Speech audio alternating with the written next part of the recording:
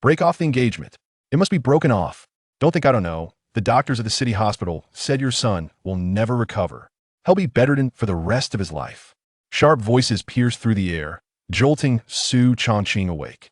He opened his eyes groggily, only to widen them in shock as he took in his surroundings. The walls before him were not those of his familiar, well-furnished bedroom, but plain, unadorned brick walls. Hanging on one wall was a calendar. Through the dim light filtering in from the newspaper-covered windows, Su Changqing saw the date clearly, July 16th, 1994. His body trembled violently. He had been reborn. Although puzzled about how a mere nap could have transported him back in time, this small yet familiar room and the calendar on the wall reminded him that it was indeed 1994. However, unlike the excited protagonists in novels who relished their second chance, Su Changqing felt no joy. Instead, he clenched his fists tightly, gritting his teeth until they clicked, his forehead veins bulging. If one must be reborn, why couldn't it be a year or half a year earlier? Even 3 months would do. As long as it's before that day, everything would be fine. April 15th, 1994, was a date Su Changqing could never forget. That day, after delivering living expenses to his younger sister studying at Qinghai County No. 1 High School, he rode his bicycle home along a shortcut through the fields. Passing by a roadside haystack, he heard sounds of clothing being torn and a woman's muffled cries for help. Without considering the danger, the young and hot-blooded Su Changqing rushed forward. Soon, a disheveled girl ran away in panic, while 3 drunk men stumbled away, cursing loudly. Left behind was Su Changqing, curled up on the ground, unconscious. The girl returned to the village to call for help and alert the police. Villagers and officers arrived quickly, uncovering the truth. The 3 drunkards were idle, gambling-addicted bachelors from a nearby village. After losing at gambling and drinking heavily out of frustration, they spotted a girl gathering straw for firewood and decided to assault her. Su Changqing bravely intervened, fighting the drunks alone and saving the girl. But outnumbered, he was eventually overpowered and beaten into unconsciousness. One of the drunkards, with a broken finger thanks to Su Changqing, kicked him viciously in the waist in retaliation, damaging his spine. Though his life was saved, Su Changqing was diagnosed with permanent lower limb paralysis. His younger brother, burdened with supporting the family, went to work at a construction site following the autumn harvest and tragically died in an accident. The eldest son paralyzed. The second son suddenly deceased. The consecutive blows left their father severely ill and mentally incapacitated. Their mother, devastated, cried daily, dedicating herself entirely to caring for Su Changqing. The family's burden fell on his 2 sisters.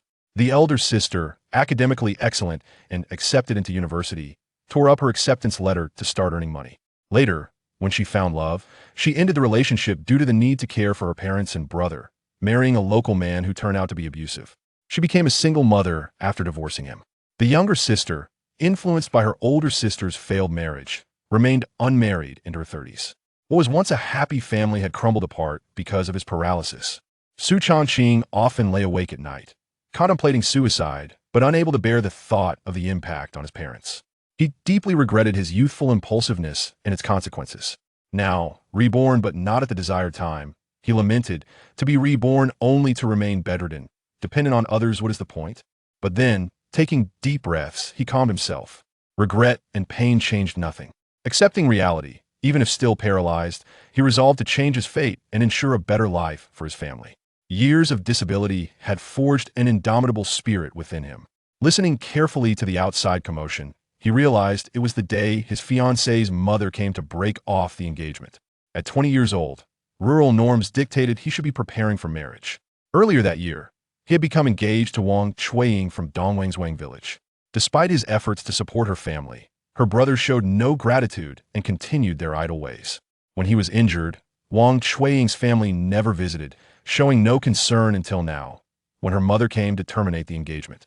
A voice filled with sorrow and pleading broke through his mother, Gao Xiuji, trying to persuade against breaking off the engagement.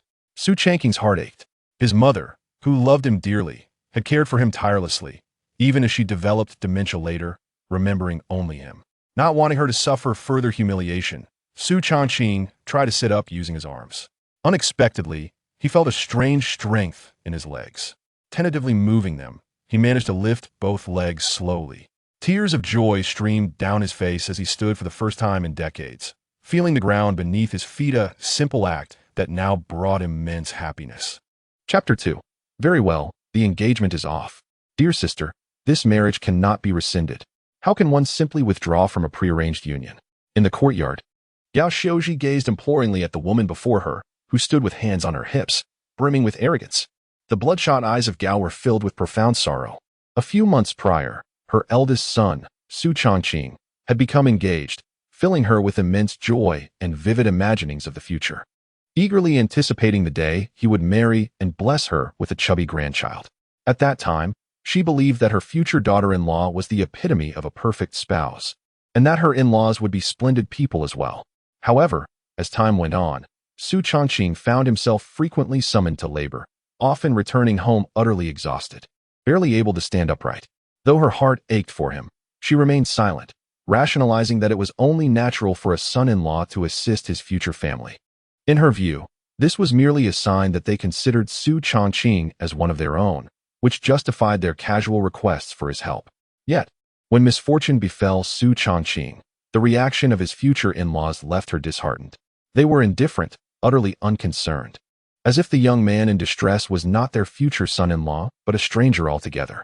For 3 months, they had not shown their faces.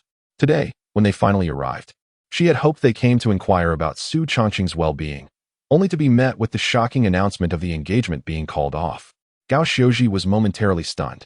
Once she regained her senses, she hastily began to explain and plead. In rural life, securing a bride is no small feat if this engagement were to dissolve. Not only would they lose a significant sum of dowry, but they would also carry the stigma of a broken engagement, making future prospects grim. With her husband working away, it was imperative that she retained this marriage. Thus, despite the woman in the courtyard yelling and hurling the most offensive words, Gao Xiaozhi remained silent, simply beseeching. Though she towered over the woman by half a head, she found herself bowing her back in a manner that made her feel diminished. Enough. The woman interrupted Gao Xiaozhi, extending her hand, her fingertip nearly touching Gao's nose. This engagement is finalized. Your words are of no consequence. She bellowed. Dear sister, I implore you. Let us discuss this further. Gao Xiaozhi reached out, wishing to grasp the woman's hand in conversation. But the woman rolled her eyes and, avoiding Gao's touch, slapped her hand away. The sting of the blow resonated painfully, yet Gao dared not utter a single complaint, forcing a smile upon her face. Sister, let Chuiying wait for Changqing. Once he recovers, they can marry. Would that be acceptable? Wait for what? The woman spat, her words laced with contempt. Do you think I am unaware of your intentions? You simply wish to delay, hoping that as my daughter ages and finds it harder to secure a match, she will be left with no choice but to marry your son. Am I right? Let me make this clear. That will not happen. I should have never listened to that matchmaker's sweet nothings and agreed to this union in the first place. I regret at the moment the engagement was sealed, but I never found the courage to voice my discontent. Such individuals as Su Changqing are truly unworthy of my family's Chuiying. How can you say such things? My dear sister? Gao Xiaozhi protested, feeling wronged. Hasn't my Changqing treated your family well?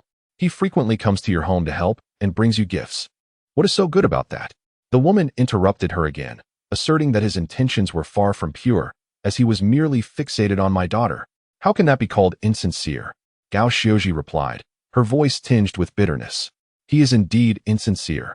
The woman retorted vehemently, claiming he harbored malicious intentions, and that heaven could no longer tolerate this, thus bringing about his retribution. My dear sister, Gao Xiaozhi, incensed by the woman's unreasonable accusations, felt her face pale and body tremble. Yet, she dared not engage in a quarrel, forcing herself to endure the tirade. Hoping that the woman would eventually tire of her vitriol and they could sit down for a proper discussion. She wished that, considering the betrothal gifts and the labor her son had provided for their family, the woman might reconsider her stance. Behind Gao Xiaozhi stood a sturdy youth, whose features bore a resemblance to Su Changqing, his expression dark and fists clenched, with a hint of hatred lurking beneath his lowered brows. Beside him stood a little girl, barefoot and clad in a floral short shirt, whose wide eyes reflected fear as she observed the domineering woman and the weary, downtrodden Gao Xiaozhi. She burst into tears. The child's sobs elicited sympathetic glances from the neighbors in the courtyard. All right, let us go inside for some water and discuss this calmly. Yes, yes. Such a significant matter as marriage cannot simply be dismissed. Changqing has always been kind-hearted, diligent, and honest. He has never harbored ill intentions, and heaven will surely bless him with recovery. Even if we must wait for another 6 months, we can reassess at the year's end. The neighbors chimed in, each offering words of support for Gao Xiuji. Seeing this, the woman became even more brazen, pointing at them and shouting, "Don't speak nonsense in front of me. Not one of you in Su village possesses a good heart. You're all filled with malice. Sooner or later, you will all end up like Su Changqing, unable to marry and extinguishing your lineage." The villagers of Su were visibly angered. Many felt a strong urge to confront the woman and silence her. Yet, the Su family had always maintained a good reputation in the village, and everyone feared that acting on their anger would jeopardize Su Changqing's marriage prospects, rendering them silent.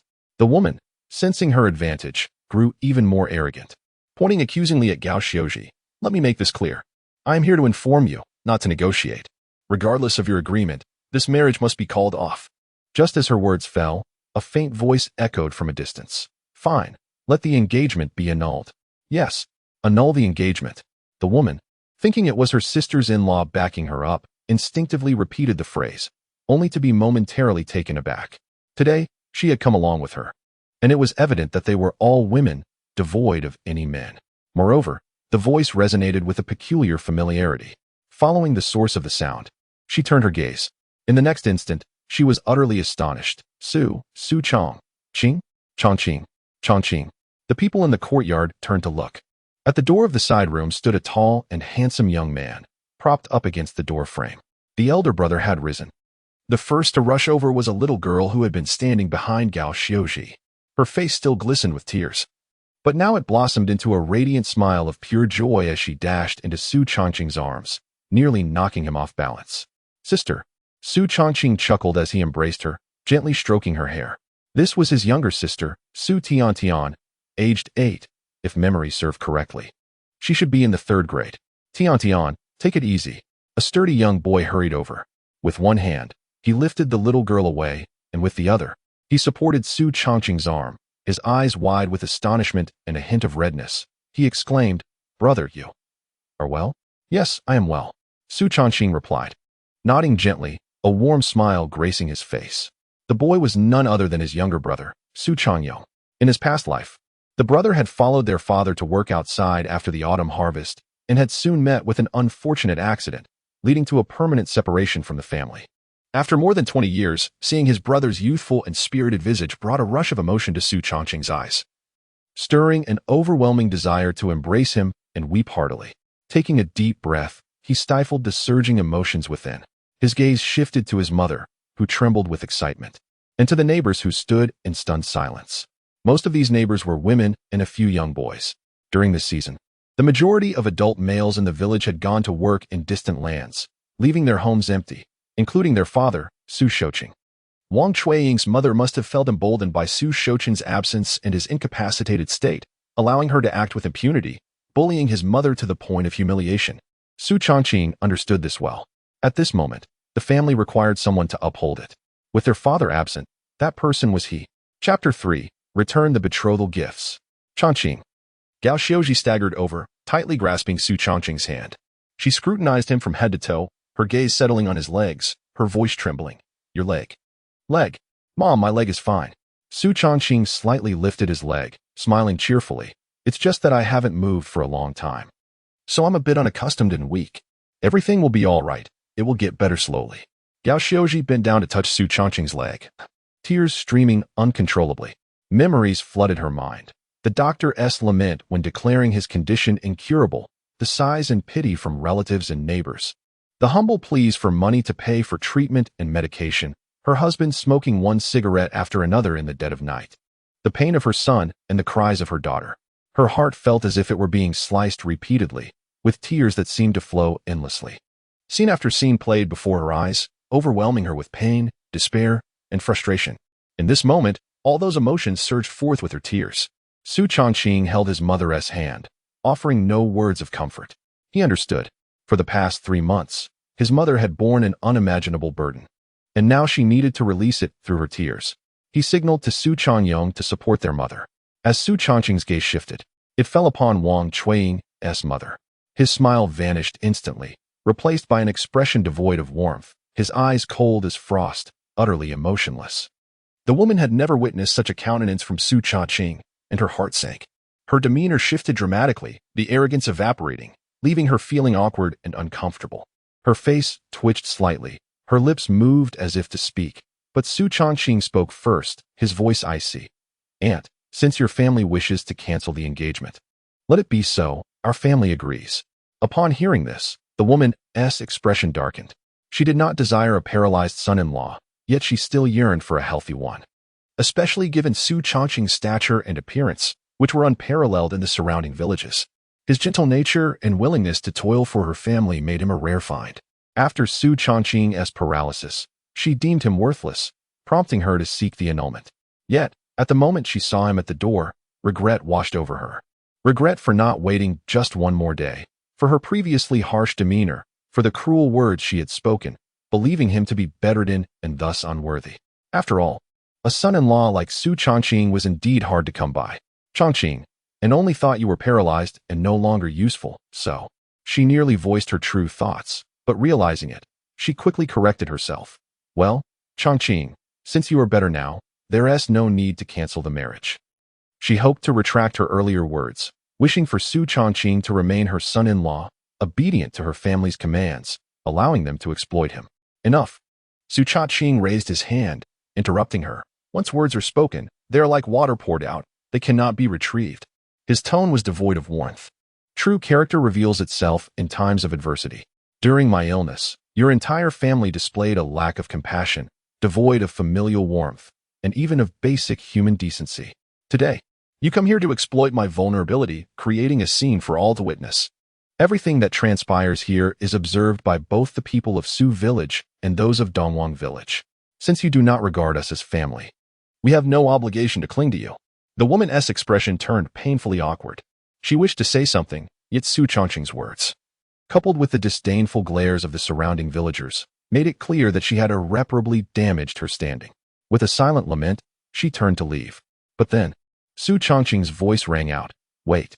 Her face brightened, thinking that perhaps he was reconsidering. However, he remained stern and continued, "I will forego the wages for all the work I did for your family.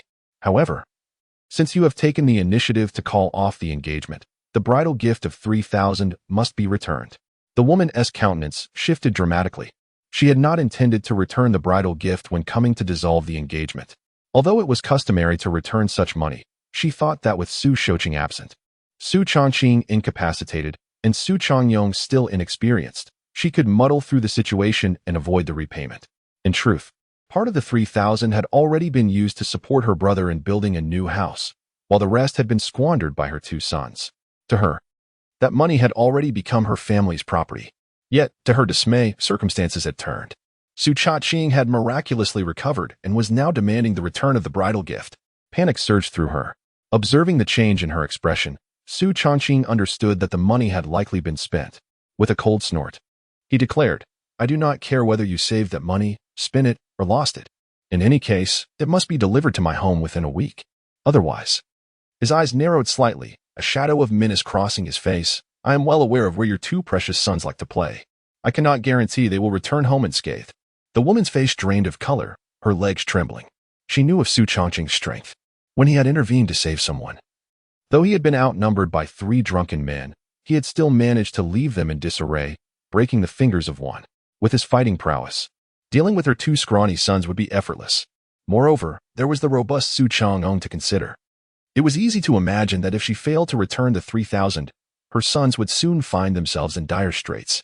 Yet, how could she possibly find 3,000 at present?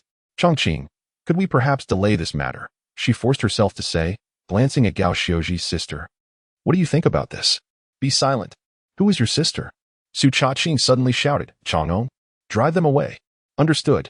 Su Changqing, who had been seething with pent-up rage, seized the iron shovel leaning against the wall and strode toward Wang Chuiying's mother and the others, brandishing it menacingly.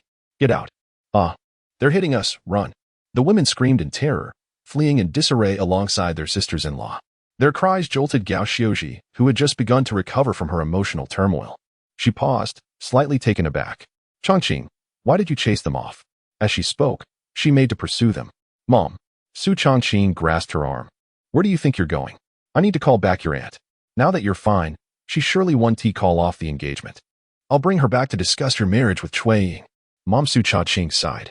Have you not seen what kind of person she is? Cold-hearted and ruthless, unreasonable.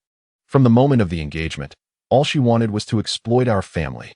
Do you truly wish to become in-laws with someone like her? Letting her family continue to treat us like beasts of burden, riding on our backs. This struck a chord with Gao Xiuji, who reflected on the woman's behavior, her expression shifting between concern and hesitation. Then what about your marriage? A great man has no need to worry about a wife. Su Changqing replied with a smile. As long as I am well and our family thrives, living happily, what need is there to fret over finding a partner? I refuse to be related to that wicked woman. Su Tian suddenly interjected loudly. I want a sister-in-law who loves my brother, treats him well, and is kind to us. Not a bad sister-in-law. Su Daong, who had just returned after expelling the intruders, set down the shovel and approached. Mom, I believe brother and little sister are right. Chapter 4. The culinary business. Longqing's mother. The child speaks wisely.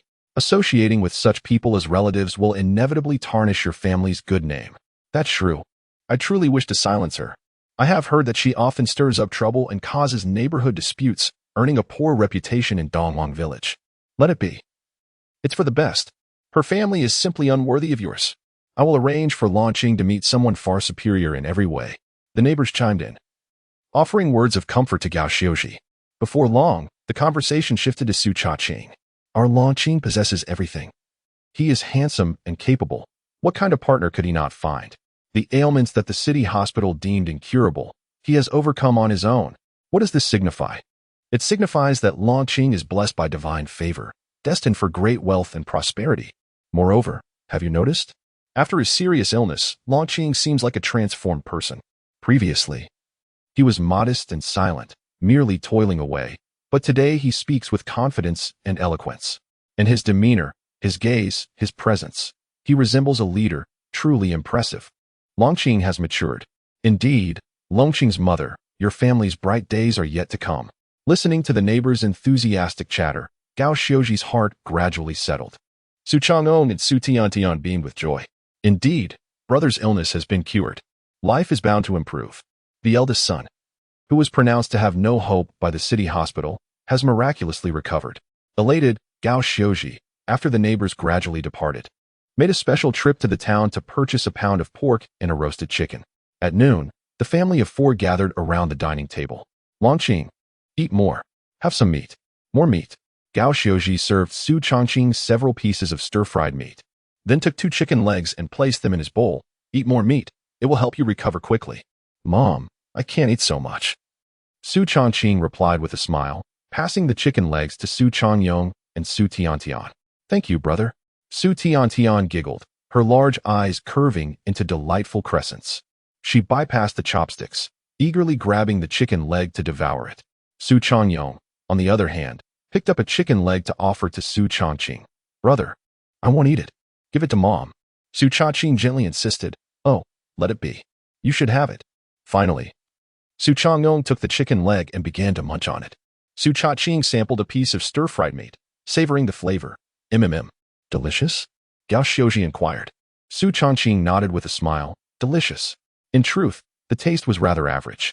It was not that Gao Xiuji lacked culinary skill. Rather, Su Changqing's palate had been spoiled by his little sister, Su Tian, who was currently munching on a chicken leg with grease smeared across her face. In his previous life, Su Tian began learning to cook from her teenage years, showcasing remarkable culinary talent. Later, when her academic performance declined, their parents sent her to a cooking school. Upon graduating from culinary school, she rented a storefront and established a charming little restaurant, which flourished splendidly.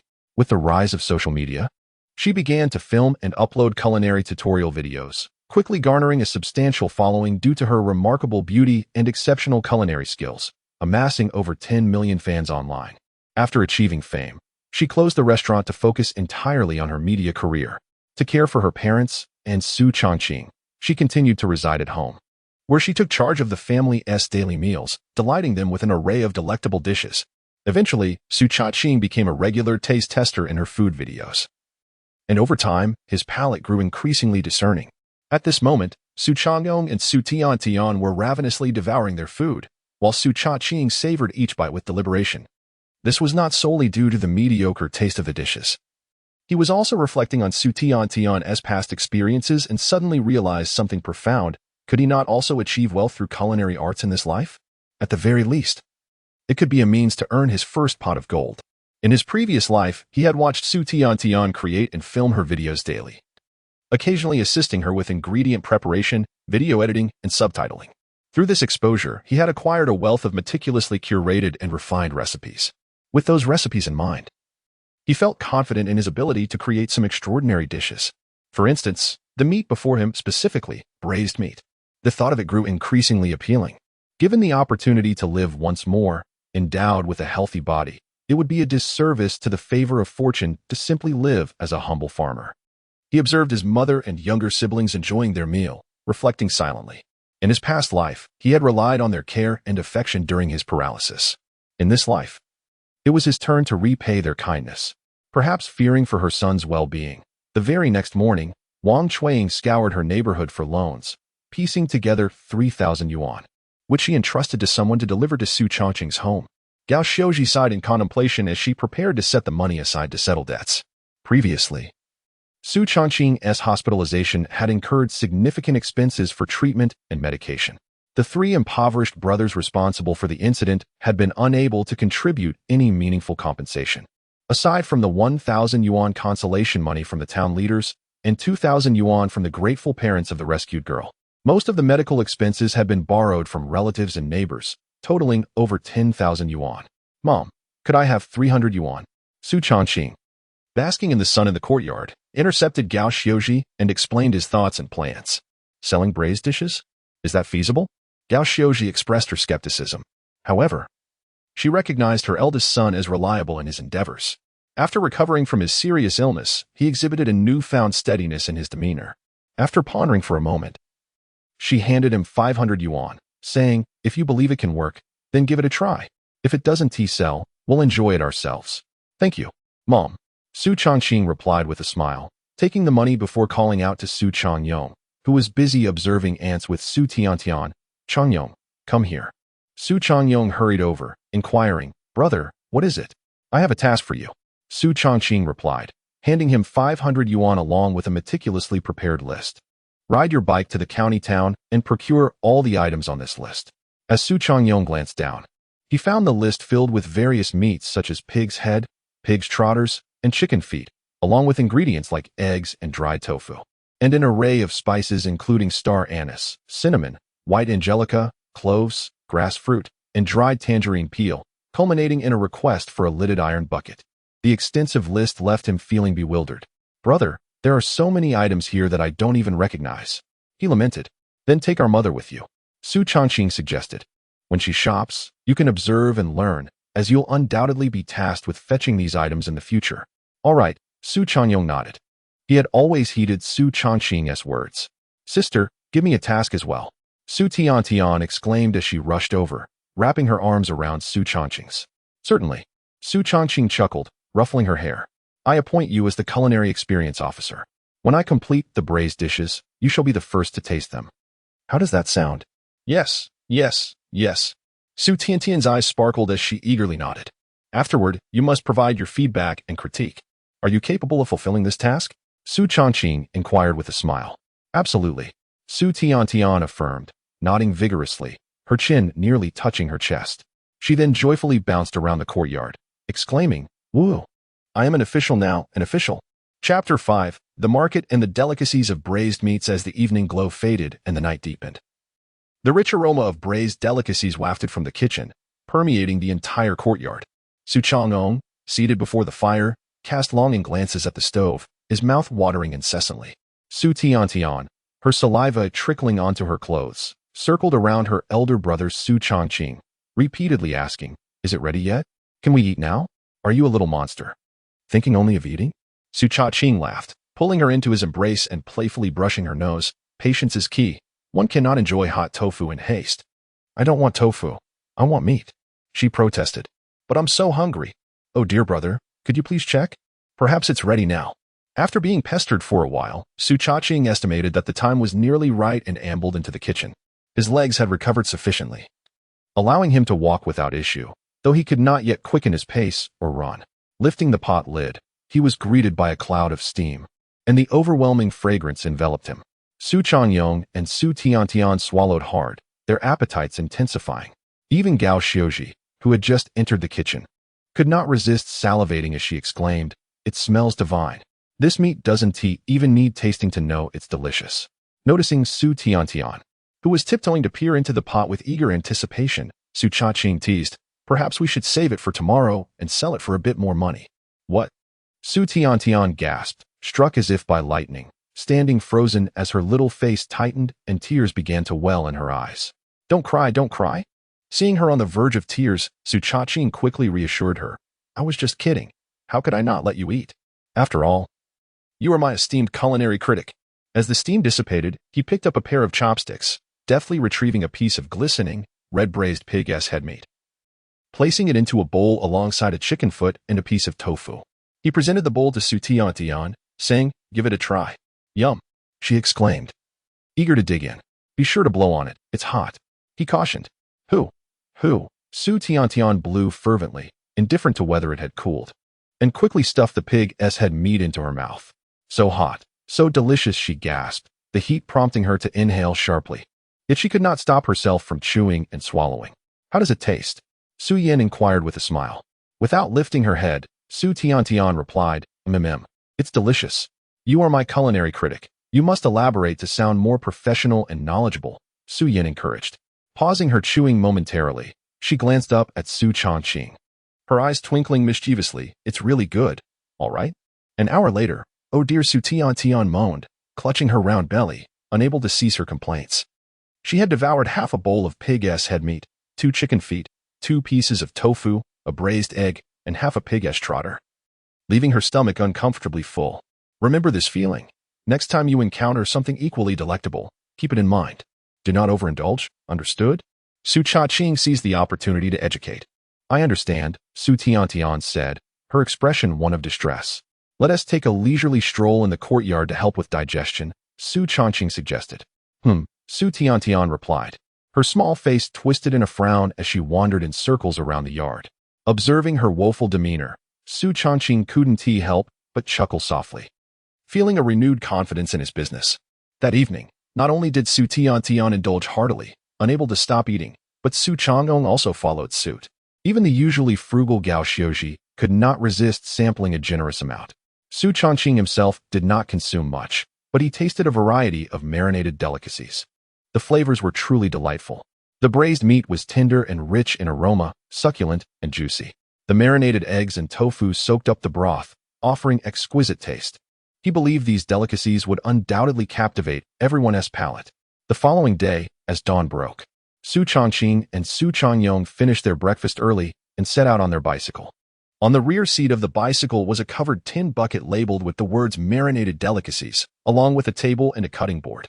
In the bicycle basket lay a scale and weights, along with a cloth bag containing a stack of plastic bags, a kitchen knife, and 100 yuan in change exchanged from the village shop. Their destination was the township where Su village was located, Dayuan Town. Every 5th and 10th of the lunar calendar, Dayuan Town hosted a bustling market, the largest and most vibrant in the area. Today, July 18th, coincided with the 10th day of the 6th lunar month, marking the Dayuan Town market. Su Changqing planned to set forth and make his first sale of marinated delicacies. Su Changqing pushed the bicycle while Su Changqing walked behind. "Changqing, recite the price list once more," Su Changqing instructed. "Pork head meat is 8 yuan per catty, pig-s trotters 9 yuan per catty, marinated chicken feet 2 yuan 50 per catty, marinated eggs 20 cents each, and marinated tofu 10 cents each." Su Changqing recited in one breath. "Excellent." Su Changqing nodded. These prices had been thoughtfully established after careful consideration. Take pork head meat, for instance.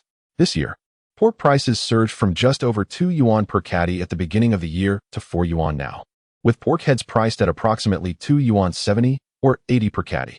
As the saying goes, a catty of pork head yields half a catty of meat. Thus, the cost of pork head meat, considering only the raw material, is around 5 yuan 50 per catty. Adding in various spices, seasonings, and the broth made from pork bones and chicken carcasses. The total cost for each caddy of pork head meat reaches about 6 yuan. When factoring in labor, time, and fuel costs, selling at 8 yuan per caddy is indeed reasonable.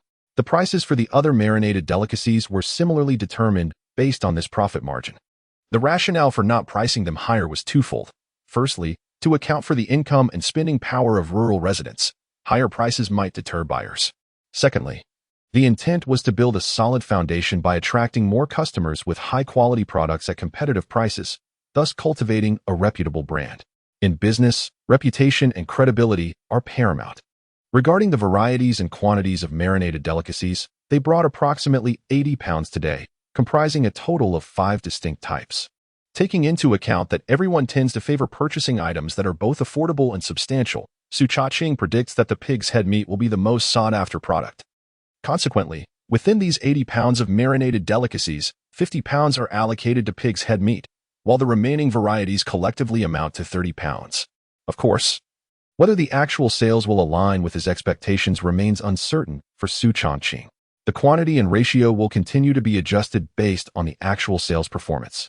Dayuan town is situated about 6 li away from Su village. The two brothers conversed as they walked, reaching their destination in half an hour. At this moment, the sun had just begun to rise. The market in Dayuan town was still relatively sparse, with only a few vendors selling breakfast items such as steamed buns and fried dough sticks, while others were just arriving and setting up their stalls. Chapter 6. An early opening in the market of Dayuan town. There are no fixed stalls, aside from the conventionally designated areas for vegetables and textiles. Specific booths are claimed at will by the vendors. The first to occupy a space is deemed its rightful owner. After a while, town officials come to inspect and collect fees based on the area occupied. Su Changqing and Su Changqing arrived relatively early, finding ample stalls to choose from. Considering foot traffic and the summer heat, they opted to set up beneath a large willow tree at a crossroads. Under the willow tree, a stall had already been established by a middle-aged couple selling water dumplings. The woman was chopping chives to prepare the filling, while the man kneaded the dough. Noticing Su Changqing and Su Changqing pausing nearby, he curiously inquired, "Young man, are you here to set up a stall as well?" "Indeed, sir, we seek your company." "I hope that is not a bother?" Su Changqing replied with a smile.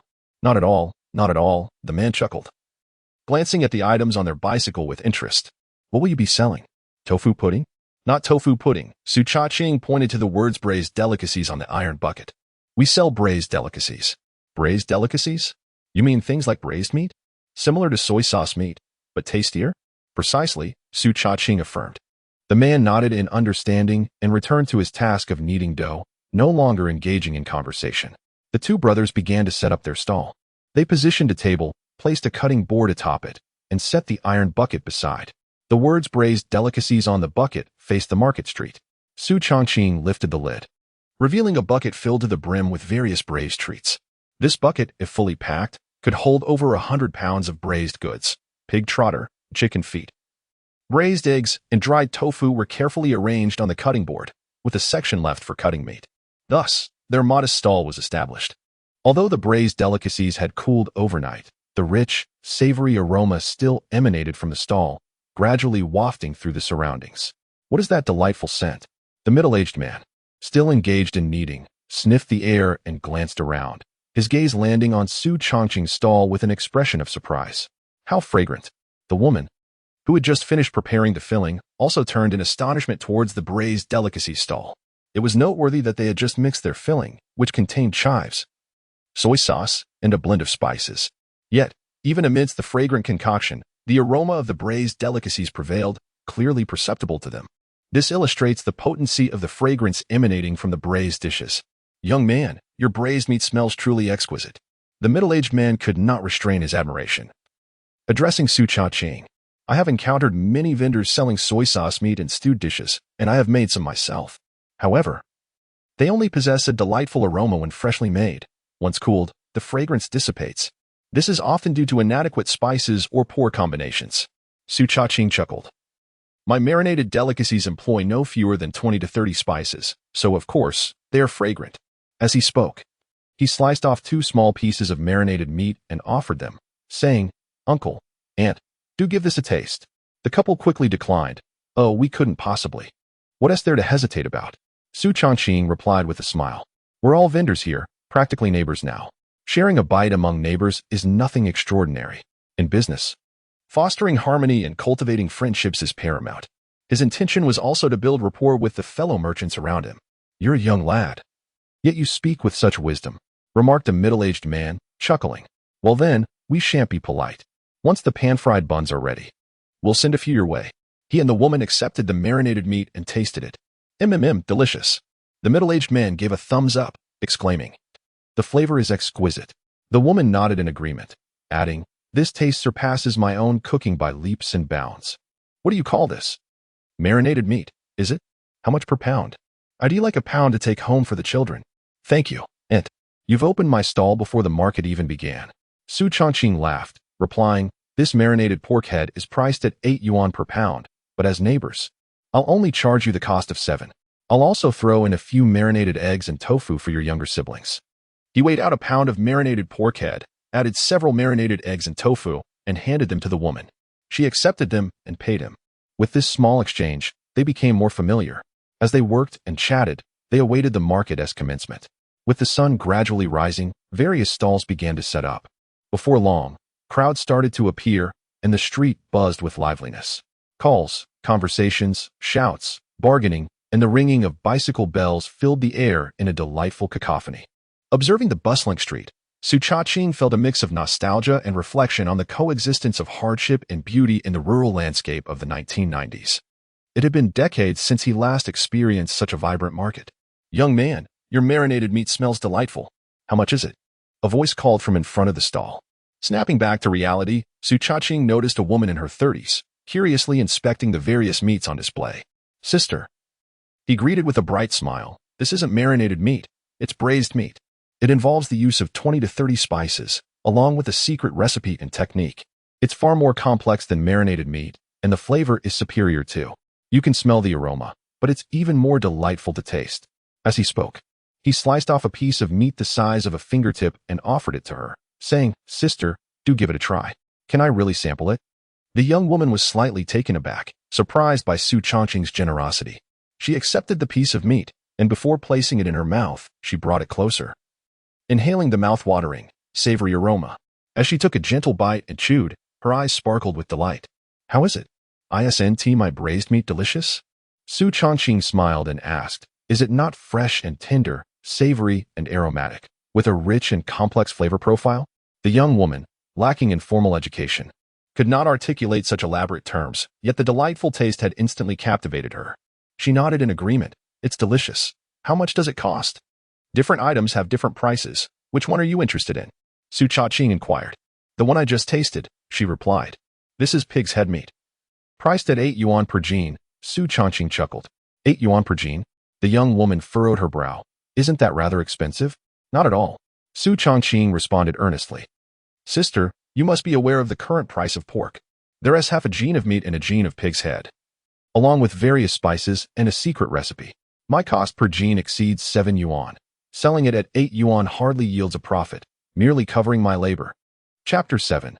Principal Han, the young woman, accustomed to the daily routine of grocery shopping and cooking, was acutely aware of the soaring prices of pork, which had reached 4 yuan per jean, while pig heads were priced nearly at 3 yuan per jean. She calculated in her mind that the cost of meat alone would amount to almost 6 yuan. Although she was unaware of the specifics of the secret recipe and the various spices, the mere mention of them sounded impressive, and the taste was indeed extraordinary. At the very least, the stir-fried meat, sauce-infused meat, and stewed meat she had previously enjoyed were incomparable to this marinated pork. The exceptional flavor surely indicated considerable effort and expense invested in its preparation. While the claim of a cost exceeding 7 yuan might be exaggerated, it was likely not far from the truth. For a rural dweller, purchasing marinated pork at 8 yuan per jean was quite a luxury. However, the flavor of that pig head meat lingered in her memory, making it difficult for her to forget. Given such a delectable experience, her husband and child would undoubtedly relish it. Contemplating this, the price of 8 yuan per jean seemed somewhat acceptable. Should she buy it or not? In that moment, she found herself in a quandary. Su Changqing, observing the young woman's expression, sensed a potential sale and continued, Sister, today is our first day of setting up shop, and we have a special opening promotion. He gestured towards the marinated eggs and dried tofu on the counter, saying, for every 10 yuan spent on marinated meat, we're giving away 2 marinated eggs and 2 pieces of dried tofu. Moreover, since you are our very first customer, if you spend 10 yuan, I will gift you an additional marinated egg. Our marinated eggs are 2 jiao each, and the dried tofu is 1 jiao each. So the gifts alone amount to 80 jiao. What do you think? Care for some? Upon hearing of such generous offerings, the young woman no longer hesitated and nodded. All right. I'll buy 10 yuan worth. Excellent. Would you prefer a fattier cut or a leaner one? A bit more fatty, but not excessively so. Understood. Please hold on a moment. Su Changqing estimated and cut a piece of meat, placing it into a plastic bag. After weighing it, he announced, 1 jin and 1 liang. He then sliced off a small additional piece, bringing the total to 1 jin and 3 liang. Sister, take a look at the scale. Su Changqing nudged the scale forward. 10 yuan would get you 1 jin and 2 liang and a half, but for this, I will still charge you just 10 yuan. The young woman produced 10 yuan and handed it over. Changyong, collect the payment. Su Changqing called out, packing the complimentary marinated eggs and dried tofu into the bag before handing it to the young woman. As she received her items and completed the transaction, she inquired playfully, so, you two have your roles. One cuts the meat, while the other collects the money? Money harbors a lot of bacteria and is unhygienic. My hands must handle the meat. So I try to minimize contact with the money to maintain cleanliness and hygiene, Su Changqing explained with a smile. Such attention to detail. The young woman felt increasingly that her purchase was worthwhile. She waved her hand, saying, I'm off. Su Changqing smiled and nodded. All right, sister, we welcome your next visit. Having successfully completed another transaction, a smile appeared on Su Changqing's face, and his spirits lifted. Meanwhile, Su Changyong inspected the 10 yuan bill, turning it over with glee. What else with the silly grin? Have you never seen money before? Su Changqing teased. Never. Su Changong chuckled. I have never seen money earned by ourselves. Su Changqing smiled faintly, just about to speak when a middle-aged man, wearing glasses and a short-sleeved shirt, approached the stall. Sir, would you like to order? Su Changqing quickly greeted him. The middle-aged man remained silent, gazing down at the items on the counter, then glanced at the words on the iron bucket. Braised meat? Indeed. Su Changqing responded with a grin. It's evident you are an educated man. Many people struggle to recognize the character for braised. What a variety of pronunciations there are. You must be a teacher at the town's junior high, am I right? Yes, the middle-aged man nodded. How do you price this braised meat? It varies depending on the item, Su Changqing replied, slightly exaggerating and boasting as he explained. He then sliced a small piece of meat for the man to taste while also introducing a promotional offer for his opening. After sampling, the middle-aged man nodded. It tastes good. I'll take 10 yuan worth of pig head meat and 5 yuan worth of chicken feet. He hesitated for a moment. And 2 pig trotters as well. Certainly, just a moment. Su Changqing began to cut the meat and weigh it. Then weighed the chicken feet and trotters. The pig head meat and chicken feet come to 15 yuan, and the 2 trotters weigh a little over 2 jin. So we'll count it as 2 jin, 18. That makes a total of 33. He announced the price and grabbed a plastic bag, placing 8 braised eggs and 8 pieces of braised tofu inside. The middle-aged man, reaching for his money, paused slightly, surprised, for 30 yuan. Shouldn't I receive 6 braised eggs and 6 pieces of braised tofu as a gift? I've spent over 30 yuan, which is nearly 40. Su Changqing smiled. Moreover, since you are a teacher, your work in educating others is quite arduous. A little extra is our small gesture of appreciation and respect for educators. The middle-aged man, taken aback by Su Changqing's words, scrutinized him in surprise. What is your educational background? I have no formal education. Su Changqing chuckled. You may laugh. But my brother and I are not cut out for studying. We barely made it through elementary school and then stopped. However, my sister attended junior high here and is now in high school. Oh, what is your sister's name? The middle-aged man inquired. Su Lingling. She graduated from junior high in 92. Su Changqing replied. The Su Lingling from Suzhuang? Yes, sir. Do you know my sister? I do. The middle-aged man, who had maintained a calm demeanor, broke into a smile. Su Lingling performed excellently in her studies, consistently ranking among the top 5 in her grade during junior high. And she did well on the entrance exam. She must be entering her final year of high school now, correct?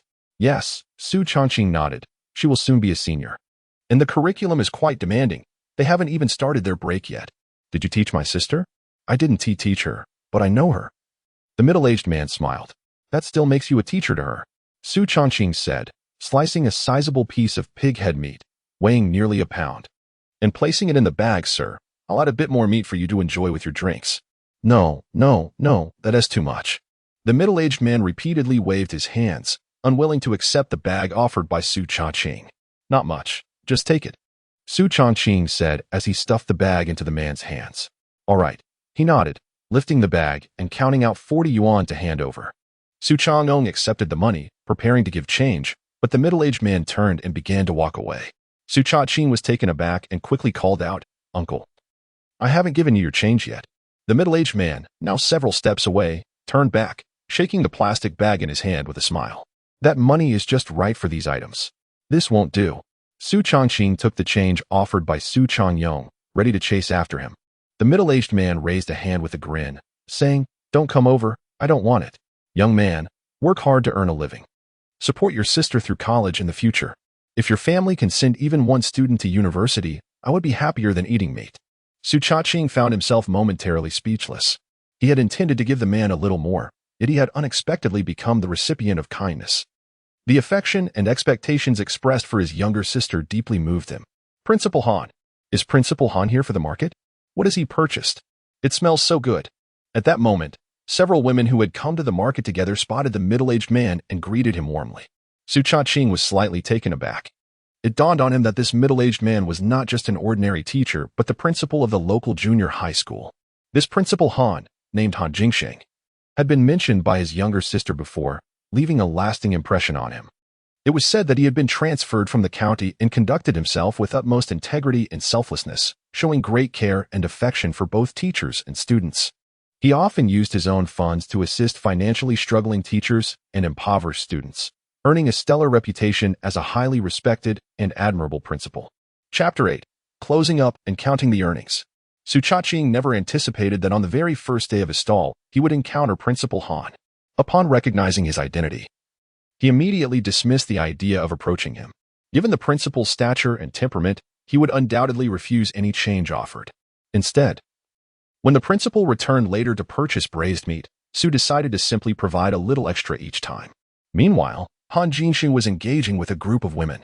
With a cheerful smile, he waved the bag in his hand, announcing, A friend has come to visit, and I'm here to procure some delicacies for our gathering. He pointed towards Su Changqing's stall, adding, That young man's braised meat is exceptional. The flavor is delightful. You should take a look. Pair it with steamed buns or rice, and it saves you the trouble of cooking, delicious and convenient. If Principal Han claims it is delicious, it must indeed be so. After all, he is a man of experience, having dined at numerous fine establishments in the county. Anything that earns his praise is worth tasting. Shall we take a look? Let us go. Goodbye, Principal Han. The women chattered excitedly. Han Jingsheng nodded in acknowledgement and gradually disappeared into the bustling marketplace. Encouraged by the principal's endorsement, the women approached Su Changqing's stall. He promptly welcomed them, offering his customary introductions and free samples. The flavor of the braised meat was undeniable, instantly captivating the taste buds of the women, who each purchased 10 yuan worth of pig head meat. Additionally, 2 of them opted for 5 yuan worth of chicken feet. Su Changqing, not strictly adhering to his policy of giving a complimentary item only for purchases of 10 yuan or more, generously gifted each of the 2 women who bought chicken feet a braised egg and a piece of braised tofu. As the women selected their purchases, other curious customers began to gather, inquiring about the offerings. After the women departed, some of those who had inquired proceeded to make purchases as well. One bought 20 yuan worth of pig head meat, while another opted for 10 yuan of pig head meat and a pig trotter. Thus, business commenced seamlessly. Customers continued to arrive at the stall, ensuring a steady flow of patrons. This success was not solely attributed to the alluring aroma of the braised delicacies. It was also thanks to Su Changqing's strategic approach. When several customers, like the group of women, gathered, he expedited his movements. Conversely, when only 1 or 2 customers were present, he slowed his pace, attempting to keep them lingering at his stall for a few extra minutes. Even if newcomers were merely curious, he engaged them in conversation, elaborating on the complexity of his braised meat techniques, the sophistication of his craft, and the enticing flavors of his products. By employing these tactics, he successfully retained customers, creating an atmosphere of bustling activity around his stall. Many are drawn to the excitement of a crowd, often inclined to follow the herd. They tend to glance at stalls with more customers, instinctively believing that the products offered are superior and more trustworthy. Su Changqing aimed to capitalize on this psychology, using the patrons at his stall to attract new customers. As the crowd swelled, inquiries multiplied, and naturally, the number of purchases increased. With his clever little schemes and the exceptional flavors of the marinated delicacies, the items at the stall were swiftly being sold. The contents of the iron barrel diminished steadily. Ultimately, as the blazing sun hung directly overhead, nearly all the marinated goods were sold out. Only 2 pig trotters and a few slices of marinated tofu remained. No more sales. It was time to pack up. Noticing a significant decrease in foot traffic at the market, with several vendors already tidying up, Su Changqing called to Su Changqing to help dismantle the stall. The two had been standing and selling their goods all morning, yet at this moment, they felt no fatigue. Instead, they were invigorated, brimming with energy. Su Changqing began packing the cart. Su Changqing headed to a nearby shop, spending 40 cents on 2 bags of chilled soda. The two of them gulped down the fizzy drinks. Pushing the cart, they made their way home. Just as they reached the intersection of the street where their home was located, Su Changqing spotted his younger sister squatting at the door, eagerly peering towards the road. Upon seeing Su Changqing and Su Changqing, her face blossomed into a smile as she leaped to her feet and dashed inside. "Mom, big brother and second brother are back. Big brother and second brother are back." Su Changqing smiled faintly. Su Changqing quickened his pace, eager to return home. "Brother, hurry back and count how much money we made." "All right." Su Changqing nodded. The two entered their home. Gao Xiaoji, who was tying her apron and cooking, emerged from the kitchen. Her expression a mix of tension and anticipation as she gazed at them. "How did the marinated goods sell? Did anyone buy?" "Yes, indeed. They sold remarkably well." Su Changqing, without keeping her in suspense, replied with a smile, "Almost everything is sold out. Only 2 pig trotters and a bit of marinated tofu remain." Gao Xiaoji's eyes widened in surprise. "Really? Is that true?" "Mom, it's true." Su Changqing excitedly parked his bicycle, gesturing animatedly as he recounted their experiences from the market. "When we set up our stall, the vendor selling water dumplings couldn't resist purchasing a pound of pig head meat. Soon after, more customers arrived, including a principal who bought several items. Oh, and he recognized our sister." He animatedly narrated their day at the stall. Su Changqing handed the pouch filled with money to Gao Xiaoji. "Mom, today's earnings are all in here." Gao Xiaoji opened the pouch and peered inside. She saw a variety of bills of different denominations: $1, $2, $5, $10 notes, and $200 bills. So much money. Gao Xiaoji's breath quickened, her hand trembling slightly as she spoke, her voice quivering. "How much is this?" "Counting it will reveal the total," Su Changqing replied with a smile. He instructed Su Changqing to unload the table and place it in the yard, then directed his younger sister, Tian, "Please close the front door." Once Tian secured the door, he poured the money from the pouch onto the table. Various bills piled into a small mountain on the surface, captivating the eyes of Gao Xiaoji and the others. A handful of coins was given to Su Tian to count. Gao Xiaoji, Su Changqing, and Su Changqing divided the banknotes into 3 portions and began to count. After finishing, they exchanged the portions and counted again. Moments later, all the banknotes and coins were meticulously recounted, confirming a total of 641. 6 yuan. I had previously calculated that today's cost for the marinated delicacies was approximately 400 yuan. Su Changqing remarked. Subtracting the 400 yuan cost and the originally allocated 100 yuan for change leaves us with 141. 6 yuan. We paid a stall fee of 2 yuan. And Changyong and I spent 4 yuan on soft drinks. Thus, our total profit for today amounts to an impressive 144 yuan. 144. Despite having an inkling of the figures, Gao Xiaoji and Su Changqing could not help but exclaim in unison upon hearing this astonishing sum.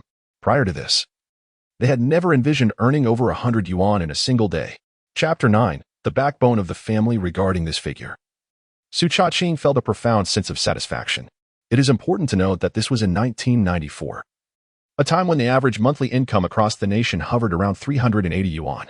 In a relatively underdeveloped locality like Qinghe County, it was uncertain whether the per capita monthly income could even reach 300 yuan. At the very least, as far as Su Changqing was aware, anyone earning over 300 yuan a month would be regarded as part of the affluent cohort in the local community. Adult males like his father, Su Changqing, sought employment in distant areas precisely because of the low income levels at home. However, even after toiling diligently on construction sites, Su Changqing's earnings amounted to merely around 13 yuan per day, totaling about 400 yuan a month if he did not take any days off. In contrast, women like his mother, Gao Xiaoji, engaged in needlework and embroidery during the agricultural off-season, working more than 10 hours a day. Earning 5 or 6 yuan was considered a significant accomplishment. Thus, one can easily comprehend how substantial an income of 144 yuan truly was. Earning 144 yuan in a single day accumulates to 440 yuan over 10 days, and in a month Su Changqing could not help but begin calculating. However, with his mathematical skills not much superior to Su Changqing's, he found it challenging to perform such intricate calculations mentally within a limited time frame. That is not how we should approach this, Su Changqing chuckled. Although our Dayuan town boasts numerous markets that we can visit almost daily, the village markets simply cannot compare with those in the town. The foot traffic is vastly different, and selling such quantities would be unrealistic. Earning 50 or 60 yuan would be considered quite commendable. That is indeed a significant sum. 50 or 60 yuan is equivalent to your father's wages for 4 days. Gao Xiaoji exclaimed joyfully. This business can surely continue. Perhaps by the end of the year, we can clear all our debts. Repaying debts is absolutely feasible. Su Changqing laughed. Mother, let us have our meal first. Afterward, I will stay at home to assist my younger sister with her homework while you take a trip to the town to arrange for a display case. He gestured. Approximately 1 meter long, half a meter wide, and 70 to 80 centimeters high, constructed with wood or steel pipes for the frame, covered with transparent plastic. A horizontal partition should be installed in the middle to create 2 levels. Then we shall purchase several appropriately sized square plates, whether made of iron or plastic. We can then showcase the various marinated delicacies on these plates within the display case, ensuring a tidy, aesthetically pleasing, and hygienic presentation, thus facilitating our operations. Excellent. Gao Xiaoji nodded, her enthusiasm and unwavering support for Su Changqing's marinated delicacy venture palpable. Su Changqing then turned to Su Changqing. Changqing, ride your bicycle and accompany our mother to the town. Inquire about nearby vendors who sell pork, chicken feet, and dried tofu. If you find any, negotiate prices with them, informing them that we will be regular customers and attempt to lower the prices. If not, we will have to make a trip to the county instead. As it is summer, we must ensure the freshness of our marinated products. Thus, we should procure the freshest ingredients daily and strive to sell all the marinated delicacies by the following day. Tomorrow, I shall venture to the village market. Hence, I will prepare 20 jin of pig head meat, equivalent to 40 jin of pig heads, along with 10 jin of chicken feet and 6 pig trotters. It would be prudent to purchase a few extra eggs and tofu, as they can be stored for a short duration without issue. Additionally, if time permits, I shall inquire about a freezer, as acquiring one at the earliest opportunity would be beneficial. With a freezer, we can buy a larger quantity of ingredients at once, alleviating the need for daily procurement. Moreover, when preparing broth, we could make a larger batch to be utilized over time. The marinade, in fact, can also be reused, which would further contribute to cost savings. After laying out these detailed plans, Gao Xiaoji and Su Changqing listened attentively, nodding in agreement. Unbeknownst to them, they had already begun to regard Su Changqing as the cornerstone of their household. The resounding success of the marinated delicacies business further solidified their belief that following Su Changqing's lead was undoubtedly the right choice. After dinner, Su Changqing rode his bicycle, ferrying Gao Xiaoji to attend to some matters. Meanwhile, Su Changqing remained at home, overseeing Su Tiantian as she completed her homework. It must be acknowledged that their family's academic pedigree is rather modest. Both he and his younger brother are unequivocal underachievers, having only completed elementary school. In contrast, their eldest sister possesses a remarkable aptitude for learning and has diligently excelled, securing admission to Qinghe No. 1 high school. As for their younger sister, being a girl, she unfortunately did not inherit their eldest sister's strengths. Instead, she shares their struggles, finding it exceedingly difficult to concentrate and often losing focus. A single page of exercises took her 2 arduous hours to complete. Upon reviewing her work, Su Changqing was dismayed to find that she had erred on 8 out of 10 questions. To salvage his younger sister's academic performance, Su Changqing resolved to employ a combination of encouragement and sternness. He first bestowed upon her 2 jiao, allowing her to purchase an ice cream. Once she had relished her treat, he commenced explaining the problems to her. Admittedly, with his own meager elementary education, he was initially ill-equipped to assist a child with their homework. However, due to his previous life spent bedridden, where he sought solace from pain through literature, He had acquired a modicum of cultural literacy and logical reasoning skills. Furthermore, after his eldest sister's divorce, her demanding job necessitated that she send her 2 elementary school-aged children to him every weekend in order to guide them effectively. Su Changqing had diligently revisited elementary school material and had even attended numerous online lectures by elementary school teachers to learn how to elucidate concepts to children. Thus, he found himself adeptly guiding Su Changqing through her studies with ease. Of course, his capabilities are limited to elementary education. As the difficulty of middle school subjects escalates, he can at most provide slight assistance in subjects such as Chinese and geography. Subjects like mathematics and physics, which he had attempted to study, proved to be beyond his grasp due to foundational gaps and age constraints. Nonetheless, in this lifetime, being youthful and in good health, he looks forward to furthering his education during his leisure time to enhance his cultural knowledge. After thoroughly explaining the mistakes made by his younger sister, Su Changqing adopted a serious demeanor and sternly reprimanded her for her poor academic performance and her habitual inattentiveness. He subsequently warned her that if there were no improvement in her work by tomorrow, not only would she forfeit her ice cream, but she would also be denied any marinated meat, including marinated eggs and marinated tofu. The marinade soup must not be tasted. Su Changqing was utterly terrified by such a dreadful punishment, her small face pale, and she silently embraced her book. Observing this, Su Changqing nodded in satisfaction. At present, it appears that his younger sister's academic performance is lacking, largely influenced by an adverse attitude toward learning. If her attitude could be transformed, and with the eldest sister imparting some study methods, perhaps there exists a realm of improvement for her grades and education in this lifetime. Around 5 in the afternoon, Gao Xiuji and Su Changqing returned home. Gao Xiuji was the first to push her bicycle through the door. On the bicycle's crossbar, 2 bulging woven bags were tied, stained with blood, clearly containing various ingredients. On the rear seat, another item was secured. However, it was not a display case, but rather a freezer. In contrast, Su Changqing, who followed closely behind, was shouldering a display case. Goodness, you both went out and managed to gather everything in one trip? Su Changqing was astonished and stepped forward to examine the freezer. Where on earth did you acquire a second-hand freezer? Chapter 10. The market stall in the village. The icebox on the back seat of the bicycle is a Xinfei brand, boasting a capacity of 280 liters, quite substantial indeed. It is not brand new, bearing evident signs of use, yet it is not excessively worn. Its period of utilization should not have been extensive. Changqing procured it. Let him regale you with the tale. Hai Xiuji chuckled. Brother, you would never guess where I acquired this icebox. Su Changqing placed down the display case and wiped the sweat from his brow, grinning broadly. Where did you obtain it? I bought it from Principal Han. Principal Han? The one who purchased our goods this morning, the principal of the town's junior high? Su Changqing exclaimed in astonishment. Yes, indeed. How could he sell you an icebox?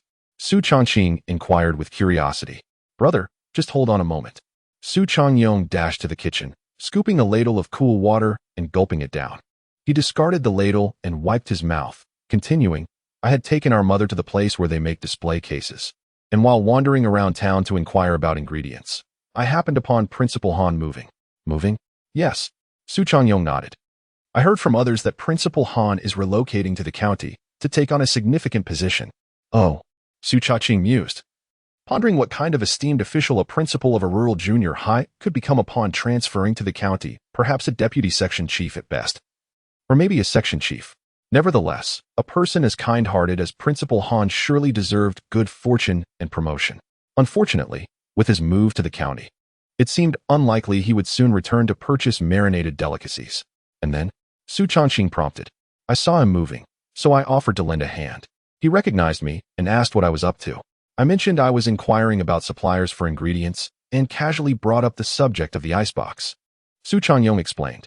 Upon mentioning the icebox, he chuckled and said he could not assist with the ingredients, but he could help with the icebox.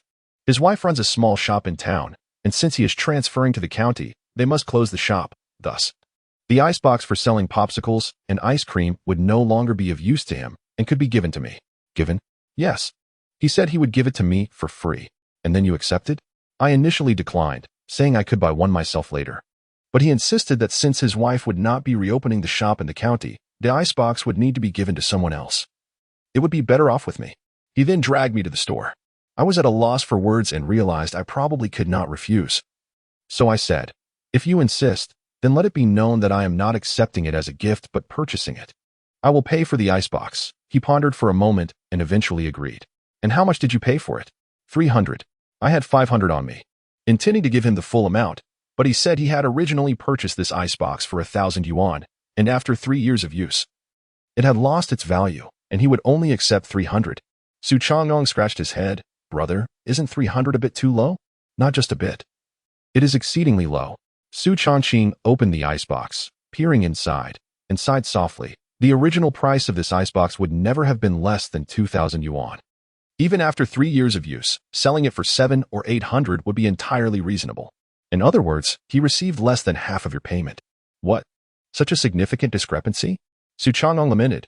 What should we do? It's too late to deliver the money now. He has already moved away, and we cannot find him. Never mind. Even if we could locate him, he would not accept any further payment. Su Changqing sighed. This principal Han. Merely because Su Lingling was once a student at the town's junior high school, and they are her family, extended such generous assistance to them. His conduct truly embodies the grand and selfless spirit as rumored. After a moment's reflection, he waved his hand dismissively. It's all right, Changqing. Don't dwell on this matter. When the mountain does not move, the water will flow. There will surely be an opportunity to repay this kindness in the future. Now, let us discuss the ingredients. We have been unable to find any suppliers selling those ingredients in our town. Su Changqing replied. Mother and I have inquired around. While we discovered a few pig farms, they only raise a few dozen pigs at most, and their supply is sporadic, making it impossible for daily provisions. The situation with chicken feed is similar. I had no choice but to keep an eye on the refrigerator and ride to the county town to purchase these items. By the way, I even haggled. I told the pork seller that we would be regular customers, hoping for a discount. However, he said that the quantity we bought was insignificant to him, and he could not lower the price. Just as I turned to leave for another seller, he stopped me, saying that if we continued to buy from him, he could reduce the price by 10 to 20 cents per pound, depending on the situation. This time, we saved over a dime per pound on the pig's head and trotters, totaling nearly 5 yuan. The seller of chicken feet only gave us a 5-cent discount per pound, but he mentioned that if we purchased larger quantities in the future, he could lower the price further. He meticulously reported today's endeavors to Su Changqing. Upon hearing this, Su Changqing gave a thumbs up and smiled. Changqing, well done. You have the makings of a great entrepreneur. He had initially thought that, given Su Changqing's youth and lack of business experience, he would struggle to negotiate with those vendors. To his surprise, not only did Su Changqing dare to negotiate, but he also achieved favorable results. A few cents here and there may seem trivial at first glance, but when considering their substantial needs, the savings would accumulate into a significant sum. Feeling praised, Su Changqing chuckled heartily, pointing to the freezer. Brother, let us move it inside. All right. Su Changqing nodded. Now that we have the freezer, you won't need to go to the county town daily for supplies. You can go every few days and buy enough for several days at once. The two of them moved the freezer indoors and arranged it neatly. They unloaded the ingredients and began their preparations, simmering broth and preparing marinated dishes, remaining busy until the late hours of the night. This time, the quantity of marinated dishes was modest: 20 pounds of pig head meat, 6 pounds of trotters, and 10 pounds of chicken feet, along with sufficient marinated eggs and tofu to give away. After retrieving the marinated dishes, they set aside the remaining broth and marinade in bowls to cool before storing them in the freezer. The next time they prepared marinated dishes, they could simply adjust the seasoning, thereby reducing the consumption of spices and condiments, as well as saving considerable time and effort. Moreover, the judicious repetition in the preparation process will render the marinade increasingly rich and flavorful. This principle is akin to the preparation of stir-fried dishes, which often possess a more enticing aroma after being reheated. Early the next morning, Su Changqing and Su Changqing enjoyed their breakfast before heading to the market in Lidian village. Located 4 miles away, the village market differed significantly from that of the town. Here, the stalls lacked defined areas. Vendors set up wherever they pleased along the main thoroughfare designated for the market. There were those selling vegetables, food, meat, fish, fabric, and clothing, all dispersed in a seemingly haphazard manner. Town officials did not come to collect stall fees here, yet this did not imply that vendors were exempt from paying. Rather, they were required to remit stall fees to the residents on either side of the road. Setting up a stall adjacent to someone's home meant profiting on their territory, thus necessitating payment to the respective homeowner. The stall fee was calculated per meter, with a 2-dime fee for a meter of space. considerably cheaper than the rates at the distant town market. A stall for marinated delicacies required only a modest area of approximately 2 meters. The two brothers approached the main thoroughfare in Lydian village, seizing an opportunity to claim a conspicuous spot on the southern side of the street. As there were still few vendors setting up, this would allow them to rest in the shade of the southern residence walls once the sun rose. Just as they finished arranging their stall, the door of a nearby residence swung open. Su Changqing turned to see a woman in her 50s, her hair streaked with gray. Emerging from within, he quickly donned a smile and greeted her. "Good morning, ma'am. My brother and I intend to set up a stall here." He then produced 4 dimes from his change pouch and offered it to her. "Here is the stall fee." No. To his surprise, the woman shook her head emphatically, saying, "You cannot set up here. I need to sell vegetables myself. It doesn't require that much space. Could you please share a bit with us?" Su Changqing pleaded. "How about we shift a little to the side?" No. She insisted again. "Others will be setting up in different places. They've already made arrangements with me. You must find another spot." "Very well." Seeing no alternative, Su Changqing called to Su Changqing to pack up, and they relocated their stall several dozen meters away to another spot. This new location felt decent, but being on the northern side of the street meant they would undoubtedly be exposed to the sun's harsh rays once it rose. The two resumed their efforts to set up the stall. Yet, before they could finish, a 3-wheeled agricultural vehicle clattered to a stop in front of them. The driver, a man in his early 30s, shouted from his seat, "Move aside, move aside. This is my spot." "Sir, we arrived first," Su Changqing explained. "It doesn't matter who arrived first," the man retorted loudly. "I've already paid the stall fee for this month." He pointed towards the residence behind him and said, "If you don't believe me, I can call their family out to speak." No need. I apologize. We shall change locations." What else could Su Changqing say? They could only pack up once more and relocate. However, after these 2 disturbances, the time had already passed 7 o'clock. The prime spots at the market had all been claimed by other vendors. The two wandered along the street for over 10 minutes, ultimately resigned to choosing a secluded corner on the outskirts. This time, they successfully paid the stall fee to the neighboring resident and set up their stall. Meanwhile, a few customers were already browsing and purchasing items at the stalls nearby, yet they had not a single customer. Many people, when attending the market, preferred to meander through bustling areas unless they had a specific item in mind, showing little interest in stalls located in obscure corners. Su Changqing observed that numerous individuals, upon nearing the edge of the market, would turn back as soon as they were 20 or 30 meters away from the snack stall. "It's over, brother. Our delicacies won't sell." Su Changqing lamented upon witnessing this. "We cannot just stand here idly waiting," Su Changqing declared. "Changqing, you need to call out to attract customers." Su Changqing was taken aback. "How should I call out?" "Let me demonstrate," Su Changqing replied, clearing his throat and loudly proclaiming, "Selling delicacies. Fresh and delicious snacks. Free tastings. Buy if you like. Don't miss out as you pass by." After his shout, he turned to Su Changqing. "Got it?" Oh.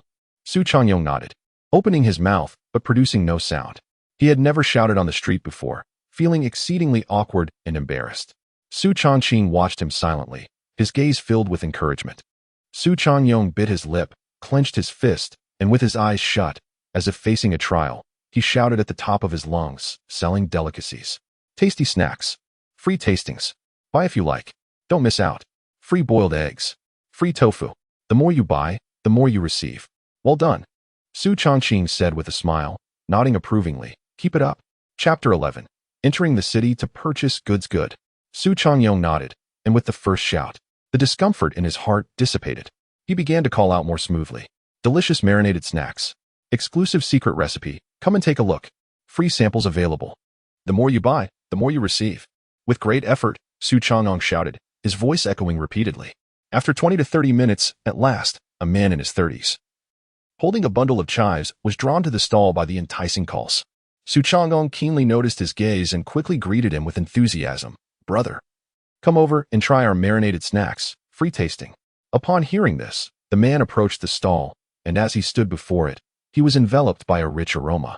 Unable to resist inhaling deeply several times. "It smells wonderful. What is this?" he inquired. "Marinated snacks," Su Changqing replied with a smile. "We don't have this locally.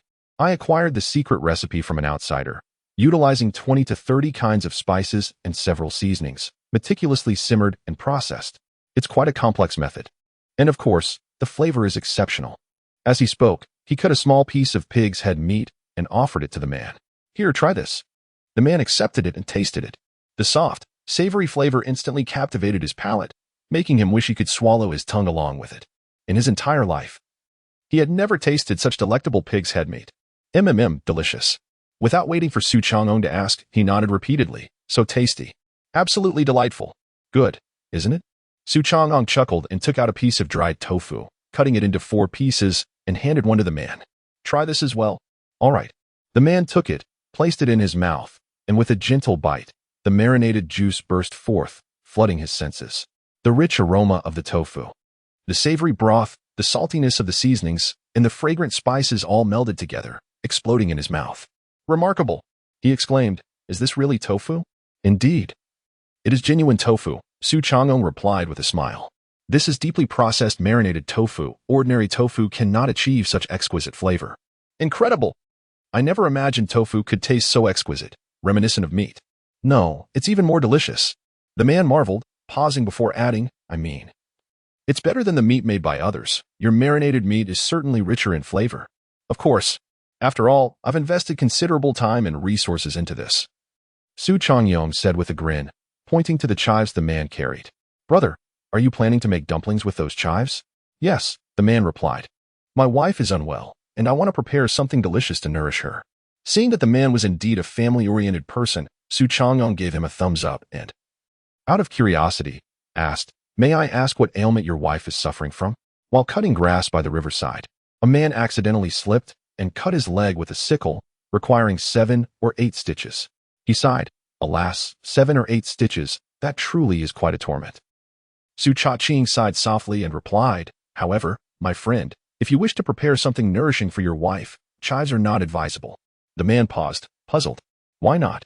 Chives are considered a pungent and stimulating food, unsuitable for the injured. Consuming them may hinder the healing of your wound and could potentially affect the absorption of medication. Su Changqing explained.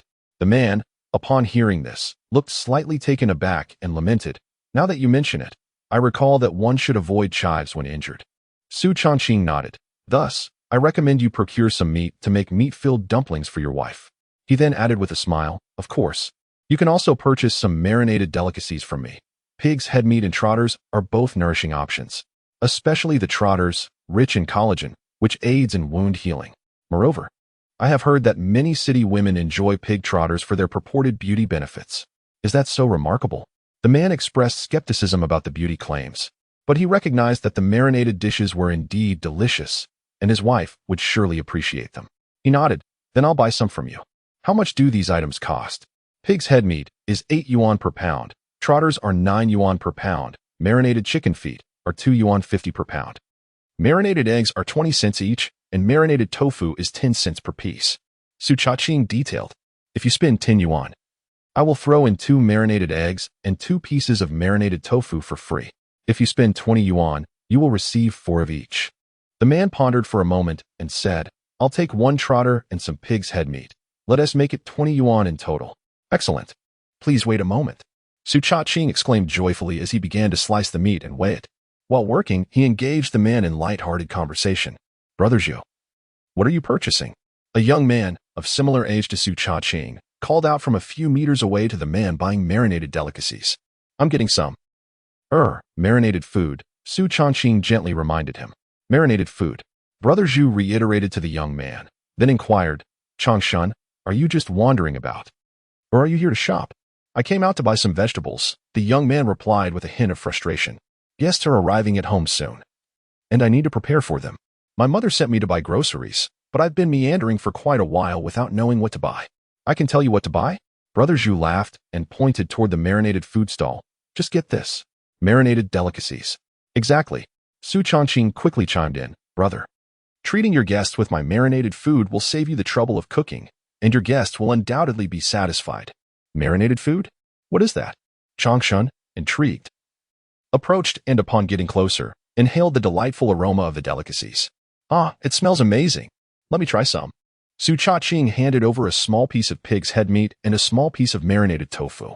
Changshan accepted them, savoring each bite, and then nodded vigorously as if his head were being pounded like garlic. Delicious, delicious. You were right. This is what we should buy. It's far tastier than the dishes my mother cooks. All right, what do you wish to order? Su Changqing inquired with a smile.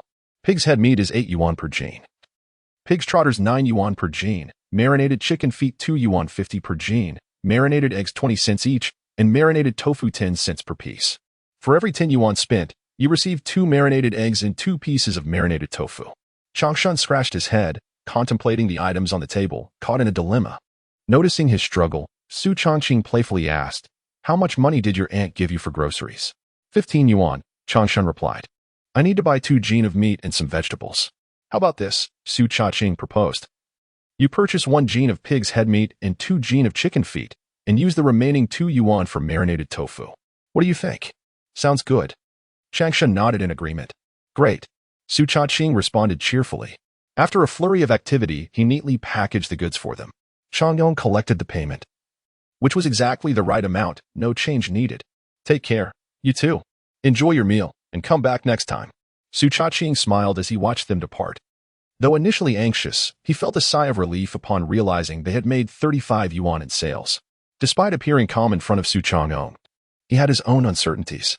However, it was evident that even in the village market, there was a demand.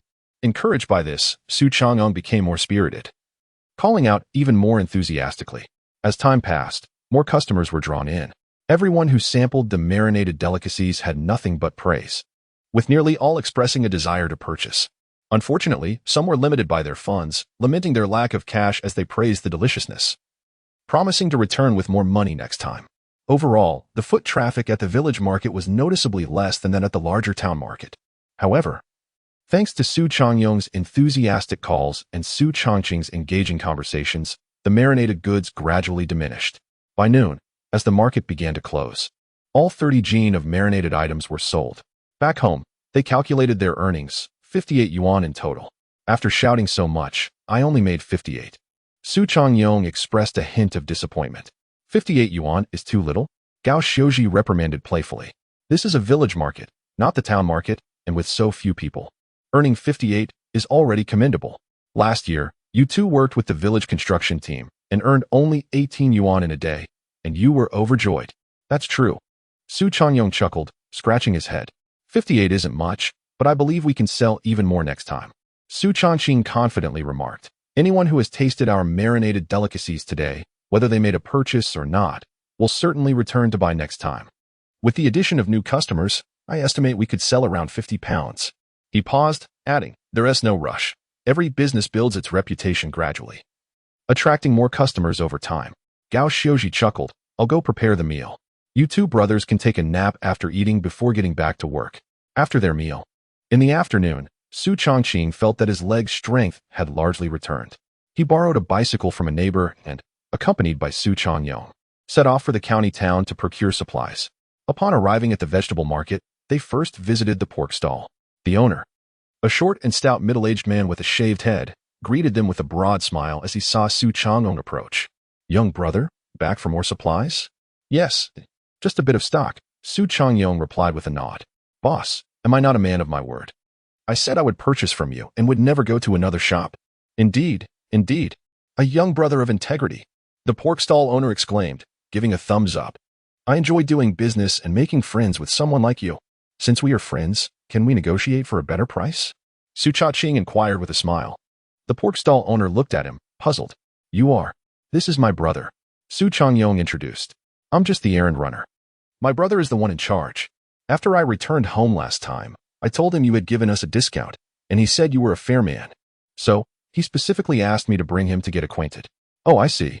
The pork stall owner exclaimed, his enthusiasm bubbling over. Welcome, welcome. Good to meet you. Su Changqing extended his hand, saying, My surname is Su. I am Su Changqing. May I ask your surname? For a pork stall owner living in a small county town during this era, such formal greetings were akin to something seen only in television dramas. He had never experienced it himself. Faced with Su Changqing's outstretched hand, he momentarily hesitated. After a brief pause, he hurriedly reached out, but then halted mid-air. His hands were stained with blood and grease from frequently handling meat, and he feared that shaking hands would soil Su Changqing's hand. Yet, retracting his hand seemed equally inappropriate.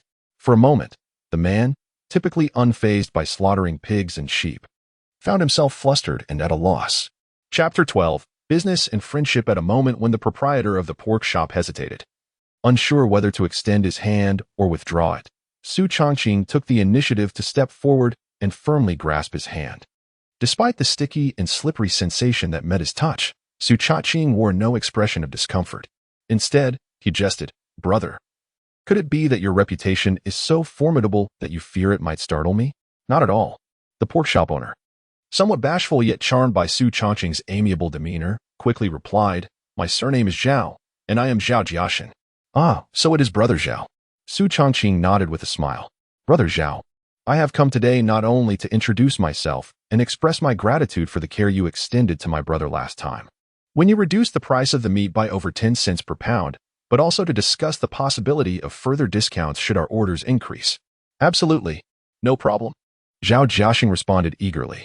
As a businessman, he was naturally inclined to be meticulous about every penny. In the past, he might have brushed off such inquiries with excuses about already offering the lowest prices and the difficulties of making a profit. However, whether it was due to Su Changqing's composed demeanor or his open and generous attitude that struck a chord within him, he found himself readily agreeing to the price reduction. After a thorough discussion, Zhao Jiaxing declared that for both pig heads and trotters, the price would decrease by 20 cents per pound. Furthermore, if they purchased over 300 pounds in one go, the discount would increase to 25 cents per pound. The price of pork was relatively consistent nationwide, with regional variations being minimal. For a vendor like Zhao Jiaxing, there was not much room for maneuver regarding pricing. Even after the reduction of 25 cents per pound, his profit margin would dwindle to merely a few cents. "Brother Zhao, you truly are a generous man." Su Changqing recognized that Zhao Jiaxing was already extending considerable goodwill and thus offered a thumbs up and commendation. He continued, "Rest assured, as long as your shop remains open, we shall never procure from another butcher. Moreover, when we next come to purchase, I will bring along some of our marinated delicacies for you to try. They are absolutely delectable." "Very well, I shall not be modest." Zhao Jiaxing nodded with a smile. Although the prices had dropped and his profits diminished, if Su Changqing and his companions consistently ordered over 300 pounds, it would still amount to a commendable income for him. Furthermore, through their conversation, he increasingly perceived that despite Su Changqing's youth, he exhibited a maturity and composure beyond his years, coupled with a warm and magnanimous spirit truly exceptional.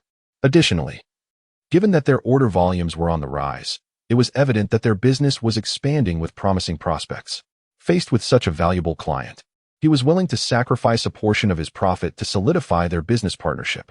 Having established the pricing for 300 pounds, Su Changqing proceeded to purchase slightly over that amount. He and Su Changqing secured the woven bags filled with pork to the rear of their bicycles, bid farewell to Zhao Jiaxin, and then made their way to a nearby shop selling poultry. Su Changqing remained gracious and polite as he greeted others and negotiated prices. Under his commitment to purchase no less than 100 jin each time, the proprietor agreed to reduce the price of various poultry by 12 cents per jin. After securing 100 jin of poultry, Su Changqing and his brother, Su Changqing, mounted their bicycles and set off on their journey home. "Brother, you are truly remarkable," exclaimed Su Changqing during their ride. "Last time, I spoke extensively and even pretended to visit other shops, yet they only lowered the price slightly. This time, you hardly said much or haggled repetitively, and they significantly reduced the price. What do you call that?" "Ah, yes, it must be your charisma that won them over. If it were you negotiating, I'm sure you could have secured an even better deal." Su Changqing chuckled. "It is because our purchasing volume has increased. Even with the price reduction, adhering to the principle of small profits and quick turnover allows them to still make a profit. This is the fundamental reason for their discount. As for your mention of charisma, I am merely a farmer. What charisma could I possibly possess? They likely perceive me as slightly older than you, and my demeanor appears steadier, which reassures them of our long-term cooperation. However, you must remember this. Business is never solely about cold, hard numbers and calculations. It must also encompass warmth and human connection. In both speech and action, one must be lively and engaging, conducting business while also cultivating friendships. If you learn, practice, and reflect on these aspects, you too can achieve what I have, or even surpass it." "Indeed." Su Changqing nodded earnestly. "Brother, I will diligently follow your example and work hard." Upon returning home, the trio processed the ingredients, storing most in the refrigerator while preparing others as marinated delicacies to sell the next day. The following day, Su Changqing and Su Changqing arrived at the market in a neighboring village, Zhangzhuang Village. This time, fortune favored them as they secured an ideal location without being chased away. Recalling yesterday's experience, Su Changqing boldly paid a month's stall fee, thus obtaining a fixed spot. Delicious marinated delicacies. Affordable and scrumptious. Free tastings available. Despite their favorable position, Su Changqing began to call out, quickly attracting a few women who had come to the market. What a delightful aroma. What is marinated delicacy? I've never heard of it, but it smells so good that I'm salivating. Free tastings? Can we taste without buying? Who knows, once we taste, we might get stuck. The women murmured amongst themselves. Hearing this, Su Changqing smiled and said, Dear sisters and sisters-in-law, rest assured, when I say free tasting, I mean it. There's no charge, and I would never hold you to it. I am from Su Village, and even if you are not from Zhongshuang, you surely come from nearby villages. We are all neighbors. How could I ever act in bad faith? As he spoke, he sliced small pieces of meat and offered them to them to sample, adding, However, I assure you, once you taste my marinated delicacies, you will definitely want to buy. Shall we give it a try? Let us taste. Indeed, with so many of us gathered here, could we ever fear being deceived by him? Several women eagerly took the meat and savored it. Soon, they were astounded by the exquisite flavor of the marinated delicacies, each singing praises of its deliciousness. How delightful! The aroma is enticing, and the taste is indeed splendid. Is this pork head meat? My heavens, who would have imagined it could be prepared in such a delightful manner? The fatty portions are not greasy at all, and the lean meat is tender. The texture is truly wonderful. I consider my culinary skills to be quite commendable. Yet the dish I simmered pales in comparison to this. Sister-in-law, you wouldn't dare to compare, and neither would we. I had never thought pork could be so delectable. Young brother, how did you prepare this meat? Could you share your secrets with us? Hearing this, Su Changqing chuckled softly and shook his head. Sister-in-law, this is a secret recipe that I purchased at great expense from an outsider. I cannot disclose it. I can only tell you that in crafting these marinated dishes, I employed no fewer than 20 to 30 types of spices. Goodness, so many varieties. No wonder it tastes so good. With such an array of ingredients, isn't the cost quite high? Not at all. Su Changqing replied with a smile. Take the pork head meat for instance. My cost is just over 7 yuan per pound, and I sell it for 8. The other items are similarly priced, with just a modest markup for a bit of profit. He then listed the prices of the other marinated delicacies and introduced a promotional offer, cheerfully asking, Ladies, since you find it so delicious, why not purchase some to support your brother's business? All right, that does sound reasonable. I will buy 10 yuan worth of pork head meat. One woman produced 10 yuan. Another woman pulled out 15 yuan. I too would like 10 yuan worth of pork head meat and 2 pounds of chicken feed as well. My brother is helping me today, and I want to serve him something nice at lunch. I'll buy some too. I don't have much money today, so I'll have to wait until next time. I have some extra. Would you like to borrow a bit? All right, then I shall also make a purchase. In the end, everyone bought at least 10 yuan worth of marinated treats. As more people gathered at the market, the advantageous location of the stall became evident. Many passers-by, drawn in by the enticing calls and aromas, paused to sample the marinated delicacies at Su Changqing's warm invitation. Once they tasted it, they could not resist. Some immediately pulled out money to buy, while others lamented their lack of funds, promising to return next time. Furthermore, 2 individuals, short on cash, left without hesitation to fetch more money and return to make their purchases. This time, over 30 pounds of marinated delicacies were sold out by around 11 o'clock. Well before noon. Had I known, I would have prepared over 40 pounds. As they were packing up, Su Changqing said, Brother, let us prepare more for tomorrow. Of course. We must prepare more, Su Changqing replied with a smile. Tomorrow we will head to Guanzhai village for the market, and we can set up shop right in front of our aunt's house, bringing her some marinated delicacies to taste as well. Indeed, Su Changqing nodded, smiling. Ruru and Yi will surely enjoy it. Yes, just like our little sister, they are all food lovers. Su Changqing remarked with a grin. In their household, the grandparents passed away at an early age. The father, Su Changqing, has only one sister, Su Changqing, who is their aunt and is married to Guanzhai village. Not far from Suzhuang, the aunt's family is blessed with 2 delightful twin daughters named Guan Ru and Guan Yi, who are the same age as the youngest sister, both turning 8 this year. The uncle, Guan Weigua, is a straightforward and honest man who treats the aunt well, yet lacks formal education and specialized skills. Much like Su Changqing, he toils at construction sites, earning a living through hard labor. The aunt, similar to Gao Xiuji, tends to the fields, engages in handicrafts. and cares for her 2 children, ensuring they have an education and a nurturing environment. Chapter 13. And upon returning home, Su Changqing and Su Changqing mentioned their plans to visit Guanzhai village for the market the next day, which instantly ignited excitement in Su Tiantian. With her hands raised, she exclaimed, "I want to go too. I want to play with Ruru and Yi." "Well, that depends on how well you perform in your exercises this afternoon." Su Changqing seized the opportunity to motivate her. "If you can solve 10 problems and get 4 correct, I will allow you to go. If you manage 5 correct, I shall grant you an additional 50 cents for pocket money." 50 cents. That's wonderful. Su Tiantian was overjoyed. In the past, their family's modest means meant that pocket money for the siblings was scarce. Su Changqing and Su Changqing had hardly ever seen any pocket money.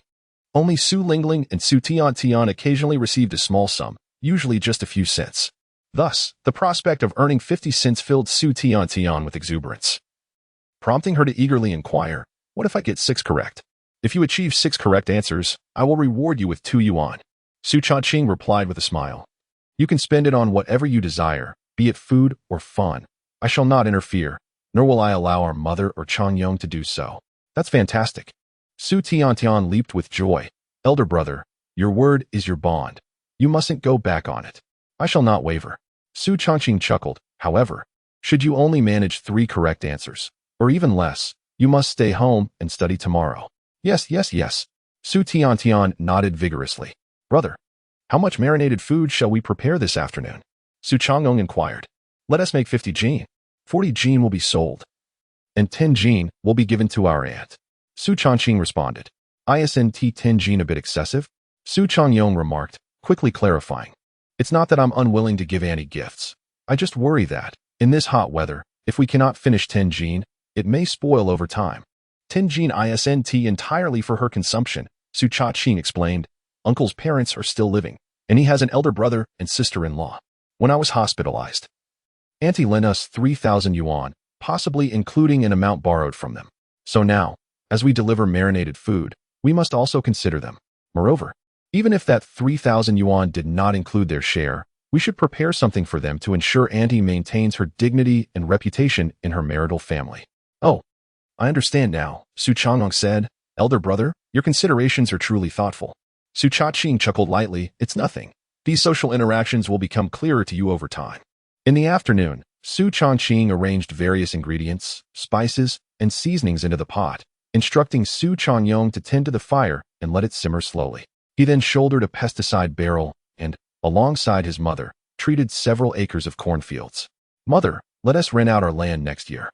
And let father stop working outside and help take care of the business at home," Su Changqing suggested on their way back with the pesticide barrel, observing his mother, drenched in sweat from the heat. "Can a farmer truly abandon the land?" Gao Xiuji replied, "I can manage farming during the day and assist you all in the evening. I can handle it. Your father can continue working outside for now. With the 2 of you managing the family's marinated delicacies business, his return is unnecessary, and any additional earnings he brings home will be beneficial." Well, Su Changqing chose not to say more. Once the business flourishes, there will be opportunities to persuade him later. Upon returning home, Su Tiantian eagerly approached, clutching her workbook with anticipation. Big brother, please check how many problems I got right. Wait for me to take a shower." Su Changqing replied as he set down the medicine bucket and rinsed off the pesticides from his body. Afterward, he took the workbook from Su Tiantian and reviewed it, nodding slightly. "Quite good. You got 5 problems correct." "What? Only 5? Su Tiantian's face fell, for her goal was to solve 6 problems to earn a 2 yuan reward. "Yes, just 5. Su Changqing smiled, ruffling her hair. "That's not bad. You've made progress. How about this? I'll reward you with an extra 50 cents, making it a total of 1 yuan for your pocket money. Sound good?" "Great." Su Tiantian's spirits lifted immediately, and she nodded joyfully. With 1 yuan, she could indulge in spicy chips, shrimp sticks, fruit leather, bubble gum, and perhaps even purchase a pretty hair tie. Oh, and a sticker as well. Would 1 yuan be sufficient for all these delights? If not, which item should she forego? Early the next morning, before Su Changqing and Su Changqing had risen, Su Tiantian was already up, urging them to get ready for the market. After a quick wash, the trio set off without even having breakfast. Riding their bicycles toward Guanzhai village, Su Tiantian bounced along behind them, occasionally checking the 1 yuan in her pocket, her mind busy contemplating her purchases. The distance between Guanzhai village and Su village was short, and they arrived at their aunt's doorstep in half an hour. The gate was still closed, but they could see the bolt through the crack.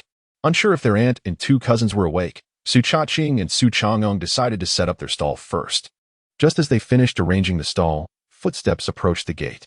Su Tian, with a mischievous glint in her eye, quietly moved to the side of the gate.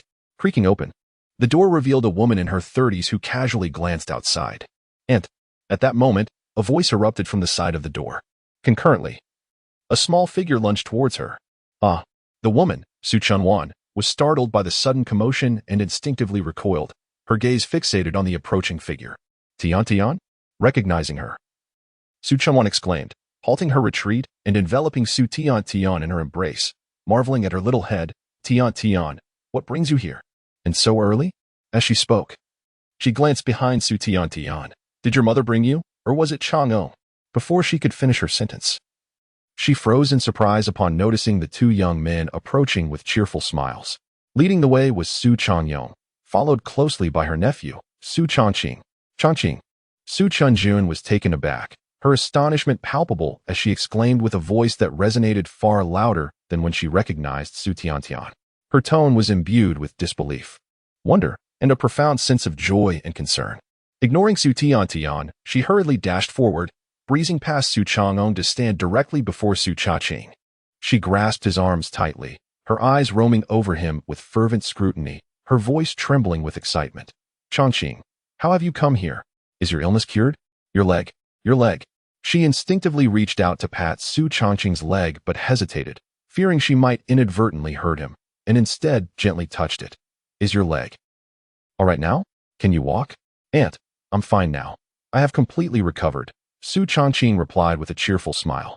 Linking his arm with Su Changqing's and addressing Su Changqing.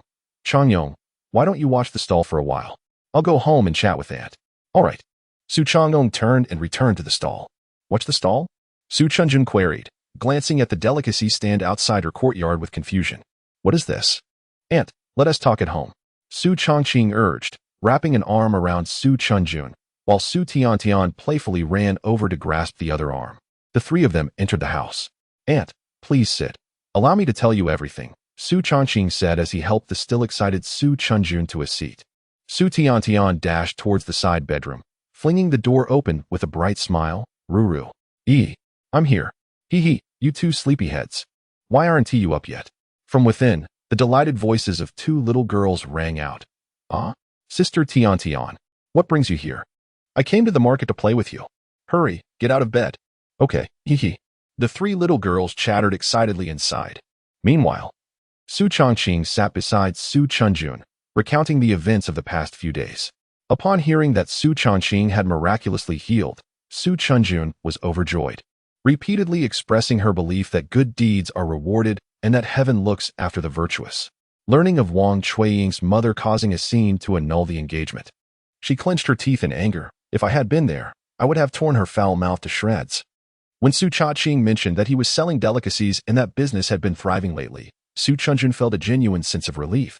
So, selling these delicacies is far better than farming or working for others. You and Changqing should keep at it. I'll look for some young girls nearby to find brides for both of you. And there's no rush on that matter. We should focus on our business first. Earn some money and pay off the debts at home, Su Changqing replied with a smile. Making money is important, but we shouldn't delay marriage. Otherwise, it will be difficult to find matches as we grow older. Su Changqing remarked thoughtfully, pondering further. Your uncle's sister's village seems to have a young lady who is currently engaged in matchmaking. Otherwise, I could take you there later. And Su Changqing quickly interrupted her. We came over right after getting up and haven't had breakfast yet. Please prepare something to eat. It would be a perfect opportunity to savor our family's delicacies. You arrived without having breakfast? Su Changqing, upon hearing this, hastily stood up. Then I shall go outside and buy some buns for you. The food from outside pales in comparison to what you cook, Su Changqing replied with a smile. Aunt, it has been quite a while since I last enjoyed your cooking. I've been longing for it. Let us not eat from outside. Please cook for us. I will watch the stall outside and ask Changqing to assist you with the fire. As he spoke, he swiftly exited the courtyard. Changqing, I will tend to the stall. You go help Aunt with the cooking. Take the marinated delicacies we prepared for her, and once the meal is ready, you can eat first before coming out to switch with me. Oh, understood. Su Changqing grabbed a plastic bag filled with marinated delicacies and went to his aunt's house. Su Changqing stood by the stall, noticing that a few customers had already begun to appear at the market, and he started to call out, "Marinated delicacies, delicious and affordable free tastings."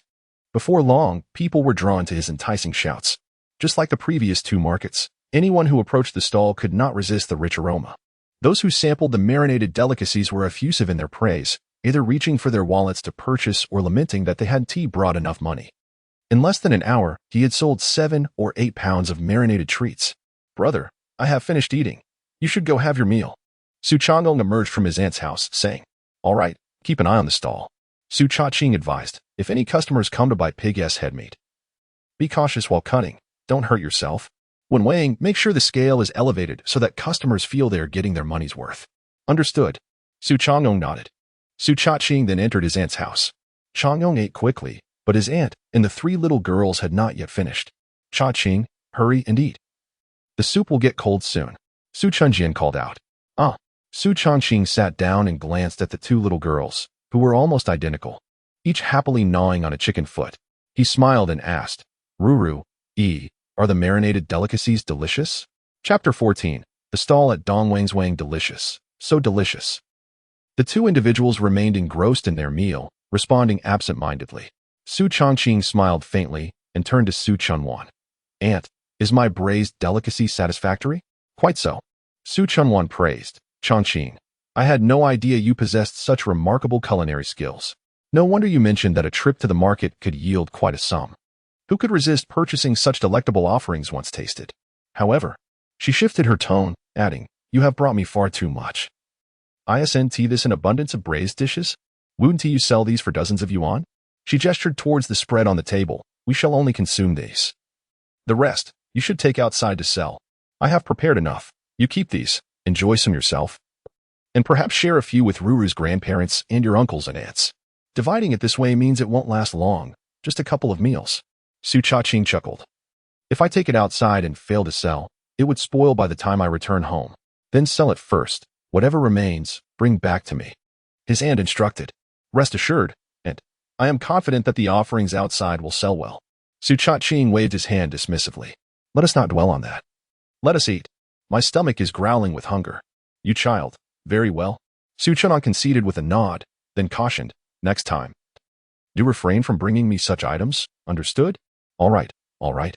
Su Changqing nodded earnestly, though his thoughts lingered on the next occasion. He would address that later. "Oh dear. I am so full.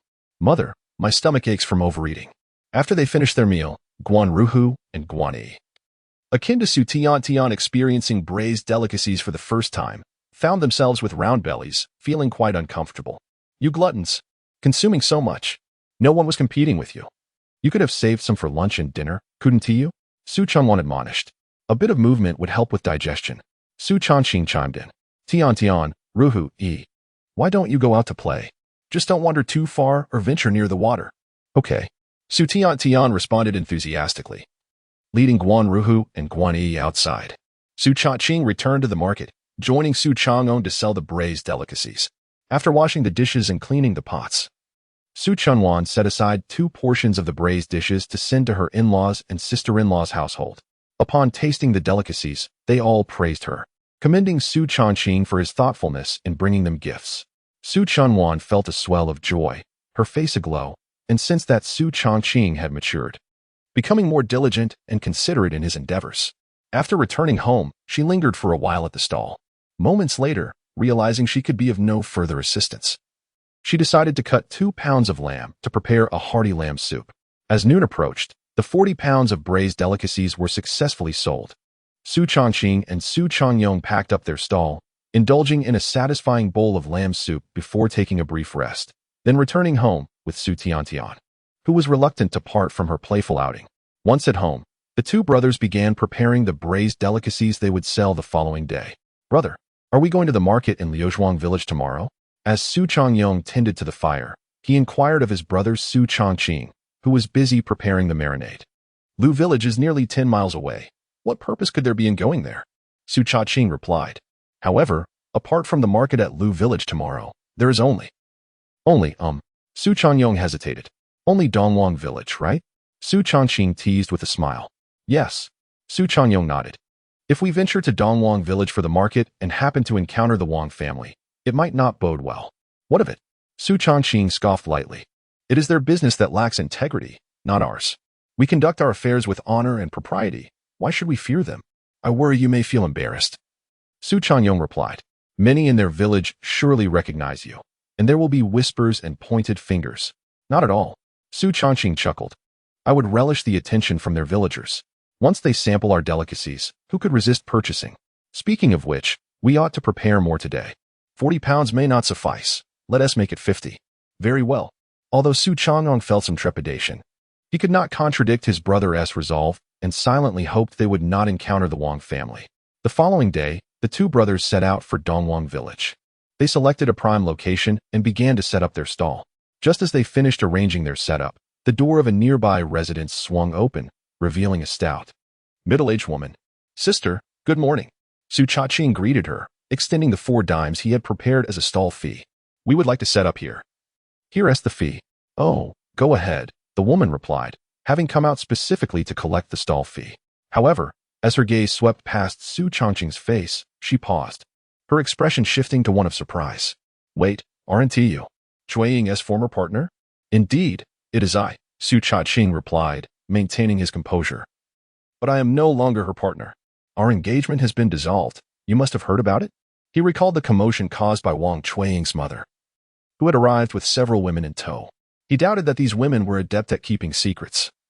News of the incident could have easily spread the same day they returned to their village, or even if they did not divulge the matter. Whispers might have reached from Su Village. I have heard something, the woman acknowledged, her expression curious. But what brings you to Dongwang Village? I am here to set up a stall. Su Changqing smiled, gesturing towards the coins in her hand. Engaging in a small trade to support my family. Sister, you wouldn't chase me away due to my connection with the Wang family, would you? Why would I do that? The woman chuckled, saying, I have heard all about it. It seems that their family harbored ill intentions, hoping to sever ties with you while you were unwell. Who would have known that you would recover, chastising Chueying's mother and sending her away? Now, the entire village is abuzz with gossip, and many are reveling in their misfortune. I haven't seen anyone from their family venture out for several days. They must be too embarrassed to face anyone. Noticing her exuberance, with eyes sparkling and brows dancing, Su Changqing mused that this woman likely had a long-standing discord with Wang Chueying's family, and now she seemed to regard him as an ally. However, though he bore no resentment regarding the matter, he preferred not to dwell on it, simply chuckling. Well then, sister, since you're not sending me away, I shall set up my stall here. Go ahead, go ahead. She nodded, her curiosity piqued as she glanced at the stall. What will you be selling? Marinated delicacies. Su Changqing explained, which include braised pig's head, trotters, chicken feet, and so forth. Would you like to take a look and perhaps sample some? Oh, I couldn't possibly, she replied, yet her legs carried her toward the stall, and upon reaching it, she inhaled deeply. Wow, it smells divine. Sister, you must try this. Su Changqing sliced off a piece of meat and handed it to her. As she took a bite, her eyes lit up. Oh my, this flavor. It's truly delicious. Delightful. After swallowing, she couldn't help but extend her hand. Could I have another piece to try? Here, taste this marinated tofu. It's equally delightful, he offered, slicing the tofu into 4 small pieces and presenting one to her. As she savored the tofu, she exclaimed, I can hardly believe this is tofu. It tastes even better than the meat, bursting with flavor. Indeed, I've employed a rather intricate secret recipe. Utilizing a variety of spices, over 20 different kinds, Su Changqing elaborated, sharing the prices and promotional offers for his delicacies, and playfully inquired, Sister, since you find it so appetizing, why not indulge a little? For every 10 yuan spent, I'll gift you a marinated egg. All right. She nodded eagerly. Then I'll have a pound of pig's head meat and 2 yuan worth of tofu. Certainly. Su Changqing replied with a smile. Please wait a moment. I'll fetch your change. As the woman made her way home, she shook her head in contemplation, feeling that something was amiss. Originally, she had set out to collect money, yet she found herself parting with 10 yuan after only receiving 40 cents. Nevertheless, upon reflecting on the exquisite flavors of the pig's head meat and marinated tofu, she felt that 10 yuan for such delectable offerings was quite reasonable. Having just set up his stall, Su Changqing experienced a fortuitous start. His spirits lifted, and as he overheard the woman's earlier remarks, Su Changqing's anxieties began to dissipate, prompting him to call out as he had done during previous market days. As the sun rose higher, the number of patrons at the market steadily increased, many of whom were villagers from Dongwang village. Su Changqing had previously visited numerous times, and many villagers recognized him, astonished at his presence. Soon, a circle of residents from Dongwang village gathered around the food stall. Initially, they had come merely to gossip, yet upon reaching the stall, they found themselves captivated by the tantalizing aroma of the delicacies. As Su Changqing distributed free samples of meat and small pieces of marinated tofu, the crowd was instantly enchanted. One by one, they started pulling out money from their pockets, while those without cash hurried home to fetch some. The lively scene attracted numerous townsfolk from neighboring villages, resulting in a gathering that surpassed even the bustling market at Daiyuan town. With deftness, Su Changqing sliced the meat and waited, all the while engaging in cheerful conversation. When inquiries arose about the marinated meats, he embellished his descriptions with a hint of exaggeration. However, if questions regarding his ties to Wang Chueying's family emerged, he gracefully pivoted the topic. Observing his reluctance to delve deeper, others hesitated to press further, eventually steering the conversation back to the delicacies. Su Changqing, managing the transactions, watched in disbelief. Initially, he had harbored concerns that the villagers of Su village might harbor hostility towards them, refusing to purchase their goods or even creating difficulties. Yet, it appeared that not only did they refrain from causing trouble, they were, in fact, quite supportive of their business. This turn of events underscored the undeniable appeal of their marinated treats, reflecting their superior quality.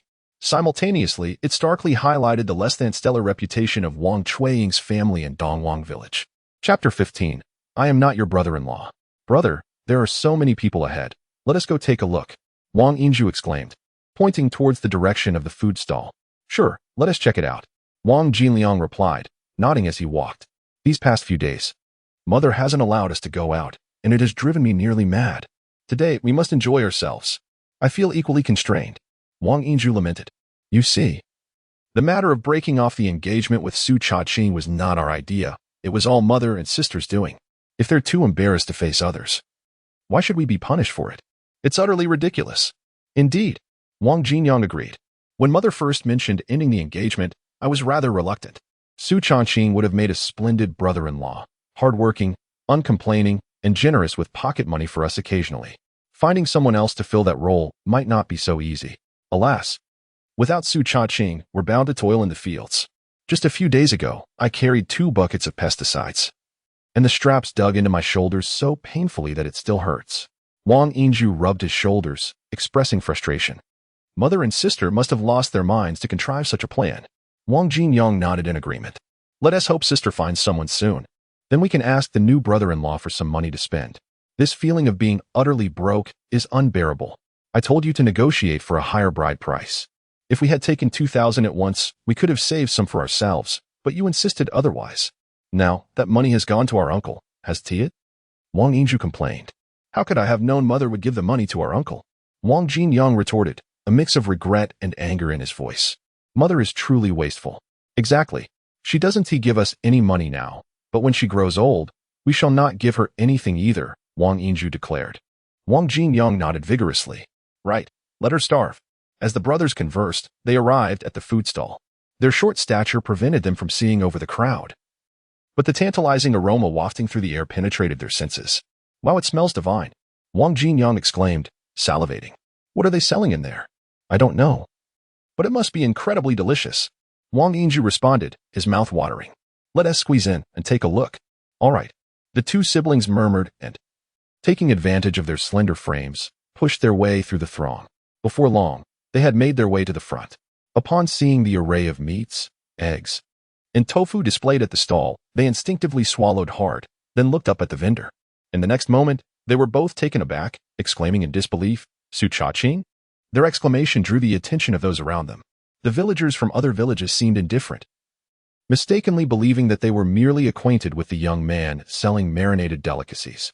However, upon seeing Wang Jinliang and Wang Yinju, the expressions of the people from Dongwang's Wang transformed into a curious tableau. They exchanged glances, raising their eyebrows and signaling to one another. embodying the very essence of spectatorship. Su Changqing was momentarily taken aback as he scrutinized these two gaunt figures resembling monkeys, his mind racing in an attempt to recall their identities. After all, he could scarcely remember what Wang Chuiying looked like, let alone her two brothers. Nevertheless, despite the fog of forgetfulness clouding his mind, Su Changqing gleaned from the bemused expressions of the villagers and the fury-laden glare of Su Changqing that these two were likely Wang Chuiying's siblings. What were their names again? After a brief contemplation, he realized he could not recall. Never mind. If their names eluded him, there was no need to waste mental energy on them. In the presence of Wang Jinyang and Wang Yinzhu, Su Changqing did not exhibit the anger, irritation, or embarrassment that many had anticipated. Instead, he smiled as he would to any other individual, cheerfully offering, "These marinated delicacies are both delicious and inexpensive. Would you care to sample some?" As he spoke, he sliced off 2 small pieces of meat and extended them towards them. Wang Jinliang and Wang Yinzhu were momentarily taken aback. The instant they recognized Su Changqing, an instinctive urge to turn and flee surged within them. It wasn't a matter of embarrassment. They had heard that Su Changqing had vowed to deal with them, and they feared the prospect of being physically confronted.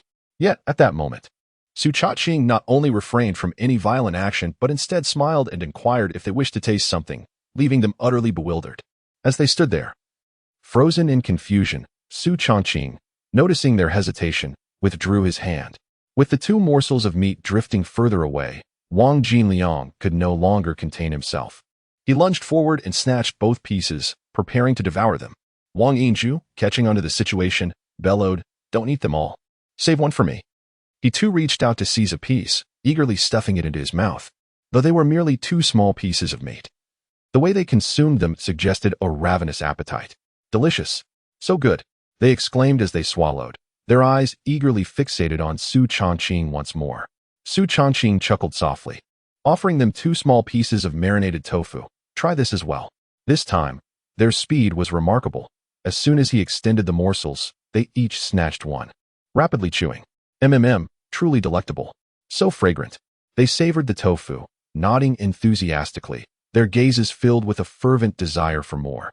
Akin to 2 eager puppies awaiting their master's hand, each individual is permitted to sample only a limited selection. Facing their eager gazes, Su Changqing offered a faint smile and remarked, "If you relish the flavor of the marinated delicacies, you are welcome to purchase some to enjoy at home." Wang Jinyang and Wang Yinzhu exchanged glances. They yearned to buy, yet their pockets were as bare as their faces, leaving them unable to muster even a single coin. "Su Changqing, allow us to taste just a bit more," Wang Jinliang implored, unabashed. "Yes, just a little more meat, if you could." We devoured the last morsel far too swiftly to savor its essence. Wang Yinzhu echoed, "That is not permissible." Su Changqing shook his head resolutely. "Each person is entitled to a single taste. It is a rule that must be upheld. Any deviation would jeopardize my business. Just a little more." Wang Jinliang gazed longingly at the array of marinated treats on display. "If you want to slice any meat, let us at least sample a chicken foot or an egg. Chicken feet are 2.5 yuan per pound, and eggs cost 20 cents each. If you desire them, you must pay." Su Changqing maintained his serene demeanor. "Let us share an egg. We could both enjoy one, please." Wang Jinliang, relishing the lingering flavors, swallowed hard, his face pleading. "I implore you, brother-in-law." Silence. The smile on Su Changqing's face vanished abruptly, replaced by an expression of icy disdain, his gaze sharp as a blade. His voice became chilling, sending shivers down their spines. "I am not your brother-in-law. I was never one, and I certainly am not now. Should you dare to address me thus again, I shall deliver a resounding slap." Wang Jinliang and Wang Yinzhu had never witnessed such a transformation in Su Changqing, and they felt their legs weaken, a wave of terror washing over them, prompting them to plead for mercy. "We shall not call you that again. We promise." Su Changqing scoffed. "If you wish to purchase something, you must present money. If not, be on your way. We want to buy, but we have no money." Wang Yinzhu lamented pitifully. "Then do not buy, or return home to fetch some." Su Changqing replied coldly.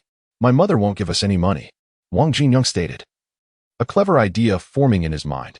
"How about this? If you provide us with 2 pieces of meat, I shall take them home for my mother to taste.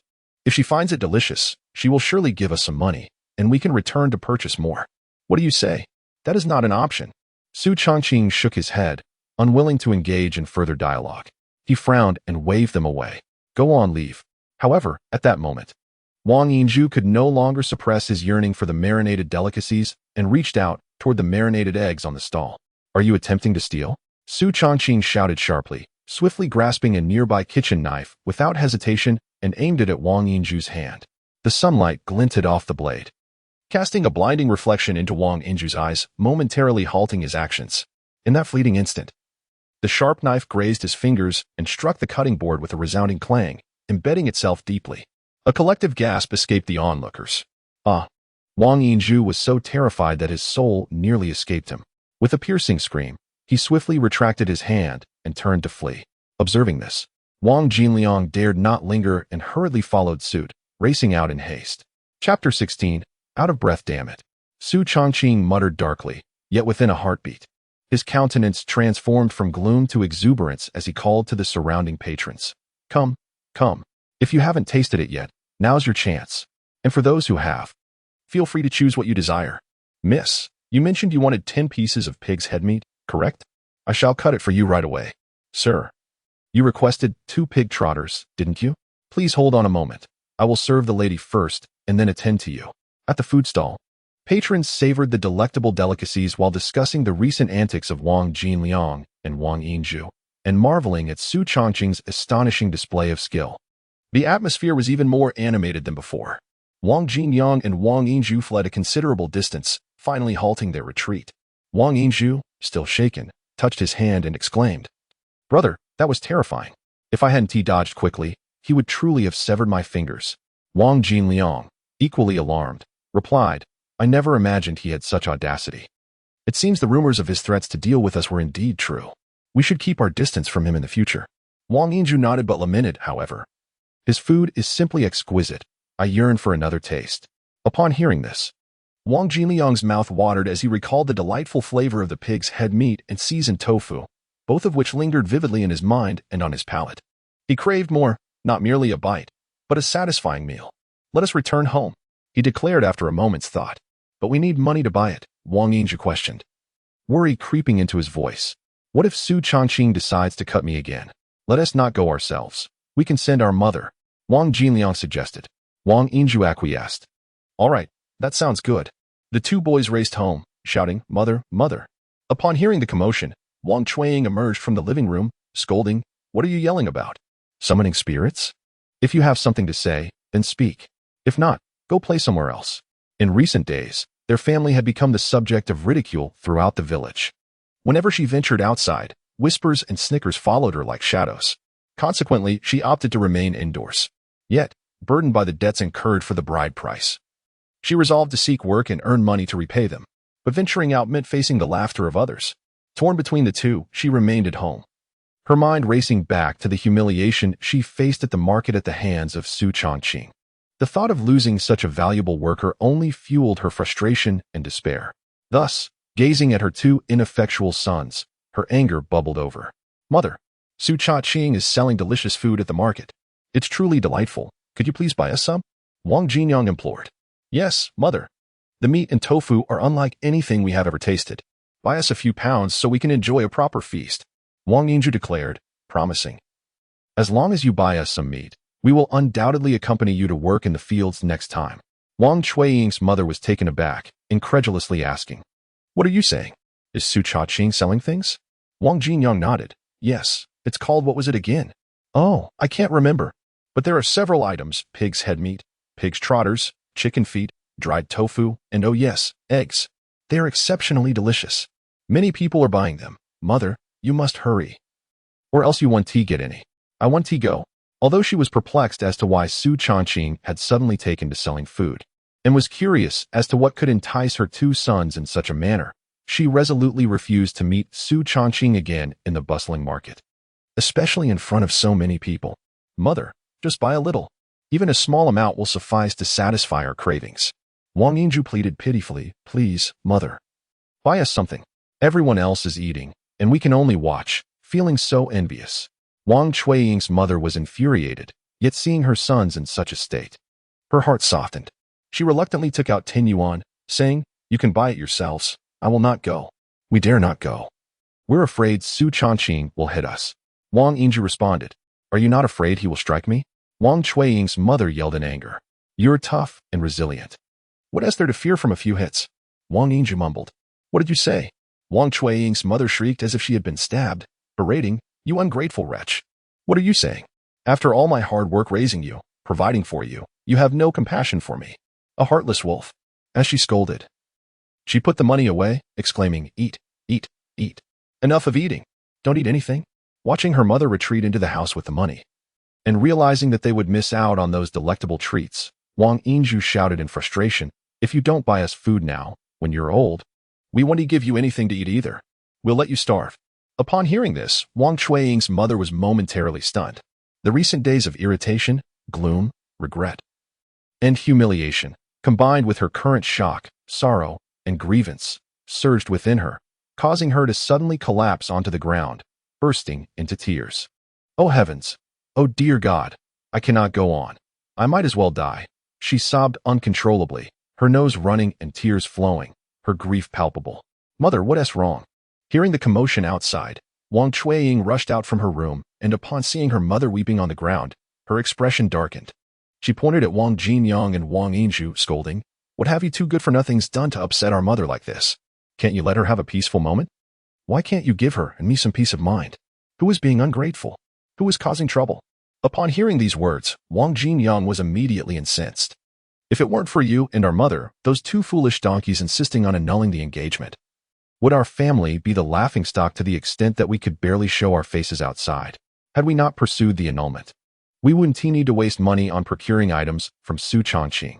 He would have delivered them willingly, allowing us to consume as much as we desired. Wang Yingzhu chimed in. What a splendid individual Su Changqing is.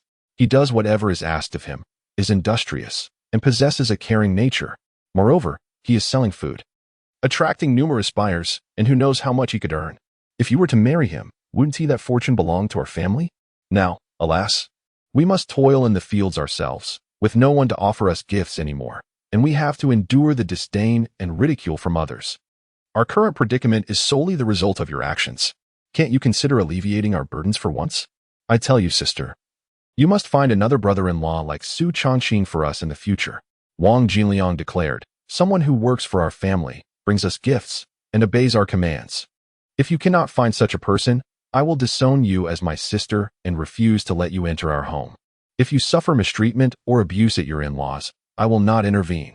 Indeed, Wang Yingzhu nodded vigorously. An ineffectual person deserves to be beaten. You. Wang Chuiying's face flushed with anger, yet she struggled to retort a single word.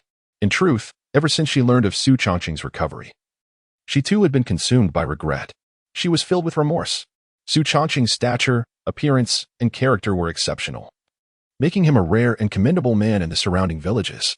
Had she married him, she would surely have lived a life free from toil, being cared for comfortably and enjoying a life envied by others. Yet now, not only was she deprived of such a life, but she also had to endure ridicule. Surely, the whispers about her character had spread to neighboring villages, perhaps even reaching other towns. How could she ever marry now? How could she find a good family? Once those fine young men heard the disparaging remarks about her, who would still wish to marry her? If she were to wed a less suitable man, her life would be filled with hardship, and she might even face scorn and abuse, while her two brothers remained indifferent to her plight. How would she survive such a life? The more she contemplated these matters, the more terrifying they became, and the deeper her regret grew for her earlier decision. She should not have consented to the annulment simply because Su Changqing had been momentarily injured and paralyzed. As she pondered this, a sudden realization struck her. No, I never wished to annul the engagement. It was my mother who manipulated me, incessantly speaking ill of Su Changqing, claiming he was useless and would require my constant care. Hearing such words, I refrained from opposing her. However, I neither supported nor objected to her decision to annul the engagement. The fault lies not with me, but with my mother. It is all your doing. Wang Chuiying abruptly shifted her ire, pointing an accusatory finger at her mother, exclaiming in anger, The idea originated from you. Yet now they all blame me. Jinyang and Yingzhu curse me. Su Changqing scorns me. People outside are mocking me. How can I ever marry now? How can I live my life? My entire existence is ruined. Ruined. It is all your fault. Chuiying, I. Her mother was left in a state of shock, her complexion growing increasingly pale. Her lips moved silently for a moment, her eyes rolled back, and she slowly collapsed, succumbing to a sudden faint. The three siblings, Wang Chuiying and her brothers, were instantly startled. Could our mother be dead? Wang Jinyang, mustering his courage, approached to check her breath and sighed in relief. She's still breathing. It's nothing serious. Then we needn't worry. Wang Yinju proposed. Brother, take the money from our mother's pocket. Let us go find someone to help us buy some food. All right. Wang Jinliang reached into their mother's pocket and retrieved the 10 yuan. Let us go. The two left joyfully, while Wang Chuiying cast a resentful glance at her mother lying on the ground before turning back to her room. Chapter 17. Swiftly sold out. Su Changqing was blissfully unaware of the farce unfolding at Wang Chuiying's home. Engrossed in attending to customers, he quickly cast aside thoughts of the two brothers. The pace of sales was astonishing. Observing the rapidly diminishing delicacies in the iron bucket, Su Changqing couldn't help but reflect. Although he had anticipated an uptick in sales due to his celebrity status, he could not have imagined the extent of this unexpected success. Surpassing even the sales in Dayuan town, 50 pounds of delicacies had vanished by around 10 o'clock. Those who had just gathered and missed out on the free samples were merely curious, inquiring among themselves about the nature of the offerings. However, those who had tasted the delights but failed to purchase were in agony. The savory aroma lingering in their mouths compelled them to swallow repeatedly, their minds racing with visions of their loved ones savoring such exquisite flavors, and the sight of their family gathered joyously around the table. They had already produced their money, eager to buy, only to find the goods gone. How could so little be prepared? Was this amount even sufficient for a few people?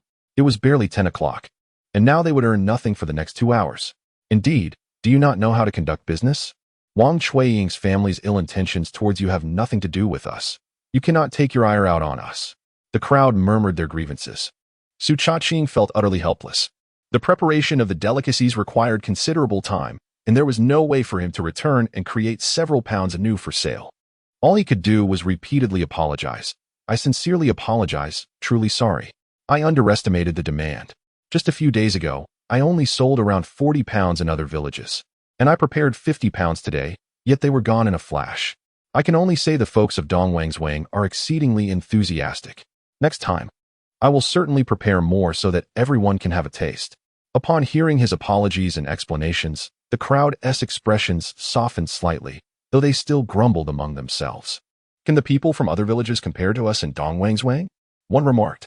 Their market is hardly of any size. How can it rival that of Dongwangswang? Each person at least buys over a pound, many even 2 or 3. How could 50 pounds suffice? Prepare more next time. Su Changqing nodded vigorously in agreement. Absolutely. I promise to prepare more next time. He signaled to Su Changqing to pack up, and the two made their way home. Upon returning and tallying the day's earnings, they found a profit of 88 yuan, a most auspicious figure. Su Changqing clapped the bills in his hands, exclaiming with delight, "This bodes well for our business tomorrow." Tomorrow is another market day in Dayuan town. Brother, how many pounds of delicacies shall we prepare this time? Su Changqing inquired. We must certainly prepare more than last time, but not excessively, lest we end up with unsold goods. After a moment of contemplation, Su Changqing replied, let us make an additional 30 or 40 pounds. Our supplies are running low. We should procure more this afternoon. After enjoying their lunch, Su Changqing borrowed a bicycle and once again set off with Su Changqing to the county town for procurement. As they departed, they filled 2 convenient bags with 2 or 3 pounds of marinated delicacies each. Upon arriving at Zhao Jiaqing's butcher shop, Su Changqing handed 1 bag of delicacies to him, saying, Zhao, to try our marinated treats. Oh dear, last time I merely expressed politeness. I didn't expect you truly brought some. Zhao Jiaqing waved his hands repeatedly. Never mind, just put it away. What do you mean by that, Zhao? Su Changqing inquired with a smile. Do you not consider us friends? Or do you think our craft is lacking and our offerings unpalatable? No. Zhao Jiaqing quickly clarified. It's not that at all. I merely find this quite costly. How about this? Su Changqing interjected with a grin. Take a whiff, if you find it unappealing. I shall retract it without a second thought. With that, he opened the plastic bag. In an instant, a mouth-watering aroma wafted from the bag, quickly enveloping the air. Without even bending down, Zhao Jiaqing could perceive the rich, savory scent. As he felt his saliva uncontrollably begin to flow, his expression transformed. Wow, it smells incredible. Indeed. Doesn't it? Su Changqing chuckled, widening the bag's opening. It smells delightful, but it tastes even better. To give it a try. This sounds good. Zhao Jiaqing intended to feign further politeness, yet the tantalizing scent compelled him to reach into the convenient bag, grasping a piece of pig's head meat. The meat was tender and succulent. With scarcely any effort, he gently pulled off a piece, including both fat and lean, and placed it in his mouth, savoring it. In the next moment, he was as if struck by a revelation, his eyes widening in astonishment. He quickly chewed a few times and swallowed the pig's head meat. As he swallowed, his hand dove back into the plastic bag, eagerly tearing off another piece to devour. "How does it taste?" Su Changqing asked with a grin. "Delicious. Absolutely delightful," Zhao Jiaqing exclaimed after swallowing the pig's head meat, unable to contain his enthusiasm. "I have sold pork for many years and have tasted all sorts of it, including marinated meat. However, the marinated delicacies I have had before were hardly distinguishable from ordinary soy sauce meat, dry and overly salty. I had always believed that marinated meat and soy sauce meat were essentially the same. But after tasting your marinated delicacies today, I finally understand what true marinated meat is." He gesticulated with excitement. This pig's head meat is tender and fragrant, infused with the flavors of various spices and sauces. While still retaining the rich essence of the pork itself, the amalgamation of taste is simply sublime. Thank you for the praise, Zhao. However, the marinated delicacies here are not solely about the pig's head meat. The chicken feet, marinated tofu, and marinated eggs also possess their own unique charm. Su Changqing smiled. Handing the plastic bag to Zhao Jiaqing, "Here, Zhao, take it and sample all the different treats." "Oh, well then, I shall gladly accept." After savoring the delectable taste of pig's head meat, Zhao Jiaqing could no longer decline. He took the plastic bag, turned around, and said, "I must place this bag in the back room. I will take it home tonight for my family to try. If I leave it outside, I fear it will be devoured before I know it. Should you enjoy it, I shall bring you more next time." Su Changqing chuckled. "All right. To bring a few more kilograms next time?" Zhao Jiaqing replied, "I will pay you according to your selling price." "Thank you, Brother Zhao, for your support." Su Changqing refrained from insisting on not taking payment, merely smiling. However, the price for Brother Zhao cannot be the same as for others. After all, you treat us like family, and with the pork prices being so low, we shall only charge you our cost. A true brother, Zhao Jiaqing lauded. Your marinated delicacies are exquisite, and your integrity is commendable. Your future business will surely flourish. Thank you for your kind words, Brother Zhao, Su Changqing replied. Before addressing the matter at hand, today we plan to purchase over 300 pounds of pig heads and trotters. I would appreciate it if you could assist us in selecting the goods. Certainly. They proceeded to inspect, select, weigh, and settle accounts. At the checkout, Zhao Jiaqing generously deducted 3 yuan from the change, only accepting whole tens. After leaving the pork shop, they arrived at the poultry store, where Su Changqing likewise presented a gift. The owner of the marinated goods was thrilled and, after tasting, praised the delicacies just as Zhao Jiaqing had. Subsequently, Su Changqing selected his goods. In addition to chicken feet, he procured 30 pounds of chicken thighs. When it came time to settle the bill, the poultry vendor proactively lowered the price. Each pound of poultry was reduced by 12 cents from the usual price, now becoming 14 cents lower. Moreover, he assured them that such pricing would apply for their future visits. Grateful, Su Changqing and Su Changyong thanked the vendor and returned home, laden with goods, filled with joy. Once at home, they busied themselves preparing ingredients and crafting marinated delicacies. This time, they produced over 120 pounds of marinated goods, 60 pounds of pig head meat, 20 pounds of chicken feet, 10 pounds of pig trotters, over 20 pounds of marinated eggs and tofu, along with 10 pounds of a new item, marinated chicken thighs. The large iron bucket was nearly filled to the brim. On the 15th day of the 6th lunar month, early in the morning, before dawn, Su Changqing and Su Changyong rose to get dressed. After washing up and having breakfast, they loaded their vehicle and set off towards the town. Stepping into the soft morning light. Half an hour later, the duo arrived at the bustling market of Dayuan town. With few vendors present, they successfully claimed their previous spot. Just as they arrived, the couple selling water-fried buns appeared. Upon meeting, the middle-aged man immediately exclaimed, "Xiao Su, quickly give me 10 yuan worth of pig head meat and 5 yuan worth of chicken feet." As Su Changqing busied himself setting up the stall, he laughed heartily. "Sure thing, uncle, I'll save some for you. Don't save too much. Once the stall is up, you must give me mine first." The middle-aged man replied, pulling out 15 yuan, "I worry that if you save it, it might all be sold out before I get my share." "Not to worry, I have plenty today," Su Changqing smiled. "How much is plenty?" The weight of the pork has increased by 10 pounds, and other items have seen a slight increase as well, totaling perhaps an additional 30 to 40 pounds. Only 30 to 40 pounds more. Surely, that will sell out quickly. Please, let me have my portion first. The middle-aged man remarked, Xiao Su, your marinated delicacies are simply exquisite. Ever since I tasted your dishes, I have been longing for their flavor, to the point where I can hardly eat anything else. Yesterday, my craving became unbearable, so I bought 2 pounds of meat to cook at home. I added a plethora of spices and seasonings. Yet I simply cannot replicate the taste you achieve. The difference is staggering. It's not just me, my wife, son, and daughter all feel the same way. Our entire family dearly misses your marinated delicacies. Chapter 18, Sold Out Again. Thank you for your kind words and support, Uncle. Su Changqing chuckled. Is it really that exaggerated? Not at all. The middle-aged man asserted with conviction. I can guarantee that many who bought the braised delicacies at the last market will return as loyal customers. Just like me. They will definitely come back today. Haha. May your words bring good fortune.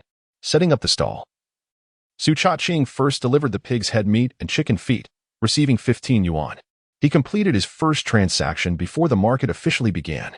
Before long, the sun gradually ascended, and the crowd at the market began to swell.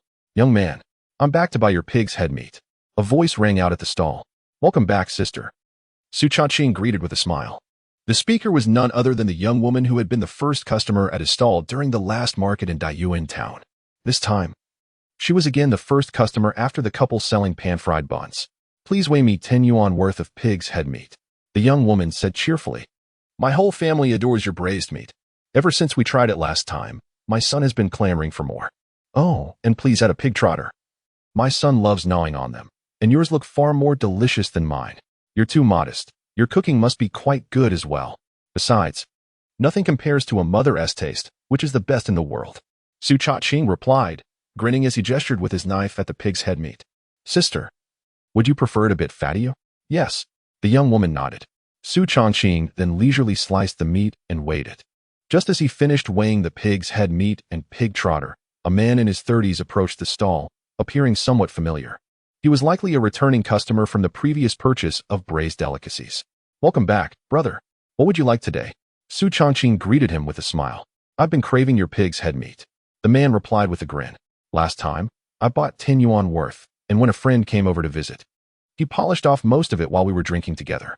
I barely got to taste a few pieces. It just left me wanting more. Today, I'll take 20 yuan worth, and I plan to indulge in it myself. All right, brother, please wait a moment while I finish packing for this sister. Then I'll prepare yours, Su Changqing said. Take your time. By the way, are you still giving away braised eggs and braised dry tofu today? The young woman inquired as Su Changqing finished packing the pig's head meat and pig trotter. Su Changqing hesitated slightly, a look of difficulty crossing his face. Sister, last time was the grand opening, and I ran a promotional event at a loss to attract customers. You know my costs are high. On 10 yuan worth of braised meat, I only make about 1 yuan.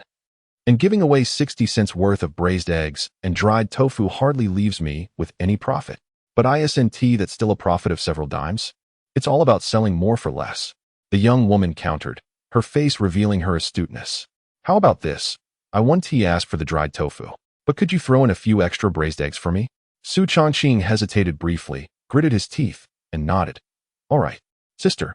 You were my very first customer during the last opening, and here you are again this morning looking after my business. I shall gift you a few more eggs. As he spoke, he packed 4 marinated eggs for her. Now that is more like it. The young woman beamed with delight and said, this way, I won't be taking advantage of you for nothing. Your dried tofu is priced at a dime, so I'll buy $1 worth. Thank you, sister. Su Changqing exclaimed. Giving her a thumbs up, you truly have a sense of fairness. He then added 10 pieces of marinated dried tofu to her order, handing the items to her.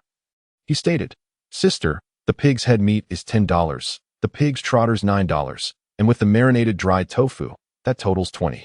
Do come again if you enjoy it. Su Changqing collected the payment from the side, while Su Changqing began slicing the pig's head meat for the man. The young woman paid and left, smiling as she carried her items. Su Changqing weighed the $20 worth of pig's head meat for the man and included 4 marinated eggs in the bag. Young brother, I want to take your eggs. The man said, I refuse to take advantage of you. Brother, it's my decision, Su Changqing declared, as if he had made a momentous resolution. Since you all enjoy my marinated delicacies and support my business, I must reciprocate your kindness. Henceforth, I shall continue the promotion of 2 marinated eggs for every $10 spent indefinitely. I may earn a little less, but I want the villagers to have a good deal and eat happily." As he spoke these words, his face bore a righteous expression, albeit with a hint of pain from the sacrifice. "Young brother, you truly embody fairness," the man praised, "because of your words. I shall surely return to purchase more from you." "Thank you, brother," Su Changqing replied gratefully, handing over the bag. The man paid and departed. As he watched the man's retreating figure, a smile gradually spread across Su Changqing's face. In truth, the promotion of 2 marinated eggs for every $10 spent had been his intention from the very beginning. Previously, he had offered 2 marinated eggs and 2 pieces of marinated dried tofu for every $10, but if he ceased the gifts entirely, it would likely provoke complaints from some customers. However, continuing to provide gifts was quite costly. Thus, he decided to eliminate the relatively cheaper marinated dried tofu from the promotion. This adjustment would slightly reduce costs while ensuring customers did not feel dissatisfied. He chose to continue gifting the more expensive marinated eggs, fostering a sense of advantage among customers and presenting himself as a fair and honest businessman. In this manner, he could maintain the favorable image and excellent reputation of his marinated delicacies in the minds of his customers. As the sun gradually ascended, the number of patrons at the delicacy stall increased, creating a lively atmosphere. "Little boss, weigh me $10 worth of pig's head meat. I want a pound of pig's head meat and $2 worth of marinated dried tofu. Do you have pig trotters? I'd like 2.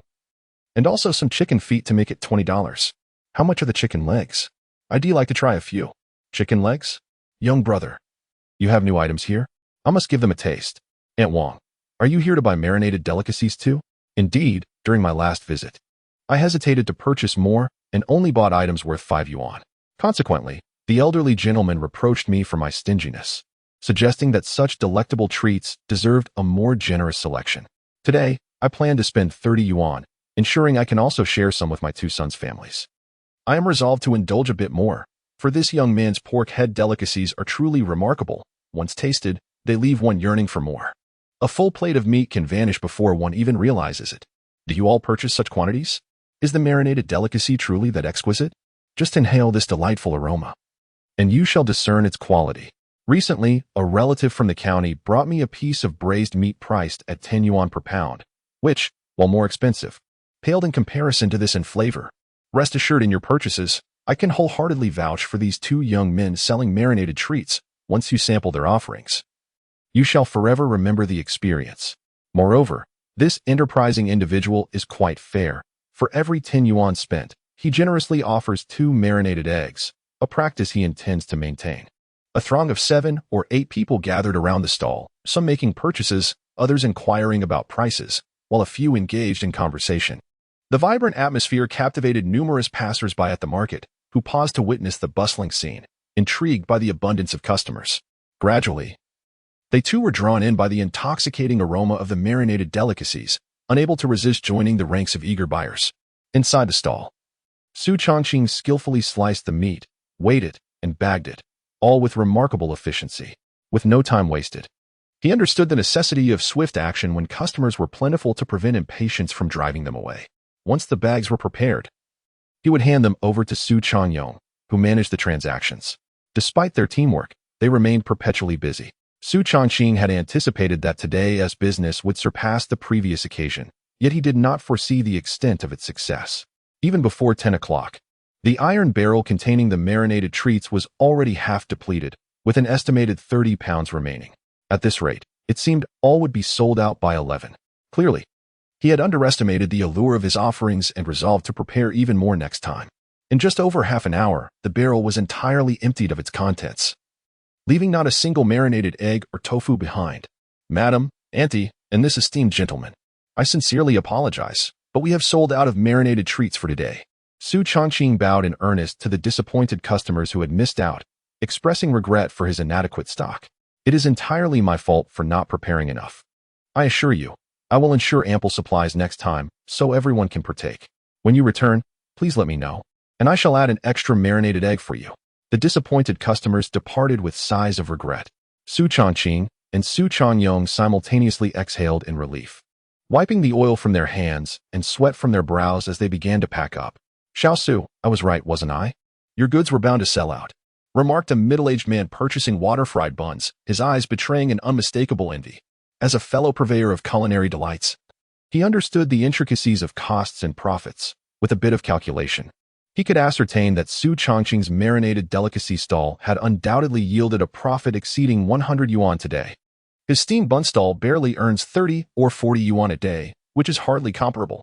Of course, he understands that Su Changqing's significant earnings ultimately stem from the exquisite flavor of his braised delicacies, crafted with an array of 20 to 30 spices and a secret recipe.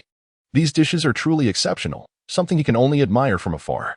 Ha ha, his uncle's good fortune has indeed come to pass.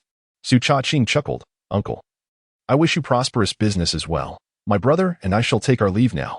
Go on, take care on your way. Certainly. After tidying up the stall, Su Changqing and Su Changqing set off for home. Passing by an ice cream wholesale store, Su Changqing purchased 10 yuan worth of ice cream and soda. The season has entered the hottest part of summer, making it the perfect time to stock up on refreshing beverages at home. Besides, with a freezer available, there's no worry about them melting away. Chapter 19. The pre-order. Upon returning home, Su Tiantian found her mother absent, likely tending to the cornfield. Seated at the dining table, she was engrossed in her studies. As soon as she spotted her brothers, Su Changqing and Su Changqing, she set her pen aside and joyfully approached them. Eldest brother. Second brother, you're back. Studying diligently at home, aren't you? Su Changqing affectionately ruffled her hair, retrieving an ice cream from a cooler filled with fizzy drinks and offering it to her. Here is a reward for you. Yay, how wonderful, Su Tiantian exclaimed, eagerly taking the ice cream. As she tore open the wrapper with her teeth, she peered into the cooler. The next moment, her eyes widened in astonishment. Surprise quickly transformed into delight as she exclaimed, wow, so much ice cream and soda. Let us put them in the freezer. Keep them separate from the meat. Su Changqing handed her the cooler. From now on, as long as you behave well and show improvement in your studies, you shall be rewarded with ice cream. Otherwise, you'll just have to watch us enjoy it. Understood? Understood. Elated, Su Tiantian hugged the cooler and dashed inside the house. As Su Changqing and Su Changqing began unloading their goods, a puzzled voice called from the doorway. Why are you back so early? It's barely past 11. Upon seeing their mother, who was returning with a hoe, Su Changqing's expression darkened. Mom, we have a serious situation. Hai Xiuji's demeanor stiffened with concern. What happened? Sighing exaggeratedly, Su Changqing replied, we prepared too little of our marinated delicacies. They sold out completely. That's why Chang'ong and I returned. His lamentations momentarily left Hai Xiuji uncertain whether to feel joy or sorrow. After a few seconds of bewilderment, she regained her composure. Incredulity etched on her face. Over 100 pounds of marinated food sold out so quickly? Is that true? Absolutely. A smile broke across Su Changqing's face as he revealed the empty iron bucket. Look, Mom. Setting down her hoe, Hai Xiuji approached, her astonishment palpable. My goodness. Our business is thriving.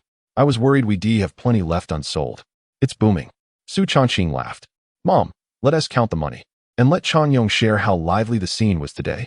Su Tiantian joined them, and the four gathered around the table to tally the earnings. During this time, Su Changqing vividly recounted the bustling atmosphere at their stall, filling Hai Xiuji with joy and smiles. After a moment, they had counted all the money. After deducting estimated costs and the change they had prepared, along with a 2 yuan stall fee and 10 yuan for ice cream and soda, they discovered today's profit amounted to 205 yuan. They had surpassed the 200 yuan mark. Oh my! Hai Xiuji beamed, unable to contain her delight. I never even dared to dream of earning over 200 in a single day. Mom, this is just the beginning, Su Changqing grinned. 200 is merely a starting point. Soon we shall earn 300, 500, even thousands. Look at how capable you are. Gao Xiuji chuckled. Earning thousands in a day, what a grand business that must be. How could we, small traders, ever hope to rival those large factories and wealthy magnates? Small businesses can indeed grow, Su Changqing replied with a smile. If we manage our affairs diligently, perhaps one day we could establish a factory and become entrepreneurs ourselves. Brother, I believe in your words, Su Changqing exclaimed, clenching his fist and waving it energetically. Let us all work hard, and in the future, we'll be great bosses. Wait, you'll be the big boss, and I'll be the second boss. Then I shall be the third boss. Su Tiantian raised her hand enthusiastically. What about your sister if you're the third boss? Su Changqing asked playfully. I forgot about my sister, Su Tiantian said, sticking out her tongue bashfully. Then let us make her the third boss, and I'll be the fourth boss. All right, you're all bosses, Gao Xiaozhi said with a warm smile as she looked at the three children, feeling a profound sense of stability and happiness. Whether they were bosses or not mattered little to her. The ability to earn thousands daily was not her priority. To her, maintaining their current state, as long as the family was healthy and harmonious, was more than enough. The next day marked the market day in Lydian village. During their last visit, they had brought over 30 pounds of marinated delicacies and sold them all. On the way back, Su Changqing pondered bringing an additional 10 or 8 pounds next time. However, considering that even 50 pounds had been insufficient at Dongwang's Wang the day before, and given that their planned quantity had sold out in Diyuan town as well, he realized that adding a few more pounds might not suffice. After some contemplation, he decided to prepare 60 pounds of marinated goodies, 30 pounds of pig's head, 5 pounds of pig's trotter, over 10 pounds of chicken legs and feet, along with some marinated eggs and tofu. The following day, they returned to the market in Lydian village, setting up their stall once more in the same obscure location as before. Yet this time, the number of customers seeking marinated delicacies had increased significantly. Su Changqing hardly needed to call out. Patrons approached them steadily, much like their experience at Diyuan Town's market. Many of today's customers were returning clients from the last visit. I'd like 2 pounds of pig's head, 5 pounds of chicken feet, please. Yes, 5 pounds. I usually make chicken feet myself, but after trying yours, I've decided I want to cook them again. From now on, I'll just come to you for chicken feet. I'll take a pound of pig's head and 2 yuan's worth of marinated tofu. That marinated tofu is truly delightful. Last time, you generously gave me 2 pieces. I cooked them with some cabbage, and let me tell you, the cabbage tasted like meat. Is that possible? I'll have some marinated tofu too. I want 2 chicken legs. My son loves chicken legs. Give me a few chicken legs as well. As the enthusiastic purchasing continued, by the time the market was winding down, all 60 pounds of marinated delicacies had been sold out. Su Changqing calculated in his mind that their profits for the day would be around 100 yuan. Chang'ong, let us close up, Su Changqing called out, as he proceeded to secure the iron bucket and fasten it to the back of the bicycle. At that moment, a man in his 50s, with slightly graying hair, approached. Noticing that Su Changqing and Su Changyong were already packing up, he cheerfully inquired, "Have you sold out of the marinated delicacies?" "Indeed, we have." Su Changqing replied with an apologetic smile, "My apologies, sir. Next time, we shall bring more for you. I did not come merely to purchase marinated delicacies." The man began, then hesitated, scratching his head. "Well, I cannot say that. I am indeed here to buy some." Su Changqing was puzzled by the man's words. "Sir? What do you mean by that?" "I am here to place an order for marinated delicacies," the man chuckled, clarifying, "I wish to order several dozen pounds for tomorrow. Would you be able to deliver them?" Su Changqing's eyes brightened. The man had come to place a pre-order. Chapter 20. Practice makes perfect. After selling marinated delicacies for several days, it was the first time Su Changqing received a pre-order. He nodded eagerly. "Of course, uncle. What marinated treats would you like? How much do you need? I have tasted your marinated chicken feet, and they were delightful. I've heard that the other varieties are equally impressive." The man responded, "I would like 10 pounds each of pig head meat, marinated chicken feet, and marinated dried tofu, along with 10 marinated pig trotters." "Not a problem. Just let me know your address, and I will deliver them to your home tomorrow," Su Changqing replied, then curiously inquired, "Uncle, are you hosting a banquet with such a large order?" "My son and daughter-in-law have been married for 7 or 8 years and have 3 daughters. They finally welcomed a son this time." The man beamed, revealing his gums. "Tomorrow, we will set up 10 tables and invite relatives and neighbors for a lively celebration. Your marinated delicacies are far superior to those served in restaurants, so I plan to prepare 4 platters of them, alongside 6 home-cooked dishes, with 10 dishes per table.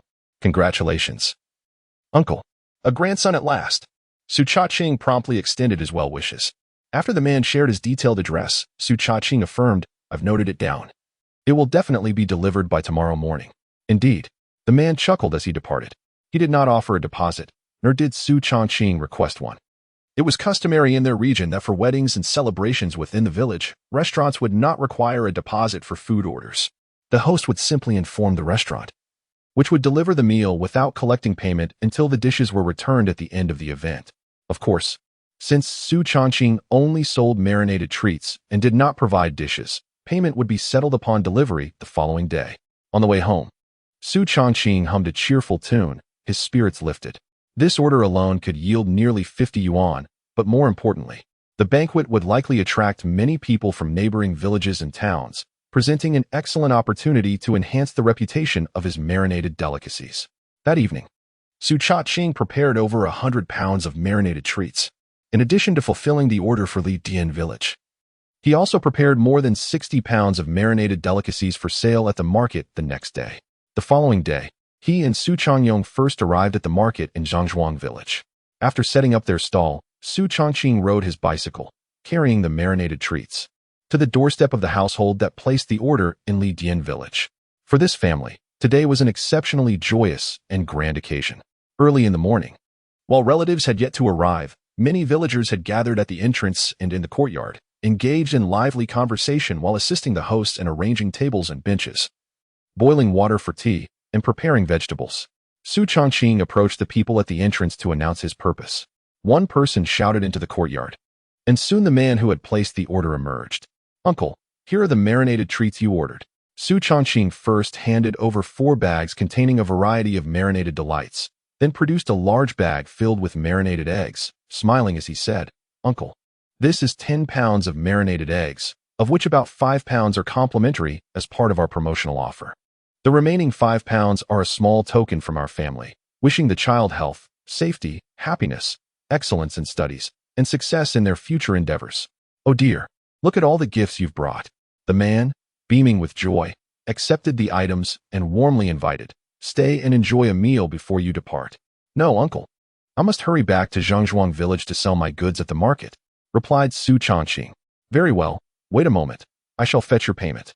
After confirming the amount, the man carried the items into his home and soon returned.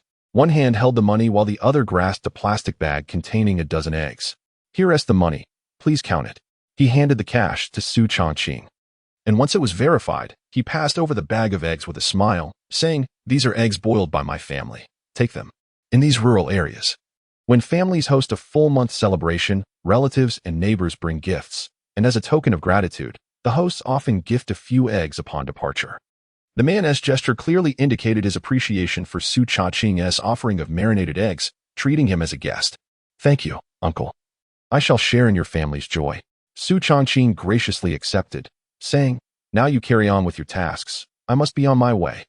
Sit down for a drink before you go." "No, I fear my brother cannot manage alone." As Su Changqing mounted his bicycle, he called back, "Uncle, I'm leaving. Do come again to order marinated delicacies, and I'll give you a discount." "Ah, very well. Take care." "Indeed, uncle, farewell." As Su Changqing pedaled away from Lidian village, he returned to Zhangzhuang village.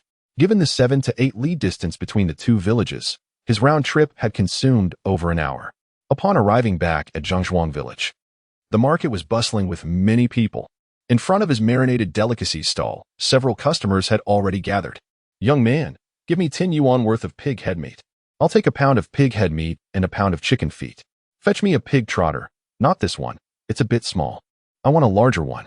The patrons clamored for their orders, and Su Changqing busily responded, cutting meat, weighing, bagging, and collecting payments, utterly engrossed in the flurry of activity. For the past few days, he had merely been responsible for handing over the pre-packaged marinated delicacies prepared by Su Changqing, collecting payments and giving change. Last time, while at his aunt's house, he had observed the stall for a while but encountered no customers, so he had never taken charge. Watching Su Changqing work had seemed effortless, yet once he took over, he quickly realized the task was far more challenging than it appeared. He could not match Su Changqing's efficiency. His clumsiness soon attracted complaints. "Young man, why are you so slow at cutting the meat? It's not as if you're chopping bones. I want the fatty bits. Why are you giving me so much lean meat? Change it for me." "Oh dear. I ordered a pound of chicken feet, and you've packed over 2 pounds. Can't you even use the scale properly? You've got it wrong. Use the other side of the scale." Alas, how tedious it is. Were it not for the delectable delicacies from your establishment, I would have long departed. Their silence was bearable, but with each complaint, Su Changqing felt increasingly awkward, his hands growing more frantic. While attempting to place the marinated eggs into the bag, he fumbled, and several rolled onto the street. A few customers bent down to assist in retrieving them, yet their grumbling only intensified. "Oh dear, young man, are you even capable? How can you not even steady an egg? Whatever happened to that fellow who accompanied you last time? He was far more adept than you." You truly need more practice. Why are you alone today?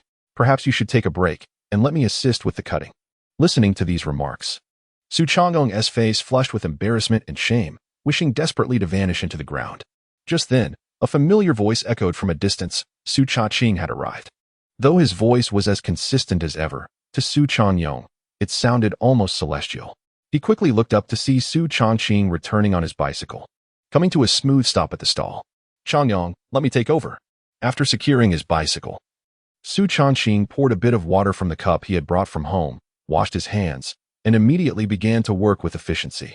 Slicing meat, weighing portions, calculating costs, all proceeded seamlessly. Now, this is more like it. Look how proficient he is. His cuts are precise, each slice nearly perfect. Young man, you really need to practice more. Aim to reach his level. Several customers remarked.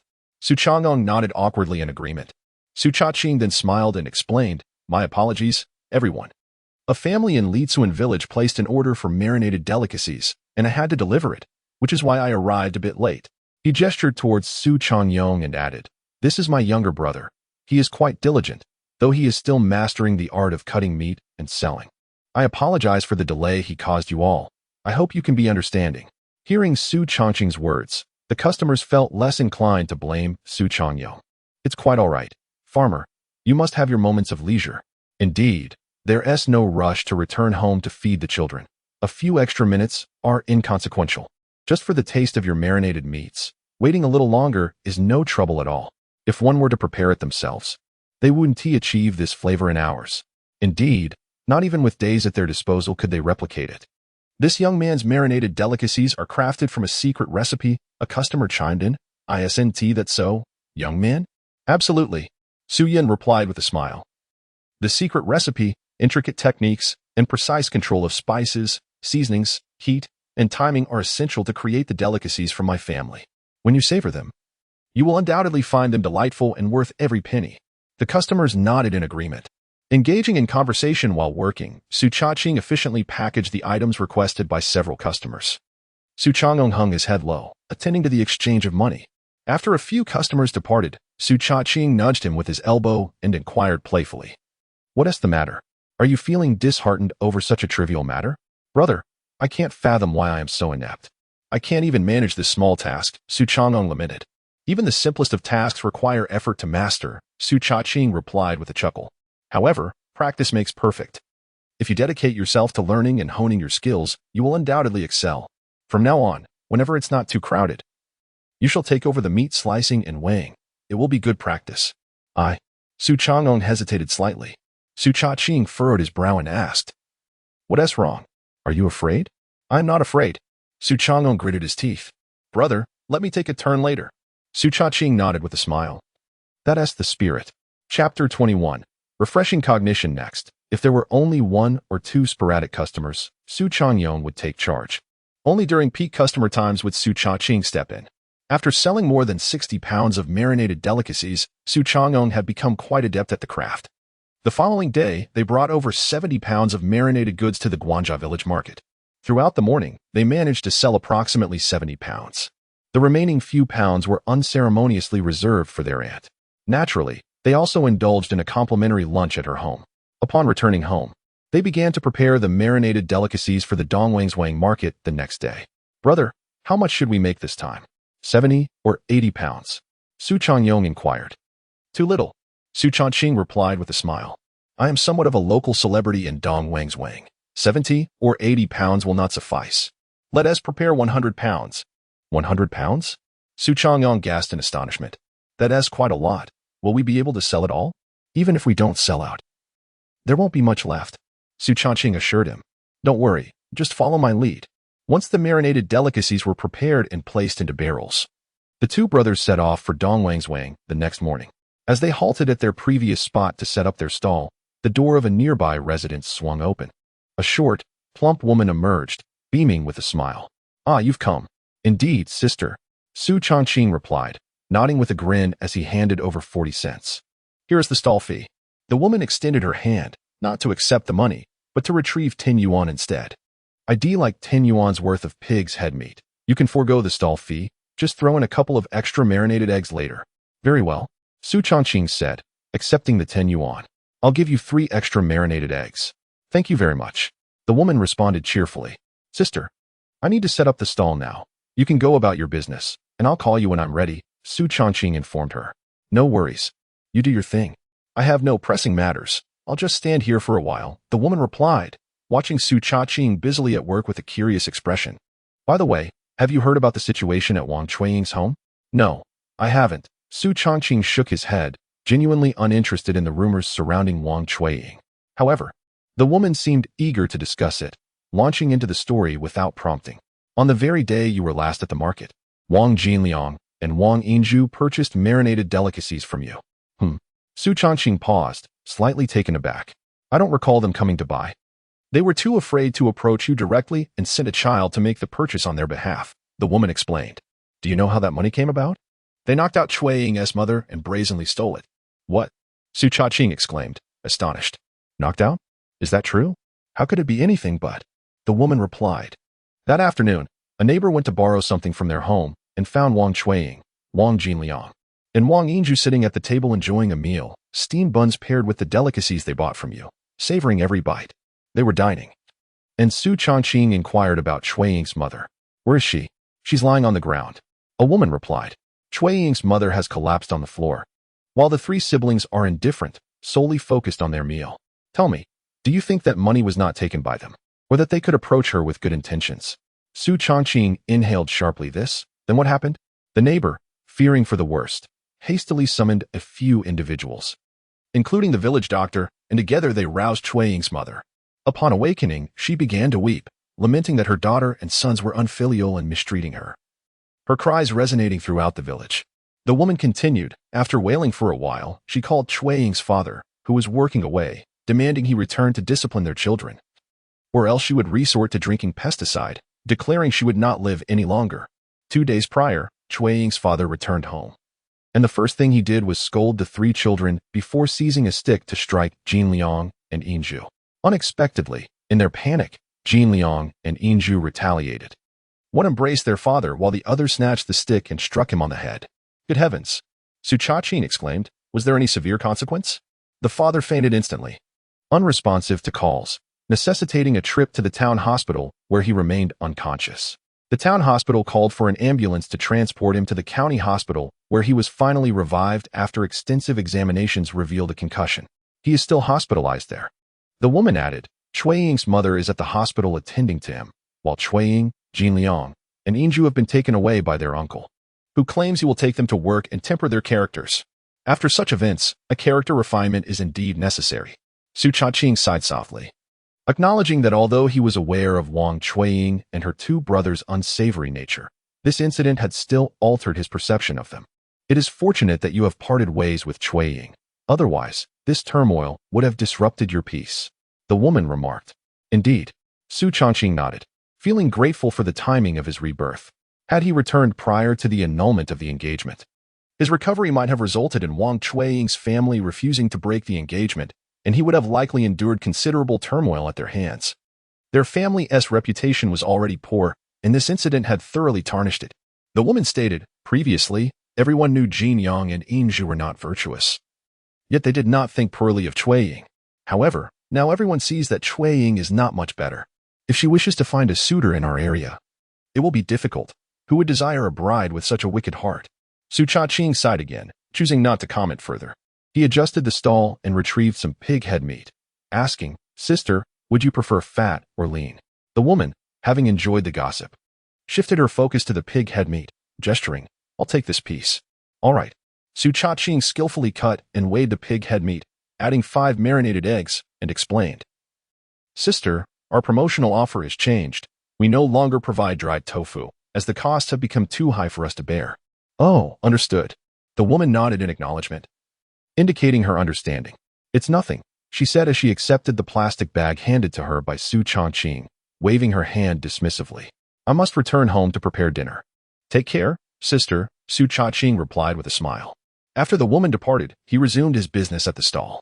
The events that had transpired in Wang Chueying's household, though surprising to him, were of little concern. After all, he had no ties to her family anymore. However, his desire to avoid discussing the matter did not extend to others, who were eager to share their thoughts. Before long, other villagers from Dongwangzwang began to arrive, seeking to purchase the marinated delicacies.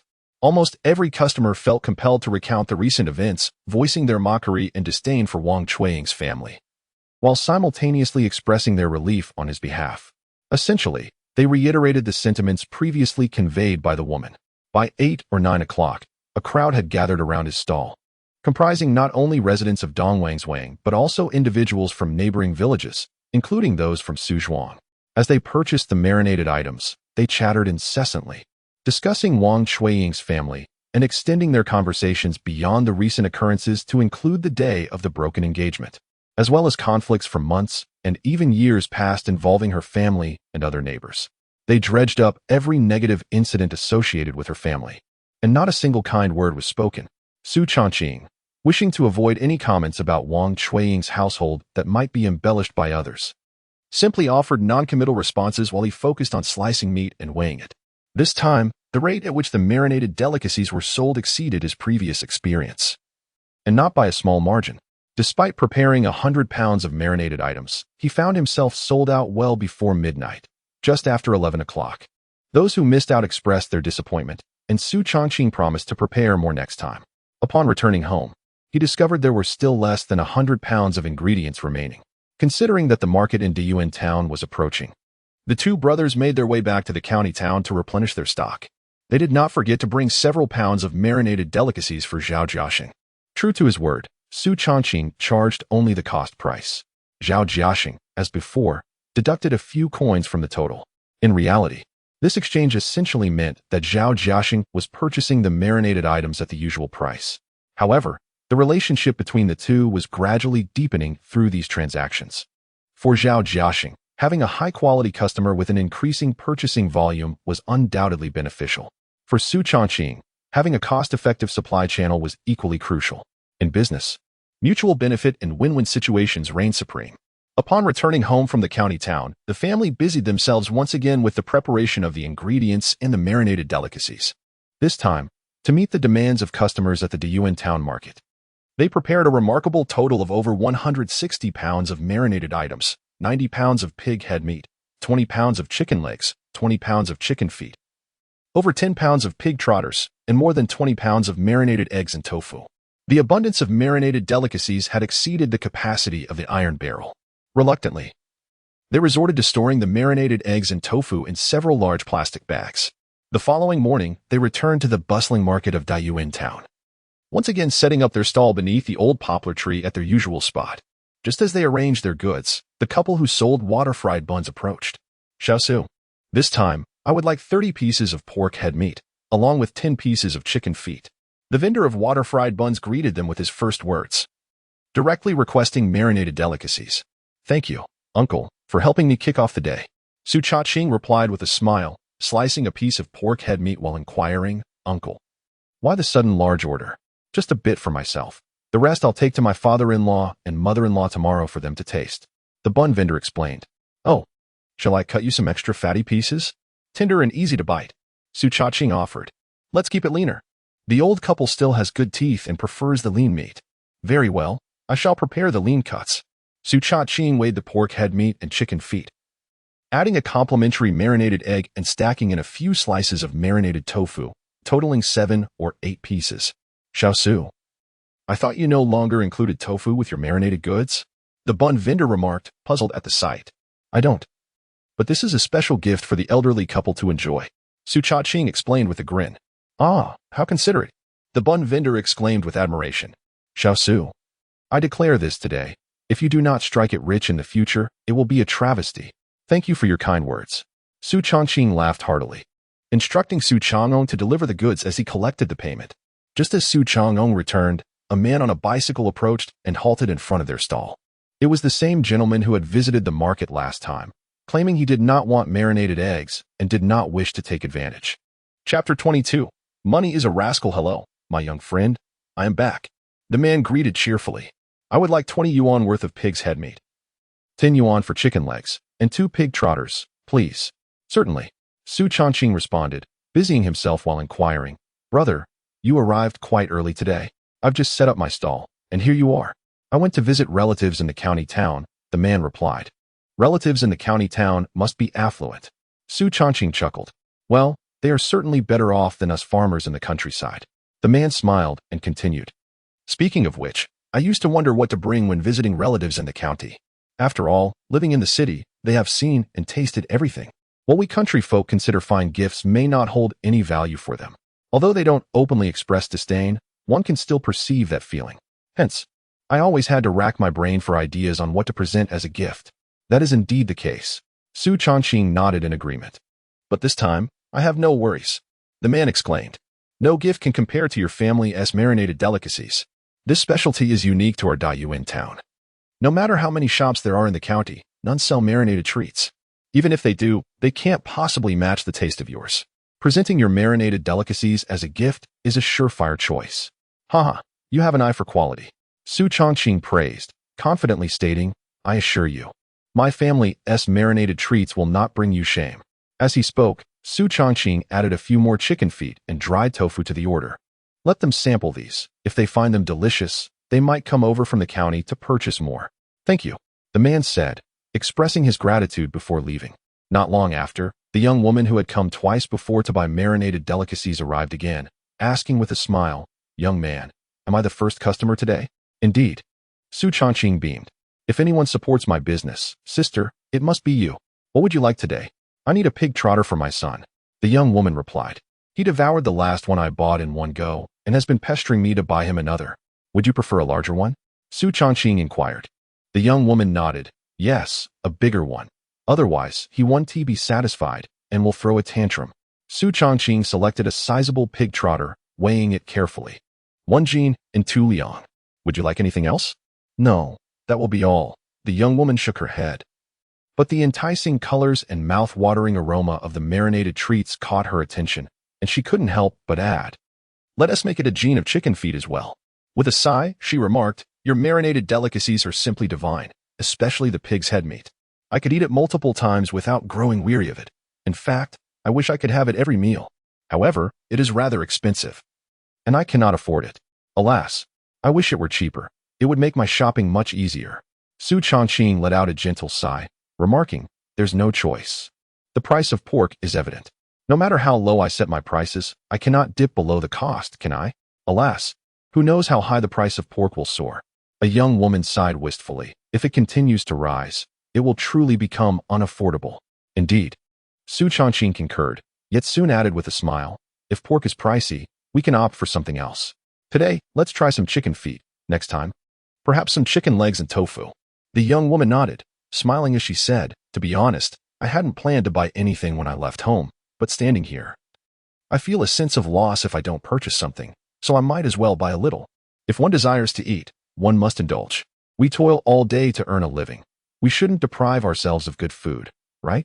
Su Changqing laughed. Moreover, a pound of chicken feet costs only $2.50, which is sufficient for a dish. But if you order a meat dish in a restaurant for that same price, it certainly won't be as delectable as my chicken feet. Wouldn't you agree? That makes sense. The young woman nodded. In that case, how about some marinated tofu as well? Su Changqing inquired. You've tasted this marinated tofu, and it is truly exceptional with rice. All right. Then I'll take $1's worth, the young woman responded, pausing for a moment before adding with a smile, You, young man, are quite the talker. You've just earned yourself $1 from me. Ah, sister, you mustn't say that. Su Changqing replied with a chuckle. Money is a fickle friend. It comes and goes. As the saying goes, money is a rascal. Only by spending can one earn. Moreover, think about it. You spend a little on my marinated delicacies. And when you return home, your family enjoys a delightful meal together. This invigorates you and your husband in your work, and your children will study with greater diligence. In that sense, you profit more than I do. The young woman laughed heartily, unabashedly amused, and pointed at Su Changqing. You, indeed, can talk your way into a sale. Truly unnatural for business. Perhaps finding Su Changqing's banter delightful, she lingered at the stall after he carefully packaged her items. Only when other customers approached did she cheerfully wave goodbye to Su Changqing, saying, I'm off, brother. I'll return next market day for another chat. Take care, sister. Su Changqing called out, then turned to greet a middle-aged man who had just arrived. Brother, what would you like? I'll take $50 worth of pig's head meat. The man replied. Dressed impeccably with a slight bulge at his waist, he clearly appeared affluent. He continued, Last time I came, I arrived too late.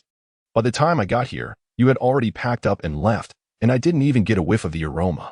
For days, my cravings have been unbearable. Nothing else has tasted satisfying. So today, I skipped breakfast and came straight here. It will pair perfectly with my morning meal. The rest I'll store in the fridge. And I can enjoy a bit each day until the next market day. Oh dear, I truly apologize.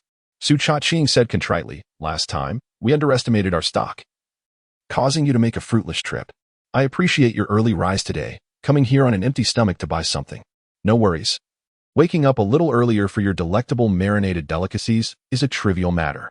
The man casually waved his hand and chuckled. The early bird catches the worm. I suppose I am among those early risers who feast on meat. Haha.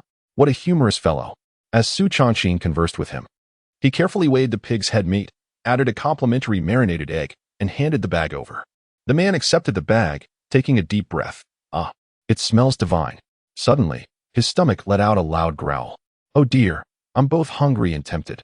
I must hurry back to enjoy my meal. He pulled out a crisp 50 yuan bill from his pocket, placed it on the counter, and briskly departed with the bag in hand. Su Changqing glanced at the sky. It was still not yet 8 o'clock, and the market had not yet filled with people. They had already sold nearly 20 kilograms of marinated delicacies. If they waited for the market to bustle, what would become of their stock? Initially, they believed that over 160 kilograms of marinated goods would be more than sufficient. However, it now appeared that might not be the case. As more and more people flocked to the market, the stall for marinated delicacies quickly became lively. Many customers were returning patrons, like the gentleman before. Among them were some who had arrived late last time and missed out on the delicacies, even like that middle-aged man who hadn't even caught a glimpse of the stall. Fearing they might miss out again today, they arrived early. Moreover, seemingly driven by a sense of retribution, those who had failed to purchase previously were now buying in abundance, starting with at least 2 to 3 kilograms, some even purchasing 7 or 8. Under their fervent buying, the marinated goods in the iron barrel diminished at a visible rate. Apart from these repeat customers, there were also numerous new patrons. Some of these newcomers were drawn by the enticing aroma wafting through the market, while others had heard prior to today about the 2 young men selling marinated delights, known for their exceptional flavors, surpassing even the sauced meats of the county's finest restaurants. Anyone who had tasted them had nothing negative to say. Furthermore, not only were the flavors exquisite, but the prices were also reasonable. The young men conducted their business with integrity, offering complimentary marinated eggs with larger purchases. Such rumors piqued the curiosity of many, prompting them to visit the stall today. These curious onlookers, upon witnessing the throngs of returning customers and inhaling the tantalizing scent, could no longer resist and decisively chose to sample the offerings. New customers, old patrons, and an eager crowd gathered tightly around the marinated delicacy stall. Su Changqing tirelessly sliced meat, weighed portions, and packed bags, while Su Changqing handled transactions, collected payments, and provided change. The two were so engrossed in their work that they had no time to wipe sweat or sip water. At such a rapid sales pace, over 150 kilograms of marinated goods were completely sold out by around 10:30. Su Changqing had no choice but to repeatedly apologize to those who arrived late, assuring them that he would prepare ample marinated delicacies next time, so that everyone could partake. For the next market day in Dayuan town, he would need to prepare more than 180 kilograms of marinated delights.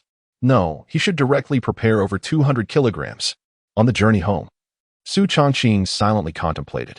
For the villagers here, the marinated delicacies represented a novel culinary experience, and the exceptional taste of my offerings was unmatched.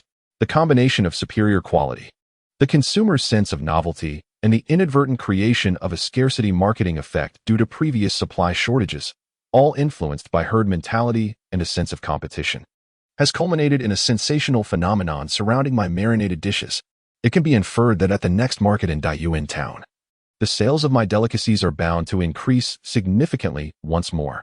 Such a splendid opportunity is rare and must be seized.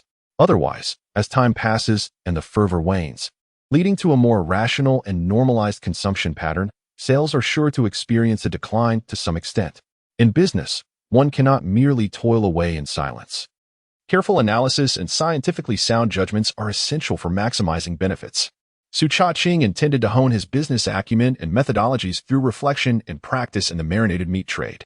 He firmly believed that with continuous contemplation, learning, and improvement, His venture in marinated delicacies and future endeavors would undoubtedly flourish and strengthen. Upon returning home, the four gathered to tally their earnings.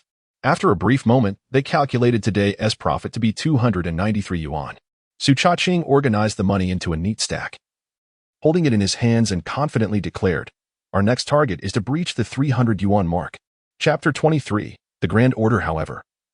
What took Su Changqing by surprise was that before achieving the goal of surpassing 300 in profits at the Dayuan town market, he first reached another milestone. The village market consistently yielded over 100 in profit.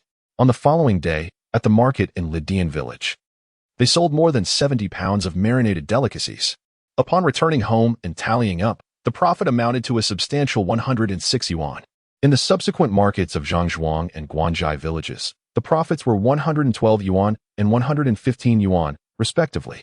As for the relatively larger Dongwangswang market, buoyed by the celebrity effect, they sold nearly 120 pounds of marinated goods, reaping a remarkable profit of 192 yuan. With the village markets generating over 100 and the Dayuan town market nearing 300, the total profit for 5 days could reach 800 yuan.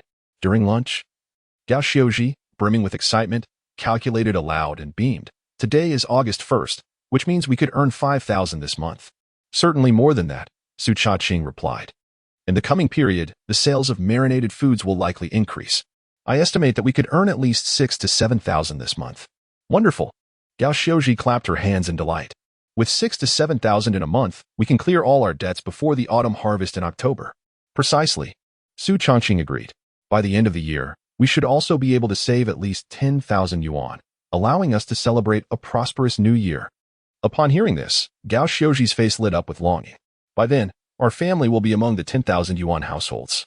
"Ah, but that term is outdated. It's now about 100,000 and million yuan households." Su Changqing laughed. "We must strive for even loftier goals." "Oh, 100,000 yuan. What a significant sum that would be." Gao Xiaoji exclaimed. "Just a small stack." Su Changqing gestured with his hands, smiling. "I'll strive to let you experience what it feels like to have 100,000 yuan right in front of you next year." "All right. I eagerly await that day," Gao Xiaoji said contentedly. As their circumstances improved, her spirits soared. She now enjoyed delightful meals, slept soundly, and appeared revitalized, looking much younger.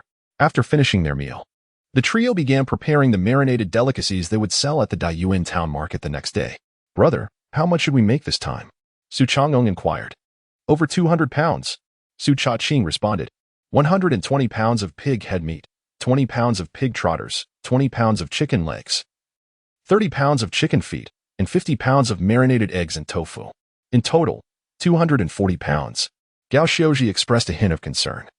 "That's a lot. Will we be able to sell it all?" "It should be fine," Su Changqing reassured her. "Last time, we had over 150 pounds, and it was sold out by 10:30. If we maintain that pace for just over an hour more, we could likely sell 200 pounds. This time, we'll definitely sell even faster and more. As long as you've calculated it, that's good enough." Gao Xiaoji nodded and headed outside, saying, "I'll go gather some firewood. Ever since we started making marinated foods, we've been using it up faster and faster, and there's hardly any left." Looking back at the nearby village, "Let's see whose firewood is abundant. We shall purchase it. Furthermore, those tree roots that are unearthed after tree felling can also be acquired," Su Changqing remarked. In rural areas, every household cultivates trees both within their courtyards and along the edges of their fields. Historically, the trees planted were predominantly willows and elms, robust timber suitable for construction. In recent years, however, the focus has shifted towards economic viability. As willows and elms grow at a languid pace, many villagers have opted for faster growing, more profitable poplars, which flourish within a decade, reaching considerable height and girth, ready to be sold for profit. After the trees are cut down, villagers typically excavate the roots slowly with shovels and other farming tools, drying them for firewood or selling them to restaurants that require substantial amounts of wood. In the past, Su Changqing's family also sold tree roots, but now it is their turn to buy them for their own use. From the moment they finished lunch until around 7 or 8 in the evening, over 200 pounds of marinated delicacies were finally prepared. They were taken out to cool and filled into 2 large barrels. The following day, August 2nd, the 25th day of the 6th lunar month, Su Changqing and Su Changqing each pushed a cart, laden with 2 full barrels of marinated delicacies, to the market in Dayuan town. Upon arrival, They noticed the couple selling water-fried buns had set up their stall earlier than they had. Seeing Su Changqing and Su Changqing approach, the bun vendor greeted them with a smile. Little Su is here. Indeed. Su Changqing nodded, responding warmly. Good morning, uncle. Good morning, aunt. Little Su, please give me 10 yuan worth of pig's head meat. The vendor chuckled. Absolutely. I've been waiting for you to start selling. Su Changqing replied with a grin. After setting up their stall, he sliced the pig's head meat worth 10 yuan, along with marinated eggs, and instructed Su Changqing to deliver them. In just a few minutes, a bicycle approached and halted in front of their stall. It was the same man who had visited the county city for relatives previously. Brother, you're here. Su Changqing greeted him with a beaming smile. The man nodded, parking his bicycle and stepping forward. 5 pounds each of pig's head meat, chicken legs, and chicken feet. Wow, buying so much this time? Su Changqing exclaimed, surprised. Are you heading to the county city again? Yes. The man confirmed with a nod. Bringing so much. Are you asking someone for a favor? Su Changqing inquired, intrigued. Quite the contrary. The man chuckled. It is they who are asking me for a favor. Oh, how so? Su Changqing queried, curious. It's all thanks to your marinated delicacies that have elevated my status. The man pointed to the delicacies on the stall and laughed. Last time I visited their home, I brought your marinated goods as a gift. During lunch that day, the flavor of your delicacies utterly captivated them. They devoured the marinated treats I brought, while the dishes ordered from the county city restaurant remained untouched. As I was leaving their house, the family urged me repeatedly, requesting that whenever I had the chance, I should bring them more marinated delicacies to enjoy slowly. So, as luck would have it, I had some business to attend to in the county city today, which is why I stopped by. Ah, I see. Su Changqing chuckled. In that case, shall we indulge in some more marinated tofu? Without hesitation, and perhaps due to the fact that he was purchasing on behalf of a relative, he nodded decisively. Then let it be 5 more pounds of marinated tofu. Excellent. With a beaming smile, Su Changqing felt a sense of auspiciousness, having sold 20 pounds of goods so early in the morning. Moments later, a man departed on his bicycle, laden with several bags of marinated delicacies. No sooner had he left than another patron arrived. It was the wealthy gentleman who had previously rushed to buy marinated food without having breakfast, only to later suffer the pangs of hunger. This time, however, the gentleman did not hasten to make a purchase. Instead, he surveyed the offerings at the stall, glancing over at the 2 iron buckets, and inquired, how much marinated food do you prepare daily? Each day varies. Today I've prepared around 200 pounds. A bit more than last time, Su Changqing responded. I heard you sold out quite early last time. So, did you prepare more this time? Estimating the demand for the entire market? The affluent gentleman asked.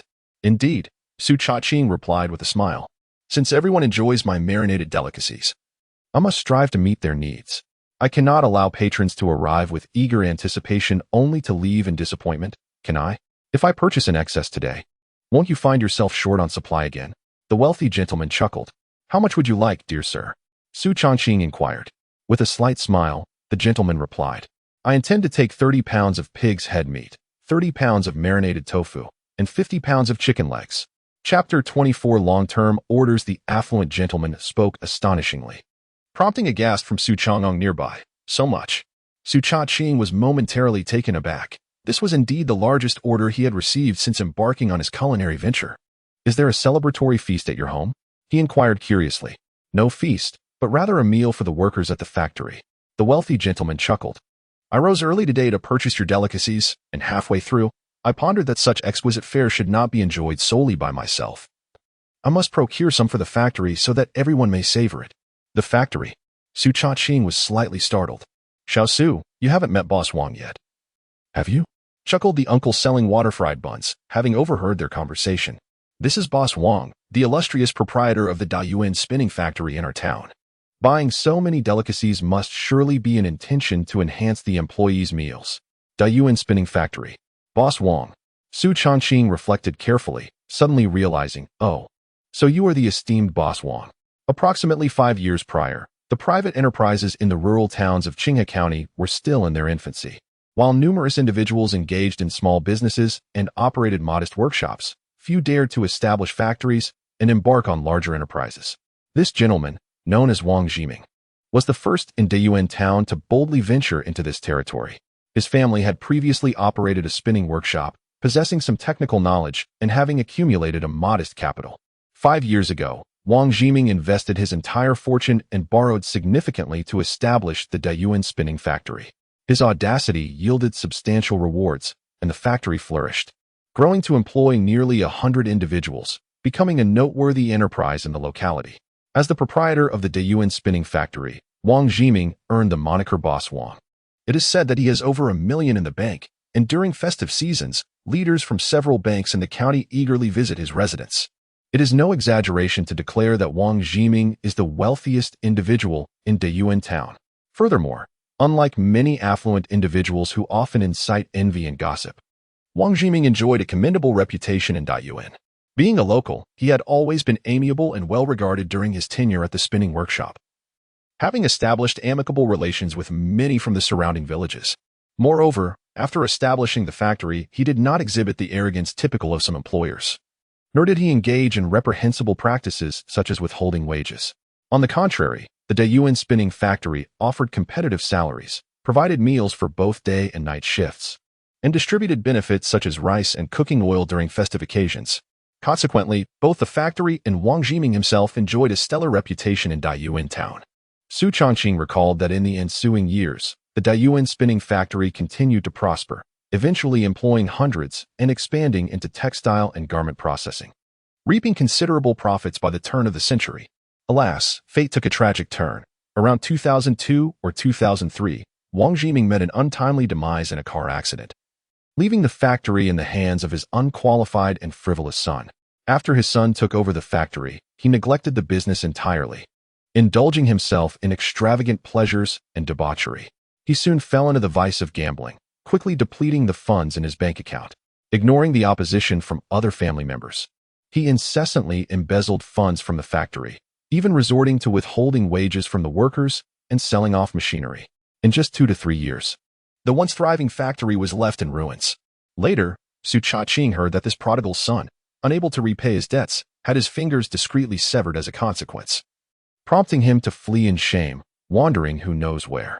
Furthermore, Wang Jiming's wife, overwhelmed by the crushing blows to their family, succumbed to despair and passed away within a few years.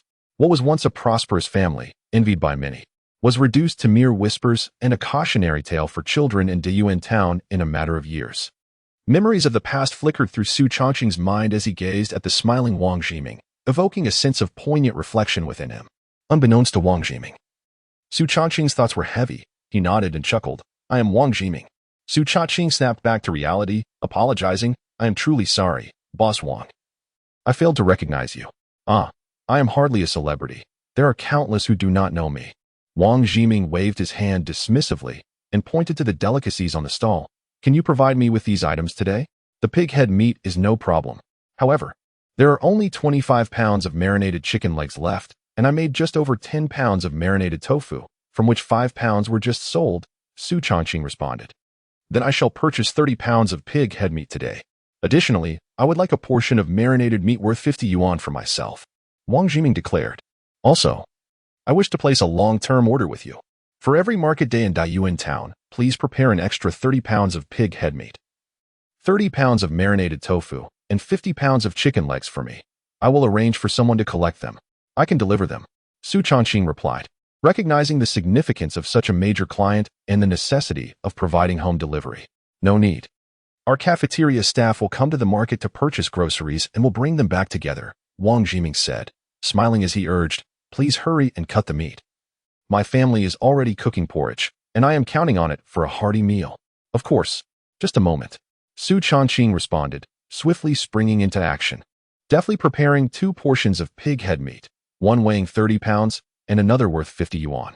"This 30 pounds of pig head meat will be set aside here.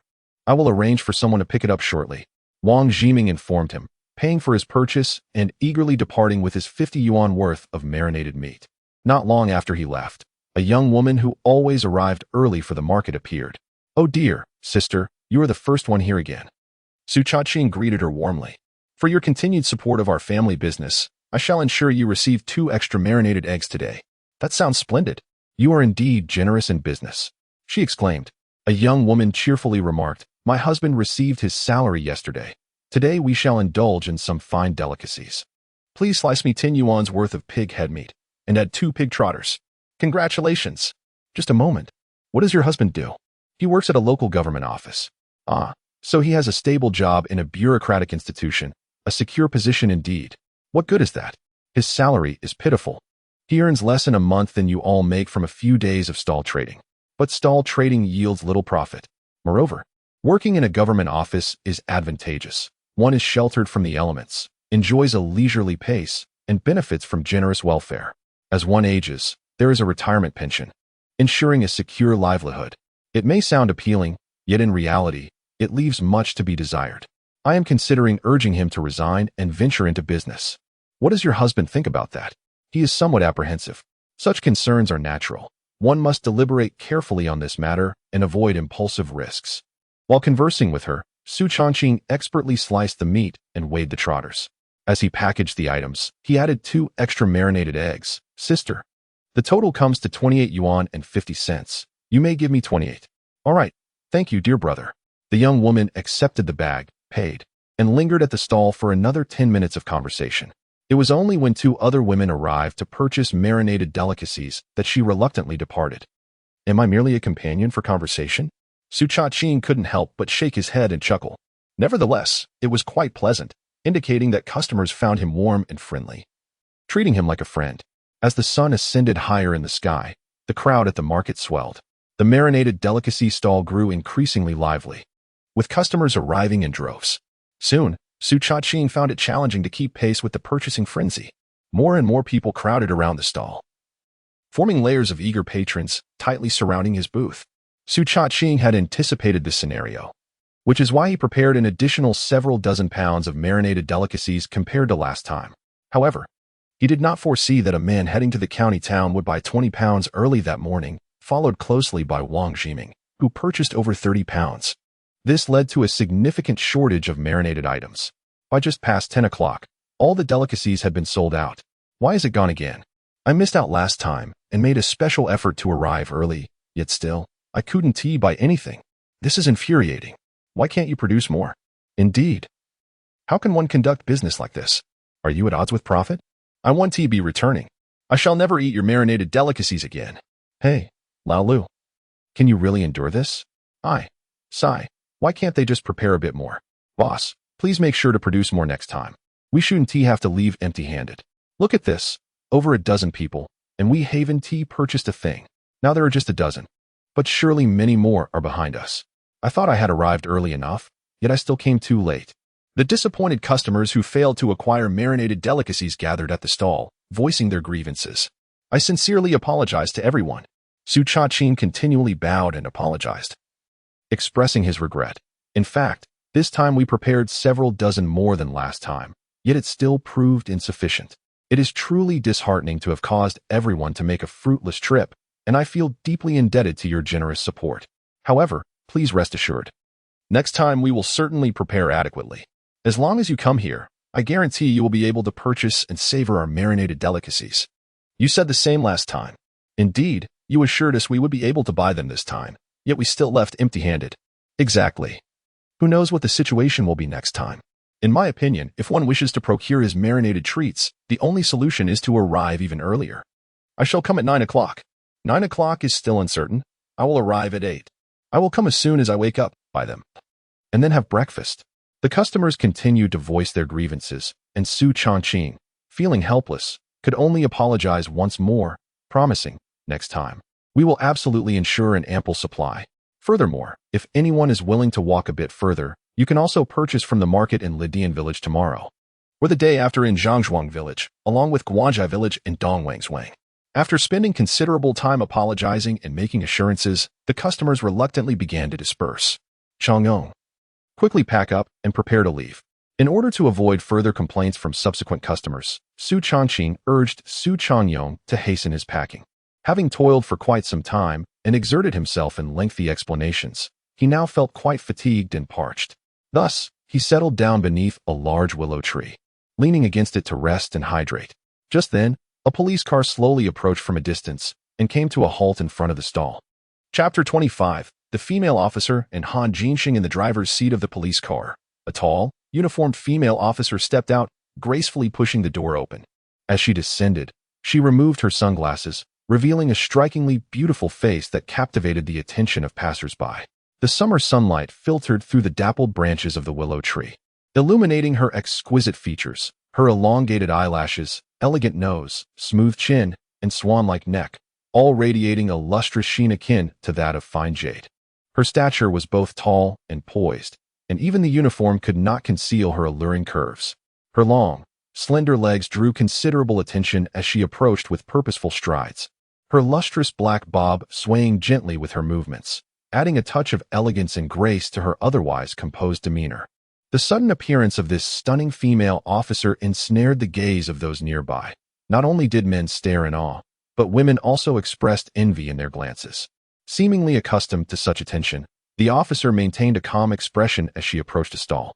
She glanced at the sign indicating the availability of marinated delicacies, then surveyed the empty display case and vacant plates, a hint of disappointment crossing her features. Had they truly sold out so quickly? As she spoke, her eyes flicked towards Su Changqing, imbued with a sense of inquiry.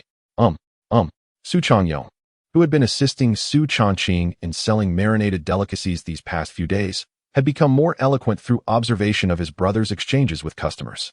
Typically, he would engage in casual conversation while delivering goods and collecting payments. However, in the presence of this breathtaking beauty, his face flushed crimson, his heart racing as if a stone had lodged in his throat, rendering him speechless. "I'm afraid the marinated delicacies have all been sold out." Su Changqing, who had been resting nearby, noticed his younger brother's flustered state and hurriedly stepped forward. "Officer, I sincerely apologize. Our marinated delicacies have run out. If you wish to purchase some, you will have to come back next time. Alternatively, we will be at the Li Dianjin market tomorrow, but I won't have time tomorrow." The officer parted her lips slightly, offering a regretful smile. "I'm merely passing through on official business from the county to Sana Town. My father has mentioned several times how delicious the marinated delicacies from distant town are, and I thought to bring some back for him." At this point, she shrugged her shoulders in disappointment. What a pity. She then waved her hand, signaling her departure. With that, she turned toward the police car, her demeanor exuding a sense of nonchalance despite the missed opportunity. Wait a moment. Just as she opened the door and was about to enter the vehicle, Su Changqing called out suddenly. Hearing his voice, the officer turned back, her expression one of curiosity. "What is it?" "Officer, if I understand correctly, you live in the county?" Su Changqing inquired. The officer nodded in affirmation. "Yes, why do you ask?" "Perfect. I will be heading to the county tomorrow to procure supplies. I can take some for you." Su Changqing chuckled. "If you provide me with the address, I can deliver it right to your doorstep. Alternatively, you could suggest another location, and I will bring it over." The policewoman, taken aback, responded, "Your little stall offers such attentive service? Customers truly are paramount." Su Changqing replied with a smile. "Since your father enjoys my braised delicacies so much, what's a few extra steps for me? Being young, it won't tire me out." "All right, since you insist. I appreciate your effort." A radiant smile illuminated the policewoman's face as she returned to the stall. She retrieved a small, exquisite wallet from her pocket and took out 50 yuan. "I've heard you offer a variety of braised dishes. Let us sample a bit of everything to make it up to 50 yuan. Su Changqing accepted the money, saying, "That will be 2 pounds of pig's head meat, 2 pig's trotters, and with the remaining change, let us add some chicken legs, chicken feet, and braised tofu, along with a few complimentary braised eggs. How does that sound?" "Perfect." The policewoman nodded. "Please deliver these to Unit 302, Building 2 of the County Committee Family Compound. I'll inform my father this evening. He'll be resting at home tomorrow, so just knock on the door when you arrive." Unit 302, Building 2 of the County Committee Family Compound, Su Changqing repeated, nodding affirmatively. "No problem. So it shall be." The policewoman turned gracefully, bidding farewell. "Goodbye. Goodbye." Su Changqing waved with a smile. As the policewoman drove off, he was pleasantly surprised to receive a takeaway order from the county town even after closing his stall. Cheerfully, Su Changqing tucked the money away and glanced at his brother, Su Changqing, who stood in a daze watching the departing car. He gently patted his brother's shoulder. "Changqing. What is it?" Su Changqing snapped back to attention. "Would you like to marry such a beautiful wife?" Su Changqing inquired with a grin. Su Changqing's face flushed bright red, shaking his head vigorously. No. What's wrong? With such looks, figure, and charm, you don't find her appealing?" Su Changqing remarked in surprise. Su Changqing continued to shake his head, awkwardly responding, "No, it's not that. Do you think her qualities are too high for you to match? Su Changqing asked. Well, Su Changqing nodded slightly. What a lackluster attitude. Su Changqing playfully tapped the back of his brother's head, chiding, even the finest women seek marriage. If others are worthy, why wouldn't you be? Focus on your business, earn some money, and in the future, what kind of wife won't you find? If you flourish, the gentle winds will follow. Do you understand? Oh. Su Changqing nodded, then curiously asked, Brother, what does if you flourish mean, and how does it relate to the wind? It means that if you blossom like a flower, the gentle breeze will come naturally. Oh, why is that? The wind isn't a bee or a living thing. Why would it be drawn to flowers? Changqing. What is it, brother? In the future, make sure to read more whenever you have the time. Su Changqing solemnly remarked, I retract my earlier statement. If one seeks a daughter-in-law who is both beautiful and intelligent, mere wealth may not suffice. It is preferable for her to possess a modicum of culture and refinement. As he imparted wisdom to his younger brother, he began to pack up his wares. Once everything was stowed away, they made their way home. The first order of business upon returning was to count the earnings. After careful calculation, excluding the 50 yuan reserved for the female police officer's delicacies, today's profit amounted to an impressive 412 yuan, surpassing the 300 yuan threshold and breaching the 400 yuan mark. With a pile of coins already amassed at home, there was over 2,000 yuan in profit, aside from the initial capital. Su Changqing remarked, though this sum is considerable, it is still insufficient to settle our debts. With so many relatives and neighbors having lent us money, it would be inappropriate to prioritize repayment to any one of them. Instead, let us save it for now and repay everyone in full during the autumn harvest. Tomorrow, I shall visit the county to open an account and deposit 2,000 yuan, while converting the remaining change into larger denominations for convenience. After a moment of thought, he added, I will go in the morning and, during lunchtime, I shall visit Qinghe No. 1 Middle School to see Lingling and bring her some food. He turned to Gao Xiuji, saying, Currently, there are no pressing agricultural tasks. You can accompany Changqing to sell the delicacies tomorrow. Although the village market is not overly busy and Changqing can manage alone, it would be beneficial for you to observe and familiarize yourself. In the future, should Changqing and I find ourselves overwhelmed with work, we may need your assistance. All right. Gao Xiuji nodded. I'll go and learn from Changqing tomorrow. I want to go too, chimed in Su Tiantian. Very well. Su Changqing smiled, affectionately ruffling her hair. You shall be a little boss. The following day, Gao Xiuji and Su Changqing pedaled their bicycle to the market in Lidian village, followed by a bouncing Su Tiantian. Meanwhile, Su Changqing walked to Dayuan town and took a bus to Qinghe County. Upon arriving in the county, he first opened a bank account to deposit the money, converting the remaining coins into larger bills.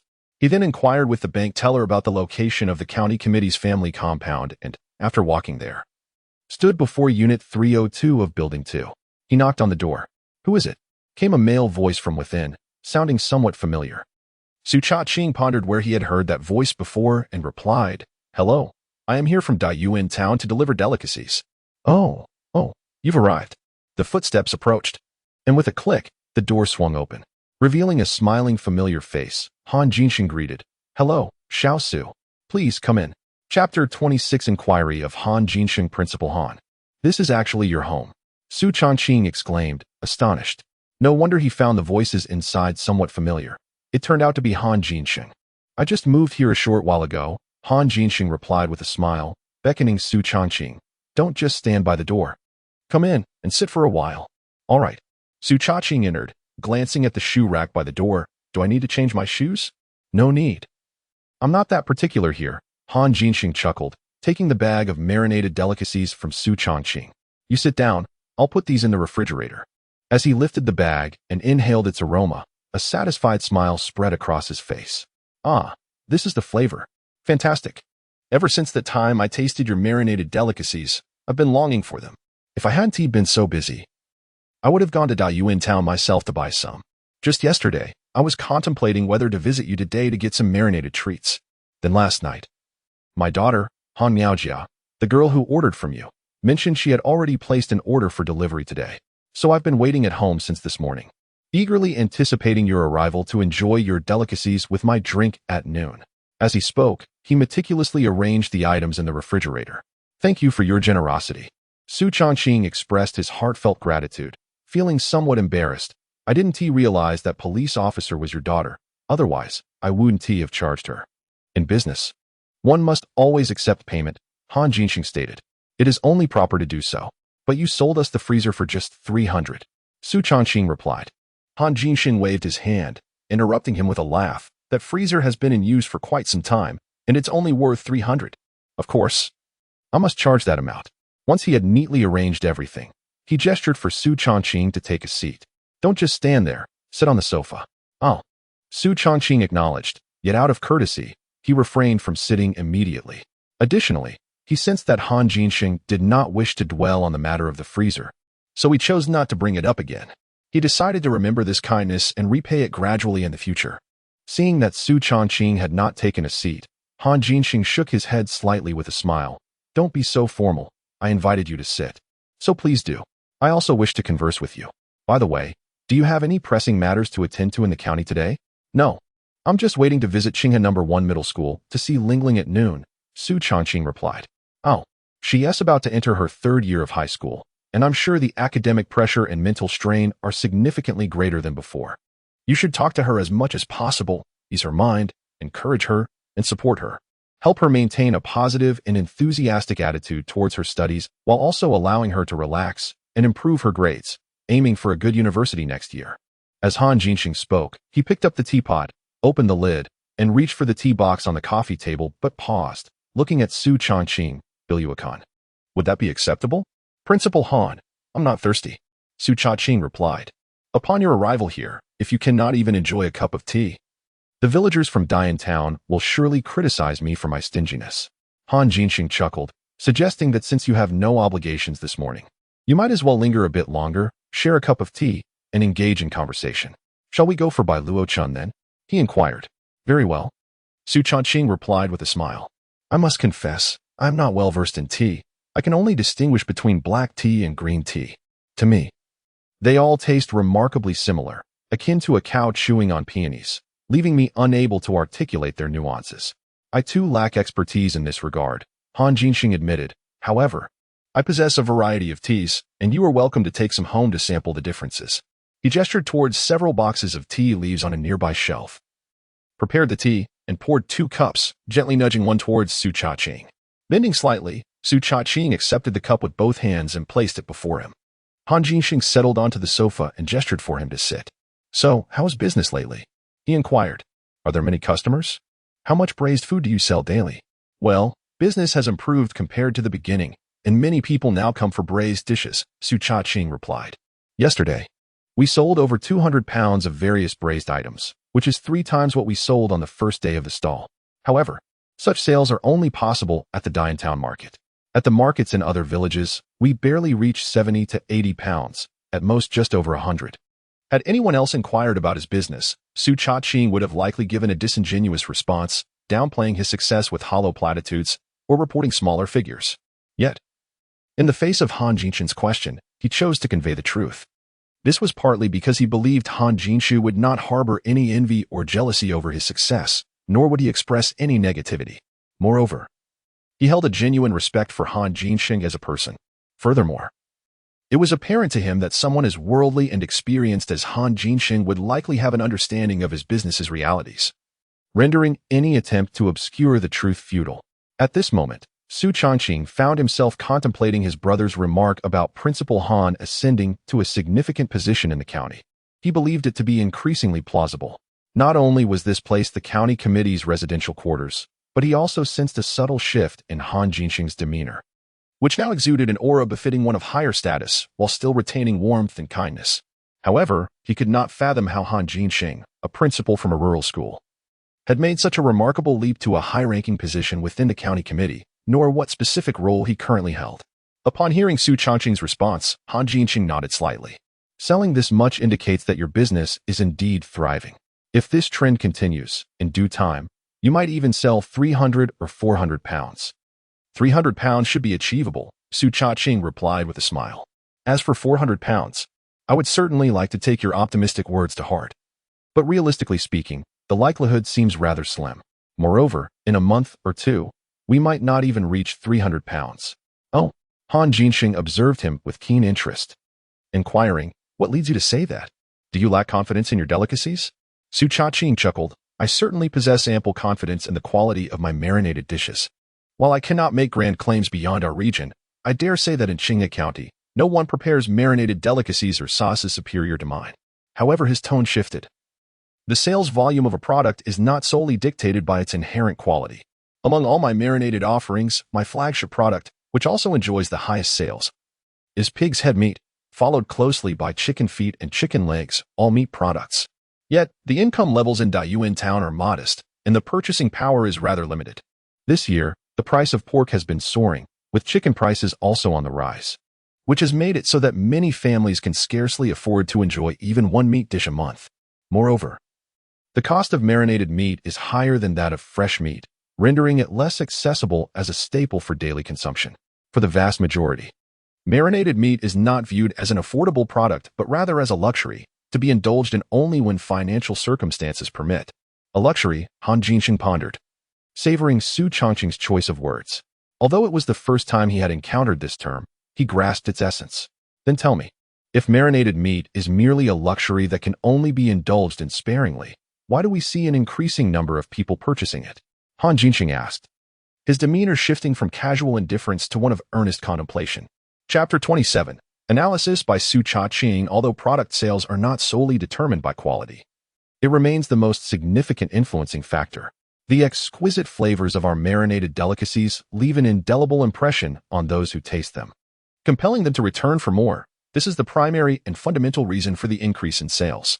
Su Changqing remarked that, in addition to this, there are numerous other factors contributing to the soaring sales figures, which I shall outline briefly. Firstly, the novelty factor for consumers plays a crucial role. Previously, the locals were accustomed to stir-fried meat, stewed meat, and sauced meat, having never experienced marinated flavors. Upon encountering this delightful new culinary offering, it is only natural for them to wish to purchase and sample it. Secondly, the herd mentality, or the tendency to follow trends, comes into play. Seeing others indulge in these delicacies often leads individuals to join in, sometimes without a moment of reflection. Thirdly, the urge to compare oneself to others is another driving force. When one observes that others have purchased or tasted something they have not, or when their children have enjoyed a dish that theirs have not, feelings of inadequacy can arise. No one appreciates the discomfort of being left out, and thus, the impulse to compete can compel individuals to make purchases. Fourthly, there is the strategy of scarcity marketing. Han Jinxing paused for a moment, inquiring, what does that mean? Su Changqing explained that scarcity marketing refers to the deliberate reduction of supply by sellers to manipulate the demand-supply dynamic, creating an illusion of scarcity, which in turn maintains or even elevates product prices while attracting more potential consumers. Han Jinxing nodded in understanding. I see. It's about creating a sense of rarity. Please continue. In truth, we had not intended to employ scarcity marketing. It was simply a case of underestimating the enthusiasm of the public. During several market days, we produced less of the marinated delicacies, inadvertently resulting in a persistent state of supply inadequacy. Su Changqing chuckled ruefully, acknowledging that, regardless, this situation has sparked curiosity and heightened consumer desire, even fostering a sense of competitive boasting among those who can claim, I managed to buy it while you could not, thus further inflating the enthusiasm for consumption. All these factors combined have led to an explosive surge in the popularity of marinated delicacies in Tycoon town, with eating them evolving into a fashionable trend. An increasing number of people are following suit, thereby elevating sales significantly. However, Su Changqing cautioned, as I mentioned earlier, this consumption pattern contradicts the established spending habits and income levels of the populace. As time passes and emotions stabilize, and as people grow accustomed to the marinated flavors, their desire to purchase will inevitably wane, leading to a gradual decline in sales until a normalized and balanced demand-supply relationship is achieved. Nevertheless, he shifted his tone. If in the future, the price of pork can be effectively regulated back to the 2 or 3 yuan per gene it was at the beginning of the year, the purchasing power of consumers would effectively increase, naturally resulting in a rise in sales of marinated delicacies. Moreover, at that time, those who have longed to indulge in these flavors but have held back due to cost may engage in a wave of retaliatory consumption, potentially propelling sales to unprecedented heights. Moreover, our family will undoubtedly seek alternative methods to address the challenges that may arise in the near future. In light of the declining sales of marinated delicacies, we must pursue transformation to avert a downturn in our profits. Such is the nature of the market. It cannot remain static indefinitely. Fluctuation, turmoil, and change are the norms. Su Changqing summarized. As a vendor like myself, it is essential to comprehend, analyze, and adapt to this ever-evolving market environment. One must capitalize on opportunities during favorable circumstances and seek innovation and breakthroughs in adversity to thrive in business. Well said. Upon hearing Su Changqing's remarks, Han Jinsheng could not restrain himself from rising, clapping his hands in admiration. I never expected that a young vendor selling marinated meat could possess such profound insights into market economics. Remarkable. Truly remarkable. Little Su, your words have greatly enriched my understanding. I am unworthy of such praise. Su Changqing humbly replied, Principal Han, you flatter me. I merely expressed my thoughts and perspectives, which may not necessarily be correct. I welcome your critiques. There are no critiques, only commendations. Han Jinsheng raised his thumb, exclaiming, Little Su, you are undoubtedly the most thoughtful and knowledgeable vendor I have ever encountered. In fact, many factory leaders may not grasp market economics as profoundly as you do. He scrutinized Su Changqing for a moment and inquired with a smile, Little Su, were you truly telling the truth about graduating from elementary school, or were you concealing your talents? I would never falsify my educational background. Su Changqing chuckled. I genuinely graduated from elementary school. My diploma is still at home, and my teachers and neighbors can attest to it. Yet, your depth of thought, cognitive abilities, and logical reasoning are far beyond that of an elementary school graduate. Even high school or university students may not surpass your capabilities. Han Jinsheng praised him, then, after a moment of contemplation, asked, Little Su, would you be willing to work at the county office? If you are interested, I can arrange the necessary procedures for you to join the Industry and Commerce Department. Su Changqing recognized the seriousness in his tone and realized he was not jesting. He quickly stood up and said, Principal Han, you overestimate me. With my limited abilities, I would only be a burden to the leadership and the state. I am grateful for your kindness, but I truly feel unworthy. In comparison, I am more suited to being a small vendor, earning a modest income and living a simple life. Sit down. Han Jinsheng gestured for him to take a seat and joined him. Smiling, there is no need to be so tense. I want to force you to go. Let us continue our previous discussion. We touched upon the market and market economy. And currently, the nation is undergoing reforms in the market economic system. Many regions across the country are responding to the call, actively seeking transformation. However, in numerous areas, the effects of reform appear less than satisfactory, and many enterprises remain mired in difficulties, struggling even more. Do you have any thoughts or perspectives on this situation? Principal Han, I lack the ability to provide insights on such matters. Su Changqing smiled wryly and shook his head. Such matters have perplexed the nation and numerous prominent leaders. What insights could a mere vendor of marinated delicacies possibly offer? In truth, if he were to speak, he could easily engage in a lengthy discourse for hours, analyzing and evaluating the current economic reforms from the perspective of future generations, offering insights and suggestions from various angles. Yet, he had no intention of doing so. On one hand, his identity as a humble rural vendor afforded him the space to share some thoughtful reflections on the products sold at local markets, which seemed quite reasonable. However, to presume to offer guidance on corporate production or reform policies would be rather presumptuous. On the other hand, he feared that if he displayed too much competence, he might attract the attention of Han Jinsheng, who could very well compel him to join a formal job, thereby disrupting his financial ambitions and life plans. Ultimately, he believed that excessive discourse was futile and could lead to unnecessary troubles. Nothing to say? Han Jinsheng inquired with a playful smile, his eyes glimmering with a knowing depth as they fixed upon Su Changqing. With his vast experience and keen perception, he could sense that Su Changqing was not devoid of thoughts. He simply chose not to express them. No, Su Changqing vehemently denied, shaking his head like a rattle drum. Han Jinsheng scrutinized him for a few seconds before breaking into a slight smile. If there's nothing to say, then let us turn our conversation to your marinated delicacies.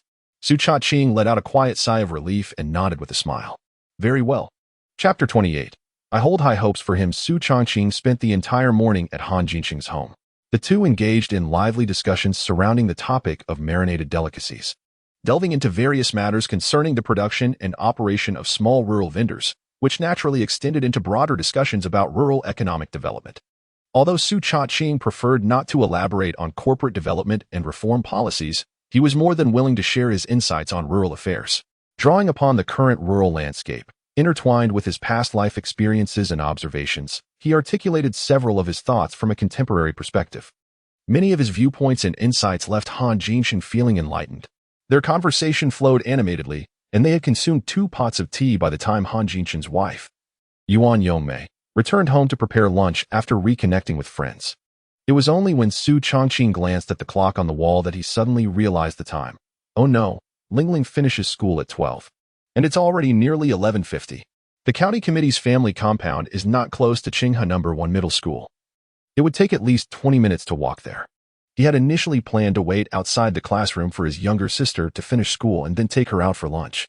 But it seemed he would not make it in time. My bicycle is downstairs. You can ride it to fetch Su Lingling and bring her back to my house for lunch, Han Jinxing suggested.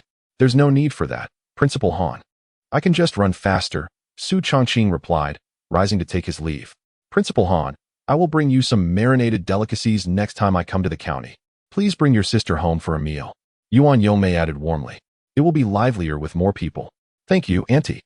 But I plan to take my sister shopping for some clothes and daily necessities after lunch. If I keep running back and forth, I fear it might affect her afternoon classes, Su Changqing explained. Very well, we cannot let studies be delayed. In that case, you should head off, Han Jinxing nodded. Packing several boxes of tea into a paper bag and accompanying Su Changqing downstairs. Next time you come to the county for supplies, please bring me some marinated delicacies. Just 20 yuan worth each time. If neither I nor your aunt is home, you can hang it on the doorknob and I will settle the payment when I next see you. If I am home, do stay a while longer for a chat. Is that agreeable? Absolutely. Su Changqing smiled, replying, I would welcome that. Here, take this tea to enjoy, Han Jinxing offered, extending the bag towards him. No. Su Changqing shook his head repeatedly. I came here empty-handed and even profited from our conversation. How could I possibly accept your gift? I have plenty of tea. I cannot finish it all. Please help me share the burden. Han Jinxing chuckled, insisting as he pressed the bag into Su Changqing's hands. He then gently patted Su Changqing on the shoulder, speaking earnestly, keep up the good work and strive for excellence. Thank you, Principal Han. Su Changqing nodded vigorously, turning to leave, but hesitating. He turned back, curiosity getting the better of him. Principal Han, may I inquire what your current position is? It seems you are not keeping up with local political news, Han Jinxing replied with a faint smile. I am currently the deputy county head.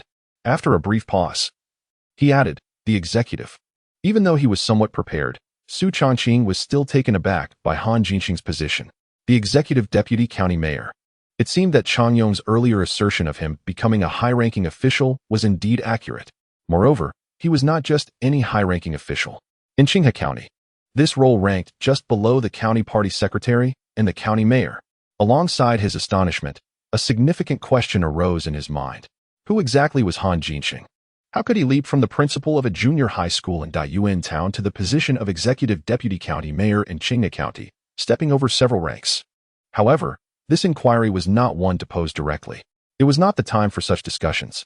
With a smile, he gave a respectful bow. Congratulations, Principal Han. No, I must now address you as County Mayor Han. County Mayor Han, Principal Han, they were one and the same. Han Jinxing waved his hand with a smile. Hurry back to school. Yes. Goodbye, County Mayor Han. Su Changqing nodded and quickly departed from the county party committee's residential compound. Upon exiting the gate, he broke into a light jog towards the direction of Qinghe No. 1 Middle School, within the county party committee's residential compound. Han Jinxing watched as Su Changqing's figure disappeared before turning to ascend the stairs and return home. Who was that young man? What does he do? Yuan Yongmei inquired curiously. Oh, he hails from Su Village in Dayuan town, a farmer and a small vendor, Han Jinxing replied with a smile. Jiajia mentioned yesterday that she had business in Sana town and ordered some marinated delicacies from the Dayuan town market. That young man delivered them today. Oh, so he is the one responsible for those delicacies, Yuan Yongmei exclaimed. He may be young, but his skills are quite impressive. He possesses more than just impressive skills. Han Jinxing remarked meaningfully, his insights, particularly regarding the principles of economic market development, are more profound than my own. As he spoke, he let out a soft sigh, reflecting, if only some of our officials and business leaders could match even half of his level of thinking and approach, the economic reforms would not be so arduous. Nor would I have to be dragged back into the fray. I can see you hold him in high regard, Yuan Yongmei observed with a smile. Previously, When leaders from various departments visited you, you merely escorted them to the door. Yet, this time, you escorted him downstairs and even gifted him a considerable amount of your prized tea. Indeed, I have great expectations for him. Han Jinxing's gaze was profound as he stated, in my view, should Qinghe County produce a group of exceptional entrepreneurs in the future, he will undoubtedly be among them. If only one outstanding entrepreneur emerges from Qinghe County, it can only be him. Your evaluation of him is so high. Yuan Yongmei expressed her surprise. Hi. Han Jinxing gently shook his head. Based solely on what he articulated to me today, my assessment is far from lofty. Moreover, I am still unaware of how much more wisdom he has yet to reveal. Su Changqing hurriedly ran to Qinghe No. 1 Middle School, but ultimately, he was too late. As he approached the school gate, he observed a throng of students pouring out, making their way towards a nearby street renowned for its diverse array of snacks and meals. Su Changqing had previously heard from his younger sister that the cafeteria at Qinghe No. 1 High School offered inexpensive meals, albeit lacking in flavor and variety, particularly in terms of meat. The external eateries provided tastier options, albeit at a higher cost. Consequently, students of modest means typically dined in the cafeteria, while those from more affluent backgrounds, possessing a bit of spending money, preferred to eat outside. Additionally, there were some students of average economic status who, weary of the cafeteria fare, would occasionally venture out to enhance their dining experience. Su Changqing was keenly aware that, given his sister's frugal nature, it was unlikely she would be dining out. He decided he should head to the cafeteria to find her. He recalled the location from his previous visits when delivering items to her, and thus made his way there.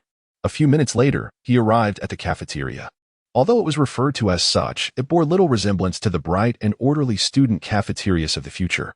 The current setup at Qinghe No.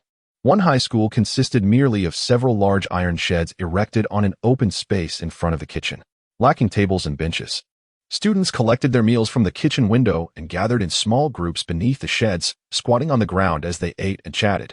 With the senior class having graduated and the freshmen on break, only the current junior students remained on campus, rendering the cafeteria relatively uncrowded and making it easy to search for familiar faces.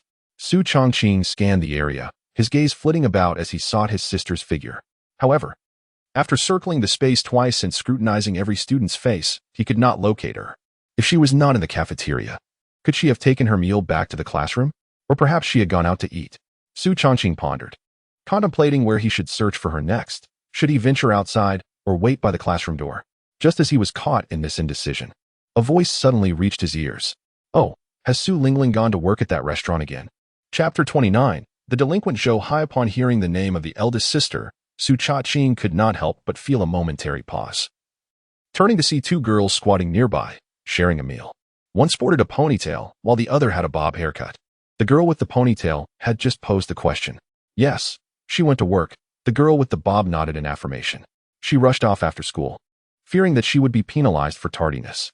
Her unscrupulous boss has mandated that she arrive by 12, or else face a deduction of 50 cents from her wages. Wasn't her salary already meager? She earns 80 cents for an hour and a half of work each day. Only 80 cents? Surely, they ought to pay her a full $1. During lunchtime, when the restaurant is busiest, she's undoubtedly burdened with serving dishes, fetching water, and washing plates, utterly exhausted by the end of her shift. I often see her return, panting heavily. That boss is truly heartless. Exactly. He deliberately takes advantage of Su Lingling's plight, assigning her all the dirty and laborious tasks. Then why does Su Lingling continue to work at the restaurant? The girl with the ponytail questioned, perplexed. Given the exhausting nature of the job and the paltry pay, what compels her to persevere?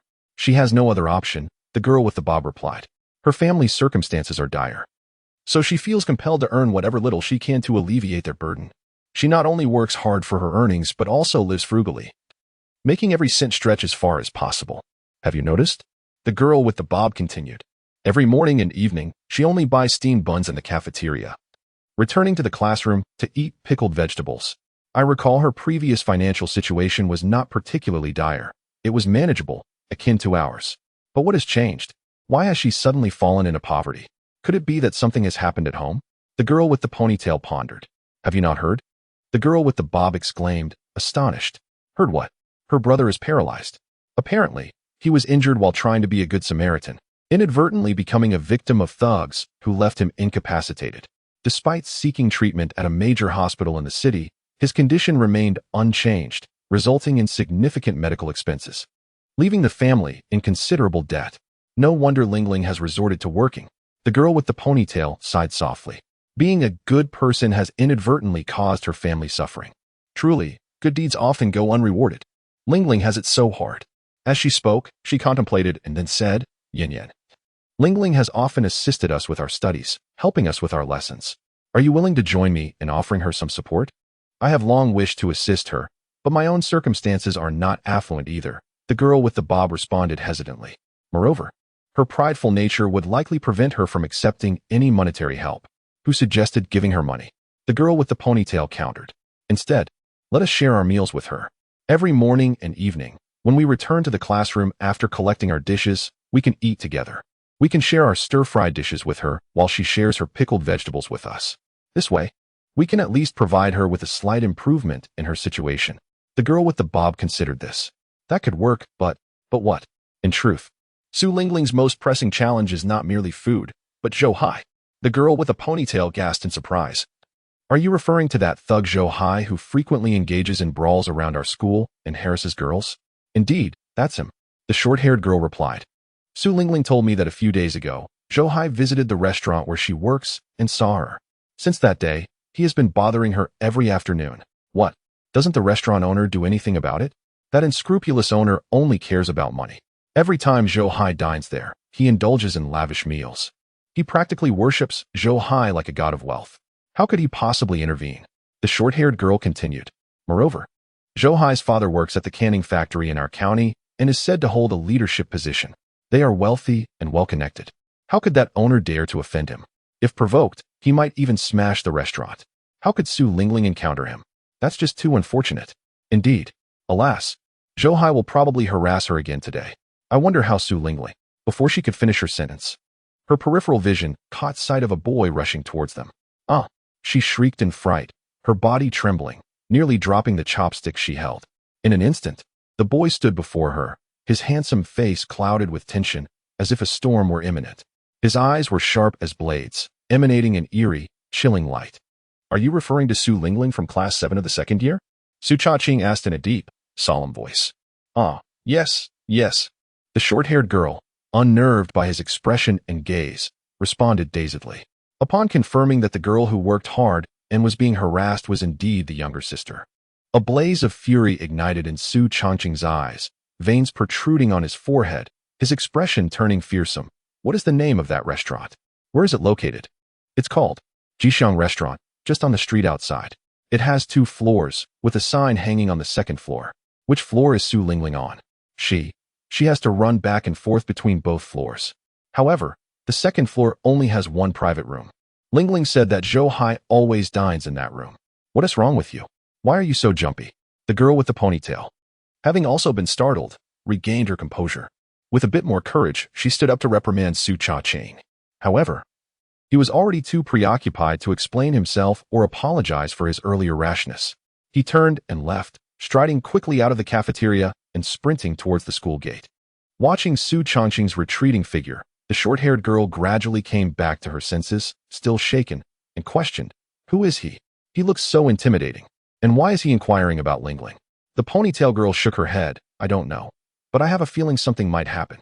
As she spoke, she grasped the short-haired girl's hand and urged, let us go see. We can't just sit here. Su Lingling, let us eat together. Meanwhile, at that moment, inside the Jixiang restaurant, in the private room on the second floor, as Su Lingling, who had just brought 2 plates of food, was about to step outside, she was abruptly halted by Zhou Hai, whose middle-parted hairstyle and suave appearance oozed an unsettling charm. A mischievous grin adorned his face as his gaze roamed unabashedly over Su Lingling's youthful and radiant visage, glimmering with a hint of inappropriate eagerness. Be a good girl and join me for a meal and a chat. He insisted. I must go serve the dishes. Su Lingling replied, her expression devoid of emotion, attempting to shake off Zhou Hai's grip. Yet, he tightened his hold, chuckling. Serving is such a tiresome job. I can't bear to see such a beautiful girl working so hard. Come, sit down, take a break, and have something to eat. No, Su Lingling protested vehemently. If I delay the guests, the boss will scold me. With me here, he wouldn't dare. Zhou Hai retorted confidently. Besides, while others are guests, I am a guest as well. Since I am a guest, and you are the server, doesn't that mean you ought to heed my request? Right now, I command you to sit down and eat. With that, he signaled to his two companions at the table. You two, go downstairs and inform the boss that Su Lingling is dining with me. Then come back up and guard the door. No one is to enter. Understood. Haha, don't worry. We won't let anyone disturb Brother Hai. The two henchmen exchanged knowing glances, chuckling as they exited the private room. With a loud bang, the door was shut tightly behind them. Su Lingling's eyes flickered with a hint of panic. Zhou Hai, what do you intend to do? Fear not. I merely wish for you to accompany me for a meal and to foster our relationship. Zhou Hai feigned concern. Seeing you worked so hard pains me. Moreover, I've heard that not only do you work here every afternoon, but you also only eat steamed buns and pickles for breakfast and dinner. Am I right? Oh, you can't imagine how distressed I felt upon learning this. That's why I came here, to have you sit down and enjoy something nourishing. I'll pass. You can eat alone. Su Lingling replied coldly. Let me go. Why can't you understand my genuine intentions? Zhou Hai remained resolute, feigning deep affection as he declared. Su Lingling, I truly like you and wish to be your boyfriend. I want to treat you well in response to Zhou Hai's fervent confession. Su Lingling maintained a stoic silence. Su Lingling, let us embark on a romantic relationship. Zhou Hai urged, if you agree to be my girlfriend, you won't have to work here anymore. I will buy you delicious food every day, as well as clothes, shoes, necklaces, and even pocket money. Whatever you desire, I will grant it. Really? Su Lingling lifted her head, casting a sidelong glance at him. Anything I want? Seeing her reaction, Zhou Hai's heart soared with delight, nodding repeatedly. Yes, yes. Tell me, what do you desire? I wish for you to cease all harassment henceforth. Su Lingling replied icily. You, Su Lingling, do not overstep your bounds. Zhou Hai was momentarily taken aback, but soon his face flushed with anger at Su Lingling's words, a surge of rage swelling within him. For a long time, he had relied on his family's wealth and connections, as well as his own physical prowess and band of followers, to exert his influence and dominance.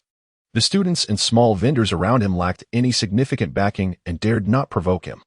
They did not even have the courage to express a hint of disdain or utter a single cutting remark. The girls he had previously courted, some of whom were eager for a lavish lifestyle, would respond enthusiastically, even going so far as to pursue him. Others, unwilling to engage romantically, would plead pitifully for him to let them be.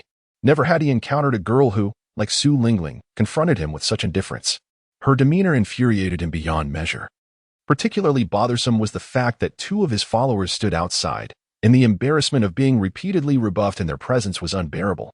Su Lingling, since I have taken a liking to you, you are mine. He sneered. If you refuse to date me, I shall come here every day, relentlessly pursuing you, ensuring that you cannot work properly and compelling your employer to deduct your wages. I shall simply cease working then, replied Su Lingling defiantly. If you do not come, I will secretly seek you out at school. Zhou Hai retorted. I shall come in the morning, at noon, and in the evening. Not only will I go myself, but I shall also send my followers, leaving you with no time to study whatsoever. As long as you refuse to acquiesce, you shall have no peace to concentrate on your studies. By the way, I have heard that your academic performance is commendable. I am eager to see if, under such circumstances, you can maintain your stellar grades and secure a place in university. Chapter 30.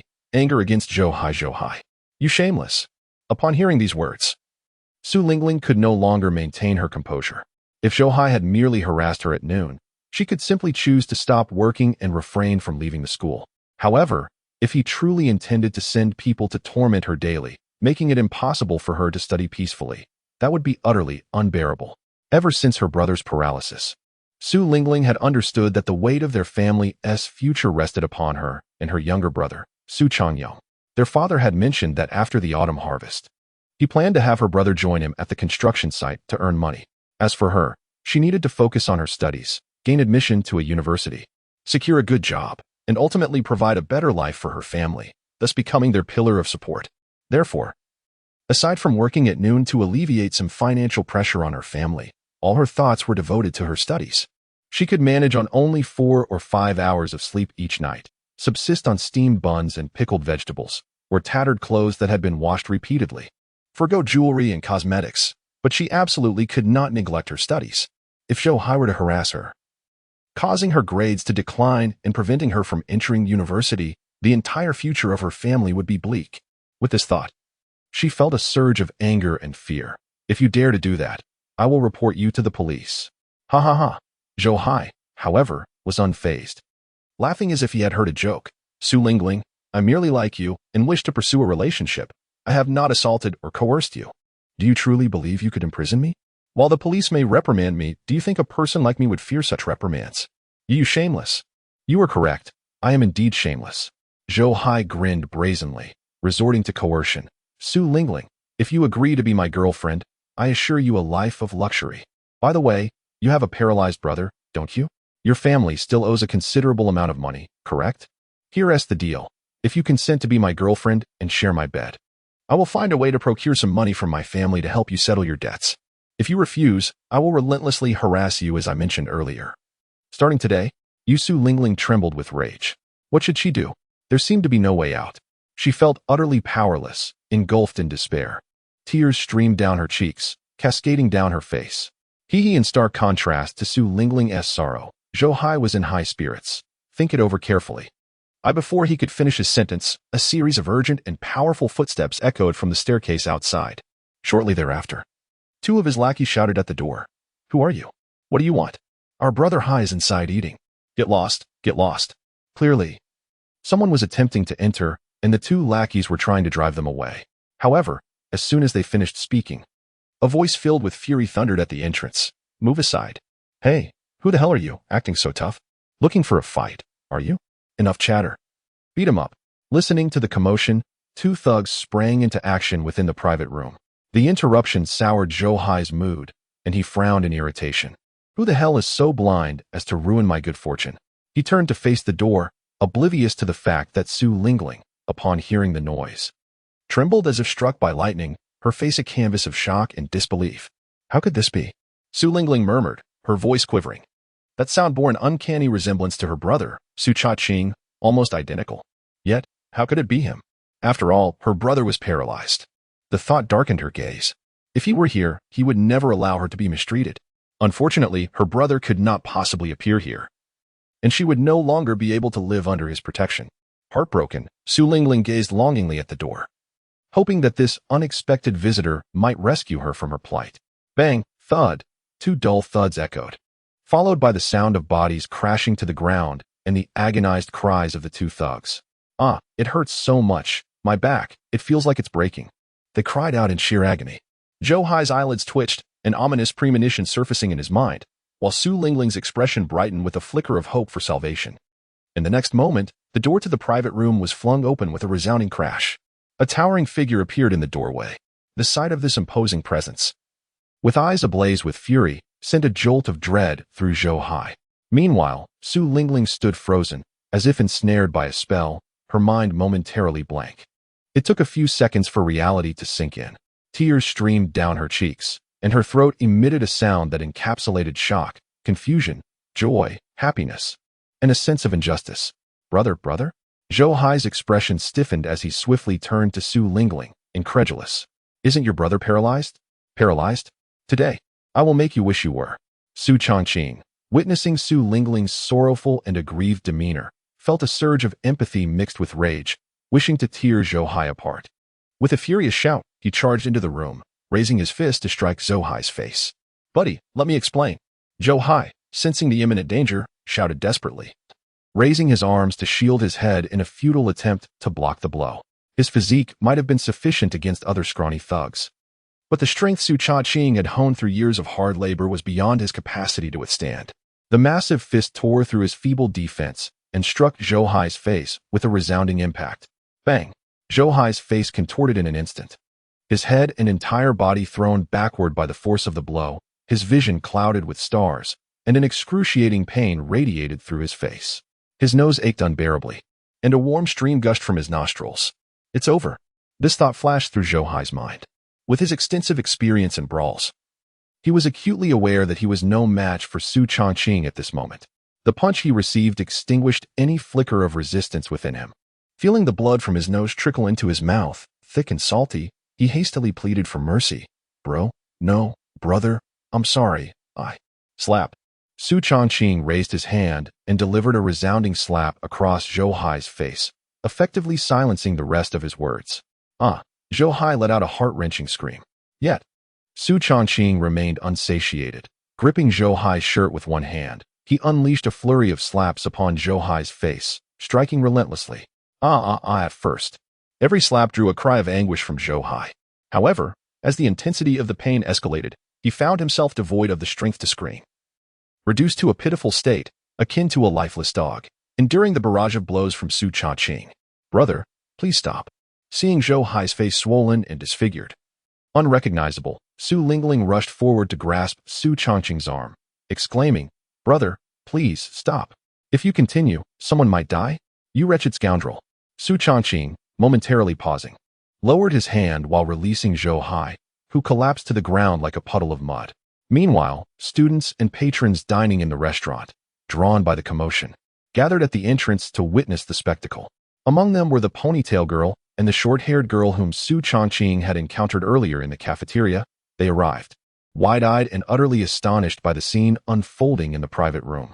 The restaurant owner, upon witnessing Zhou Hai's dire state, felt a shiver of fear and discreetly retreated downstairs, hiding in the kitchen, pretending to be oblivious to the chaos. After all, he could not afford to offend Zhou Hai, and the infuriated Su Changqing was certainly not someone he could provoke. Scoundrel! Su Changqing abandoned Zhou Hai, but his fury was far from quelled. He lifted one foot and placed it firmly on Zhou Hai's body, demanding fiercely, Speak.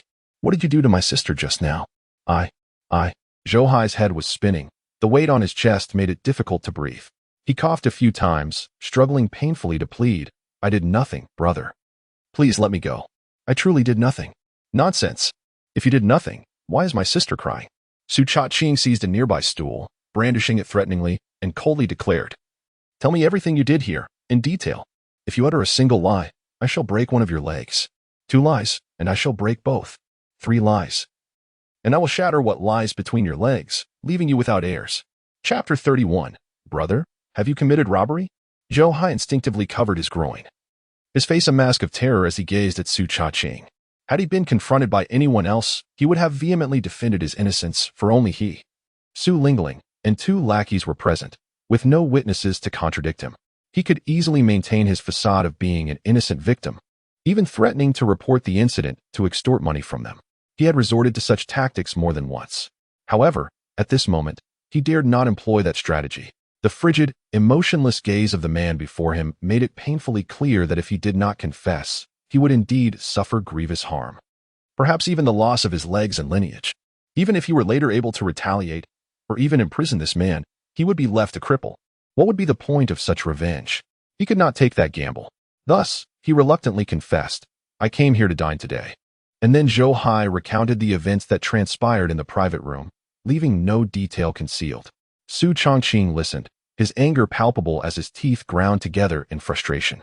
If this were not a public restaurant teeming with onlookers, but rather a desolate wilderness devoid of witnesses, he would have ensured Zhou Hai would not leave unscathed, imparting upon him a lesson he would never forget. Alas, in this moment, he could not act too impulsively, suppressing the tumultuous fury within. Su Changqing turned to Su Lingling after Zhou Hai had finished his tale. Did he speak the truth? Did he withhold anything? He did not conceal anything. Su Lingling replied softly, Consider yourself fortunate. Su Changqing huffed coldly at Zhou Hai. For today, I shall spare you. However, I implore you to remember this. Do not dare to harass my sister again. Should you do so, next time, it will not merely be a beating. His eyes narrowed, a piercing glare emanating from him like the edge of a blade, instilling dread in Zhou Hai. A chilling sensation coursed through him, and he trembled involuntarily. Shaking his head repeatedly, I dare not. I absolutely do not dare, brother. I was wrong. I promise I will never disturb Su Lingling again. I will avoid her in the future. Best you do so. Su Changqing retracted his foot from Zhou Hai's form. He then approached Su Lingling, gently wiping the tears from her face, taking her hand in his, and leading her outside. Come with brother. Su Lingling obediently followed in Su Changqing's wake.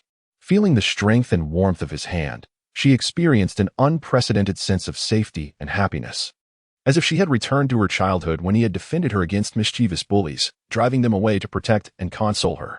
Su Changqing led Su Lingling toward the exit, his gaze sweeping over the crowd of onlookers gathered in the doorway. A considerable number of individuals bore witness to Su Changqing's fierce demeanor, and now they were rendered speechless by the intimidation of his gaze, prompting some to instinctively retreat, colliding with those behind them, which incited a ripple of commotion among the crowd. Su Changqing paid no heed to these reactions. As he exited the private room and passed by the girl with a ponytail and the girl with short hair, he abruptly halted, turning to face them. Oh! The girl with short hair gasped in fright. In her eyes, Su Changqing appeared no different from a malevolent demon. The girl with the ponytail maintained a semblance of composure. Yet her anxious gaze and the unconscious gesture of biting her lip betrayed her unease. Su Changqing regarded them, slowly revealing a smile tinged with remorse. I apologize for startling you earlier in the cafeteria. I hope you can understand the urgency I felt upon overhearing your conversation and forgive my impulsive behavior. Additionally, I am sincerely grateful for your kindness towards my sister. Should the opportunity arise, I would be delighted to treat you both to a meal. The two girls stood there, stunned, their lips moving, yet no words escaped them. Su Changqing, unperturbed, offered a gentle smile and departed with his younger sister.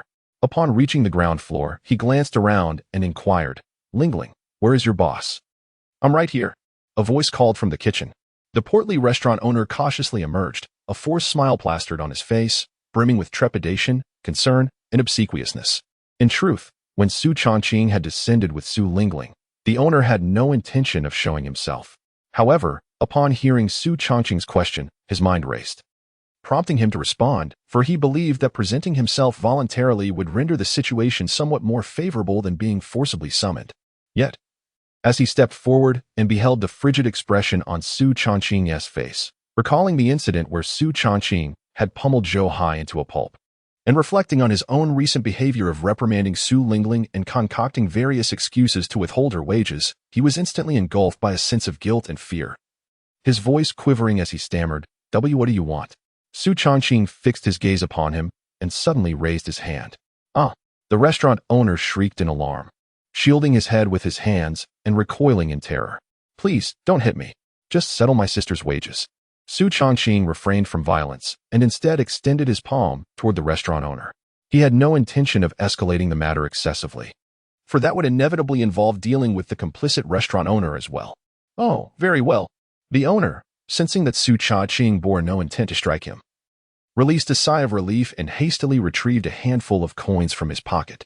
He then turned to Su Lingling, donning what he believed was a warm and friendly smile. "Lingling, how many days have you worked here?" 40 days.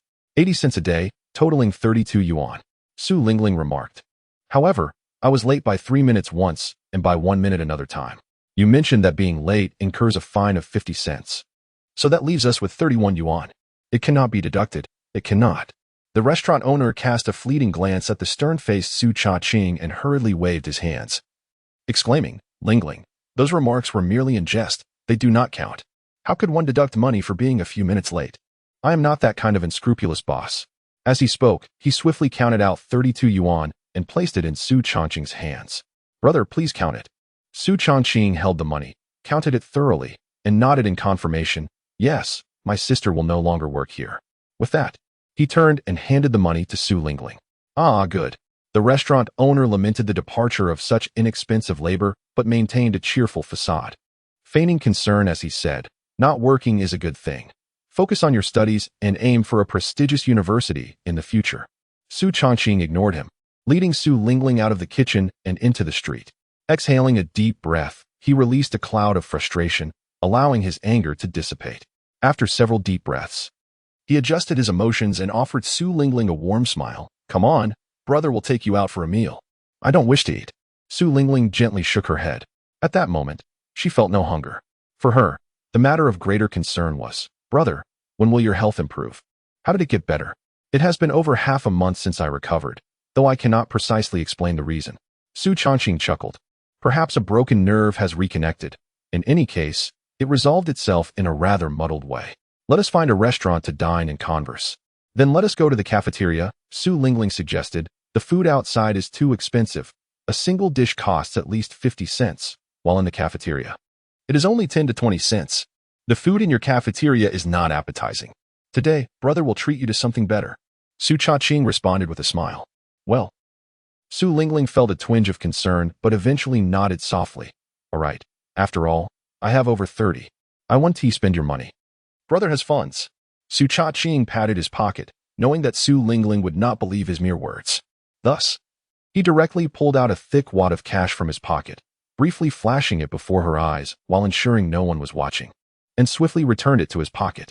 This stack of money was intended for purchasing goods later in the afternoon, amounting to over 1,000 yuan. Su Lingling stared at the substantial sum, momentarily taken aback. The next moment, panic crossed her face as she grasped Su Changqing's arm, lowering her voice in a nervous whisper. Brother, you haven't resorted to robbery, have you? Chapter 32. What are 985 and 211? Robbery? Lingling, where are your thoughts wandering? Su Changqing, at a loss for words, chuckled. I am a law-abiding citizen, and this money is, to be precise, honestly earned by our family. I don't believe it. Su Lingling urged. Brother, you must tell me where this money came from. It is indeed earned by our family. Su Changqing replied with a smile. Let us find a place to eat, and I will explain everything to you, all right? No. Su Lingling shook her head resolutely, her expression serious, her tone unwavering. You must clarify this for me right now. Otherwise what? Su Changqing inquired with a playful smile. Otherwise. Su Lingling pondered for a moment, then gritted her teeth. I will drag you to the police station and have them interrogate you. You're threatening to be righteous against your own kin. Su Changqing sighed helplessly.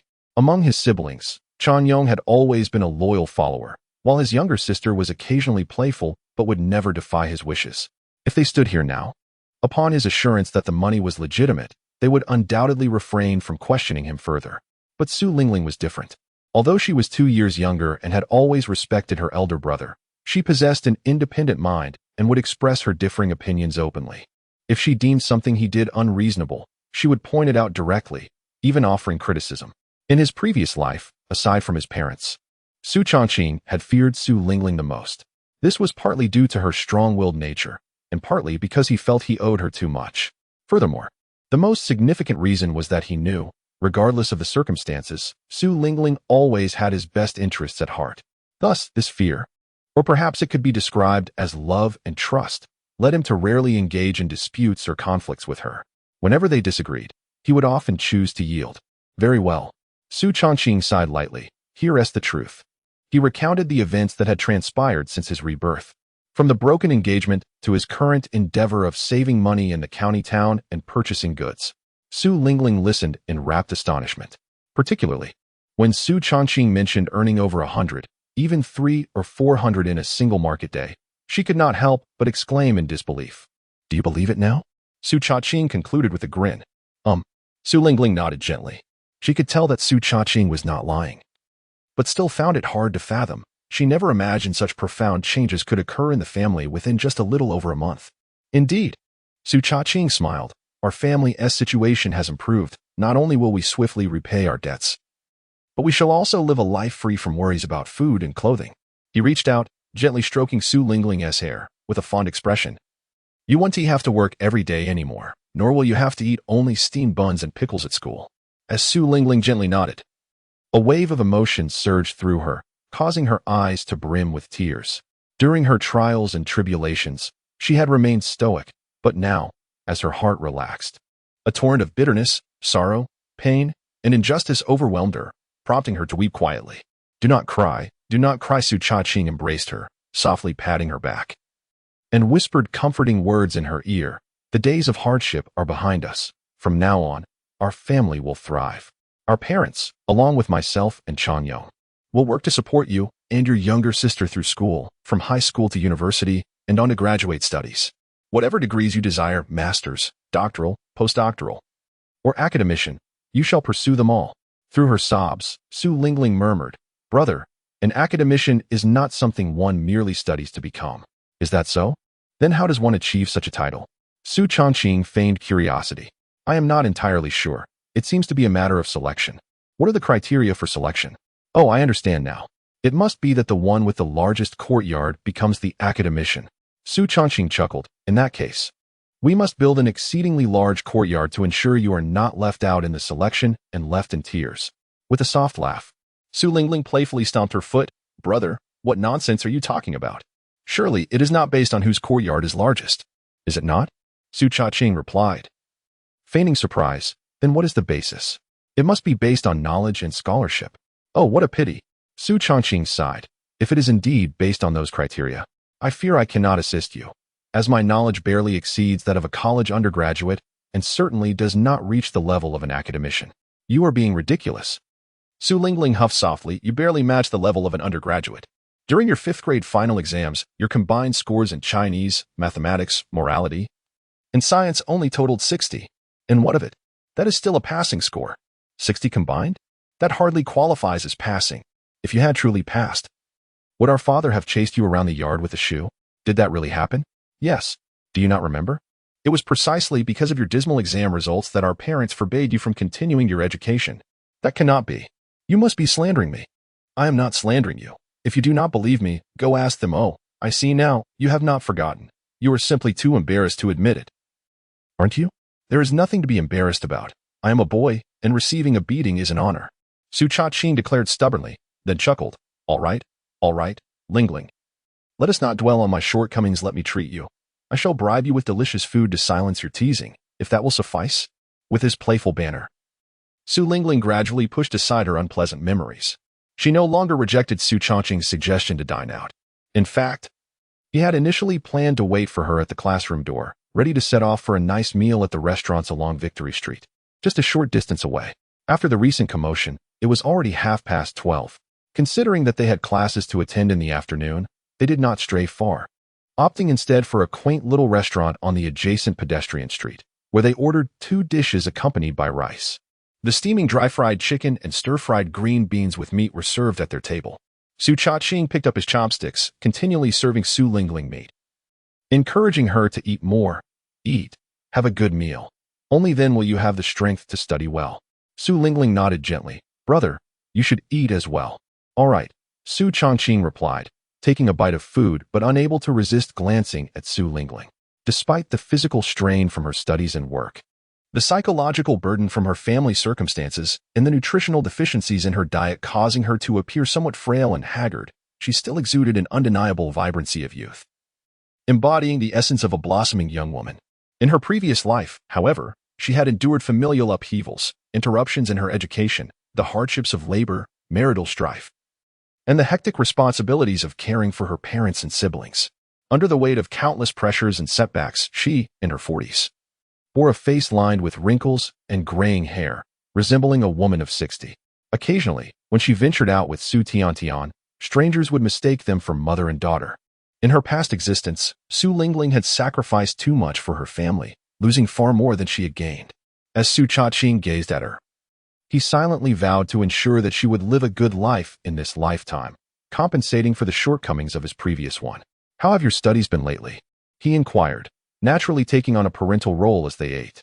Recently, Su Lingling's expression dimmed slightly. My grades have dropped a bit.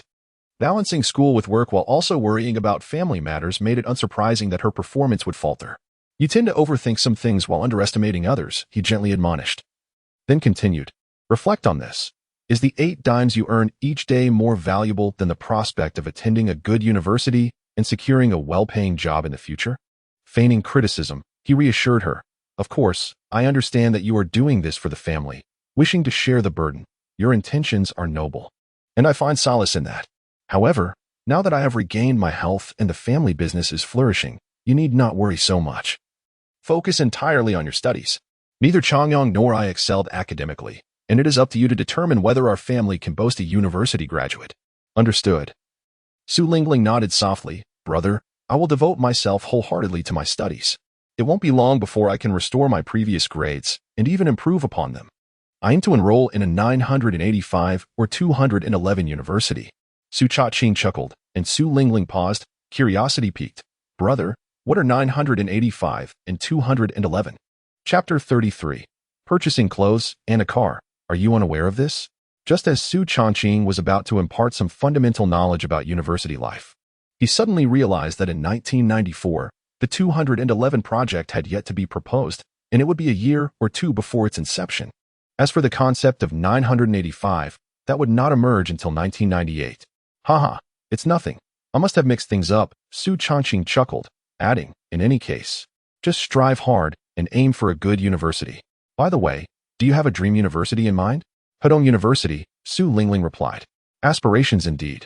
Su Changqing laughed. Qinghe County falls under the jurisdiction of Hedong Province, specifically within Lining City, situated in the central region of Hedong Province. Hedong University, located in the coastal capital city of Shanghai, is the premier university in the province, renowned throughout the nation. It is likely to be successfully recognized as a 985 and 211 institution in the future, consistently ranking among the top 10 in various national university assessments during the Internet era, with certain programs excelling nationally. Naturally, as a prestigious institution, the admission scores for Hedong University are exceedingly high for students in Hedong Province. A minimum score of 630 in the college entrance examination is required for a chance at admission. For those aiming for popular majors, securing a place necessitates achieving at least around 650 points. Su Changqing could not distinctly recall Su Lingling's college entrance examination score from her previous life, but he had a vague impression that it hovered around 580, certainly below 600. She subsequently applied to an ordinary undergraduate university and was accepted. However, due to family circumstances, she ultimately did not attend. In his previous life, Su Changqing had not paid serious attention to Su Lingling's academic performance, mistakenly believing that a score of approximately 580 was her true capability. Yet, in hindsight, it was far from that. After all, the previous Su Lingling had completed her senior year under immense psychological pressure, secretly working while being harassed by Zhou Hai. Her score of 580 was achieved amidst a confluence of negative stressors. If she had been able to navigate her senior year with a more relaxed and positive mindset, her performance would undoubtedly have surpassed 580.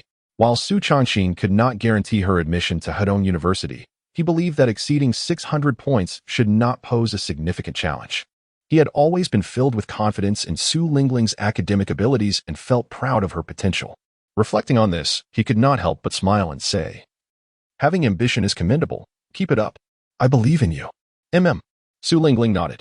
"Let's eat first, and after, I'll take you shopping." "What are we buying?" "Just a stroll to see what catches your eye. We'll purchase whatever you like." "Oh," Su Lingling pouted. "Brother, have you just started earning a little money and already become extravagant?" "Absolutely," Su Changqing replied with a laugh. "You are now the treasure of our family, and I must invest wholeheartedly in you." The two chatted and dined, and by the time they finished their meal, it was already past 1 o'clock. Fortunately, this area is a pedestrian street, lined with numerous shops, so they do not need to venture far. Su Changqing accompanied Su Lingling, first exploring several stores selling clothing and footwear. However, after visiting a few establishments, Su Lingling did not select any garments or shoes. "Did you not find anything appealing in these shops?" Su Changqing inquired. "Nothing caught my eye," Su Lingling replied, shaking her head. "Brother, I don't need to buy clothes. I already have shoes to wear." "Very well, let me choose for you." Su Changqing understood that her reluctance stemmed not from a lack of desire, but from an unwillingness to spend money. Thus, he decided not to allow Su Lingling the luxury of choice any longer. He directed her to try on items that he found visually appealing. As long as they fit, he would negotiate the price and make the purchase. With her tall, graceful figure and striking features, Su Lingling resembled a mannequin, and any attire selected by Su Changqing looked splendid on her. The fitting merely served to assess the sizes. Before long, they had acquired 2 short-sleeved shirts, a lightweight blouse, a pair of trousers, a long skirt, 2 pairs of new shoes, and several pairs of socks, spending a total of over 70 yuan. "Brother, this is sufficient. No more purchases," Su Lingling exclaimed, hastily stopping him as he moved towards another shoe store. "This is enough to wear. If we buy more, I won't even use them. They will just sit at home, and it would be better to wait until next year to buy new ones." "All right then." Su Changqing paused. "Let us leave it at that for now. We can buy new ones when the seasons change." Su Lingling sighed in relief, glancing at the clothing and shoes in her hands, feeling both delighted and pained. "I overspent. If we had haggled a bit longer, we might have saved an additional 10 yuan. But you have classes this afternoon, and we are pressed for time," Su Changqing remarked, noticing a small department store nearby and striding towards it. "Let me buy you some snacks." "Brother, I don't eat snacks." Su Lingling quickly grasped his arm, urging him. "Although you have recovered and our family is earning, we shouldn't spend indiscriminately. We need to save for future debts and for when you marry a sister-in-law. Besides, I don't even like snacks. They are costly and do not satiate hunger. They serve little purpose." "Then let us purchase something more filling," Su Changqing replied with a smile. Lingling, Don't overthink spending money. It is meant to be spent once earned. Otherwise, should we just let it sit at home waiting for inflation? You needn't worry about debts. Before the autumn harvest, our family will be able to clear all our obligations. As for marrying you as sister-in-law, that is not a priority. Dating would distract me from my market stall and earnings. With that, he led Su Lingling into the store. In this era, the variety of snacks was inherently limited. Furthermore, nutritious and flavorful snacks were even scarcer, leaving little room for choice. Su Changqing purchased some fruits, biscuits, and bread. As they passed the milk powder aisle, he selected a few items and bought 2 bags of milk powder, one for Su Lingling and another to take home for Su Tiantian. After exiting the department store, the two made their way towards the school. Along the way, Su Lingling followed closely beside Su Changqing, unable to resist glancing at him repeatedly. What is the matter? After some time apart, do you think I've grown more handsome? Su Changqing inquired with a smile. You're so vain. Su Lingling retorted playfully, yet deep down, she couldn't help but think that her brother had indeed changed significantly compared to the past. She couldn't quite articulate what those changes were, but she felt, from the depths of her heart, that he seemed taller and more dependable. When does the holiday start? Su Changqing asked as he accompanied Su Lingling to the entrance of the girls' dormitory. The teacher mentioned around mid-August. She replied. Today was August 3rd, a Wednesday. After pondering for a moment, Su Changqing responded, so it seems you'll likely have your holiday next weekend. That's decent. You can spend a fortnight at home before school resumes. I'll come to pick you up then. Su Lingling nodded, smiling as she said, I can't wait to savor the flavors of our family's braised delicacies. What do you mean savor? You can eat to your heart's content. Su Changqing laughed. The two exchanged a few more words at the small courtyard entrance, and noticing that class was about to begin, Su Lingling hurriedly returned to her dormitory to drop off her clothes and snacks before rushing off to class. Su Changqing, on the other hand, departed from Qinghano, one high school. However, he did not head straight to the market for supplies. Instead, he first visited several bicycle shops to select a pedal-operated tricycle. Chapter 34. The admiration of my sister's classmates. The decision to purchase a pedal-powered tricycle stemmed from the increasing demand for transportation, which the bicycle could no longer adequately fulfill due to the rising sales of marinated delicacies. Initially, he and his younger brother would push a bicycle to the market, laden with a showcase, iron buckets, tables, and cutting boards, among other items. The bicycle was crammed from the front basket to the rear seat, leaving no room to ride. Even pushing it required considerable effort and was exceedingly inconvenient. As sales continued to rise, one iron bucket transformed into 2, necessitating the borrowing of an additional bicycle to accommodate the load. However, this was not a sustainable solution. Rather than struggling daily with a bicycle and frequently borrowing another, it made more sense to invest in a pedal-powered tricycle sooner rather than later. Moreover, the tricycle he purchased was rather spacious, often modified by the local men to function as a passenger-carrying vehicle at the station, allowing for ample storage. With the showcase and cutting boards placed within the cargo area, there was more than enough room. One person could ride while another sat beside, eliminating the need for constant reliance on their legs. The bicycle could remain at home, facilitating other tasks or errands. Subsequently, Su Changqing rode the tricycle to the vegetable market for supplies. Meanwhile, at Qinghe High School, Su Lingling returned to her classroom just as the bell rang. Upon entering, countless gazes immediately fell upon her, each expression revealing a tapestry of surprise, curiosity, and sympathy. Su Lingling understood that the events from the restaurant at noon had already circulated among her classmates, perhaps even throughout the entire school. Despite the peculiar stares, her face remained expressionless, as if nothing had transpired, and she briskly returned to her seat. Her short-haired desk mate and a girl with a ponytail, seated not far away, opened their mouths simultaneously, seemingly poised to inquire about something. However, as the teacher entered with a textbook in hand, they quickly fell silent and settled down. Yet, once the class concluded, the ponytailed girl, along with several other students, eagerly approached, brimming with curiosity about the incident that had unfolded at noon. That boy is my brother. His paralysis has been cured, and he came to school to see me. Su Lingling, uncharacteristically shy, felt a weight lifted from her heart, allowing her to appear more relaxed and cheerful. In response to her classmates' inquiries, she exhibited no signs of embarrassment or awkwardness, but rather smiled warmly as she candidly explained her brother Su Changqing's identity and the events that transpired earlier. Lingling, your brother is truly remarkable, exclaimed the ponytailed girl with excitement. Hi, That notorious troublemaker who has caused so much trouble for our students was utterly defeated by your brother. After you left, he lay on the ground, shaking uncontrollably, and his two lackeys took quite some time to rise, barely managing to support Zhou Hai as they departed. Lingling, is it possible that your brother has practiced martial arts?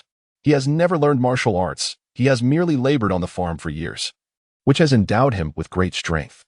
Su Lingling chuckled, recalling the scene of her brother fiercely confronting Zhou Hai. Instead of feeling exhilarated, she was overwhelmed by an immense sense of warmth and security. Jiao Jiao. Su Lingling called the girl with the ponytail, then turned to the short-haired girl, Yin Yin. During lunch with my brother, he mentioned overhearing your discussion about wanting to help me. Thank you so much. What is there to thank? We are all good classmates and friends. Jiao Jia waved her hand dismissively. Besides, we merely spoke about it. We haven't actually done anything yet.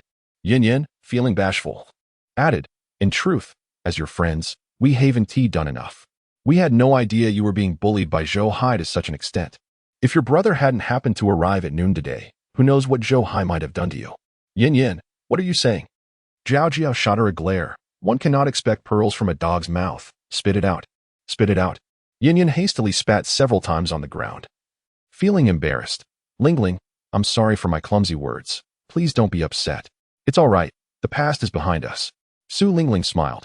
My brother has recovered, and our family situation is improving. I won't need to work outside anymore. That's splendid news. Jiao Jiao nodded, unable to suppress her admiration for Su Changqing. Lingling, you don't know how intimidating I found your brother at that moment. When he stood before me, my legs felt utterly weak. But upon reflection, I realized he was so imposing and handsome. Lingling, you are incredibly fortunate to have such a caring brother. Indeed, I too find your brother quite impressive. Yin Yin agreed with a nod, before her brow furrowed in confusion. However, I don't understand why he made Zhou Hai recount the entire incident of him bullying you in front of so many people. Now that it has spread throughout the school, it will surely lead to many classmates pointing fingers at you when you go out. How dreadful. Wouldn't it have sufficed to simply give Zhou Hai a good beating to avenge you? You really are rather dim-witted. Jiao Jiao gently tapped her forehead, saying, Lingling's brother had 2 reasons for doing this. 2 reasons? Everyone looked at her in astonishment. Yes. Jiao Jiao nodded and explained. First, to compel Zhou Hai to admit his wrongdoing, establishing that he instigated the conflict, which justified Lingling's brother's actions. We all heard him, and we can serve as witnesses. Afterwards, Zhou Hai would not dare to falsely accuse Lingling's brother. Second, precisely because there were many witnesses, Lingling's brother needed Zhou Hai to clarify what transpired. If he did not, people would speculate wildly, leading to all sorts of exaggerated tales. Within a few days, it could morph into something entirely different, such as rumors that Zhou Hai had sullied Lingling at the restaurant, or that Lingling and Zhou Hai were colluding together. The rampant spread of such rumors is truly detrimental to Lingling. Now that the matter has been clarified, although people will still discuss it, they will refrain from fabricating baseless tales. After some time, especially with the upcoming holiday, this issue will gradually fade away and no one will bring it up again. That is indeed the best outcome. Ah, I see. The surrounding classmates were left astonished. Even Su Lingling had not realized the profound intention behind her brother's actions. The more I ponder, the more I find myself admiring Lingling's brother. Jiao Jiao clasped her hands over her chest, her face adorned with the expression of an adoring fan, so formidable in a fight, yet so delicate in thought, a harmonious blend of intelligence and strength. What an enviable brother. As she spoke, a thought struck her, and she cheerfully inquired, by the way, didn't your brother say he would treat us to a meal someday? When will that be? He mentioned that he would come to pick me up when we were on holiday, Su Lingling replied. Then let your brother treat us to dinner. Jiao Jiao said with a smile. Don't worry, we'll only order the inexpensive dishes. It won't cost much. All right. Su Lingling nodded, smiling. When the time comes, whatever you all wish to eat, my brother can take you. It's a promise. Jiao Jiao extended her pinky. Let us make a pact. You're quite grown up yet still engaging in such childish antics. Su Lingling chuckled. I don't care. We must make a pact. All right, all right. Su Lingling laughed helplessly and linked her pinky with her. Hooray! Jiao Jiao exclaimed in delight. Jiao Jiao, your eagerness for Lingling's brother to treat us must mean you have a crush on him, right? A classmate teased with a grin. Jiao Jiao's face flushed slightly. What nonsense are you all spouting? I merely wish to seek advice from Lingling's brother on how a brother should cherish his sister. so I can educate my own brother when I get home. What you seek is probably not merely a brother's affection for his sister, but rather a romantic affection. Isn't it? A classmate laughed. You cheeky girl, just wait until I tear your mouth apart. Zhao Jiao's pretty face turned crimson as she playfully chased after that classmate, while others looked on with amusement, filling the classroom with a cheerful atmosphere. Chapter 35. New products and vegetables. On the other side, Su Changqing was pedaling his tricycle with great haste towards the vegetable market. The weather was unbearably hot, devoid of any breeze. The summer sun blazed fiercely, and while there was a slight wind in the morning that provided some respite, it had now vanished entirely, leaving the air stagnant and oppressive. As he traversed the streets, it felt as though he were ensconced within a colossal steamer, beads of sweat rapidly forming on his brow. The perspiration accumulated, cascading from his forehead and ears down his face, saturating his shirt, which clung to him uncomfortably. He found himself steering with one hand while shaking his shirt with the other, in a futile attempt to summon a hint of coolness. Each movement only stirred the warm air trapped within. He was not alone. Every passerby exhibited the same disheveled state, each suffering in the sweltering heat. This infernal weather was torturous, making any task outdoors feel like a punishment. Cursing under his breath, Su Changqing resolved to obtain a driver's license next year and purchase an air-conditioned vehicle.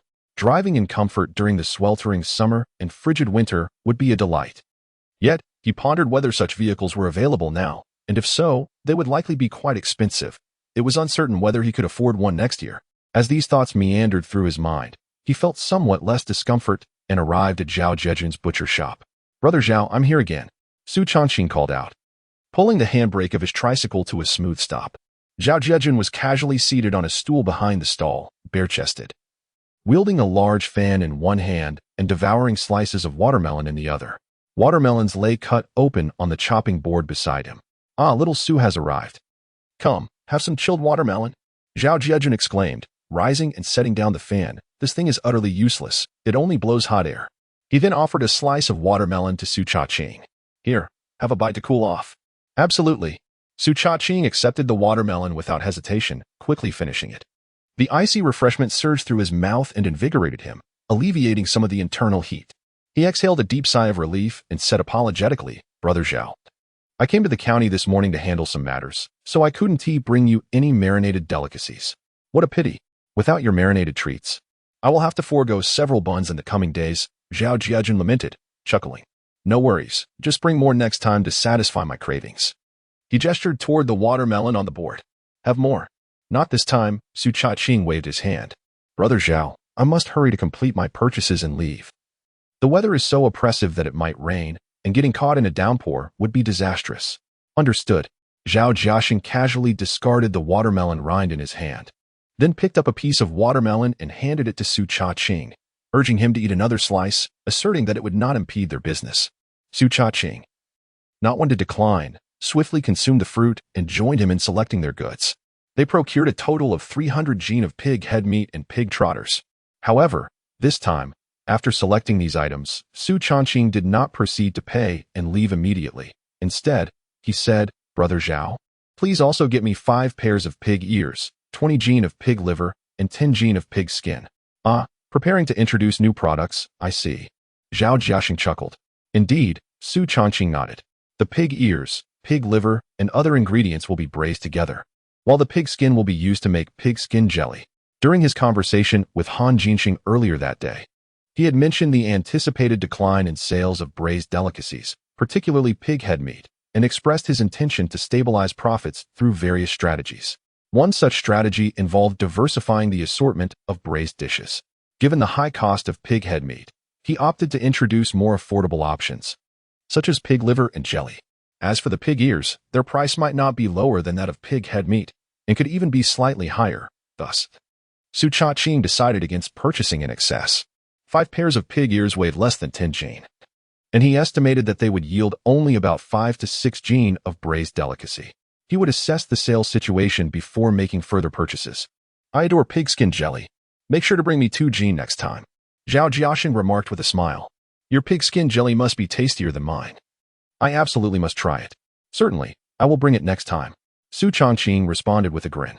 After selecting the pig ears, pig liver, and pig skin, He loaded all the goods onto his tricycle and proceeded to settle the payment. Congratulations on upgrading from a bird gun to a cannon. Zhao Jiaxing patted Su Changqing's tricycle and laughed. This tricycle is quite convenient, far better than a bicycle. Yes, no longer will I need 2 people for each trip. Su Changqing chuckled, mounting the tricycle and waving. Brother Zhao, you carry on. I must go procure some chicken supplies. All right, off you go. Upon arriving at the shop for chicken supplies, Su Changqing, as usual, purchased some chicken feet and chicken thighs, along with 10 jin of chicken heads. Then he ventured to a grain and oil shop selling tofu, where he bought a large bag of dried tofu and some tofu skin. Yet he did not stop there. He continued to acquire various vegetables such as dried mushrooms, onions, peanuts, long beans, cucumbers, carrots, and daylilies, as well as seasonings including monosodium glutamate, chicken essence, garlic, small chili peppers, sesame seeds, and chili powder. In total, the assorted items weighed nearly 500 jin. If he had used a bicycle, it would have been challenging to load even 2 bikes. However, on the tricycle, it was effortless. As the sky began to darken, signaling an impending rain, Su Changqing realized he could not afford to delay any longer. He hopped onto the tricycle and hurried home. The advantage of the tricycle lay in its capacity to carry a substantial load, yet its drawback was its slower speed. Typically, the journey between home and the market took just over an hour by bicycle, but this time, despite exerting maximum effort, Su Changqing found himself riding for a full 2 hours. Fortunately, by the time he arrived home, the rain had yet to fall. Only a mass of ominous clouds had gathered, enveloping half the sky and advancing towards them with an oppressive force. Brother, this tricycle is laden with quite a bit. We won't need to walk to the market anymore. Su Changqing exclaimed with a smile as he approached. Gao Xiuji and Su Tiantian joined him, assisting in unloading the cargo while casting admiring glances at the tricycle, occasionally reaching out to touch it, their eyes sparkling with delight.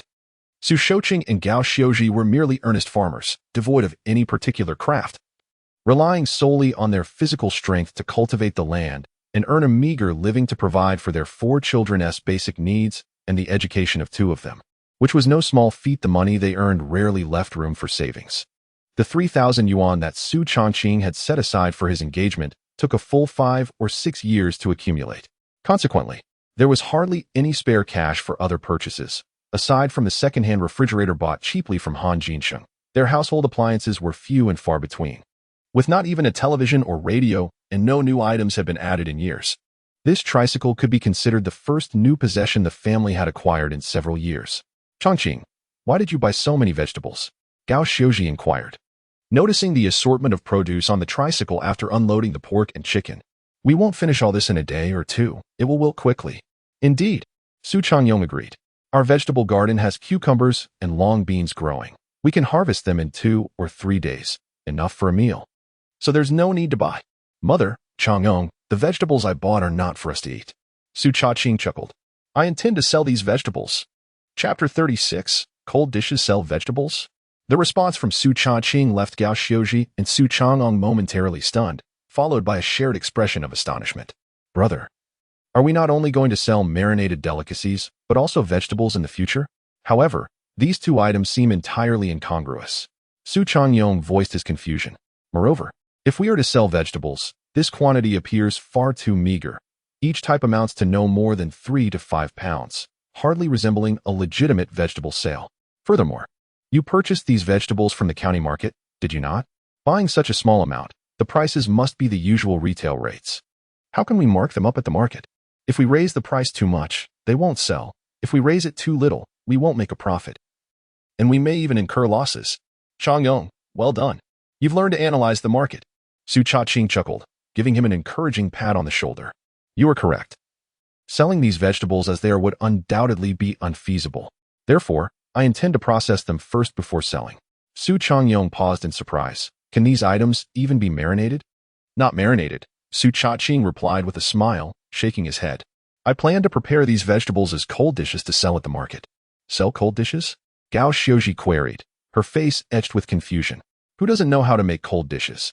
If one desires cold dishes, they can simply crush some garlic, add a bit of oil, salt, and vinegar, and toss it together. Who would spend extra money at the market for such a thing? Mother, by your reasoning, who cannot stir fry? A little oil, salt, soy sauce, and MSG, and one has a dish, right? So why do restaurants and eateries still exist? Su Changqing inquired with a playful grin. I know. Su Tiantian chimed in with a bright smile. Because the dishes in restaurants taste better than those made at home. Exactly. Tiantian is truly clever. Su Changqing exclaimed, handing her the milk powder and snacks he had brought from the county. Here, this is your reward. Wow, thank you, brother. Su Tiantian exclaimed, embracing her bundle of goodies and gleefully scampering into the house. Turning back to Gao Xiuji and Su Changyong, Su Changqing continued. The stir-fried dishes in restaurants taste superior to those made at home, which is why people dine out or occasionally indulge in takeout. The same logic applies. Many can braise meat, and there are plenty who can prepare marinated meat. Yet why do so many purchase our marinated delicacies? Is it not because our marinated dishes surpass their home-cooked meat in flavor? I understand now, Su Changong remarked. Brother, you mean your cold dishes will be far more delectable than the usual cold dishes we eat, thus attracting customers, correct? Precisely. The cold dishes I prepare will undoubtedly be infinitely more delicious than those everyone usually consumes. Su Changqing responded with a grin. Of course, words alone are insufficient. I shall prepare a portion for you this evening, and you will see for yourselves. Great. Su Changyong eagerly rubbed his hands together. I can't wait. However, Gao Xiuji remained skeptical. What variations can possibly be made with a cold dish? I must see for myself when you prepare it. Agreed.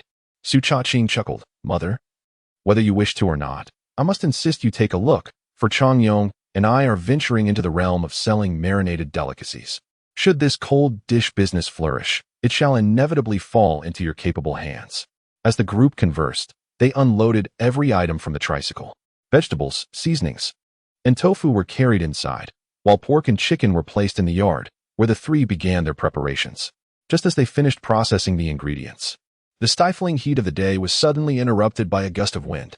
Initially, it was but a gentle breeze, yet it swiftly escalated into a howling tempest. Within mere minutes, the wind transformed into a ferocious gale. Accompanying the tempest, dark clouds raced across the sky, enveloping it entirely, casting an ominous shadow over the land. Although it was still shy of 6 in the afternoon, the light was dimmer than twilight. It's going to rain. Quickly, bring everything inside and store it in the freezer.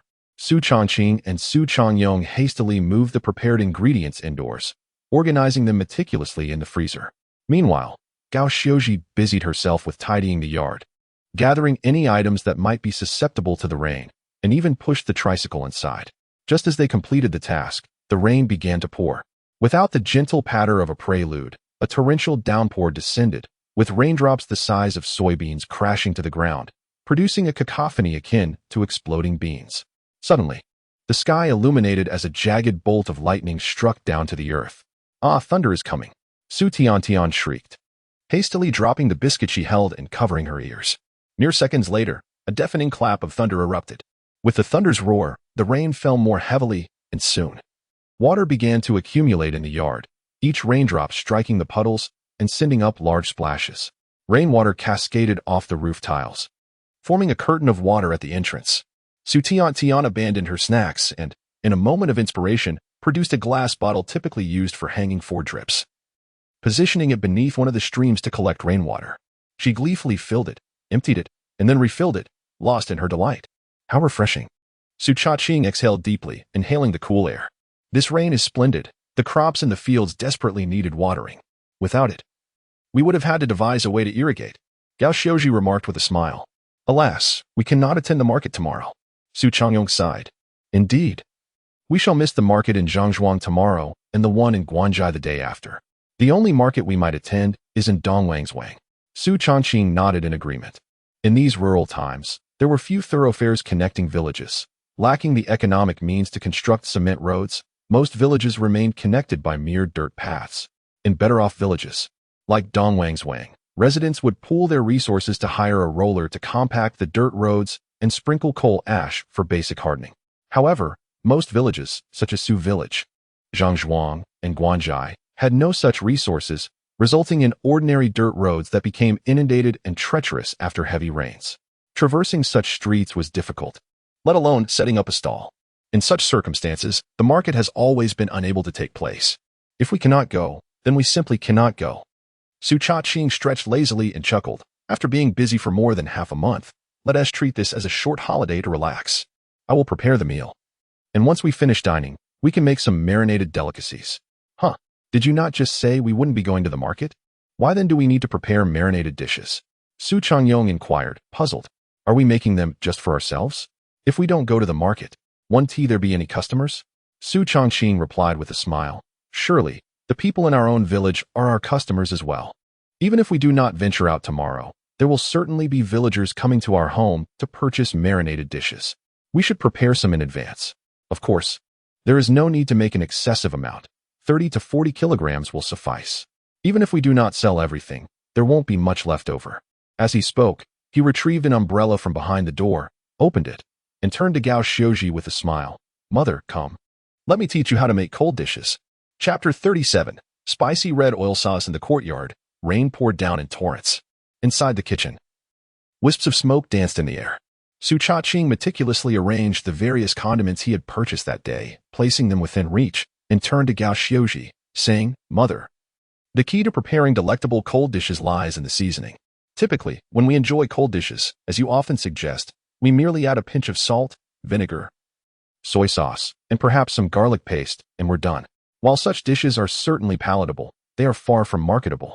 To create cold dishes worthy of sale, one must invest effort in seasoning, ensuring that the flavors are not only refreshing but also rich and layered. What I am about to prepare is a versatile red oil sauce for cold dishes, which will elevate their taste far beyond what we normally experience. Red oil? You mean chili oil? Gao Xiuji interjected. Su Changqing smiled. Indeed, cold dishes made with red oil sauce boast a more vibrant color, enhanced flavor, and a delightful aroma. Of course, we must consider customers who prefer milder options. In such cases, we can simply omit the red oil, and the sauce will still be exquisite. With that, he retrieved a plate, slicing several pieces of ginger and scallions, and took out an assortment of spices including Sichuan peppercorns, bay leaves, cinnamon, star anise, white cardamom, fennel seeds, grass fruit, and cloves, placing them all together on the plate. Mother, please help me with the fire, he requested, as he poured a barrel of oil into the pot. Instructing, heat it until it smokes, then extinguish the flame. All right, Gao Xiuji nodded and settled at the stove, igniting the fire. Meanwhile, Su Changqing rinsed the spices with water and allowed them to soak briefly, explaining, the spices are dry and do not withstand frying well, so soaking them prevents them from burning. Oh, Gao Xiuji acknowledged, though she had never performed this specific step before. Her years of cooking experience allowed her to grasp Su Changqing's intent. After a moment, once the oil had reached the smoking point, Gao Xiuji extinguished the flame. Su Changqing added the ginger and scallion pieces to the pot, saying, at this stage, we don't need to reignite the heat, for the oil is already sufficiently hot to infuse the ginger and scallions with fragrance while eliminating any raw oil odor. Once the residual heat has fried the ginger and scallions to a golden crisp, we will remove them. As he worked, he continued to explain, when the oil cools slightly, to around 60 to 70 heat, we will introduce the spices. Mother, please keep the heat low. With the spices slowly frying, their aromas gradually infused the oil, intensifying with each passing moment.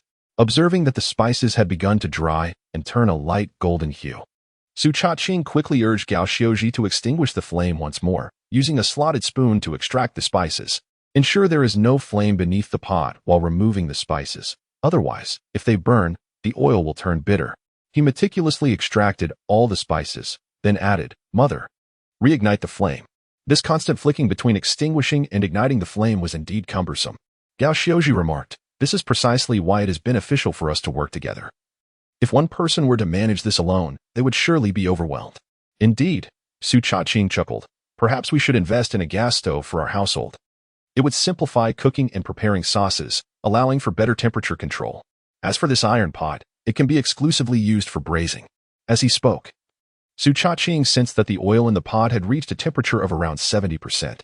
He instructed Gao Xiuji to turn off the heat once more and retrieved 2 packets of chili powder. Mother, observe these 2 bags of chili powder, 1 coarse and 1 fine. Each serves a distinct purpose. The former enhances aroma, while the latter enriches color. Su Changqing said, pouring the coarse chili powder and then the fine one into the pot, swiftly adding a splash of white liquor. With a whoosh, a flurry of crimson bubbles erupted in the pot, and amidst the rising steam, the fragrant scent of red oil filled the air. Once the chili oil was ready, he ladled it into a basin, sprinkling sesame seeds on top while covering it with a larger bowl inverted over it. Now, we shall let it sit and cool. The red oil will be complete. While red oil elevates flavor, it lacks a base taste, necessitating the creation of a seasoning sauce. Su Changqing then presented vinegar, soy sauce, salt, sugar, and chicken essence. Embarking on the preparation. First, we must temper the vinegar, as raw vinegar possesses a harsh acidity that is unpalatable. However, once heated with minced ginger, the vinegar's flavor becomes more aromatic and gentle. He continued his explanation as he worked. Gao Xiaozhi followed his guidance diligently, carefully observing his steps and silently memorizing them. After 2 hours of bustling activity, by 8 in the evening, the red oil and seasoning sauce were finally complete. While tending to the fire and cooking, Gao Xiaozhi mused. Goodness, preparing a cold dish is more complicated than stir-frying. No wonder you claim your cold dishes are delicious, with so many spices and such intricate steps. They must be delectable. In truth, it was not overly complicated. It simply required repeatedly adjusting the heat, and the stove was less convenient than a gas range. Su Changqing chuckled. However, this can be prepared in larger batches, and it will remain good for quite some time. One preparation can last many days. As Gao Xiaozhi cooked, Su Changqing washed and chopped vegetables. He soaked some wood ear mushrooms and daylily, smashed 2 cucumbers, julienned carrots and onions, and diced some leftover pig's head meat. Combining these ingredients in a bowl, he drizzled the seasoning sauce and red oil over them, adding a sprinkle of chopped green onions before mixing it all together. It was ready. Su Changqing picked up a chopstick full of the cold dish and presented it to Gao Xiaozhi. Mother, do try it. I'll taste it during the meal. Just have a bite now. Very well. Gao Xiaozhi opened her mouth and took the chopstick full of the cold dish. Instantly, the flavors of the red oil and seasoning sauce enveloped her palate, and with a gentle chew, the essence of the pig's head meat and various vegetables melded together. Spicy, salty, slightly sweet, refreshing, with a hint of meatiness, a symphony of flavors intertwined, providing Gao Xiaozhi's taste buds with an unprecedented sense of satisfaction. Delicious, she exclaimed after swallowing the cold dish. While preparing the sauce, I envisioned that it would make a delightful cold dish. Yet, I could never have anticipated it would be this exquisite. How to express it?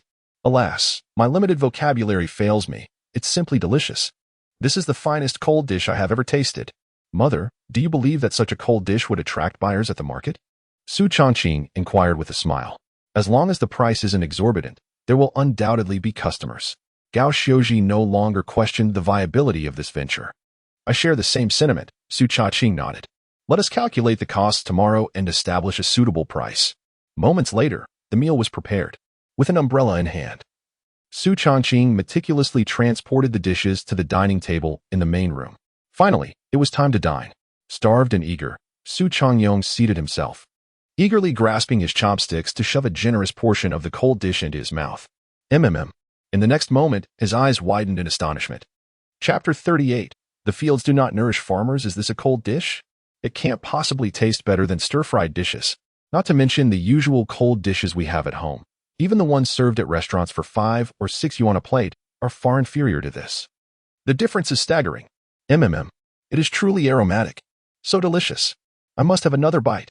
At the dining table, Su Changqing deftly wielded his chopsticks, continuously scooping up the cold dish and stuffing it into his mouth, all the while extolling its virtues. Beside him, Su Tiantian remained silent, alternating between bites of steamed bun and vegetable, her mouth adorned with a glossy sheen of red oil. Tiantian, as our family's culinary experience officer, why not share your thoughts? Su Changqing inquired with a smile.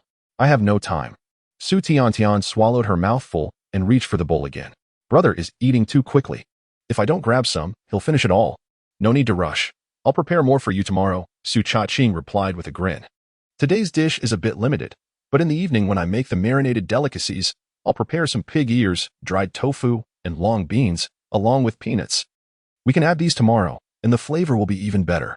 Wow, with so many ingredients combined, it must taste even more delightful. Su Tiantian's eyes sparkled. Su Changqing nodded in agreement. I can hardly wait to savor tomorrow's cold dish. The red oil dressing is simply exquisite, and such a flavorful sauce makes everything delectable. Gao Xiaozhi remarked, having indulged herself as well. The cold dish was tangy and spicy, incredibly appetizing, making it impossible to stop eating. Fortunately, Su Changqing had prepared a generous bowl, otherwise, it might not have sufficed for the 4 of them. Once the meal concluded, apart from Su Changqing, the other 3 felt rather stuffed. each letting out a series of burps. With the heavy rain outside preventing them from taking a stroll, Su Changqing and Gao Xiaozhi ambled about the hall, slowly digesting their food. Meanwhile, Su Changqing and Su Changqing retreated to the kitchen to prepare the marinated dishes. Anticipating that only a few customers from their village would come by for the marinated delicacies the following day, Su Changqing decided that making 30 to 40 jin would suffice.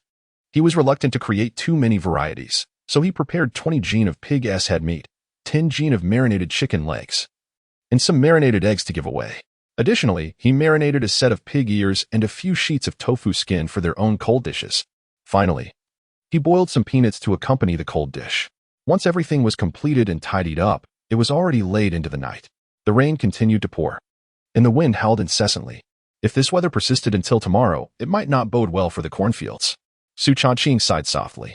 While a moderate amount of rain would be beneficial for the corn, which was facing imminent drought, excessive rain combined with strong winds could turn a blessing into a curse. At this stage, the corn had grown tall, yet its roots had not yet anchored deeply into the soil. The aerial roots close to the ground had yet to penetrate the earth, and though the stalks appeared lofty, they remained quite fragile, ill-equipped to withstand the harsh wind and rain. If a fierce wind blows throughout the night and heavy rain falls, the cornfields are bound to suffer widespread lodging, resulting in a significant reduction in yield. Under normal circumstances, an acre of corn can yield approximately 1,000 pounds, but in the event of lodging, the yield may plummet to less than 500 pounds, and in the worst-case scenario, there may be no harvest at all. Yet, no matter how much one may fret, when faced with the whims of nature, there is little recourse but to resign oneself to fate. Cultivating crops is a venture that depends heavily on the whims of the heavens. In years of misfortune, one must brace for dwindling income, even facing hunger. Even in bountiful years, when the harvest is plentiful, the returns are often meager. After deducting expenses for seeds, pesticides, and fertilizers, the profits are scarcely enough to sustain a living. If labor and machinery costs are factored in, one might even conclude that it is a losing enterprise. The fields can sustain millions, yet they fail to provide for the farmers themselves. Thus, Su Changqing contemplated persuading his parents to lease out the farmland, so they might engage in business together. Only through this means could they escape the fate of living at the mercy of nature and toiling for meager wages. After freshening up in his room, Su Changqing lay in bed, pondering how to manage the family business and strategizing on future expansions. Gradually, he drifted into sleep. On this rainy day, a rare opportunity to indulge in a leisurely slumber presented itself to Su Changqing, who awoke only when Gao Xiaozhi called him for breakfast. The rain continued to fall, though it had diminished considerably compared to the previous day, and the winds had calmed. Su Changqing brushed his teeth and stepped outside.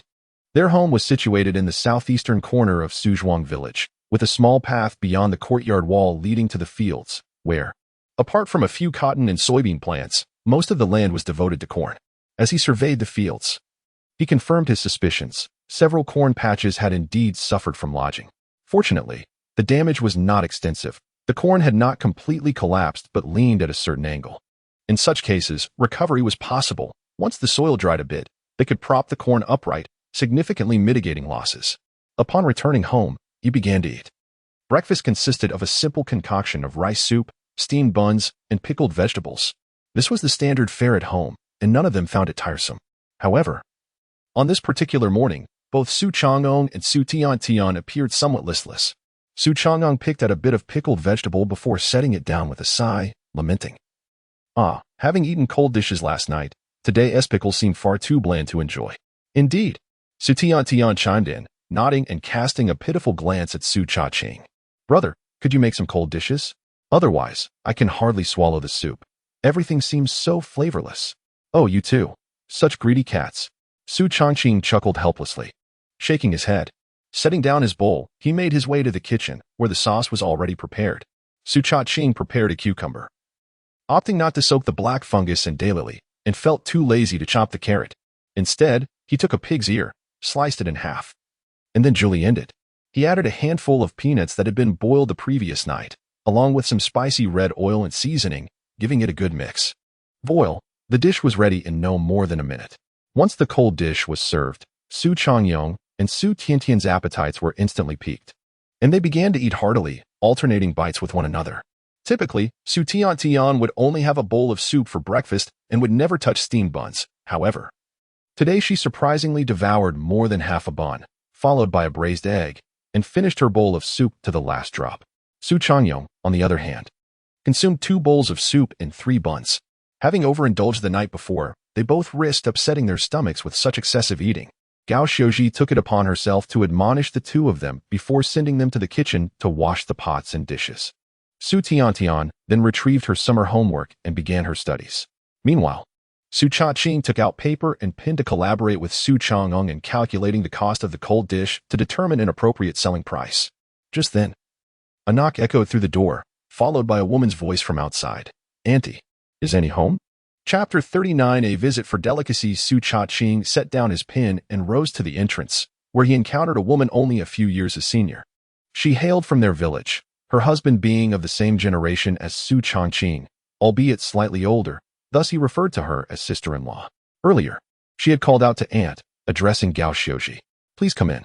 Are you looking for my mother?" Su Changqing greeted her with a smile. "Actually, I came to see you," the woman replied with a grin. "I thought, given the heavy rain, you wouldn't be out at the market.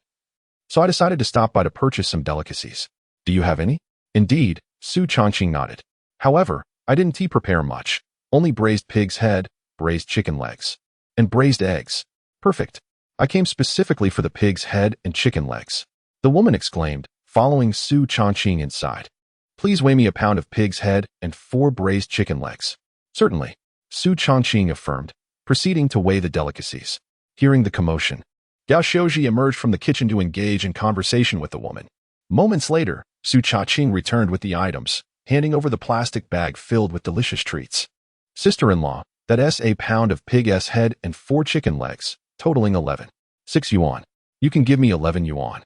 I've also included an extra braised egg, making it 3 in total, 1 for you and each of your 2 children." The woman accepted the bag, rummaging for her money as she said, "Oh, that's quite generous of you. There is no need for embarrassment. It's all from our own farm. We're family." Su Changqing chuckled, taking the 20 yuan she offered. He pulled out a stack of change and counted out 9 yuan, handing it back to her. "Where does Xingli work now?" he inquired. "Over in Shanghai City," she replied. "Oh, is he still working on a construction site?" "Yes, I remember Xingli can lay bricks. He must be quite skilled at the site, earning a decent wage." "Not much more than others," she continued. "He called me a few days ago, mentioning a renovation worker at the site who noticed his diligence and asked if he would like to learn the trade. He consulted me about whether he should pursue it, but I'm not familiar with such matters. By the way, Changqing, do you have any insights? Should he stick to construction or venture into renovations?" "It's hard to say," Su Changqing mused. "If he excels at bricklaying, the pay is commendable, and should he gain the favor of the project leaders, he might even secure contracts and become a subcontractor. However, renovation work is also lucrative, and if he masters the skills and understands the business, he could eventually take on projects himself or even start a renovation company and become his own boss. Sister-in-law, Xingli is clever and skilled. He will excel in whatever he chooses. Just look forward to enjoying a good life." A smile lit the woman's face at the praise of her husband, though she sighed and said, "Enjoy what? Every day is filled with chores at home and work in the fields. Just look at this rain. I dread to think how many of the corn stalks may have fallen. I'll have to prop them up again." Despite his sharp intellect and deft hands, he cannot rival your prowess. The business of braised delicacies flourishes day by day, far more comfortable than toiling away for meager wages elsewhere. "Oh, if only you could witness my daily hustle in the kitchen until the midnight hour, only to rise at dawn to prepare for the market. Every endeavor is fraught with difficulty, and I am merely earning a modest living. Indeed, enduring the sweltering summer heat in the kitchen for hours is quite a trial." After a brief exchange of pleasantries, the woman departed with her purchase. No sooner had she left than another villager arrived, seeking to buy the braised delicacies. From 8 to 10 o'clock, over the course of 2 hours, 7 or 8 villagers came to purchase the delicacies, most transactions commencing at 10 yuan. Out of 30 pounds of braised goods, more than half had been sold. During this time, Su Changqing and Su Changqing calculated the costs for the cold dishes. Given the myriad ingredients involved, each with varying costs, and the diverse preferences of customers, it became impossible to ascertain a fixed cost. After some estimations, Su Changqing concluded that, including the dressing, the cost of each pound of cold dish would range from 1 to 1.4 yuan. Averaging it out, the cost would be approximately 1.2 yuan. Su Changqing proposed, "Therefore, we should price our cold dishes at 1.5 yuan per pound." "Excellent," Su Changqing nodded in agreement, then inquired, "What if a customer wishes to purchase braised delicacies and requests us to prepare a cold dish as well? Should we charge them?" "Absolutely," Su Changqing replied. "Considering the multitude of ingredients in our dressing, the cost is not negligible. I've calculated that the dressing for 1 pound of cold dish costs around 5 to 6 cents. Of course, we have already profited from the braised delicacies, so we can afford to charge a bit less for the cold dishes. How about we set the price at 10 cents per pound?" "Agreed," Su Changqing nodded. "Let us finalize it." Once the pricing was established, Su Changqing instructed Su Changqing, "This afternoon, please venture to the town and order a small cart, slightly larger than our display case, for the braised delicacies." He illustrated his idea on paper, saying, "It should have 4 wheels, preferably adjustable in direction. The wheelbase should support a cabinet with a lock, suitable for storing condiments and tools, around 1 meter in height. Above that, a transparent display case akin to our braised meat stand, also in 2 tiers. When we head to the market, we can place the braised delicacies and cold dishes on a tricycle, with this small cart in tow for convenience. At the market, we can set up 2 stalls to keep things organized." Su Changqing nodded repeatedly. "Good. This plan is excellent." At that moment, the door was knocked upon once more. Surely, it was another villager come to purchase braised delicacies. Su Changqing rose and made his way to the entrance, where he spotted a man standing under an umbrella, his boots caked in mud. This man was known to Su Changqing. However, he hailed not from Su village, but from Lydian village. He was the very uncle who, not long ago, had ordered 40 pounds of marinated delicacies when his daughter-in-law gave birth. "Ah, uncle, do come in," Su Changqing exclaimed, ushering him inside with a mix of surprise and warmth. "It's quite a trek, especially in this rain, with the roads turned to slush. It must have taken you over an hour to traverse those few miles." "Indeed. I set out around 7 o'clock. The uncle chuckled. "I walked for 2 hours and then knocked on a few doors to inquire about your residence. With the rain, you folks cannot make it to our village market, so I had no choice but to seek you out for the marinated delicacies." Chapter 40. Are you not aware of your own heart? "Ah, uncle. I extend my heartfelt gratitude for your unwavering support of our family's braised delicacies business," Su Changqing remarked with a smile. "However, did my family not just visit your village's market yesterday? We had just finished our meal, and today you wish to indulge again?" "Oh, do not mention it. I was unable to procure any yesterday." The uncle sighed, expressing his discontent. "I intended to buy some, but on the way, I was called upon to assist with the task. By the time I returned to purchase, everything had already sold out. There is no need to brave the rain and traverse through muddy terrain for 2 hours, is there? It would be exhausting. If we cannot enjoy it these days, we can certainly wait a couple more days. We can go to Dongwangswang the day after tomorrow, or visit the town the day after that," Su Changqing suggested. "I can wait, but my daughter-in-law cannot," the uncle lamented. "She has been yearning for your braised delicacies for days now. My wife urged me to buy some yesterday, but alas, I returned empty-handed, leaving my daughter-in-law quite dissatisfied. I had planned to purchase some from Zhangzhuang today, but the rain has thwarted that as well. My daughter-in-law is in quite a mood, having not been able to eat breakfast this morning. My wife also scolded me for helping others yesterday. Hence, I have no choice but to come here for your braised delicacies. By the way, you wouldn't have run out, would you? We have prepared some. The only pig's head meat, braised chicken legs, and a few complimentary braised eggs," Su Changqing replied. "That will suffice. Please give me 20 yuan's worth of pig's head meat and 10 yuan's worth of braised chicken legs," the uncle instructed. "Very well, I shall weigh it for you. Uncle, please take a moment to rest inside and have a drink," Su Changqing offered. No, my boots are covered in mud. I shall not enter," the uncle replied. "It matters not. I am not weary. I shall remain standing. Please weigh my order swiftly so that I may return home, lest my daughter-in-law goes hungry at noon, affecting her milk production, and my wife would surely have my hide," the uncle said. "All right then, please hold on." Su Changqing went to the kitchen to weigh the pig's head meat and braised chicken legs, adding 6 complimentary braised eggs to the order. After a brief pause, he grabbed 4 additional braised eggs. On a rainy day, it is commendable that the uncle has made the long journey to purchase braised delicacies. I must offer a little extra in appreciation. As he was about to place the braised eggs into the bag, Su Changqing's peripheral vision caught sight of the fresh vegetables in the kitchen, along with 2 barrels of red oil sauce and seasoning. A thought struck him. Rather than sending braised eggs, why not offer some cold dishes instead? This would be an excellent opportunity to allow everyone to sample and promote the fair. Since the small cart for selling cold dishes has been inoperative these days due to the weather, and I cannot consume all these fresh vegetables myself, it would be best to give them away. With this thought in mind, Su Changqing hurriedly sliced some cucumbers, carrots, and other vegetables, complementing them with braised dried tofu skin, and peanuts, totaling 7 or 8 ingredients, weighing nearly a pound. After mixing them well, he packed them into a bag and exited the kitchen. "Uncle, here is the braised delicacy you requested."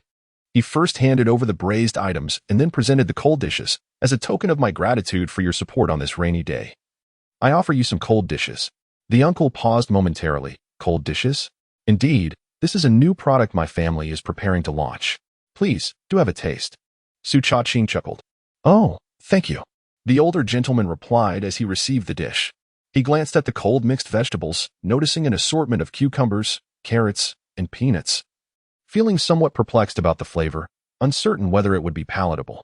Nevertheless, it was a complimentary offering, so he accepted it without further thought. After handing Su Changqing 30 yuan, he waved his hand and said, "I'm off." "All right, take care on your way. Be cautious, the road is slippery." Su Changqing expressed his concern. "Sure." The older man turned to leave, with Su Changqing following him, intending to see him off. Just as they stepped outside, a young man, approximately the same age as Su Changqing, approached. The elder did not recognize him, but he chuckled. "Xiao Yang, are you here to buy marinated delicacies too?" "Yes, uncle." The young man replied with a smile. "I spotted you from a distance and tried to call out, but you didn't hear me. The road was difficult to traverse, so I couldn't catch up." "Oh, I indeed did not hear you. Go ahead and make your purchase. We can walk together." "All right." The young man nodded. Turning to Su Changqing, "I'd like 10 yuan worth of pig's head meat and 10 yuan of chicken feet, please." Before Su Changqing could respond, the older gentleman interjected. "Today, we have no chicken feet, only pig's head meat and braised chicken legs." "Oh, no chicken feet." The young man sighed softly. "Then I shall opt for the braised chicken legs instead." "My apologies," Su Changqing said regretfully. "I was concerned that the weather might hinder sales, so I didn't prepare an ample supply. If you're craving chicken feet, you could visit the Dongwangzwang market the day after tomorrow or the town market the day after that," he suggested. "Understood." The young man nodded. Su Changqing proceeded to the kitchen, weighing out the pig's head meat and braised chicken legs, and prepared a pound of cold mixed vegetables as a complimentary gesture. "This cold mixed dish looks quite appetizing." The young man peered into the plastic bag, leaning closer to sniff. "Wow, it smells delightful. The aroma is both fragrant and spicy. Just from this whiff, I'm salivating. Once you take it home and savor it, I'm sure it will taste even better." Su Changqing smiled. "Absolutely. If it's delicious, I will definitely return for more next time," the young man replied. Handing over the payment for the marinated delicacies, Su Changqing accepted the money and accompanied them to the mouth of the alley.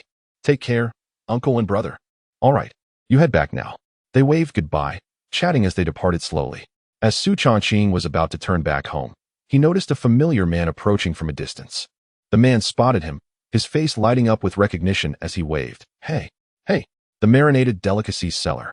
"Hey," Su Changqing called back, waving in return, recalling that this man had purchased marinated delicacies from his stall at the market in Guanzhai village. When the man reached him, Su Changqing smiled and asked, "Brother, have you come specifically to buy marinated delicacies as well?" "Indeed." The man chuckled. "The last time I bought marinated delicacies, I devoured them all on the same day. I crave more, enduring 3 days of longing.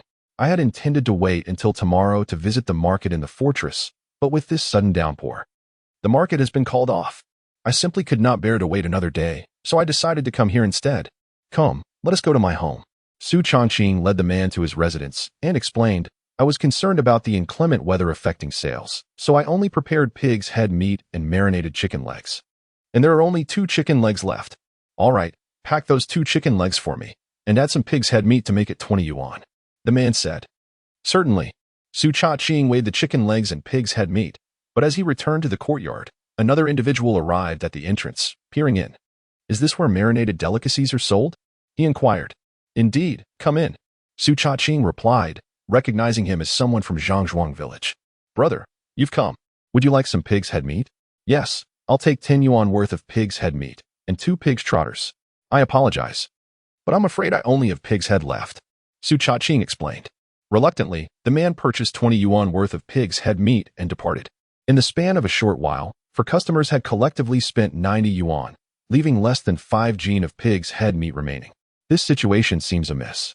It appears I have prepared insufficiently. Su Changqing lamented, smacking his forehead, primarily astonished that even in such dreadful weather and poor travel conditions, villagers from other areas were still willing to come to his home for marinated delicacies. I must prepare more. After all, it would be disheartening for them to leave empty-handed after making the effort to come. Su Changqing pondered briefly, then called out, "Changyong, bring out the marinade and start a fire to boil it. We need to make more marinated dishes." "Brother, is it not too late to prepare now?" Changyong replied. "Indeed. It's too late to make marinated meat, but we can certainly marinate some dried tofu. Also, let us marinate the tofu skin," Su Changqing suggested. Marinating dried tofu in tofu skin is quite convenient and can be accomplished in 20 to 30 minutes. "Very well. How much shall we prepare?" Changyong asked as he carried the marinade towards the kitchen. "Let us make 40 jin," Su Changqing instructed. After delegating the task of preparing the marinated dishes to Changyong, Su Changqing also sent his mother to buy vegetables.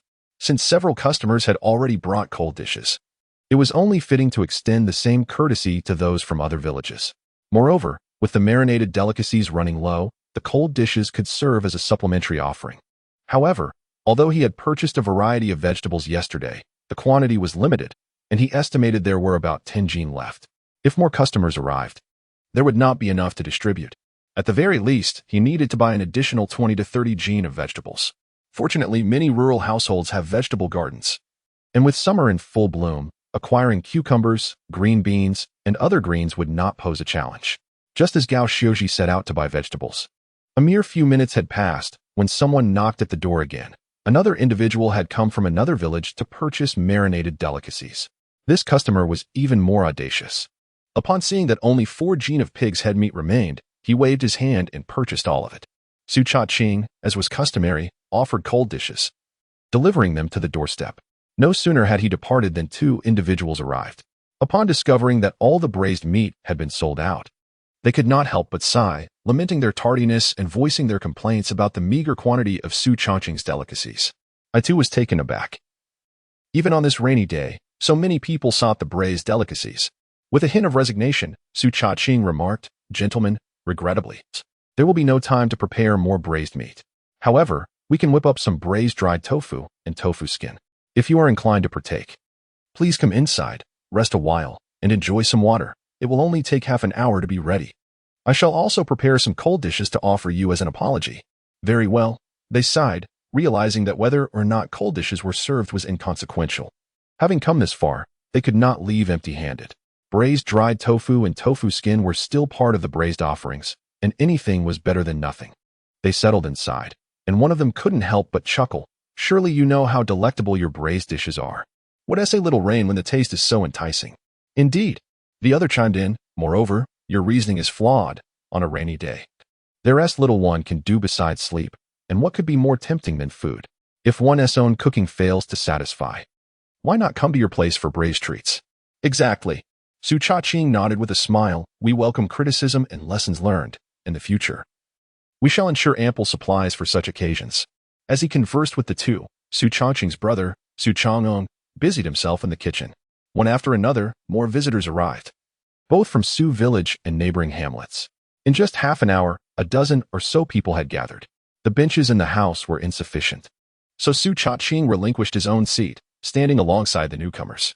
Su Changqing's living room was already modestly sized, cluttered with a table and a tricycle, leaving little space for the throng. The room was packed, with individuals standing shoulder to shoulder. They engaged in casual conversation, their gazes frequently drifting toward the kitchen, from which wafted curling smoke and tantalizing aromas, their eyes reflecting a profound sense of anticipation and longing. Chapter 41. Aunt Guan's Xianglan brother. The marinated delicacies are ready.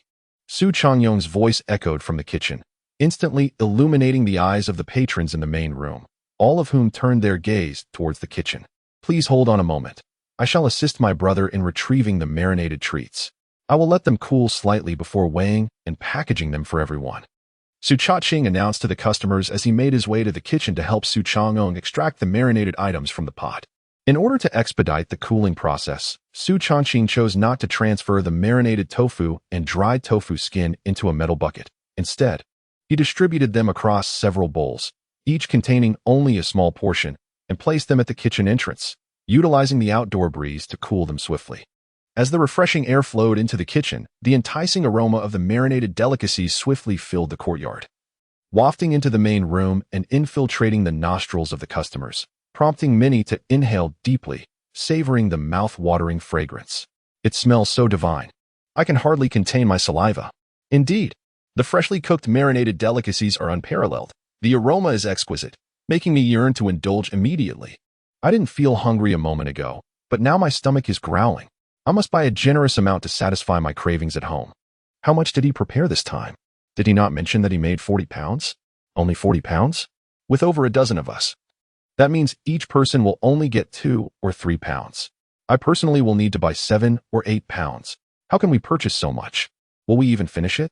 When I arrived, my 2 neighbors asked me to bring some back. With 3 families combined, we need to buy 7 or 8 pounds.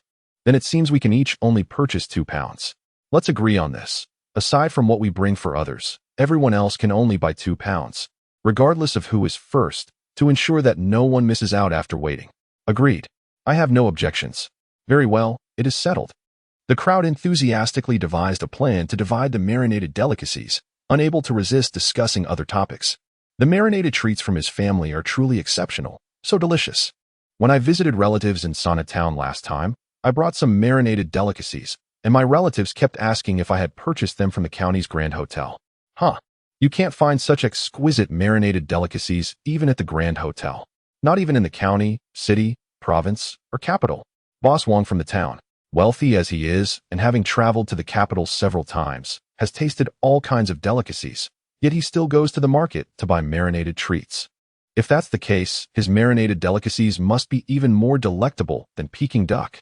We haven't tasted Peking duck, so we cannot boast, but at least in our area, nothing surpasses the deliciousness of these marinated treats. They are indeed delicious and reasonably priced, but the only downside is that they are often sold out. The last time I went to the market, I arrived a bit late and missed out. This time, I had to wait half an hour just to buy some marinated tofu. To buy from his stall, one must be swift. It's a race. With business thriving like this, he must be earning quite a fortune. That barrel of marinated delicacies must weigh over 100 pounds, and surely it could yield a profit of 50 or 60 yuan. Their family is truly on the brink of great fortune. How remarkable it is that such good people, with the admirable youth Su Changqing, are still looked down upon. How could this be? Are you unaware? Su Changqing was previously betrothed to a family in Dongwang's Wang. But after an unfortunate incident rendered him unable to walk, that family assumed he was paralyzed and caused a scene, demanding to break the engagement.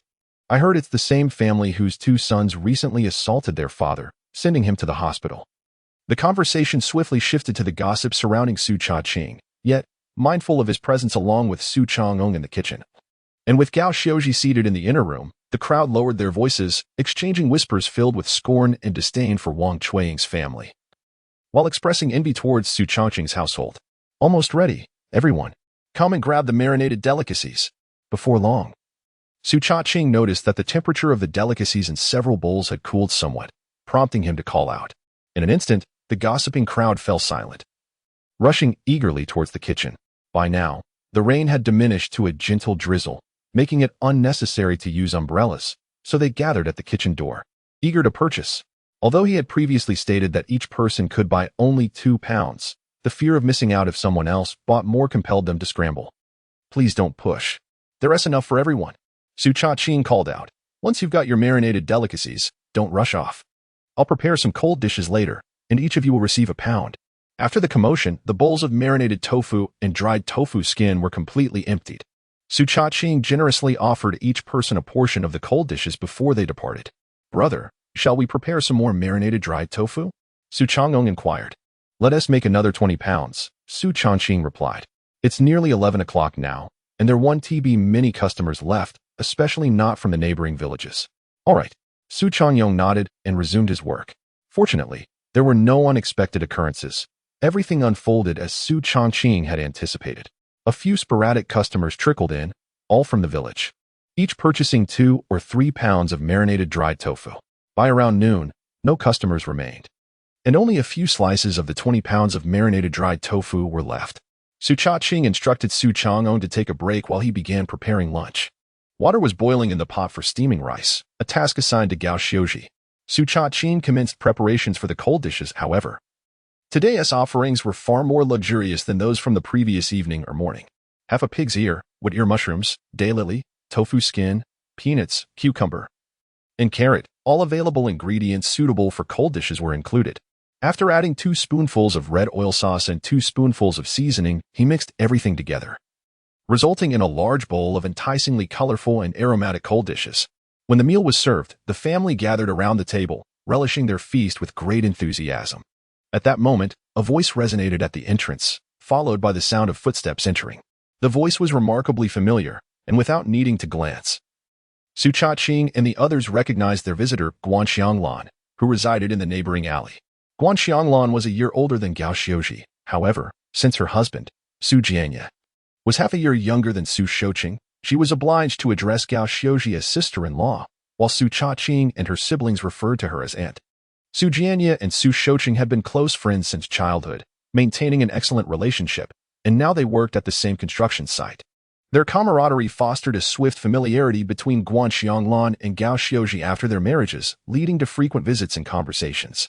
During the agricultural off-season, they would often engage in handicrafts together, akin to sisters. Additionally, Su Changqing's aunt, Su Chunwan, was introduced to the Guan family by Guan Xianglan, as her family originated from Guanzhai. Su Changqing's uncle, Guan Weiguo, was also Guan Xianglan's clan brother. Through these various connections, the bond between the two families grew exceedingly close. For instance, whenever Su Changqing needed a bicycle to attend the market or travel to the county town, she would invariably borrow one from Guan Xianglan's household, who never displayed any reluctance or impatience. Chapter 42. Expanding horizons. While enjoying lunch, Guan Xianglan entered the courtyard and saw Su Changqing's family gathered around the dining table, relishing their meal. With a smile, she inquired, "What are you having? Everyone seems to be enjoying it so much. We made some cold dishes. Would you like to try?" Gao Xiuji replied with a cheerful demeanor.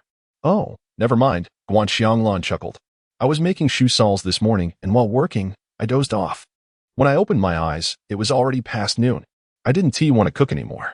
Yuyun is boiling water for steamed buns, so I'll just buy some marinated treats to take home. Changqing, please get me 10 pieces of marinated dried tofu and 2 marinated chicken legs. Yuyun loves your marinated chicken legs." Guan Xianglan and Su Jianye had a son and a daughter. Their son, Su Anchuan, was the same age as Su Changqing but 3 months younger. He had already stopped attending school and was currently working at the construction site alongside Su Changqing and Su Jianye. Their daughter, Su Yunyun, was now 15, having just graduated from junior high. With commendable results in her entrance exams, she had been successfully admitted to Tsinghua One High School and would begin her high school journey in September.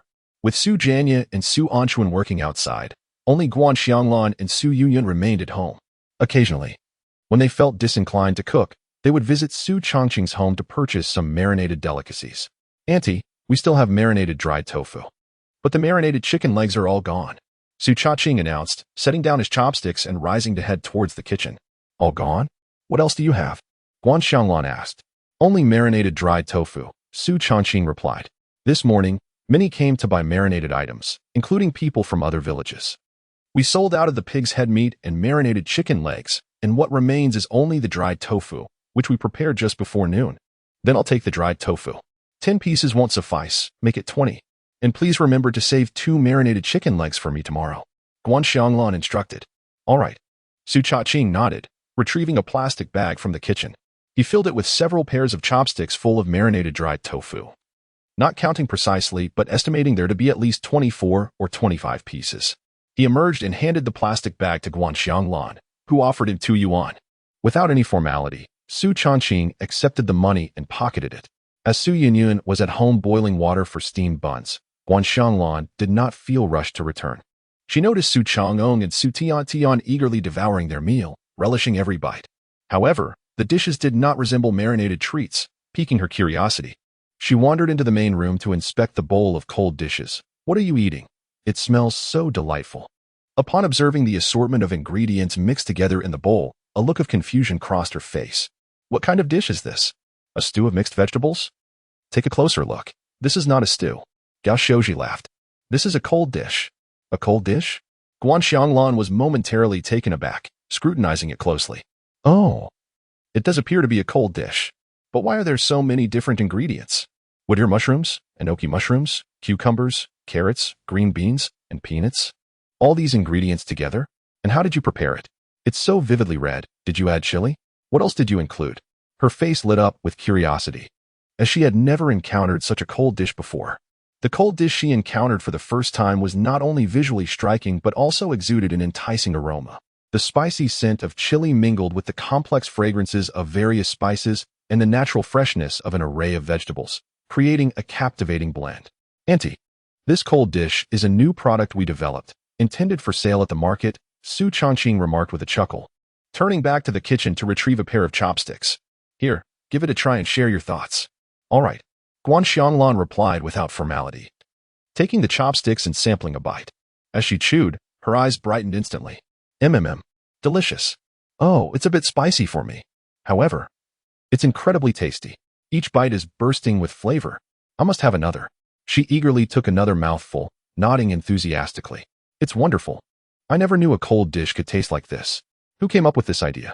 It was Changqing's brainchild, Gao Xiuji laughed. Changqing, how do you come up with so many delectable creations? Guan Xianglan marveled. By the way, you mentioned this is a new product.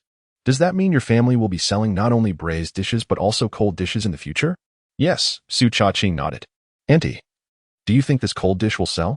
How much will it cost per pound? Guan Xianglan inquired. When the time comes, we will display a variety of vegetables for customers to choose from. After selection, we will weigh them and add seasonings. As for the price, it will be 5 yuan per pound. What do you think? Would you purchase it? Su Changqing asked. Is everything priced at 5 yuan per pound? Guan Xianglan questioned. Su Changqing nodded. Yes. Regardless of the ingredient, it is all 5 yuan per pound. Of course, I am referring to vegetarian options. Items like pig's head meat or pig ears must be purchased from the braised dish stall.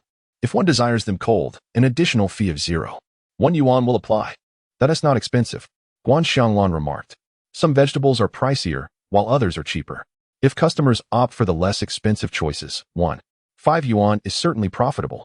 However, if they choose the more expensive ones, it may not seem like much, and one could even incur a loss. Overall, it's not costly. Anyone who regularly buys ingredients for cooking knows that 5 yuan for a pound of such flavorful cold dish is undoubtedly a bargain. With your encouragement, Auntie, we feel even more confident, Su Changqing smiled. Changqing, Guan Xianglan said, please prepare some for me to take home. Of course, Su Changqing replied with a grin, heading back to the kitchen. Auntie, should I reduce the amount of chili? I recall Yin isn't fond of spicy food. Yes, less chili please, Guan Xianglan responded.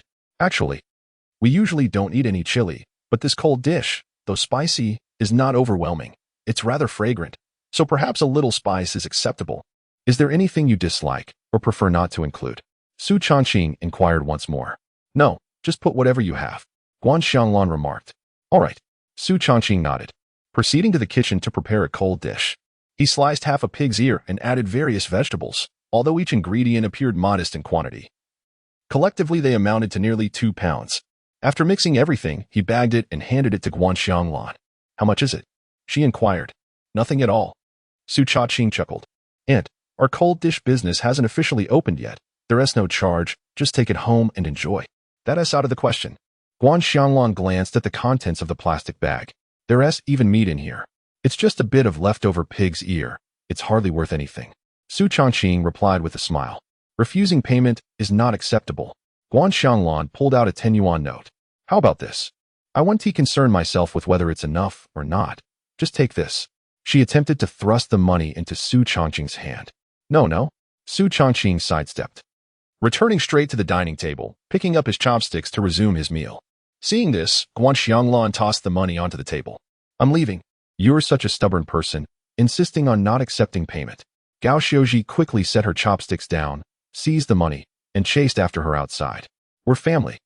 Why be so polite? Haven't Changqing and his siblings often shared meals at your home? Should I not settle my dining expenses too? That is different. Shenzhen and Union often dine at your place as well. You are conducting business here. Money must be accepted. Otherwise, it is inauspicious. What superstition is this? Next time, once we officially start selling, you can come and buy. I will definitely accept payment. If you don't pay, I want to be pleased. The two women engaged in a spirited exchange at the doorway. Ultimately, Gao Xiaoji managed to tuck the money into Guan Xianglan's pocket, sending her on her way. Returning indoors, Gao Xiaoji and her family resumed their meal. By the time they finished, the rain had ceased. The sun gradually peeked out from behind the clouds, casting its light upon the earth once more. The gentle breeze carried the refreshing scent of cornfields, invigorating the spirit. Su Changqing donned his boots, preparing to head to town to order a cart for selling cold dishes, as they had discussed that morning. Chapter 43. Advance income. Proceed with caution and watch your step. Su Changqing advised.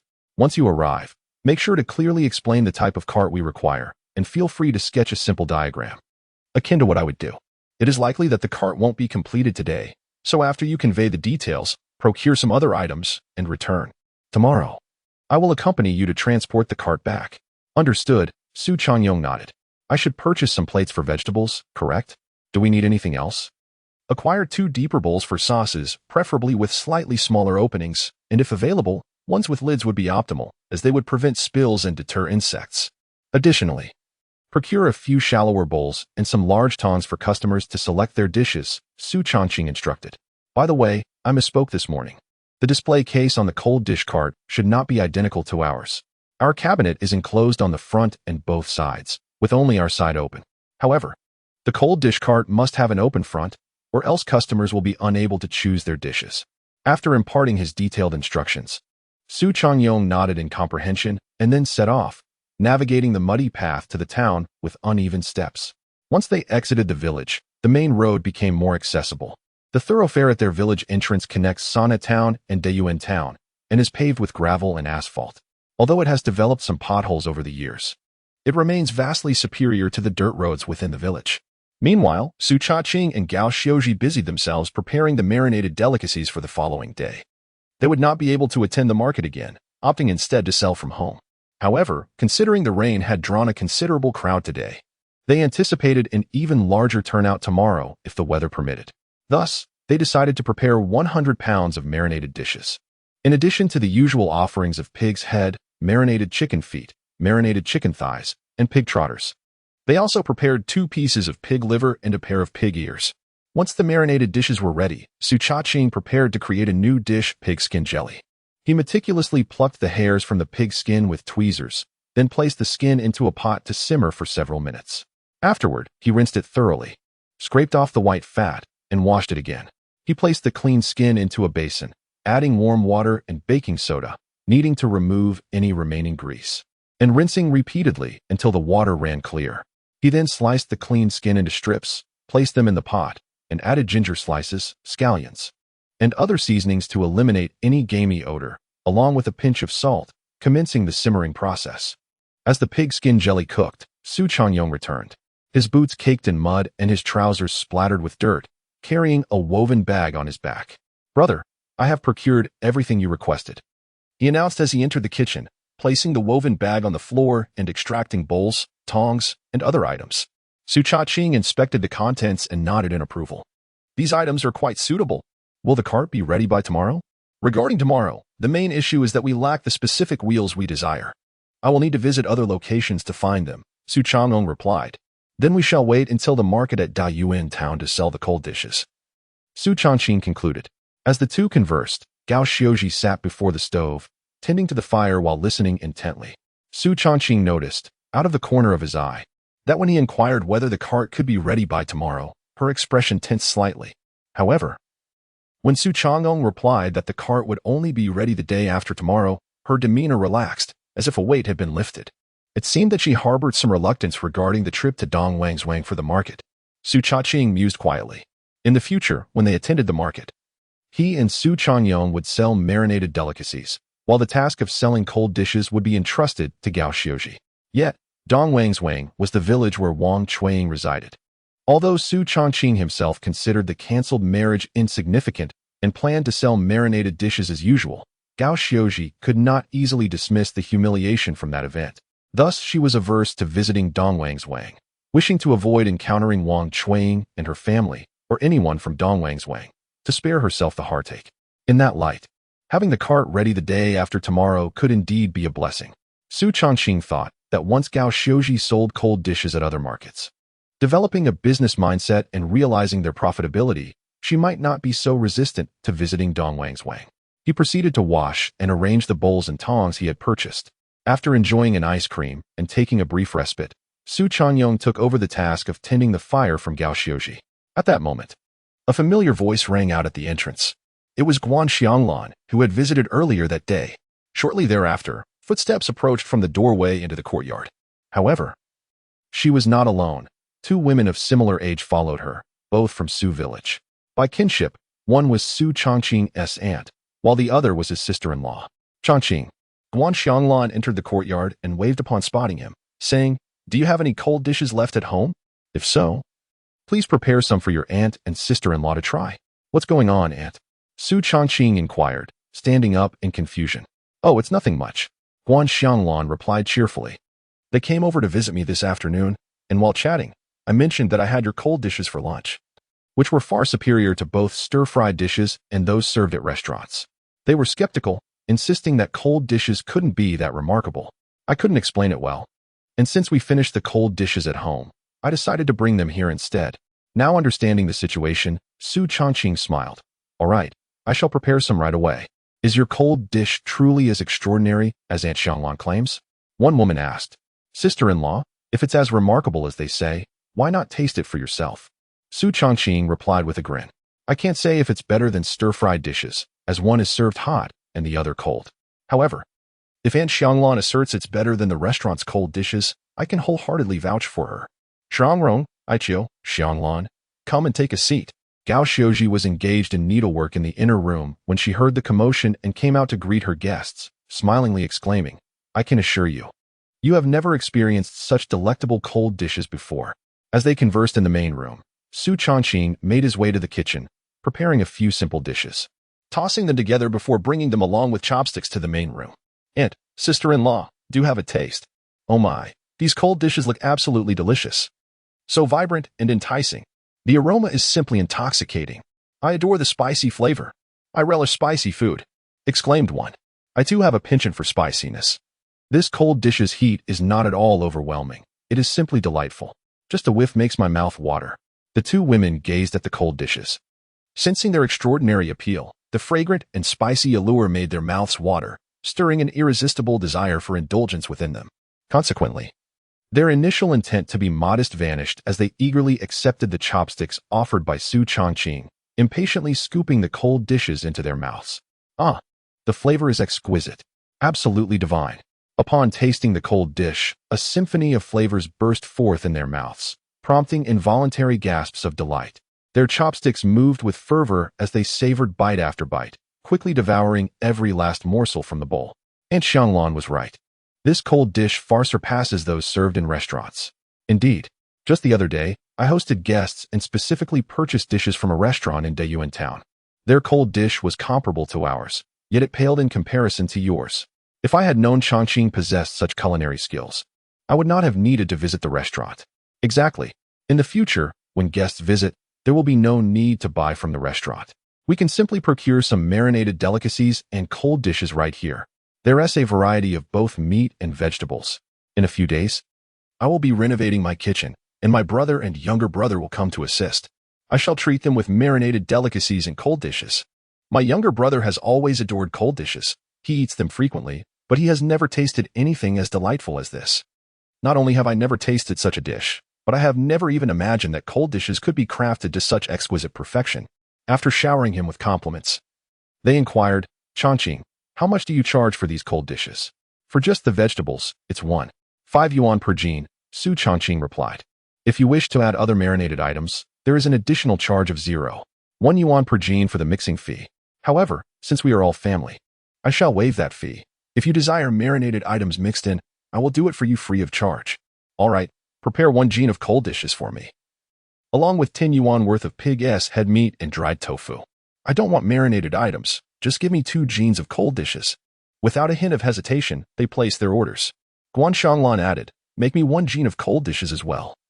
"Yun and I didn't have enough to eat at noon. By the way, you've already prepared the marinated items, right? Remember to pack 2 marinated chicken legs for Yun." "Very well, aunt, sister-in-law. Please have a seat for a moment while I prepare the cold dishes.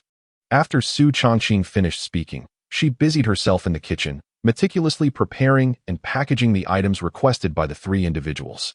While weighing the ingredients, she generously included an extra pound of cold dishes for each of them, having offered complimentary servings to others earlier that morning.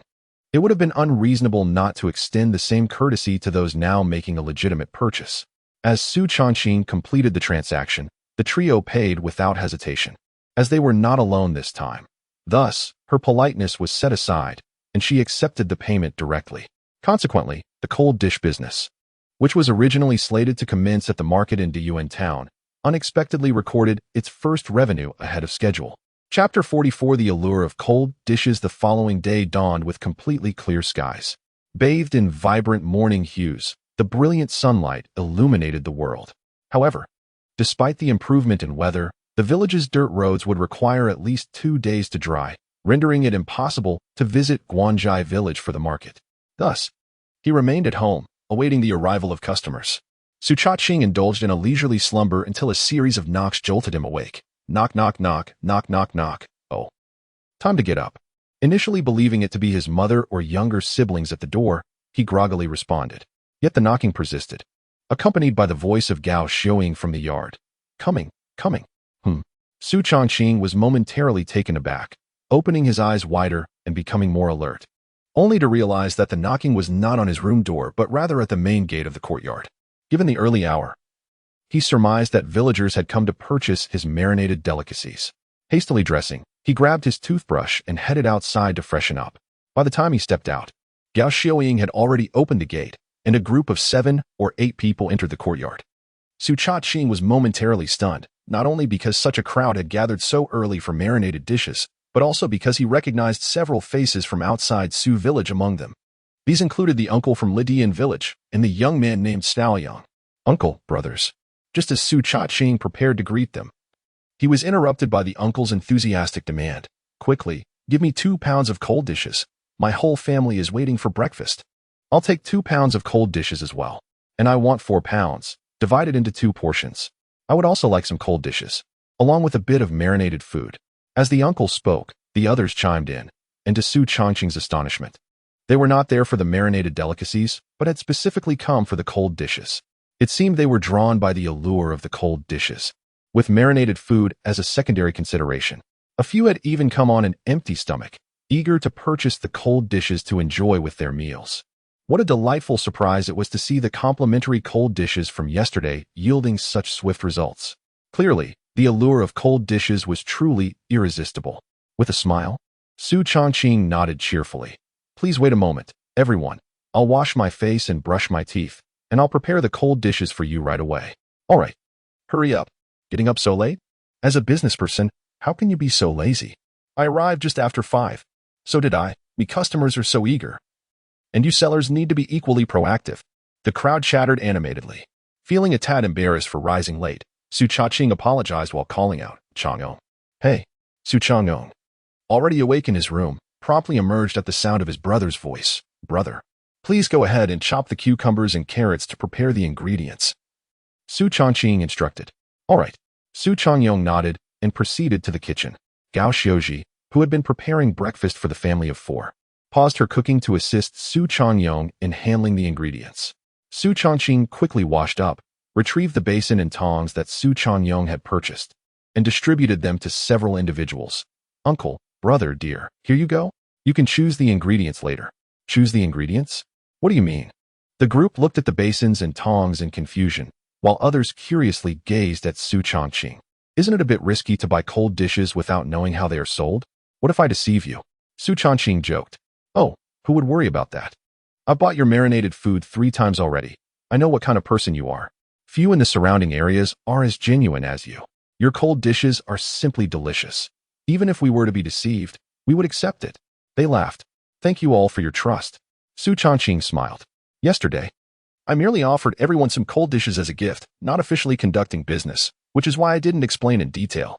Now, let me clarify how these cold dishes are sold.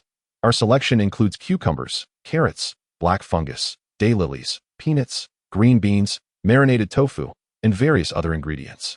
As you all know, the prices of these items differ.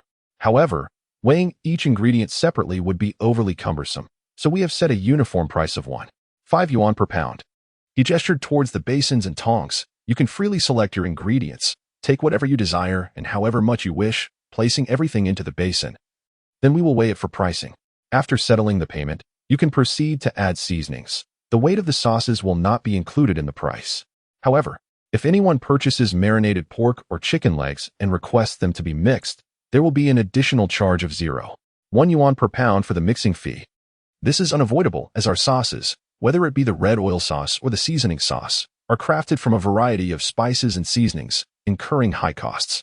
The cost of the sauce needed to mix with a pound of marinated food is approximately 1 yuan. If we do not charge for it, we would incur losses. Su Changqing meticulously explained the pricing and charging method for the cold dishes, inquiring with a smile. Does everyone understand? We understand. How could there be any confusion? Normal cold dishes are 5 yuan per pound. If one wishes to have marinated food mixed, they must first purchase the marinated food and pay an additional 1 yuan for the mixing fee per pound. Exactly. Su Changqing nodded and smiled. If there are no questions about the pricing and you are willing to accept it, then let's head to the kitchen to select the ingredients. We can accept that. 5 yuan per pound is quite reasonable, much cheaper than the marinated food. The cold dishes in restaurants are significantly pricier than this. A serving of cold cucumber, weighing merely a little over half a pound, costs 2 yuan. If there are a few more variations, it escalates to 3 or 4 yuan, which is considerably more expensive. The cost is of little concern. But the crux lies in the fact that the flavors of restaurant cold dishes are rather mediocre, hardly surpassing the delightful taste of homemade ones. However, your cold dishes are an entirely different affair, delectably exquisite. With just this dish, I could consume 4 steamed buns and 3 bowls of soup. Yesterday at noon, I savored the cold dishes, and by evening, I found myself longing for them so much that I couldn't enjoy the stir-fried food at home. I even dreamt of eating cold dishes throughout the night. Such a delectable treat. I would argue that even at 2 yuan per pound, it would hardly be considered expensive. My son has recently become quite picky, refusing to eat anything aside from your braised delicacies. Yet, to be frank, those delicacies are indeed somewhat pricey for us farmers. Indulging in them regularly is simply not feasible. Yesterday, I reached my limit with his fussiness and bought a pound of pig's head meat. Also bringing back the cold dishes you provided. To my surprise, that little rascal took a bite and instantly adored it, devouring a substantial portion of the cold dishes and even, quite remarkably, finishing 1.5 steamed buns. His mother and I hardly touched the dishes, opting instead to dip our buns in the broth, which was equally delightful. We even ended up eating an extra bun compared to usual. Such splendid cold dishes, priced at 1.5 yuan per pound, are indeed affordable enough for daily enjoyment. Alas, if only I were a resident of Su Village.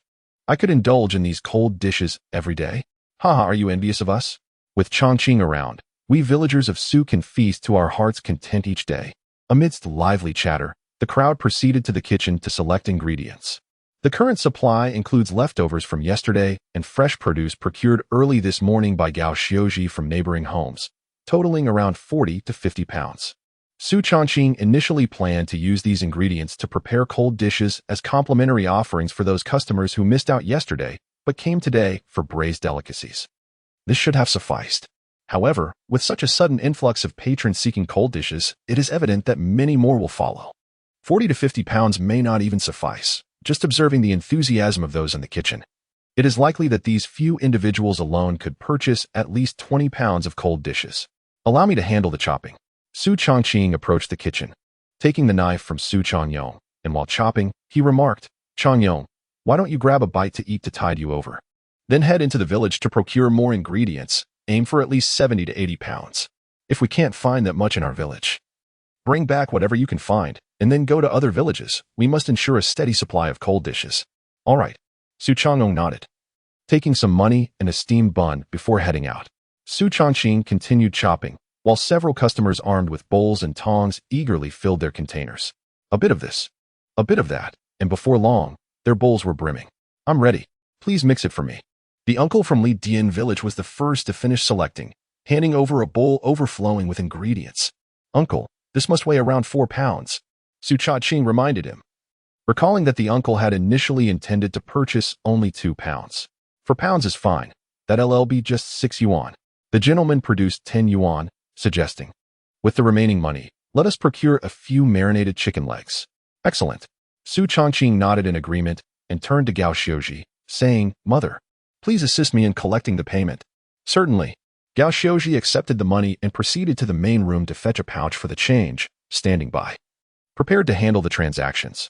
Meanwhile, Su Changqing weighed the cold dishes chosen by the gentleman. 3 jin 7 liang, costing 5 yuan and 50 cents.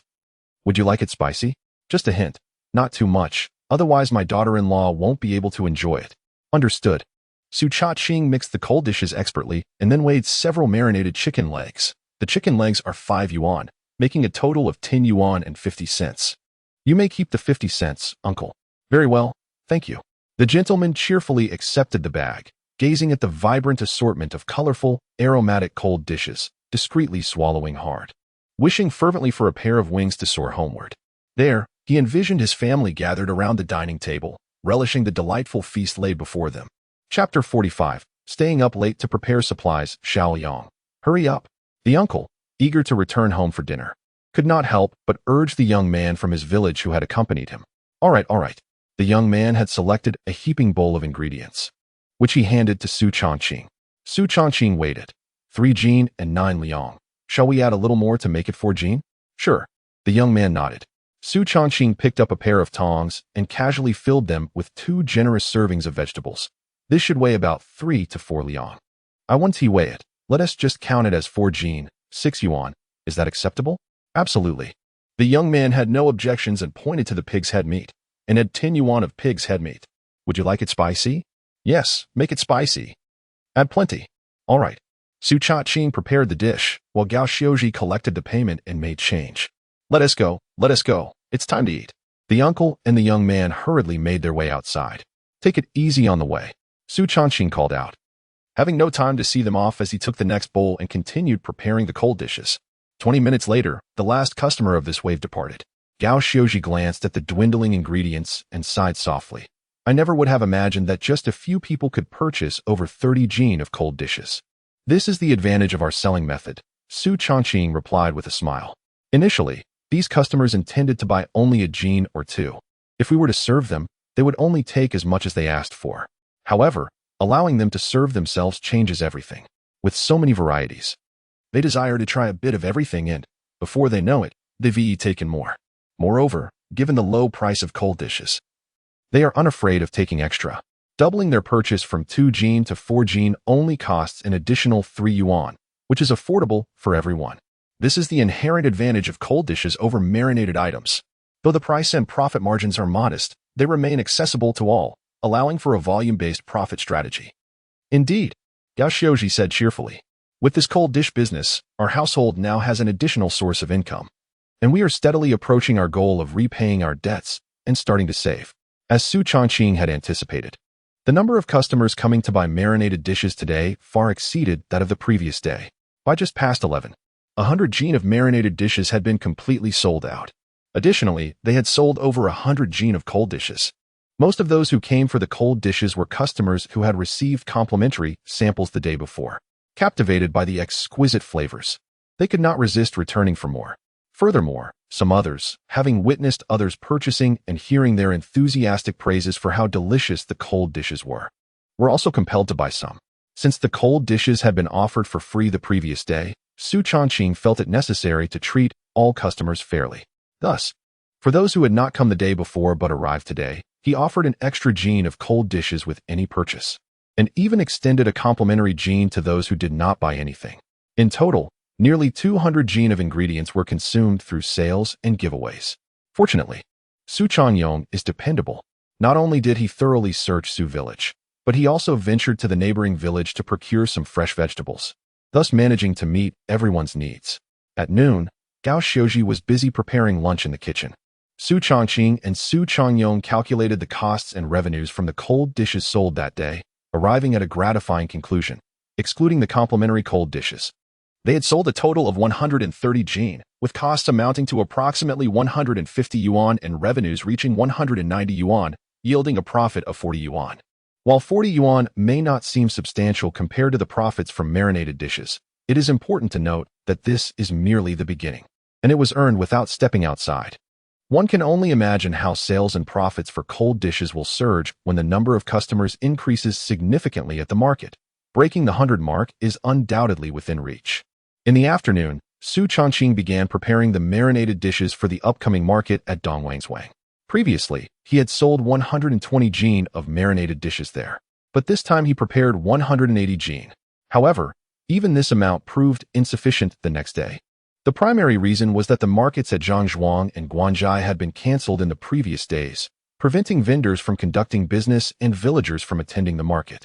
Consequently, many vendors and customers flocked to Dongwang's, making the scale of this market comparable to that of the major market in Taiyuan town. Su Changqing's stall was surrounded by a throng of eager customers, all vying for the marinated dishes, and within a mere few hours before 11 o'clock, the entire 180 jin had been sold out. Upon returning home, Gao Xiaoji, seeing the overwhelming success of the marinated dishes, felt both elated and slightly regretful. She sighed. If only the cart for selling cold dishes had been completed, with so many people at the market, we could have easily sold 200 to 300 jin and earned 60 to 70 yuan. It's all right, Mom. A day or two doesn't matter. Su Changqing replied with a smile, secretly pleased, realizing that he would not have to wait much longer. The sales figures and profits from yesterday's cold dishes, along with today's marinated dishes, had already swayed Gao Xiaoji, dispelling her initial hesitations. After finishing lunch, Su Changqing and Su Changqing set out on their tricycle. They first went to the county to restock supplies, and on their way back through town, they picked up the custom-made cart for selling cold dishes. Su Changqing instructed the shop to weld an iron ring at the back of the tricycle for securing the cart, and another at the front, connecting the two with a rope for easy transport. After a round trip that took 5 or 6 hours, the brothers returned home just in time for dinner. Gao Xiaoji had prepared a meal of millet soup, steamed buns, and cold dishes. The cold dishes were crafted by Gao Xiaoji herself, who had taken the opportunity of some customers visiting to practice the proper balance of flavors in her cold dish dressing. After several attempts that afternoon, she had mastered the proportions of the red oil sauce and seasoning, resulting in a delightful flavor. After hastily finishing their meal, the family began to bustle about, preparing for the Diyuan town market the next day, starting with the marinated dishes. At the last market in Diyuan town, over 200 pounds of marinated delicacies proved insufficient, much to the dissatisfaction of numerous patrons. This time, Su Changqing, undeterred by the risk of unsold stock, resolved to prepare a larger quantity. Consequently, he crafted a total of 350 pounds of marinated treats. In addition, there were 30 pounds of pig's head meat, 30 pounds of marinated tofu, and 50 pounds of marinated chicken legs requested by the esteemed Wang Jimin. This brought the grand total to 460 pounds of marinated delicacies, all meticulously packed into 4 iron barrels. By now, it was past midnight, yet the trio remained undaunted, continuing to prepare the ingredients necessary for the cold dishes. The spicy oil and seasoning sauce had already been prepared in advance. Now, the focus shifted to the various ingredients. Wood-ear mushrooms and day lilies were soaked in water, while peanuts and green beans were boiled to perfection. The marinated tofu skin and tofu were sliced into strips, and the pig skin jelly was chopped into small cubes. Other vegetables like cucumbers, carrots, and lettuce could not be chopped too early, lest they wilt by morning. They were only washed and set aside to be cut fresh at dawn. For the marinated delicacies, some portions would be served sliced for the cold dishes, while others would remain whole for sale at the marinated delicacy stall. A delightful array of ingredients, totaling nearly 300 pounds, was meticulously prepared. When they finally organized everything, it was nearly 2 o'clock in the morning. Su Changqing let out a long yawn, realizing that he would only have 3 hours of sleep before needing to rise at 5. You can sleep a bit longer, Mom. You should rest as well, Su Changqing suggested. I'll get up early to cut the vegetables, and once everything is ready, I'll wake you around 6. We want to prepare breakfast. Let us head straight to the market and grab something to eat there. You should rest a little longer. I'll handle the chopping, Gao Xiaoji replied. Let me take care of it, Su Changqing smiled. It will be easier for Changyong and me to manage the marinated delicacies together, even if we feel a bit drowsy. But your task with the cold dishes relies entirely on you. You'll need to attend to the customers, weigh the items, mix the cold dishes, and handle the cash all by yourself. If you become sleepy, mistakes could happen. You might inadvertently give change of 10 yuan as 1 yuan, and that would be a loss. Although Gao Xiaoji had previously assisted in selling marinated delicacies, she had the support of her son then. Tomorrow, however, The responsibility for the cold dishes would rest solely upon her shoulders, despite having encouraged herself with the notion that she could manage. The imminent reality of facing the bustling market instilled a sense of anxiety within her, fearing that she might become overwhelmed and err in her duties. Hence, upon hearing Su Changqing's words, she grew concerned that her mental state might adversely affect their business. She refrained from further protest and nodded. "All right. You should hurry and get some sleep. Every moment of rest counts." Indeed, Su Changqing agreed with a nod, quickly attending to his nightly routine before collapsing into bed.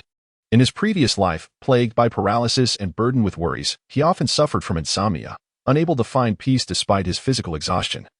As the weight of his thoughts kept sleep at bay, even in slumber, he often found himself plagued by nightmares, awakening in the middle of the night, unable to drift back into sleep for a considerable duration. However, after his rebirth, with his health restored and his familial circumstances improved, the blissful and fulfilling life he now led had allowed him to forget the agonies of his past existence. His mindset became remarkably relaxed, his spirit vibrant and buoyant. Lying in bed, he would quickly succumb to sleep, enjoying either dreamless nights or, at the very least, serene and delightful dreams. After over 3 hours of slumber, he awoke at around 5 o'clock. Following his morning routine, he entered the kitchen to prepare vegetables. Previously, he had often resorted to smashing cucumbers and meticulously slicing carrots, which proved to be quite cumbersome. Thus, when he passed through the town yesterday, he purchased a grater. With this handy tool, he accomplished the task with ease, producing 2 full bowls of shredded cucumbers and carrots in just a matter of minutes.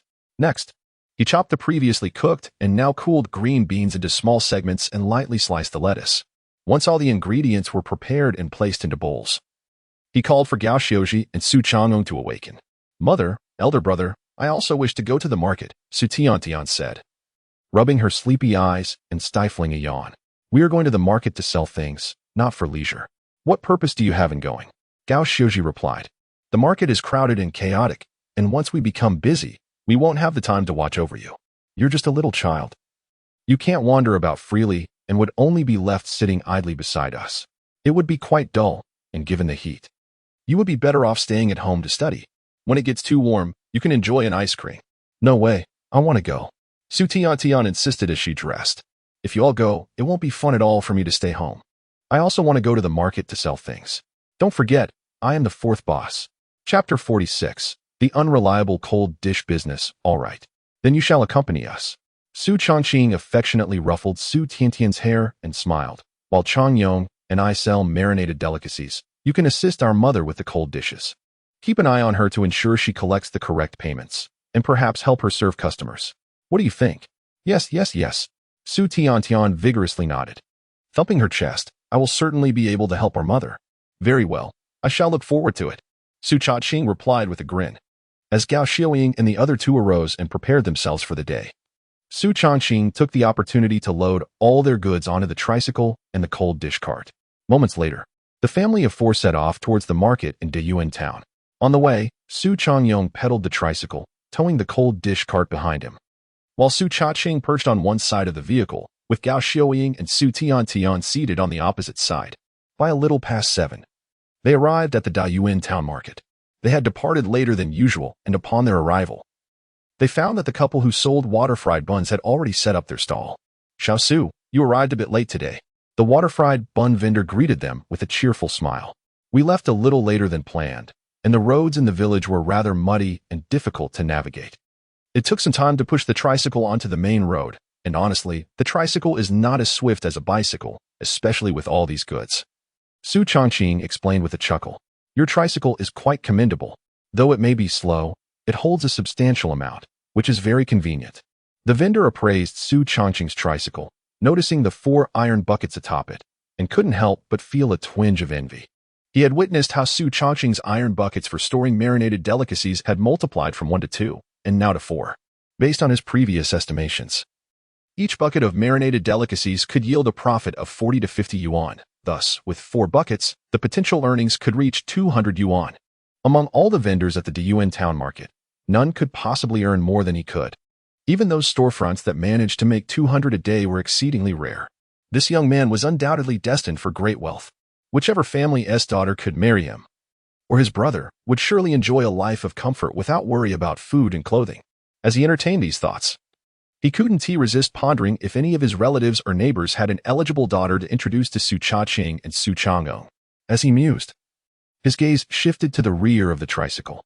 There, he noticed a small cart being towed behind, resembling the showcase used by Su Changqing for selling marinated delicacies and likely intended for selling goods as well. He had previously noticed a woman and a little girl on the tricycle when Su Changqing rode past. Having conversed with Su Changqing before, he knew that Su Changqing's mother tended to their farmland and that he had a younger sister. Thus, upon seeing them, he understood their identities. Bringing along an additional cart, along with his mother and sister, did this imply that they believed one stall would be insufficient to accommodate their sales of marinated delicacies? The vendor pondered, suddenly noticing the words cold dishes emblazoned in red tape on either side of the cart showcase. Cold dishes? He was momentarily taken aback, curiosity sparking within him as he inquired, "Little Su, what is the purpose of your small cart? What does cold mixed dishes mean?" Cold mixed dishes, of course, refer to chilled vegetables that are mixed together, Su Changqing replied with a smile. Our little cart specifically sells these cold mixed dishes. As he spoke, he gestured towards the assortment of ingredients displayed on the tricycle. We just arrange these items, allowing customers to choose freely. Once they have made their selection, we weigh it, calculate the price, and then mix it. The uncle's face contorted with a peculiar expression. He found this cold dish business rather implausible. After all, if one desired cold mixed dishes, couldn't they simply purchase some vegetables and mix them at home? Typically, people would only order a couple of cold dishes when dining out, seldom spending money solely on them. Moreover, with such a variety of ingredients, would they even taste good when combined? Additionally, the prices of the various ingredients differed, and with customers selecting different items, how would pricing work? If set too high, no one would buy. If set too low, recovering costs would be questionable. In his view, this venture seemed exceedingly unreliable. However, since it was Su Changqing's family business, he refrained from outright dismissing it, as that would be akin to cursing someone. Therefore, he hesitated, paused, and nodded with a grin. Quite good, quite good. Afterward, he continued his customary support for Su Changqing. Little Su, I'll have 10 yuan worth of pig's head meat. Great. Su Changqing nodded, setting up the stall while asking, Uncle, I have some new items today. Would you like to try any? What new items? The uncle inquired. Pig ears, pig liver, pig skin jelly, and marinated tofu skin. Su Changqing announced. Hey, how fortuitous. I love pig ears. Give me one. The uncle replied. Sure. Would you like it served directly? Or should I prepare and mix it first? Su Changqing asked. Just give it to me as is. I'll slice and mix it myself at home for lunch. The uncle decided, doubting Su Changqing's ability to concoct anything remarkable. All right. Su Changqing replied without further comment, nodding as he set up the marinated meat stall. He proceeded to slice the pig's head meat, retrieve the pig ears, weigh them, and calculate the price. Su Changqing and Su Tian assisted Gao Xiaoji in parking the cart beside the marinated meat stall, arranging various ingredients and tools. Uncle, for 10 yuan of pig's head meat. Pig ears are 9 yuan per gene, and this pig ear weighs 6 liang, so that will be 5 yuan, totaling 15. Su Changqing delivered the items with a smile. Uncle, you only need to give me 10 yuan. You've been helping me with the stall daily. Today, I'll treat you to 5 yuan worth of pan-fried buns. All right. The uncle chuckled, nodding cheerfully. Did you skip breakfast this morning? Yes, I was busy late yesterday. And I slept in this morning, so I didn't cook, Su Changqing replied. After exchanging a few more words, he accepted the 10 yuan and a large bag full of pan-fried buns from the uncle, returning to his stall. This year, the price of pork has surged dramatically, rendering it difficult to perceive the low cost of living in this era through the prices of pork and marinated delicacies. However, grain prices remain stable, and the cost of various types of noodles has not fluctuated. The palm-sized pan-fried buns still cost merely 20 cents each, or 50 cents for 3. For just 5 yuan, one can procure a total of 30 pan-fried buns, and the vendor generously provided an additional 3 or 4. Such an abundance of buns is more than sufficient for the 4 of them. Freshly steamed, the buns emit a steaming warmth and a tantalizing aroma, their taste delightful. Su Changqing devours them voraciously, consuming 4 or 5 in mere moments. As he reaches for another, he suddenly notices that Su Tian has yet to finish her first bun. Why are you eating so slowly? Don't you like pan-fried buns? Su Changqing inquires. Not exactly. Su Tian gently shakes her head. her dark eyes glancing shyly towards the nearby cart of cold dishes. With a hint of hesitation, she softly asks, "Brother, may I have some cold dishes to accompany my buns?" Chapter 47. The frenzied secretion of saliva. You truly are a little glutton, Su Changqing chuckled, shaking his head in amusement. If there were to be a champion of cold dishes in this household, it would undoubtedly be Su Changqing. Over the past few days, she insisted on having cold dishes with every meal, otherwise her appetite would vanish. Steamed buns, rice, or porridge all had to be accompanied by cold dishes. Now, even when eating pan-fried buns, the absence of cold dishes rendered her unable to eat. With a sigh of resignation, Su Changqing fetched a basin, tossed in some ingredients, and casually mixed them together. He then poured the cold dish into a plastic bag and set it down at the nearby braised food stall. "Here, enjoy." As Su Changqing beheld the colorful and aromatic cold dish, a smile blossomed on her face, only to be swiftly replaced by distress. "Brother, I have no chopsticks. How might I eat? Is that a problem?" Su Changqing replied with a smile, breaking a willow branch, stripping the leaves, and snapping it into 2 makeshift chopsticks. "Voila! Your chopsticks are ready." He handed the chopsticks to Su Changqing, only for Su Changqing to reach out as well. "Hee, brother, I'd like some cold dishes too." Su Changqing passed him the remaining piece of willow branch. "Do it yourself." Su Changqing accepted it and snapped the branch into 2, joining Su Changqing in feasting on the cold dishes. They devoured the food as if they were at home, relishing each bite with gusto. Unlike the braised dishes, cold dishes lacked a strong aroma that could waft several meters away. Nearby, the vendor of pan-fried buns observed this scene with a perplexed expression. What was the fuss over a mere cold dish? Their voracious appetite seemed rather exaggerated. Were they perhaps putting on a show? Pretending the cold dishes were exceptionally delicious to attract customers? Were they playing the role of their own patrons? But at this hour, so early in the morning, the market was nearly deserted. Was it not too early for theatrics? Unaware of the vendor's thoughts, Su Changqing noticed the man's gaze lingering on them and playfully asked, "Uncle, would you and Aunt like to give it a try?" No. The pan-fried bun vendor chuckled, shaking his head. "We've already had our fill." "Ah, very well." Su Changqing nodded, then caught sight of a familiar figure approaching from a distance. He quickly devoured a few more pan-fried buns, wiped his hands, and waved at the newcomer. "Sister, good morning." The approaching figure was none other than the young woman whose husband worked at a government office in town. "Good morning, little brother," she replied with a bright smile. "I've come to buy some braised food again." "Sister, you always support my family's business, and you are always the first to arrive. I truly don't know how to express my gratitude." Su Changqing smiled and gestured toward the stall, indicating the pig liver, pig skin jelly, and pig ears, along with the braised tofu skin. "Perfect timing. I have a few new braised delicacies," he continued, pointing to the nearby cart of cold dishes. "And we've just launched our latest cold dishes. Choose what you'd like to sample, and I'll give you some. Is this cold dish from your family?" The young woman seemed more intrigued by the cold dishes than the new braised items. As she strolled this way, she noticed a small cart labeled cold dishes. Initially, she assumed it belonged to someone else, merely positioned alongside Su Changqing's braised delicacies stall. To her surprise, this cold dish cart was also part of Su Changqing's business. "Indeed, this is our latest culinary creation," Su Changqing exclaimed, gesturing towards the ingredients on the cart. "Sister, feel free to choose whatever you fancy. And once you have made your selection, I shall prepare it for you to sample, entirely free of charge." The young woman was perplexed. What was so delightful about cold dishes? She mused that the young man ought to focus on his braised food business instead of dabbling in cold dishes. Who would spend money on such items? Nevertheless, she maintained a polite demeanor, smiling and pretending to be very interested in the array of offerings displayed in the cart's window.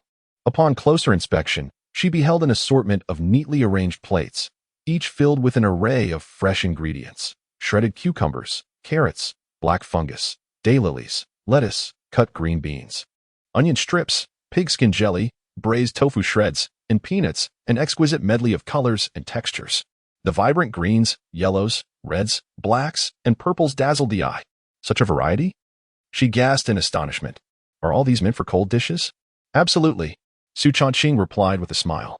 "With so many ingredients, there must be something to your liking." He then handed her a basin and tongs, saying, "Choose whatever you wish. It's on me." When Su Changqing first mentioned treating her to a free tasting, the young woman had intended to politely decline. However, as she gazed at the fresh ingredients, curiosity and a hint of anticipation stirred within her, Perhaps his cold dishes were exceptional and might surpass the usual fare. Yet, out of courtesy, she refrained from immediately accepting the items Su Changqing offered. Instead, she inquired with interest, "With such an array, how do you prepare the cold dishes? Do you mix them separately or combine everything together? What dressing do you use? Soy sauce, vinegar, garlic paste, perhaps?" "Sister, here's how our cold dishes work." Su Changqing began to explain. "Customers select from the assortment using the basin and tongs, and once they have made their choices, we weigh the ingredients. Regardless of what you choose, everything is priced uniformly at $1.50 per pound. After weighing, we dress them with our secret red oil and seasoning sauce. Both sauces, akin to our braised dishes, are meticulously crafted with a variety of spices and seasonings, resulting in an exquisite flavor. Of course, words alone cannot convey this. Allow me to prepare a portion for you to take home and taste." "Not just yet." The young woman suddenly noticed Su Changqing's siblings, Su Changqing and Su Tiantian, happily enjoying their meal, with a plastic bag containing cold dishes in front of them. She pointed and asked, "Are they eating your cold dishes?" "Indeed they are." Su Changqing chuckled, adding, "That is my younger sister." Subsequently, he introduced the woman standing beside him, Gao Xiuji. "This is my mother. My younger brother and I are overwhelmed, so I have asked her to assist in selling the cold dishes." Following this, he turned to Gao Xiuji and said, "Mother, this young lady is from Dayuan town. She has been taking care of our braised delicacies business since the very first day it opened, never missing a market day. And she is always the first to arrive. One could say she is our most loyal customer." "Oh, is that so? We must express our gratitude to this young lady for supporting our business." Gao Xiuji's face brightened with a warm smile as she greeted the young woman. The young woman had already taken note of Gao Xiuji and, noticing the resemblance to Su Changqing, had begun to suspect her identity. Upon hearing Su Changqing's introduction, she responded with a broad smile, "Sister, there is no need for thanks. It is not I who am looking after your family's business. Rather, it is your braised delicacies that are delightful. I find myself craving them if I go without for even a few meals. In fact, I should be thanking you for creating such delicious offerings. My son has been eating more lately and has gained 3 or 4 pounds thanks to your delicacies. Moreover, your brother is quite amiable and engaging. Every time I visit, I make sure to chat with him for a while." Gao Xiuji was naturally warm and courteous in her interactions with customers. The young woman, being quite articulate herself, felt fondly towards Su Changqing and, by extension, found Gao Xiuji endearing. The two engaged in lively conversation, affectionately referring to each other as sister and younger sister. This prompted Su Tiantian, who had been engrossed in her meal, to look up in confusion at the two women and then at Su Changqing. She couldn't comprehend why the young woman was addressing her mother as sister while calling her older brother younger brother, which seemed a breach of generational norms. "I must see what these cold dishes look like." The young woman redirected the conversation back to the cold dishes, curiously approaching Su Changqing and Su Tiantian. She bent down to examine the cold dishes in the plastic bag closely. As she leaned in, the enticing aroma of the cold dishes wafted towards her, filling her nostrils. In an instant, the strikingly tangy and savory scent surged into her mouth. Before she knew it, her mouth began to water uncontrollably. Chapter 48. Unbelievable. The air was thick with an intoxicating blend of spicy, savory aromas that tantalized the young woman's senses, making her mouth water and prompting a sharp intake of breath. As she inhaled, the fragrance of the cold dish permeated her palate, igniting an insatiable desire within her. At that moment, she was utterly astounded. This cold dish, merely by its scent, was enough to evoke a voracious appetite. She couldn't help but wonder how delightful it must taste if she were to take a bite. Swallowing hard, she hesitantly inquired, "May I have a taste?" As the words escaped her lips, a blush crept across her cheeks, rendering her somewhat bashful. She was not one to act so casually, especially influenced by her husband's more reserved demeanor at work. While she was warm and gracious in her interactions, she also held a strong regard for decorum and appearance. Such a request for food was unprecedented for her. However, the allure of the cold dish, with its vibrant colors and enticing aroma, was simply too compelling. The cravings within her stomach stirred, compelling her to indulge immediately, savoring every delightful morsel. The temptation of culinary delights, combined with her subconscious perception of Su Changqing's family as friends, led her to utter those words without a second thought. Once spoken, she realized her demeanor was somewhat unrefined, leaving her feeling a touch embarrassed. "Feel free to eat and taste." Su Changqing chuckled, extending his hand to break off a branch, which he then snapped into 2 pieces, offering one to her. "Without chopsticks, will this suffice?" Relieved that Su Changqing's family appeared unfazed by her cravings and awkwardness, she nodded and smiled, of course. In these times, rural folk were not overly particular. Using a branch as chopsticks was not uncommon, particularly during busy farming seasons. It was a frequent occurrence to forget chopsticks and resort to twigs from trees nearby. Accepting the branch from Su Changqing, she bent down to scoop up a portion of the cold dish and brought it to her mouth. Spicy, savory, fresh, and refreshing. An exquisite medley of captivating flavors enveloped her taste buds, leaving her wide-eyed in astonishment. Goodness, it tastes so extraordinary, she gasped, her heart brimming with shock. Prior to this moment, she could never have imagined that such a simple cold dish could be transformed into something so breathtakingly delicious.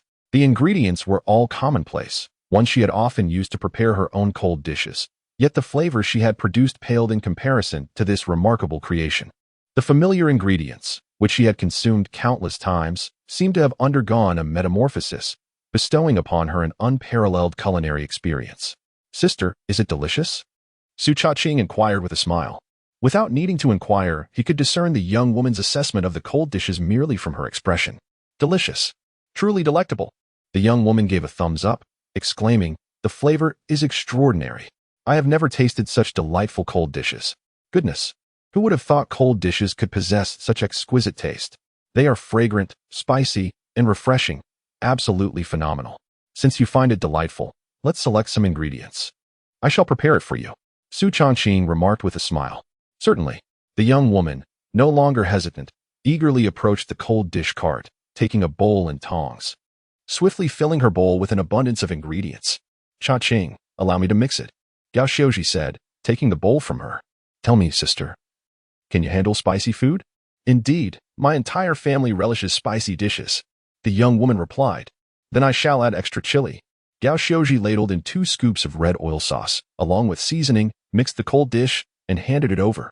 As the young woman accepted the cold dish, she began to retrieve money from her pocket.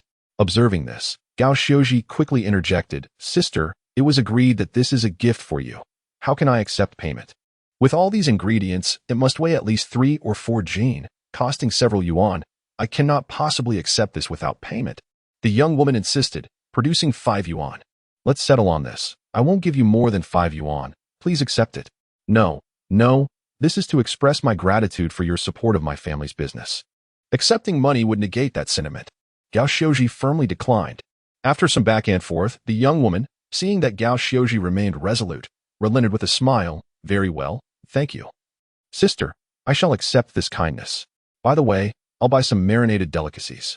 She approached the marinated food stall, glancing at the newly stocked offerings, and said to Su Changqing, "Brother, please slice a pound of pig liver and another pound of pig head meat." "Certainly," Su Changqing replied, inquiring, "Shall I mix these as well?" "Not today. I'm having cold dishes. I will store these marinated items in the refrigerator for later consumption," the young woman explained. "Understood." Su Changqing cut and weighed the marinated items, placing them in a bag along with a complimentary marinated egg. The young woman paid, smiling. "Perfect timing. My son is still asleep and hasn't had breakfast yet. Usually, waking him up is quite the ordeal. I could shout 100 times without success. However, with these cold dishes and marinated delicacies, he will surely rise obediently and, at the very least, consume an extra half bun." "That is splendid. Our marinated delicacies and cold dishes are on par with digestive aids." Su Changqing laughed. "More effective than digestive aids." The young woman chuckled in agreement. As Su Changqing conversed with her, he suddenly noticed a familiar figure approaching from a distance. Boss Wang Jiming. "Good morning, Boss Wang." Su Changqing greeted him cheerfully, waving. The young woman turned to look as well, smiling as she added, "Oh, Boss Wang is personally shopping today? I not only shop in person but also dine and even visit the restroom myself." Wang Jiming replied with a hearty laugh. Both individuals resided in the town and were evidently well acquainted.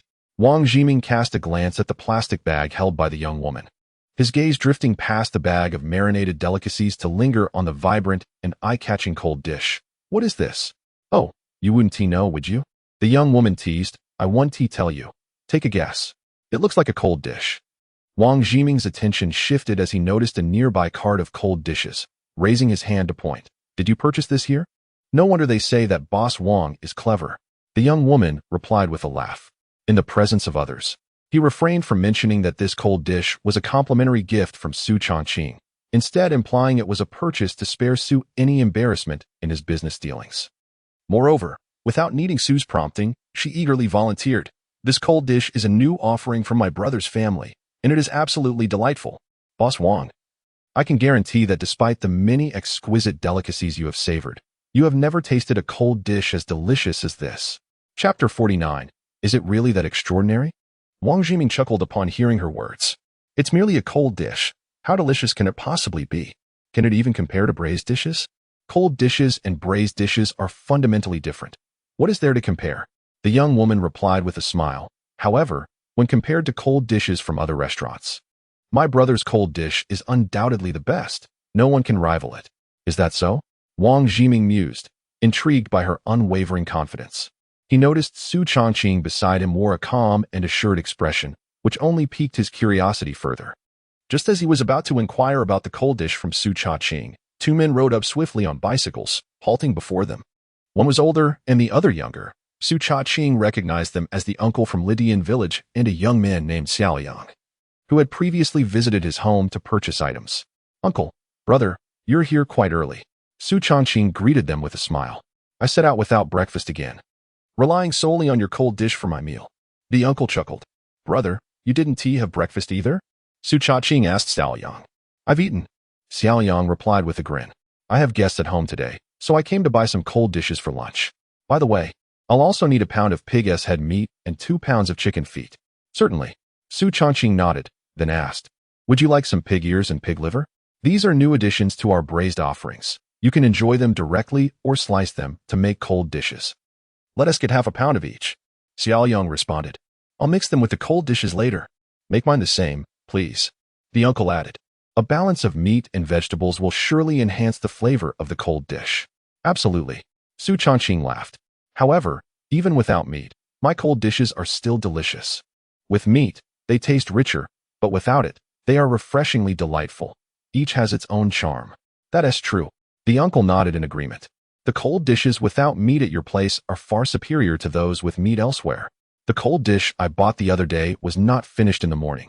During lunch, we had stir-fried chicken, yet my entire family opted for the leftover cold dish instead, not even touching the stir-fried chicken until the cold dish was entirely savored. Everyone remarked how the chicken couldn't compare to the cold dish. As they conversed, they approached the cold dish cart. The two men, already experienced in purchasing cold dishes, required no prompting from Su Changqing or Gao Xiuji. They each grabbed a basin and tongs, eagerly selecting ingredients. They picked this and that, and the basin filled rapidly. Yet they showed no signs of stopping, seemingly intent on filling it to the brim. Wang Jiming, observing this spectacle, felt a surge of curiosity and asked the uncle, brother, is this cold dish truly as delicious as you claim? Of course. Do you think I would deceive you? I have nothing to gain from lying. The elder proclaimed with unwavering conviction, the cold dishes from their household are undoubtedly superior to any you have ever tasted.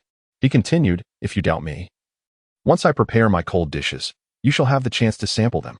I guarantee that after tasting, you will be clapping your thighs in delight. Wang Jimin waved his hand dismissively. That won't be necessary. I can procure my own.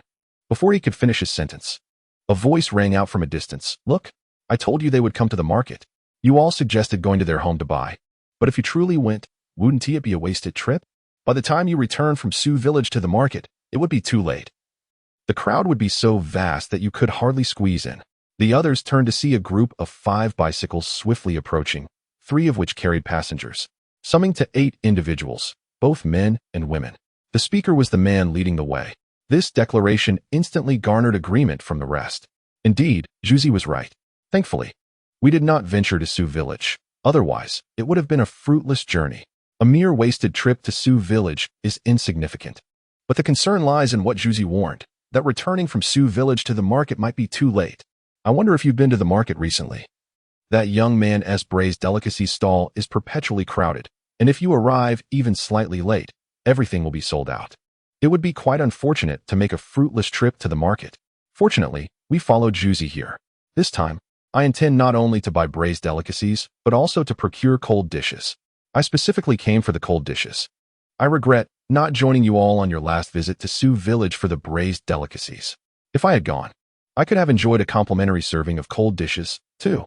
Luckily, you visited my home and sampled the cold dishes, right? Otherwise, you wouldn't even know such delectable treats exist today. Indeed, although I only had a few bites last time, it was utterly insufficient.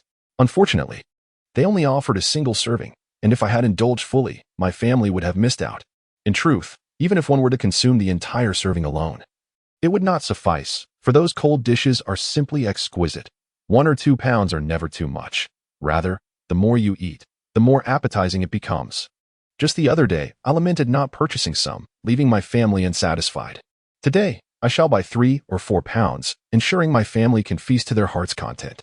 I too wish to purchase more, not only for my household, but also to bring some to my parents. I need to buy 3 portions, 1 for my home, 1 for my brother's family, and another for Eru. A chorus of voices filled the air as the group animatedly discussed their plans. Quickly arriving at the cold dish vendor's cart and parking their bicycles, Gao Xiaoji, witnessing their arrival, greeted them with a beaming smile. Would you like some cold dishes? Yes, we came specifically for your cold dishes. The crowd responded eagerly. Let us buy some cold dishes first, then we'll get some braised delicacies. They chimed in unison.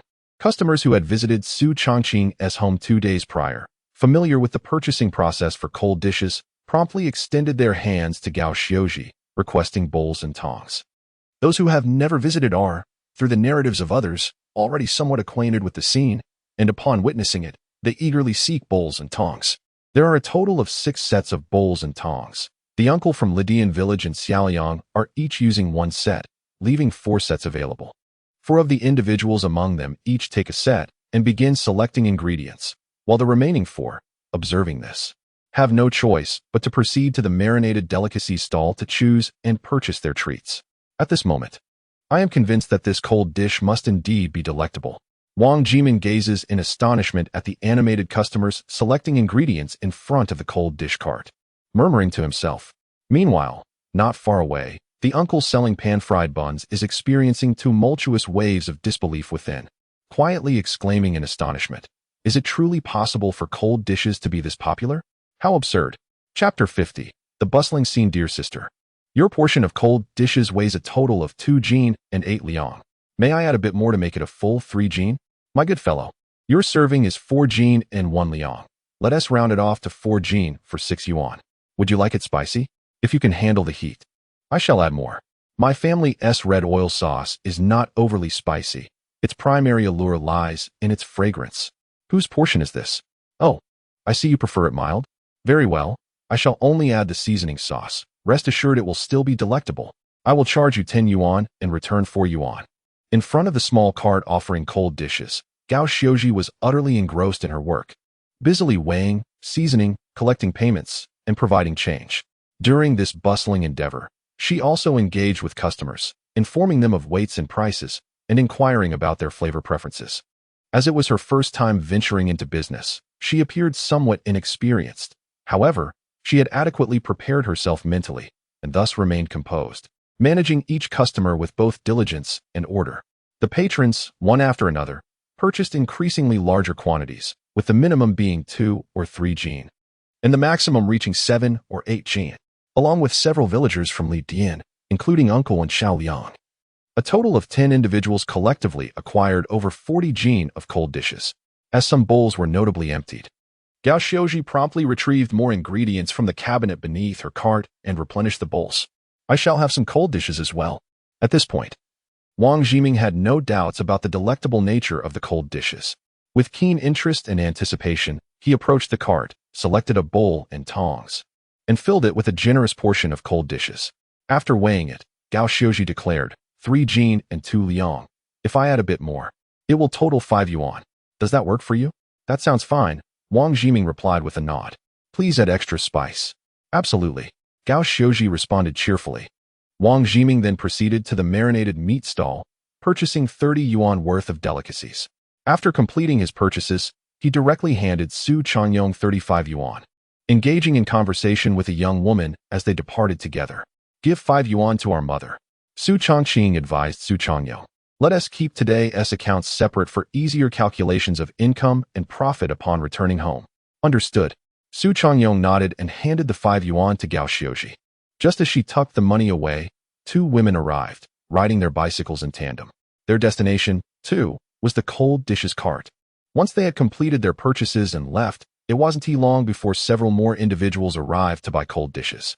These patrons were all customers who had visited Su Changqing's home a few days prior. After savoring the exquisite flavors of the cold dishes, they were captivated by the delightful taste and had been yearning for more, thus converging at the market today. At this moment, the crowd at the market had gradually increased, with more people flocking to buy marinated meats. Many, anxious about missing out on the delicacies, arrived particularly early, leading to a gathering of eager patrons before the marinated meat stall, even though it was not yet 8 o'clock. Aside from residents from nearby villages close to Su Changqing, most customers seeking marinated meat had not heard of Su Changqing's cold dishes. However, while waiting in line, their curiosity would inevitably draw their gaze towards the enticing offerings of the cold dishes. As someone recognized an acquaintance among those purchasing cold dishes, they inquired, "Old Wang, are you here for the market as well? What are you buying?" "Just some cold dishes," replied the man known as Old Wang. "Why come to the market for cold dishes? Aren't they easy to make? If you want to eat them, can't you just prepare them yourself?" The person wondered. "Well, if you crave meat, can't you just stew it yourself? Why come here to buy it?" Old Wang chuckled. "Look at what you're saying. If I could replicate the flavor of this braised meat, would I still need to purchase it? Isn't it the same? If I could create such delightful cold dishes, I wouldn't need to come here. After all, it's just cold dishes. How fancy can they be? How delicious can they truly be? How delicious. Let me put it this way. If you scour every restaurant within 10 miles, you would not find cold dishes more delectable than these. No, not even those with half the flavor. Now, that sounds quite exaggerated. Not at all. If you don't believe me, ask others."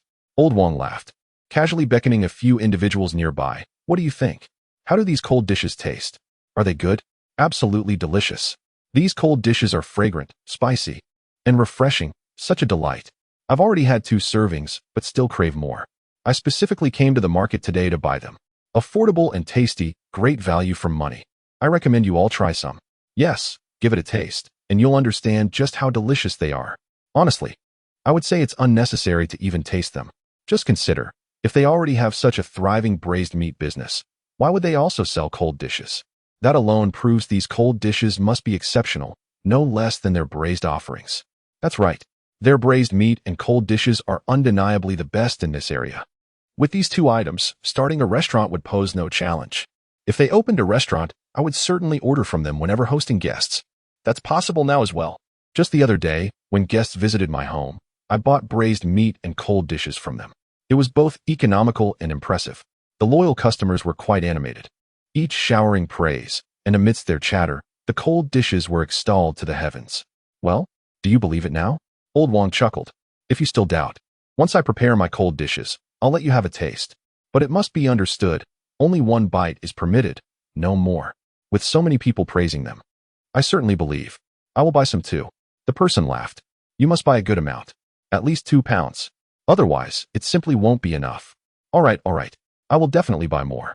Their conversation, naturally, caught the attention of others nearby. Seeing so many people extolling the deliciousness of the cold dishes, numerous onlookers began to consider purchasing some to try. Among them, a few customers who had just arrived at the braised meat stall overheard the dialogue and, noticing the long queue for braised meat, decided to head to the cold dishes stand first. Gradually, the number of customers in front of the cold dish cart began to swell, and the 6 bowls and tongs were no longer sufficient. Those who arrived later could only stand at the back, waiting in line, at the braised meat stall.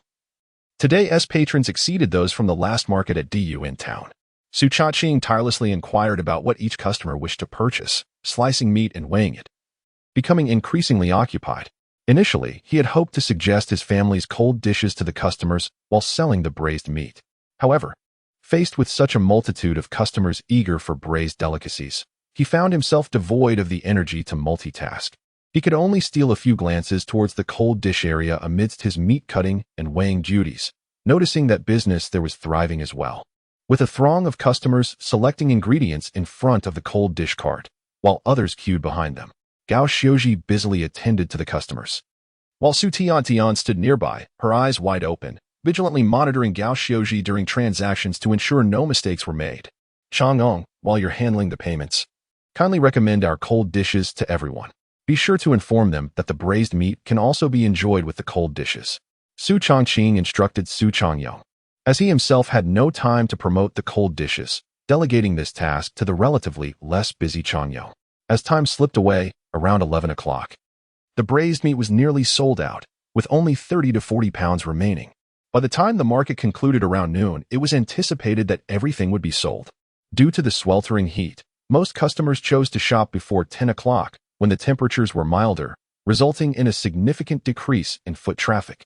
And the once bustling scene at the braised meat stall had dissipated, leaving only a few sporadic customers. Finally able to catch his breath, Su Changqing seized the moment after sending off one customer before the next arrived to purchase a few bottles of water from a nearby convenience store. He approached the cold dish cart and handed 2 bottles of water to his mother and Su Tiantian, saying, "Mom, little sister, take a moment to hydrate." Gao Xiaoying accepted the water, unscrewed the cap, and gulped down nearly half a bottle in one go, exhaling deeply with a weary expression. "Phew. I'm exhausted." Yet, almost immediately, a smile illuminated her face. "I never expected the cold dishes would sell so well. The 300 pounds of ingredients we prepared are nearly gone." She pointed to the bowls in the display, which held only a meager amount of ingredients left. "We have just these remaining. There is nothing left in the tricycle and cabinet." Su Changqing observed that several bowls were already empty, while the remaining ones contained little more than a thin layer at the bottom, with the fullest bowl holding no more than half. "Indeed, it appears that by the end of the market, we shall sell out completely," he remarked with a smile. "Selling 300 pounds this time indicates that next time we can surely sell even more. I estimate that 400 pounds will be well within reach." Gao Xiaoji nodded enthusiastically. "I believe so as well." Just then, the uncle from the water-fried buns approached, smiling. "I'd like to purchase some of your cold dishes too." Chapter 51. The next target. Breaking the 1,000 yuan barrier. "Uncle, take a look at these ingredients. Choose whatever you desire," Su Changqing remarked with a smile, handing over a bowl and tongs. Earlier that morning, he had sensed his uncle's skepticism towards his family's cold dishes. However, it was evident that the uncle had been captivated by the overwhelming popularity of the cold dishes and the incessant praise from returning customers, compelling him to make a purchase. The remaining ingredients were limited, and the uncle selected a bit of each, filling the bowl to nearly overflowing. Gao Xiaoji weighed the contents, 2.5 pounds. "You can have it for $4. Would you like it spicy?" "A little, but not too spicy," the uncle replied. "All right." Gao Xiaoji nodded and commenced preparing the cold dish. After a morning of intense physical activity, her movements had become quite adept.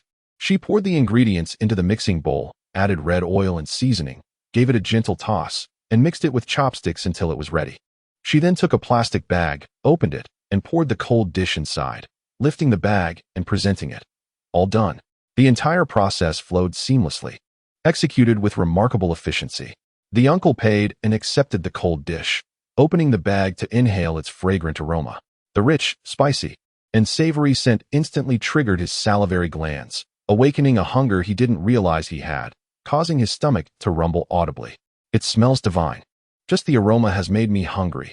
He swallowed hard, patting his belly. "I must return home and have a bite." Upon returning to his stall, he eagerly broke off a piece of willow branch to use as chopsticks, then scooped up a generous portion of the cold dish, hastily placing it in his mouth. Delightful. Absolutely delightful. The exquisite taste of the cold dish made his eyes light up, and before he had even swallowed, he began to praise, albeit incoherently. "Why are so many people coming to buy? Little Su, big sister, your cold dishes are simply outstanding." As he spoke, he took another helping and offered it to his wife. "Dear, you must try this." She took a bite, equally astonished and effusive in her praise. "Oh my. This is delicious. How did you manage to create such an exquisite cold dish? After tasting yours, I'll feel embarrassed to make cold dishes myself." "That's what you call mastery, expertise in every aspect," the uncle declared. "Why are those other braised dishes so delectable?" "It's because they know how to handle various spices and seasonings and how to combine them to create wonderful flavors. Mastering this skill allows one to craft not only delicious braised dishes but also delightful cold dishes." "Little Su, do you see the logic in that?" The uncle's words held merit. Su Changqing replied with a smile. "Whether it be braised dishes or cold dishes, the use of spices and seasonings is indeed the key. Your talent is truly remarkable." The uncle gave a thumbs up. "With your skills, I am confident you will undoubtedly develop even more delectable dishes in the future. Your business will flourish and expand exponentially. I assure you, it won't be long before you become a prominent figure like Wang Jiming." "That seems rather exaggerated," If I could achieve even a fraction of his success, I would consider myself fortunate. Su Changqing chuckled modestly. After exchanging a few words, the uncle and his wife became engrossed in their meal, relishing the food. Initially, they intended to sample just a few bites, but after the first taste, they found themselves irresistibly drawn to a second, then a third, and a fourth. They simply could not stop. The couple even grabbed several water-fried buns to accompany their meal. Before long, they had consumed more than half of the 2 pounds of cold dishes. We can't eat any more after having 3 water-fried buns with the cold dishes.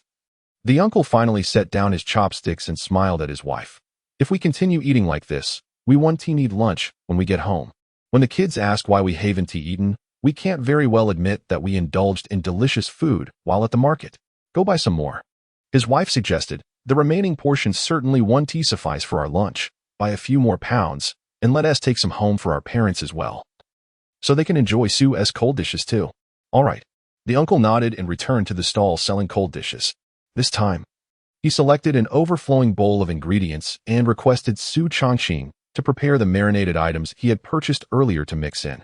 In total, he bought 6 or 7 pounds of cold dishes, leaving very little of the ingredients available. Soon after, more customers arrived to purchase marinated items. With his workload easing, Su Changqing leisurely attended to the customers, engaging them in conversation while recommending his cold dishes. This cold dish is a new offering from our family. Both sauces are crafted using the same secret recipe and intricate techniques as our marinated items, resulting in an exquisite flavor that many have praised. We brought 300 pounds of ingredients today, initially thinking they wouldn't sell out, but the response has been overwhelming, and we are nearly sold out. There are just a few ingredients left. If you're interested, I can offer a discount. Instead of the usual $1.50 per pound, I'll sell it to you for $1.30. How does that sound? Upon hearing that this was a new product from his family, made with a secret recipe and already well received by other customers, potential buyers were immediately intrigued. Coupled with the price reduction, they felt compelled to purchase at least a little of the cold dishes.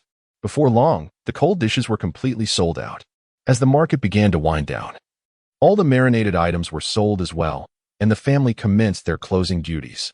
The 4 of them, having toiled tirelessly throughout the morning, were utterly exhausted. With even Su Changqing rubbing her eyes, lamenting that she had been watching Gao Xiaozhi handle the money so intently that her eyes felt sore. Despite their physical fatigue, the family's spirits remained high.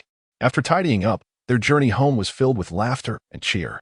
Once they arrived, however, the first order of business for the 4 was not to rest or prepare a meal, but rather counting their earnings. Su Changqing and Su Changqing tallied the money earned from selling the marinated items. Gao Xiaozhi and Su Lingling counted the proceeds from their cold dishes. After meticulously counting for over half an hour, they finally clarified the 2 sums and calculated their profits. First came the braised delicacies, including the 110 pounds sold to the Dayuan spinning factory. The total profit from today as 460 pounds of braised dishes amounted to 795 yuan, tantalizingly close to breaking the 800 yuan mark. As for the cold dishes, with 300 pounds of ingredients, along with the income from the preparation fees of the cold braised items, the total revenue reached 460 yuan. After deducting approximately 360 yuan in costs, they garnered a neat profit of exactly 100 yuan. Only 100 yuan? Su Changqing felt a twinge of disappointment. After spending the entire morning assisting her mother, she had anticipated a more substantial earnings, only to find it paled in comparison to the braised delicacies. What do you mean? Only 100 yuan? Gao Xiaozhi lightly tapped Su Changqing's forehead, chuckling. In the past, this would have been our family's living expenses for half a month. Your father toils for 7 or 8 days to earn that much, and we made it in just one morning, and you still think it's little? I just feel that it's less than what eldest brother and second brother earned from the braised dishes, Su Changqing replied sheepishly, sticking out her tongue. Such comparisons are misguided, Su Changqing remarked with a smile. Our family's braised dishes have gained acclaim throughout the town and beyond, attracting numerous customers, thus yielding higher profits. Conversely, the cold dishes are still in their infancy, lacking the reputation of the braised items. Given these circumstances, selling 300 pounds is already remarkable. Remember, on our first day selling braised dishes in town, we barely made 100 yuan. If today's cold dishes can earn 100 yuan, who knows? Next time it could be 150, and the time after that, perhaps 200. Conducting business is akin to learning. It requires a steady approach and gradual progress. You cannot expect to achieve great success overnight. Do you understand? Oh, I see. Su Tiantian nodded obediently. Very astute, Su Changqing praised, ruffling her hair. Whether the future profits from the cold dishes can rival those of the braised delicacies is inconsequential, as this is our family's venture. Even if it only brings in a single cent of profit, it is still an additional source of income. Moreover, cold dishes and braised delicacies complement each other. For instance, many customers come for the braised items and learn about the cold dishes, deciding to purchase some to try. In the future, there will undoubtedly be customers drawn specifically to the cold dishes who will also pick up some braised items. Thus, cold dishes and braised delicacies do not compete. Rather, the introduction of cold dishes will not only avoid encroaching upon the market for braised items, but will also attract customers, stimulating an increase in the sales of braised dishes and potentially alleviating any decline in their sales in the future. Therefore, their introduction not only brings direct economic benefits, but also enriches product variety and broadens the customer base. Su Tiantian listened, feeling somewhat bewildered, especially by the last sentence, which completely eluded her comprehension. Gao Xiuji and Su Changqing, on the other hand, appeared to grasp some of it, their expressions contemplative. Su Changqing smiled faintly, choosing not to elaborate further. The theories surrounding management were one aspect he imparted to his family, but it was equally essential for them to engage in their own contemplation, learning, and personal insights. Only by thoroughly understanding and genuinely experiencing these concepts could they truly grasp and integrate them. Regardless, our total profit today has reached 895 yuan. Su Changqing gently tapped the table, gesturing grandly as he declared, "Our next objective is to surpass the milestone of 1,000 yuan in total profits." Chapter 52. Zhao Jiaxing's suggestion after a simple lunch. The family of four took a brief respite before preparing to gather the ingredients for the marinated delicacies and cold dishes from Lidian Village. The markets in Lidian Village, Zhangzhuang Village, and Guanzhai Village are relatively modest, yet considering that they had sold over 100 pounds of marinated goods in their previous visits to Lidian, they decided to prepare a bit more this time, totaling 120 pounds. In addition, they arranged for 150 pounds of ingredients for cold dishes. The following day, the family of four set off for the market in Lidian Village.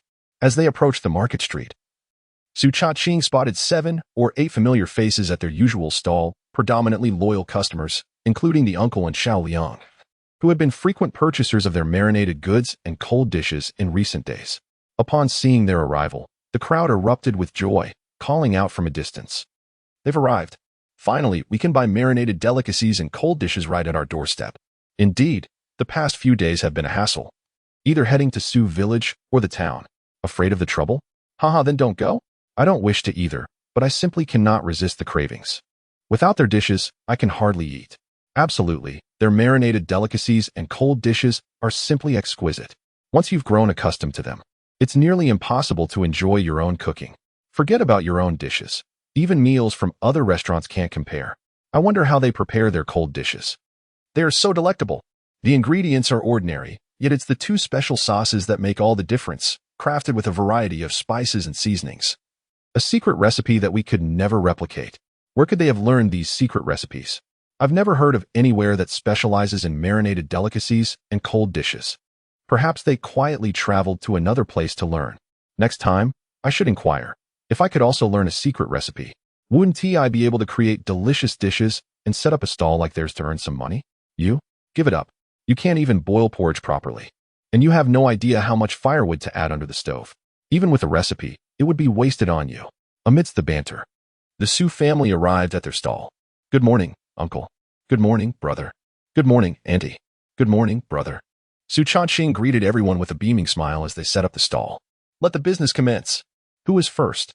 As Su Changqing's words fell, the 7 or 8 individuals instinctively divided into 2 groups, approaching the marinated delicacies stall and the cold dishes cart to begin selecting their purchases.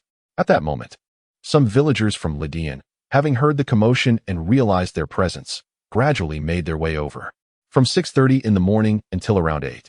The 2 stalls were continuously busy, with most customers being from Lidian Village as well as some from neighboring villages, all having made the effort to arrive early to buy marinated delicacies and cold dishes for breakfast. After 8 o'clock, there was a brief lull.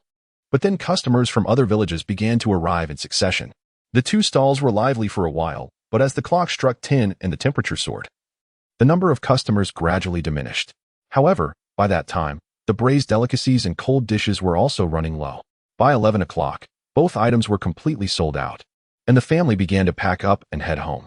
Upon returning, they calculated their earnings: 180 yuan from the braised delicacies and 42 yuan from the cold dishes, totaling over 200 yuan. In the afternoon, Su Changqing rode his tricycle to the county town to restock.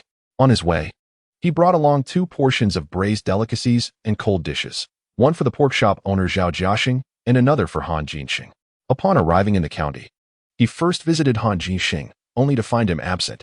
His wife, Yuan Yomei, welcomed Su warmly and offered him tea, which he politely declined, opting instead for a glass of plain water before taking his leave.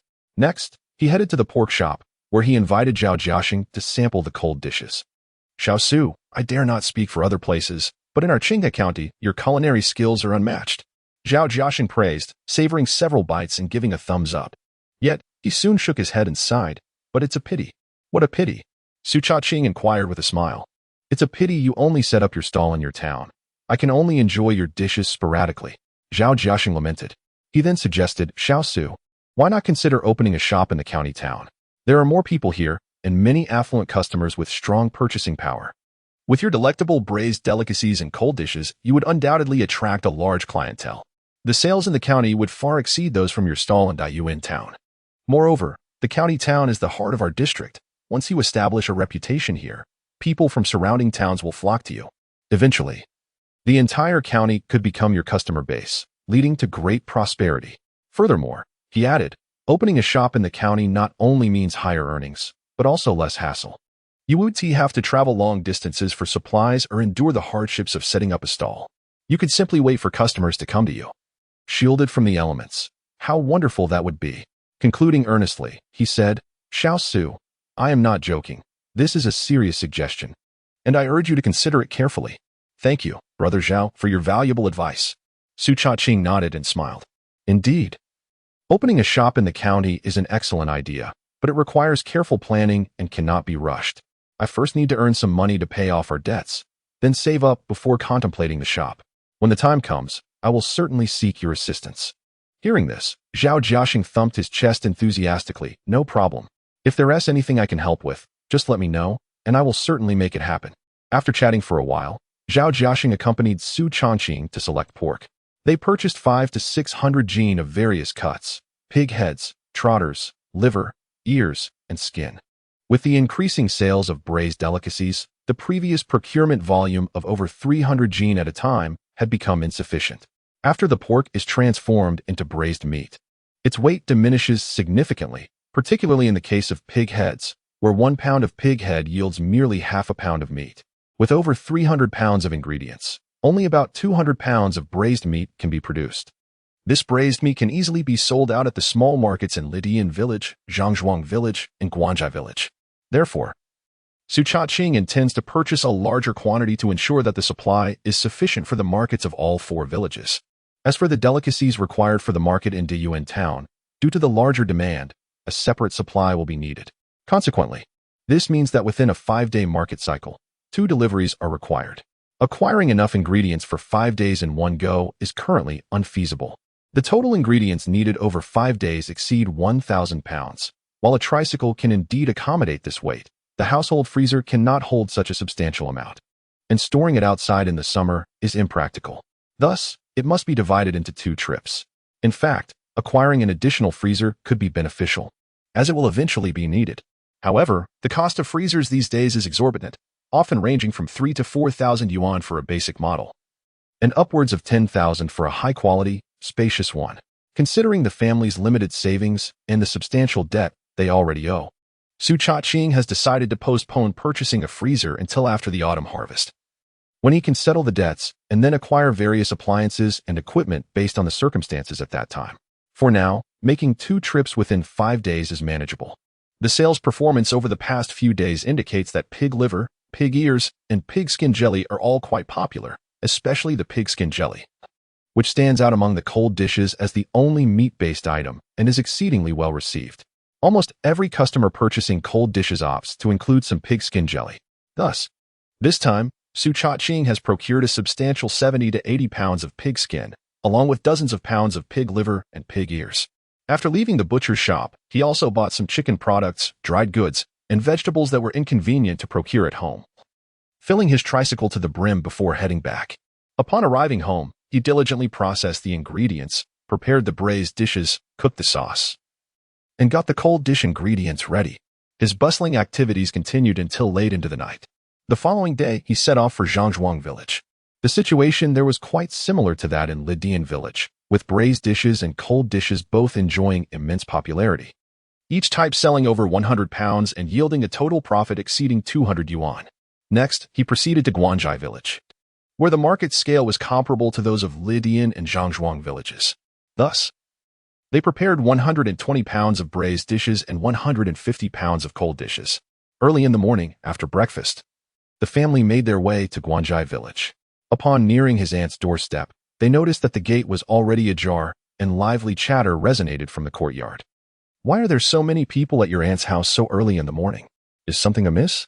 Gao Xiuji's expression changed as she dismounted from the tricycle and hastily approached the entrance. Chapter 53. Claypot Chicken. Su Changqing attentively listened to the sounds emanating from his aunt's courtyard and chuckled. "Mother, there's no need for concern. The yard must be filled with villagers from their community, likely awaiting our arrival to set up our stall." "Oh, that is reassuring." At this moment, Gao Xiuji also overheard the conversations inside, which revolved around mundane family matters, interspersed with mentions of marinated delicacies and cold dishes, causing her to breathe a sigh of relief and slow her pace. Upon reaching the entrance and halting their vehicle, the occupants within heard their arrival and began to emerge from the courtyard, with Su Changqing leading the way. "Sister-in-law, you've come too." Upon spotting Gao Xiuji, Su Changqing hurried forward, warmly grasping her hand and greeting her with a cheerful smile. She then shifted her gaze to the side where the cold dish cart stood, exclaiming, "Just the other day, I heard folks from our village mention that not only do you sell marinated snacks, but you also offer cold dishes." At first, I found it hard to believe, but as more people spoke about it, I became convinced. "By the way, everyone says your cold dishes are exceptionally delicious. Look, so many people have already come early to buy them.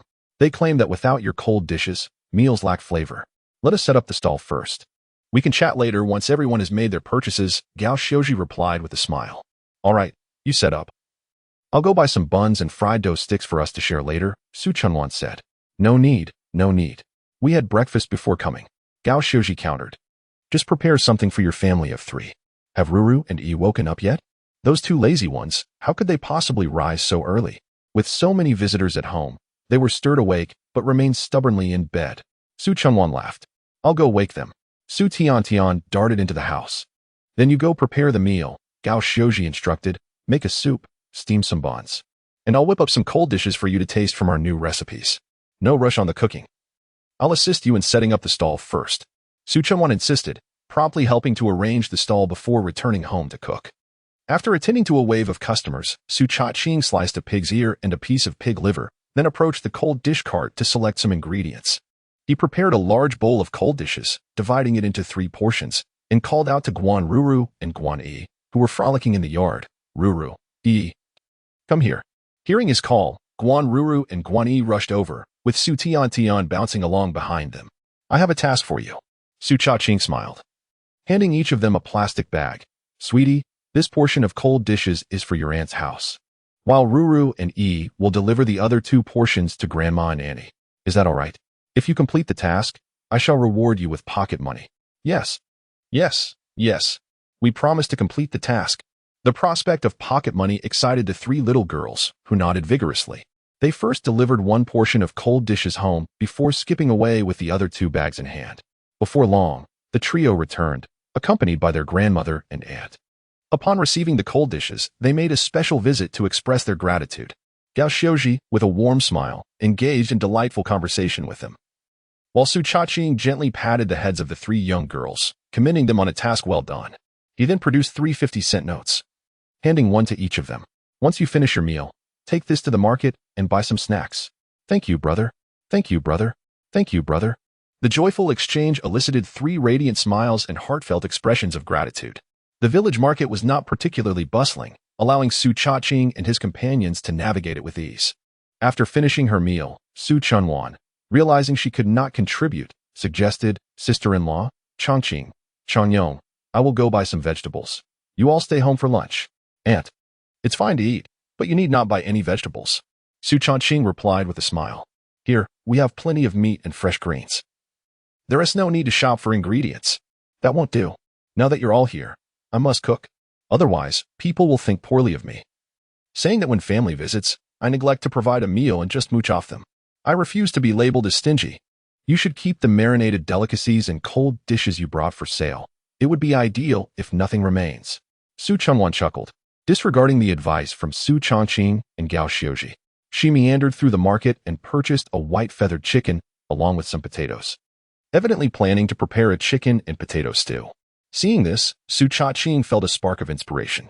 "Aunt, if you chop and clean the chicken and peel and cube the potatoes, I will come over at noon to cook." Su Changqing was taken aback and laughed. "You dear child. Do you truly think you need to cook when dining at your aunt's home? Are you worried about me tiring myself with meal preparation? Or do you find my cooking unsatisfactory? Your cooking is undoubtedly delightful." Su Changqing replied with a grin. "However, the dish I intend to prepare is something you have never tasted before, earth pot chicken." "Earth pot chicken?" Su Changqing was momentarily stunned, while Gao Xiuji and Su Changqing exchanged puzzled glances. "What is earth pot chicken?" In 20 years, earth pot chicken would spread from Dongjiang province and gain immense popularity. Many restaurants across the northern and central plains would feature this dish, with no fewer than 10 specialty restaurants dedicated to it in Qinghai County alone, alongside numerous eateries capable of preparing it. Yet, at this moment, the dish had not yet gained widespread recognition. Su Changqing was uncertain whether earth pot chicken existed in the regions of Hedong province near Dongjiang, but at least in Qinghai County. He had yet to see a sign advertising it. In his previous life, Su Changqing had quite enjoyed earth pot chicken, as Su Tiantian would prepare it for him every 10 days or so. However, since his reincarnation, he had not yet had the pleasure of savoring this dish. Upon catching sight of the white striped chicken and potatoes in his aunt's hands, he was suddenly reminded of a dish that ignited a craving within him. Consequently, he proposed to take on the culinary duties for lunch. The Digwa chicken is a local delicacy from the neighboring Dongjiang province. Su Changqing declared, subtly fabricating an explanation. "Yesterday, while sourcing supplies in the county town, I overheard someone discussing the preparation of this dish and thought it would be perfect to try." "Oh, I assumed this Digwa chicken was one of your signature dishes that you had mastered." Su Changqing chuckled, yet she still granted Su Changqing's request. "All right. Since my dear nephew wishes to give it a go, let us proceed. What else do you need besides the chicken and potatoes? I will prepare everything for you." If it were her husband attempting to concoct a dish he had only heard of but never attempted, Su Changqing would undoubtedly chastise him for being extravagant and resolutely disallow it. However, Su Changqing had always been her most cherished nephew. Even if he were to ruin the chicken, she would never express disdain. Naturally, with some marinated delicacies and cold dishes to accompany the meal, she believed that even if Su Changqing could not replicate the dish he spoke of, it would certainly not be inedible. In addition to the chicken and potatoes, he enumerated the need for scallions, ginger, garlic, green peppers, soy sauce, rock candy, salt, star anise, bay leaves, as well as white flour and cornmeal. Su Changqing listed the required ingredients and seasonings. "Why do we need white flour and cornmeal?" Su Changqing inquired, puzzled. "That's a secret for now. You will find out in due time." Su Changqing teased. "All right then." Su Changqing replied with a smile. "I will gather everything you mentioned, eagerly awaiting your preparation of that. What was it called again?" "Digwa chicken." "Aunt, it's not Gwadiji, it's Digwa chicken." "Oh, right, Digwa chicken." Chapter 54. Jumping rubber bands. Around 11 o'clock. The sales of marinated delicacies and cold dishes had nearly concluded. Only 2 or 3 pounds of marinated goods remained, and just a handful of ingredients were left in the cold dish assortment. The sun blazed overhead, casting a searing heat that made the skin ache. The market was sparsely populated, with few customers remaining. The 3 individuals decided to pack up, loading their wares onto a tricycle and a cart for cold dishes, and made their way to Su Changqing's yard. "Eldest brother, second brother, come join us for some rubber band jumping," Su Tiantian exclaimed as she rushed over, grasping the arms of Su Changqing and Su Changyong, inviting them to join her trio of playmates. "I'll prepare the meal. Let your second brother entertain you." Su Changqing chuckled. Su Changyong scratched his head. "I can't jump, go on. Just play with them for a bit." Su Changqing encouraged with a grin.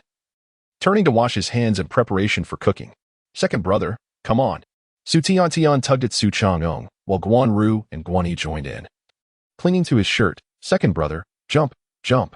All right, Su Changqing relented, following along reluctantly. Poor fellow, a capable worker in the fields, yet utterly inept when faced with 2 rubber bands. Every few jumps, he would find himself ensnared by the bands. Just as Su Changqing finished washing his hands, he heard a sudden thud behind him. Turning around, he saw Su Changqing had tripped over the rubber bands, landing squarely on his rear, nearly toppling Guan Ru and Guan Yi who were holding the bands taut. I truly cannot manage this, Su Changqing lamented while seated on the ground. A frown etched across his face. My sister taught me to jump once, and despite practicing for ages, I never succeeded. Second brother is so clumsy. Even at your age, you can't jump as well as we can. The 3 little girls giggled mischievously. Indeed, they echoed with laughter. Changyong, you might as well be a simple tool for them. Su Changqing pointed toward the jujube tree in the yard and chuckled. Anchor one end of the rubber band to the trunk. You hold the other end and let them jump. All right. Su Changqing stood up, following Su Changqing's advice to unfasten the rubber band, wrap it around the jujube tree, and hold the other end, dutifully assuming the role of a rubber band holder. Silently watching the 3 little girls leap and bound like butterflies, gracefully fluttering between the bands. Su Changqing dried his hands and entered the kitchen. Changqing, I have prepared everything you requested, just waiting for you to showcase your culinary skills.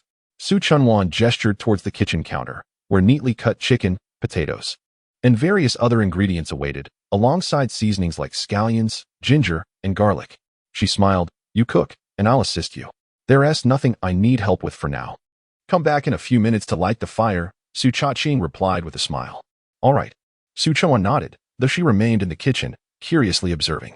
Gao Xiaoji washed her hands and face, joining them in the kitchen to watch. Su Changqing first took equal portions of white flour and cornmeal, placing them in a mixing bowl, then added a pinch of salt. Subsequently, he mixed hot water from the thermos with cool water from the bucket to create warm water, which he poured into a basin. He kneaded the dough into a ball, then covered it with another bowl to let it rest and rise slightly. Are you attempting to steam buns using the broth from stir-fried dishes? Su Changqing pondered aloud. Will the buns, prepared this way, carry the aroma of the stir-fry, making them more delectable? Not quite, Su Changqing chuckled, though it bears some resemblance to what you mentioned. Let us ignite the fire. Very well. Su Changqing settled by the stove and began to kindle the flames. Su Changqing poured oil into the pan, and once it heated, he added the peeled garlic cloves and sliced onions. When the garlic and onions turned wrinkled and yellow from frying, he removed them and placed them in a bowl. He then added segments of green onion, slices of ginger, star anise, cinnamon, bay leaves, and dried chili peppers to the pan, stirring them briefly until the spices released their fragrance, before adding the chicken pieces along with several chunks of rock sugar. Why add sugar when stir-frying? Su Changqing questioned, perplexed. Can something that is both sweet and savory be palatable? Gao Xiaoji was not particularly surprised, as sugar is often used in braising dishes, and quite generously at that. Sugar not only enhances color, but also elevates flavor and freshness. When stir-frying, especially meat, a touch of sugar can significantly improve the taste. As Su Changqing continued to stir-fry the chicken, he explained, and after a brief interval, he poured in some soy sauce and cooking wine, lamenting the absence of oyster sauce, which would have further enriched the flavor. After stirring again, he added diced potatoes and enough water to cover all the ingredients, then covered the pot with a lid. And lower the heat a tad. Let it simmer for 20 minutes. Su Changqing suggested, and he busied himself by retrieving the previously kneaded dough, kneading it once more before cutting it into small portions. He then ladled half a basin of clear water and individually rolled each dough piece into a ball before placing them into the water.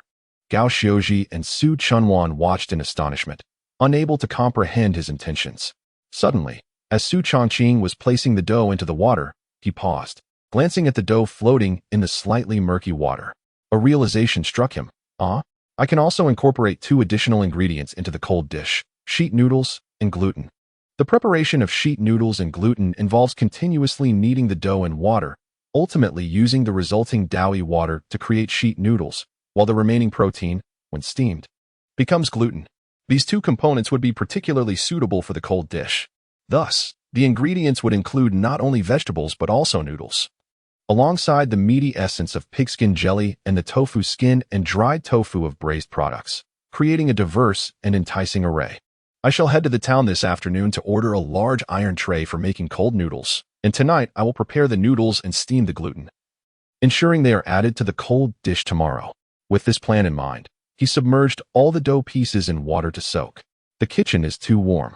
I'll step outside for a bit of fresh air. Aunt, please bear the effort of cooking for now. Su Changqing slipped out of the kitchen, opting not to idle in the yard but rather ventured to the market, where he purchased a large watermelon from a vendor who was preparing to close up shop before returning home, cradling it in his arms. Upon seeing the watermelon, the three little girls immediately ceased their game of jump rope and rushed over, exclaiming, "Watermelon! Watermelon!" Su Changqing sighed in relief and hurried to the shade of the tree, wiping the sweat from his brow. While the three little girls could enjoy the cool shade beneath the jujube tree, he, as the designated helper, had to endure the harsh sunlight away from the tree to keep the rope taut, suffering greatly in the heat. Wait a moment. Su Changqing did not immediately slice the watermelon. Instead, he took a bucket, filled it halfway with water, and tested the temperature with his hand. Shaking his head, not cool enough. He poured the water into a basin designated for washing clothes, intending to save it for his aunt. After filling the bucket again and testing the water once more, he still found it lacking and poured it out again. Once more, he filled the bucket. And this time the water was refreshingly cold, a stark contrast to the sweltering weather, evoking a desire to dive in for a cool bath. He placed the watermelon into the bucket and clapped his hands. "Let us wait 10 minutes for our chilled watermelon." "Yes, yes." The three little girls nodded in unison, then turned their gaze towards Su Changqing, urging him, "Second brother, let us continue jumping rope." Having just found a moment's reprieve, Su Changqing was taken aback by their request. He closed his eyes and sighed deeply. Alas, very well. Then, like a valiant hero marching to his fate, he returned to his previous position and picked up the rope. The three little girls giggled and resumed their game. A few minutes later, beads of sweat began to form on Su Changqing's forehead once more, and he cast a pleading glance at Su Changqing. "Brother, is the watermelon ready?" Su Changqing felt the temperature of the water in the bucket and noted it was no longer as cool. He poured it out and filled the bucket again, grinning. Just a few more minutes. Sighing in resignation, Su Changqing continued his role as the helper. After a few more minutes, Su Changqing estimated it was time, fished out the watermelon, and called out, "Watermelon! Watermelon!" The three little girls abandoned their game and gathered around eagerly. Finally liberated, Su Changqing wiped his brow and couldn't help but shout, "Watermelon! Watermelon!" Su Changqing retrieved a knife from the kitchen and sliced the watermelon in half on the dining table in the main room, placing one half in the pantry and cutting the other half into small pieces. "Help yourselves." The three little girls and Su Changqing eagerly grabbed the watermelon, with Su Changqing joining in for a piece as well. The chilled watermelon was delectably refreshing, its sweet juice quenching their thirst and providing relief from the heat. A delightful comfort. After finishing a piece, Su Changqing wiped his mouth and carried 2 slices into the kitchen. "Mother, Aunt, watermelon. I was planning to buy one later, but I didn't expect you to get it." Su Changqing remarked as she took a slice and nodded in approval. Sweet. This watermelon is quite good." She then turned to Gao Xiuji, "Sister-in-law, you should join us in the main room for the watermelon. I'll manage the fire here." "Not at all. I'd like to see what Changqing does next." Su Changqing smiled as she took the other piece of watermelon from Su Changqing's hand and took a bite. "It should be almost done." Su Changqing lifted the pot lid, and an intense aroma wafted towards him. He picked up a pair of chopsticks and sampled a small piece of chicken, assessing the seasoning, a tad too mild. "Let us add a pinch of salt." After enhancing the flavor with salt, he observed the water level in the pot and deemed it slightly low. To prevent the pot from burning dry, he retrieved a thermos and poured some boiling water into the pot. Next, he brought the bowl of soaked dough to the stove, extracted a piece of dough, placed it in the palm of his left hand, and with the palm of his right hand pressed down, he rolled it towards his fingers. The dough, softened by the water, was easily flattened into a long pancake. With a swift motion, Su Changqing adhered the pancake to the pot, half resting on the pot's surface and the other half draping over the vegetables. It dawned on Su Changqing and Gao Xiuji that Su Changqing's intention was to make a pancake. Indeed, Su Changqing nodded with a smile. When enjoying the earthen pot chicken, one must accompany it with a pancake. However, this pancake differed from the ones typically used for steaming buns. It could not be fully pressed against the pot. One half should be on the pot to achieve a crispy, charred texture, while the other half rests atop the vegetables, soaking in the broth, savory and delectable. As he spoke, he shaped all the dough into pancakes, lining them around the pot, then covered it with the lid. Let it stew for another 10 minutes. After the allotted time, he lifted the lid, revealing that the pancake was perfectly cooked. Su Changqing added the previously fried garlic cloves, onions, and pre-sliced green peppers into the pot, stirring gently. Andy, turn off the heat. The earthen pot chicken is ready to be served. Chapter 55, please help with the salary. The chicken is truly delectable. The potatoes are equally delightful, fragrant, and glutinous. How wonderful. Mom, the chicken that brother cooked is even tastier than yours. Indeed, Changqing's clay pot chicken is exceptionally well prepared. I believe the best accompaniment is the flatbread. It pairs perfectly with this dish, far superior to steamed buns. I also find the flatbread delicious. Dipped in the broth, it is even more exquisite. In the living room, 7 individuals, 4 adults and 3 children, gathered around the dining table, merrily savoring the clay pot chicken. Both adults and children alike express their high regard for the dish. The incessant clinking of chopsticks and the rapidly diminishing flatbread served as the finest compliments. Before long, the 3 young girls had their fill. In the past, they would have rushed outside to play after a satisfying meal, frolicking with abandon. However, today, each clutched their chopsticks, fixating on the remaining dishes, reluctant to leave the table, seemingly wishing for just a bit more to fill their tummies. All right, once you're full, you must refrain from eating more, lest you overstuff your stomach. If you didn't eat enough today, you can enjoy it again next time. Changqing chuckled. Yes, okay. Su Changqing obediently nodded, setting down her chopsticks, and exclaimed, Ruru, let us go outside to play. Guan Ruhu and Guan Yi, however, appeared reluctant to part ways with the table, glancing at Su Changqing. Mom, when can we eat clay pot chicken again? This question left Su Changqing somewhat at a loss.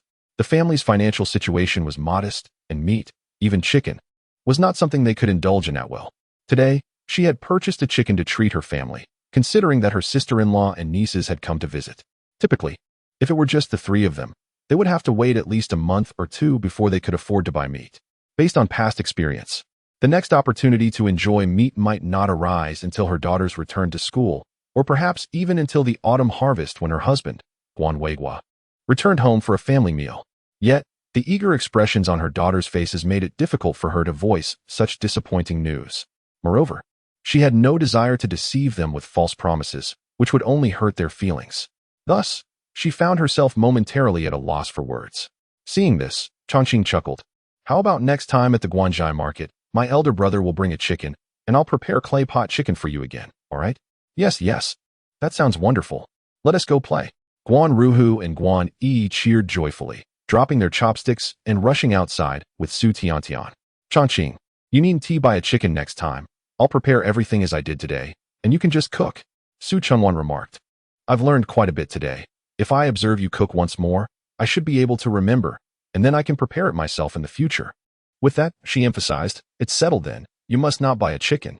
Don't worry, Aunt, it's just a chicken. It doesn't cost much. Changqing replied with a smile, shifting the conversation. Aunt, aside from taking care of Ruru and Yi, what else do you do at home? What else can I do?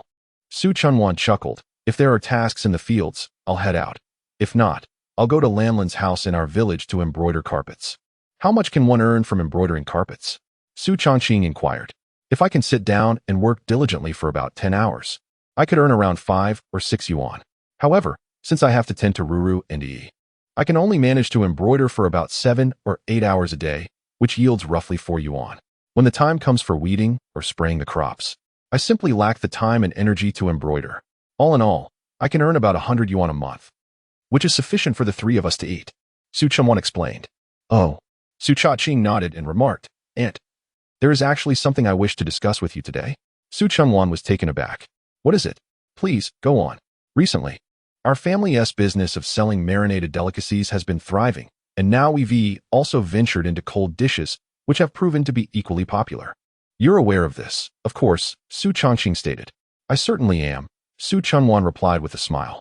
I've heard that at every market, everyone is clamoring to buy our goods. Every time I step outside, people mention our marinated dishes and cold salads, singing their praises. Indeed, everyone adores our marinated delicacies and cold dishes, resulting in a substantial number of repeat customers. Each market day, throngs of customers rush to purchase. Particularly at the Duyuan town market, the crowd is simply overwhelming. There are lines stretching far and wide. And we often find ourselves so busy that we scarcely have time to sip water or take a breather, Su Changqing elaborated. With marinated dishes, both Changyong and I share the workload, so although it's hectic, we manage. However, with the cold dishes, my mother handles everything, attending to customers, mixing the dishes, packing, and managing payments, all on her own, which places a considerable burden upon her. Last time at the Diyuan town market, we sold 300 jin of cold dishes, and she was already overwhelmed. Next time, we anticipate selling 400 to 500 jin, and I fear she may struggle to keep up. Before he could finish, Su Changqing grasped his intent and replied with a smile, "You want me to assist your mother, don't you?" "Yes, that's precisely it." Su Changqing nodded with a smile, adding, "I just wonder if it would be convenient for you." "What inconvenience could there possibly be?" Su Changqing laughed. "It's no problem at all. From now on, whenever there's a market in Diyuan town, I'll accompany you to help out." "Excellent." Su Changqing nodded, then added with a grin, "However, as the saying goes, even close relatives must settle accounts clearly. We need to discuss one matter in advance, namely, wages." "Wages?" Su Changqing was momentarily taken aback, then her brow furrowed slightly as she feigned anger. "Cha-Ching, what do you mean by that? Am I to be paid for helping my own family? Are you treating me like a stranger?" "Aunt, the matter of wages was suggested by my mother," Su Changqing said, passing the responsibility on to Gao Xiuji, having already discussed it with her the previous day. "Every time we venture to the town market, we must rise early, around 5 o'clock. Embarking on our journey to remain at the market until approximately noon. By the time we return home, it is at least 1 o'clock. If we tarry a bit longer, it could stretch to 2 o'clock. Thus, outwardly it appears to consume merely a morning, yet in reality, it demands 8 or 9 hours, equating to an entire day." Su Changqing remarked, "The town market occurs every 5 days, totaling 6 times a month, which amounts to 6 days. According to what you just mentioned, if these 6 days were devoted to carpet embroidery, one could earn at least 30 yuan. It's merely 30 yuan, not a concern. It suffices to assist the family." Su Changqing replied nonchalantly, "Aunt, 30 yuan is enough to purchase 3 or 4 white chickens." Su Changqing raised an eyebrow and smiled knowingly. "You little rascal. Now you're teasing your aunt." Su Changqing playfully tapped Su Changqing, aware that her niece was alluding to her earlier reluctance to buy chickens for the children. "If I had 10 times the courage, I would not dare to jest about you." Su Changqing chuckled, then turned serious. "Aunt, I'm not mocking you. What I wish to convey is that with your husband working away, you are at home caring for 2 children and tending to the crops. In such circumstances, earning some money is not easy. I don't want you to forfeit 30 yuan each month simply to help sell our goods." Su Changqing opened her mouth to respond, but Su Changqing raised a hand, indicating she should continue listening. "Moreover, your assistance in selling our products affects more than just your time. Consider this. You must rise at 5, and at that hour, Ruru and Yi are still asleep. This means you would need their grandparents to look after them, helping them wake and eat. If you return late, their lunch must also be taken care of by their grandparents.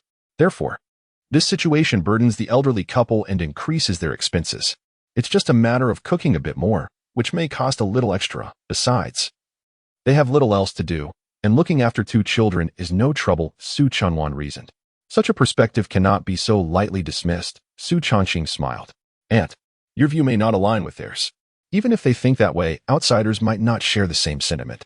When others inquire about your help in selling goods, asking how much you are paid, and you respond with none, they find that laughable? I'd simply say it's fine if they offered something." Su Changqing insisted. "Aunt, there is no need for such falsehoods," Su Changqing replied with a smile. "Your assistance in our work merits compensation. It is only just. You need not feel embarrassed about it. Our family business is quite profitable.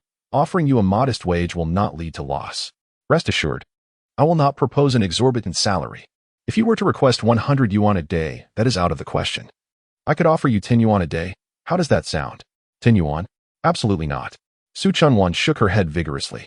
"If you insist on paying, 5 yuan would suffice. It's comparable to what I earn from carpet embroidery. Do you truly believe that selling cold dishes in the town is equivalent to your carpet embroidery?" Su Changqing remarked. "When I am embroidering carpets indoors, shielded from the sun and caressed by the breeze from a fan, I can rest whenever I feel weary, quench my thirst at will, and return home to prepare a meal whenever hunger strikes. The convenience is unparalleled. However, selling cold dishes presents an entirely different scenario.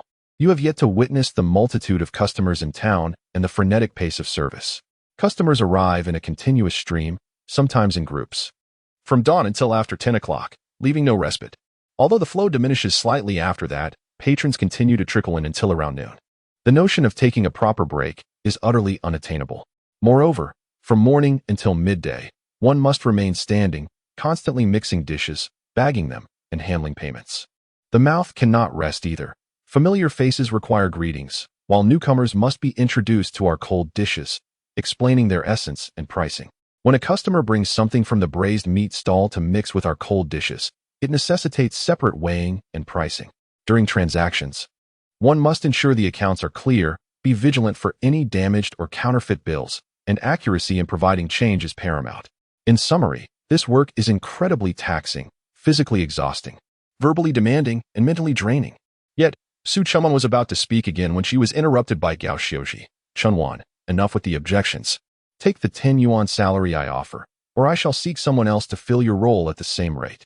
Having lost her parents at an early age, Su Changqing held Gao Xiuji, who had been like a mother to her, in high regard.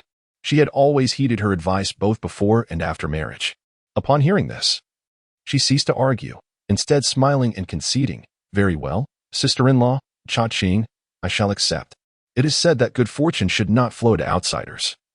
Rather than let someone else benefit from such a fine opportunity, I might as well embrace it myself." Chapter 56, Noodle Wrappers. A few days ago, at the bustling market in Dayuan town, Su Changqing observed the thriving business of cold dishes and realized that sales were likely to continue their upward trajectory.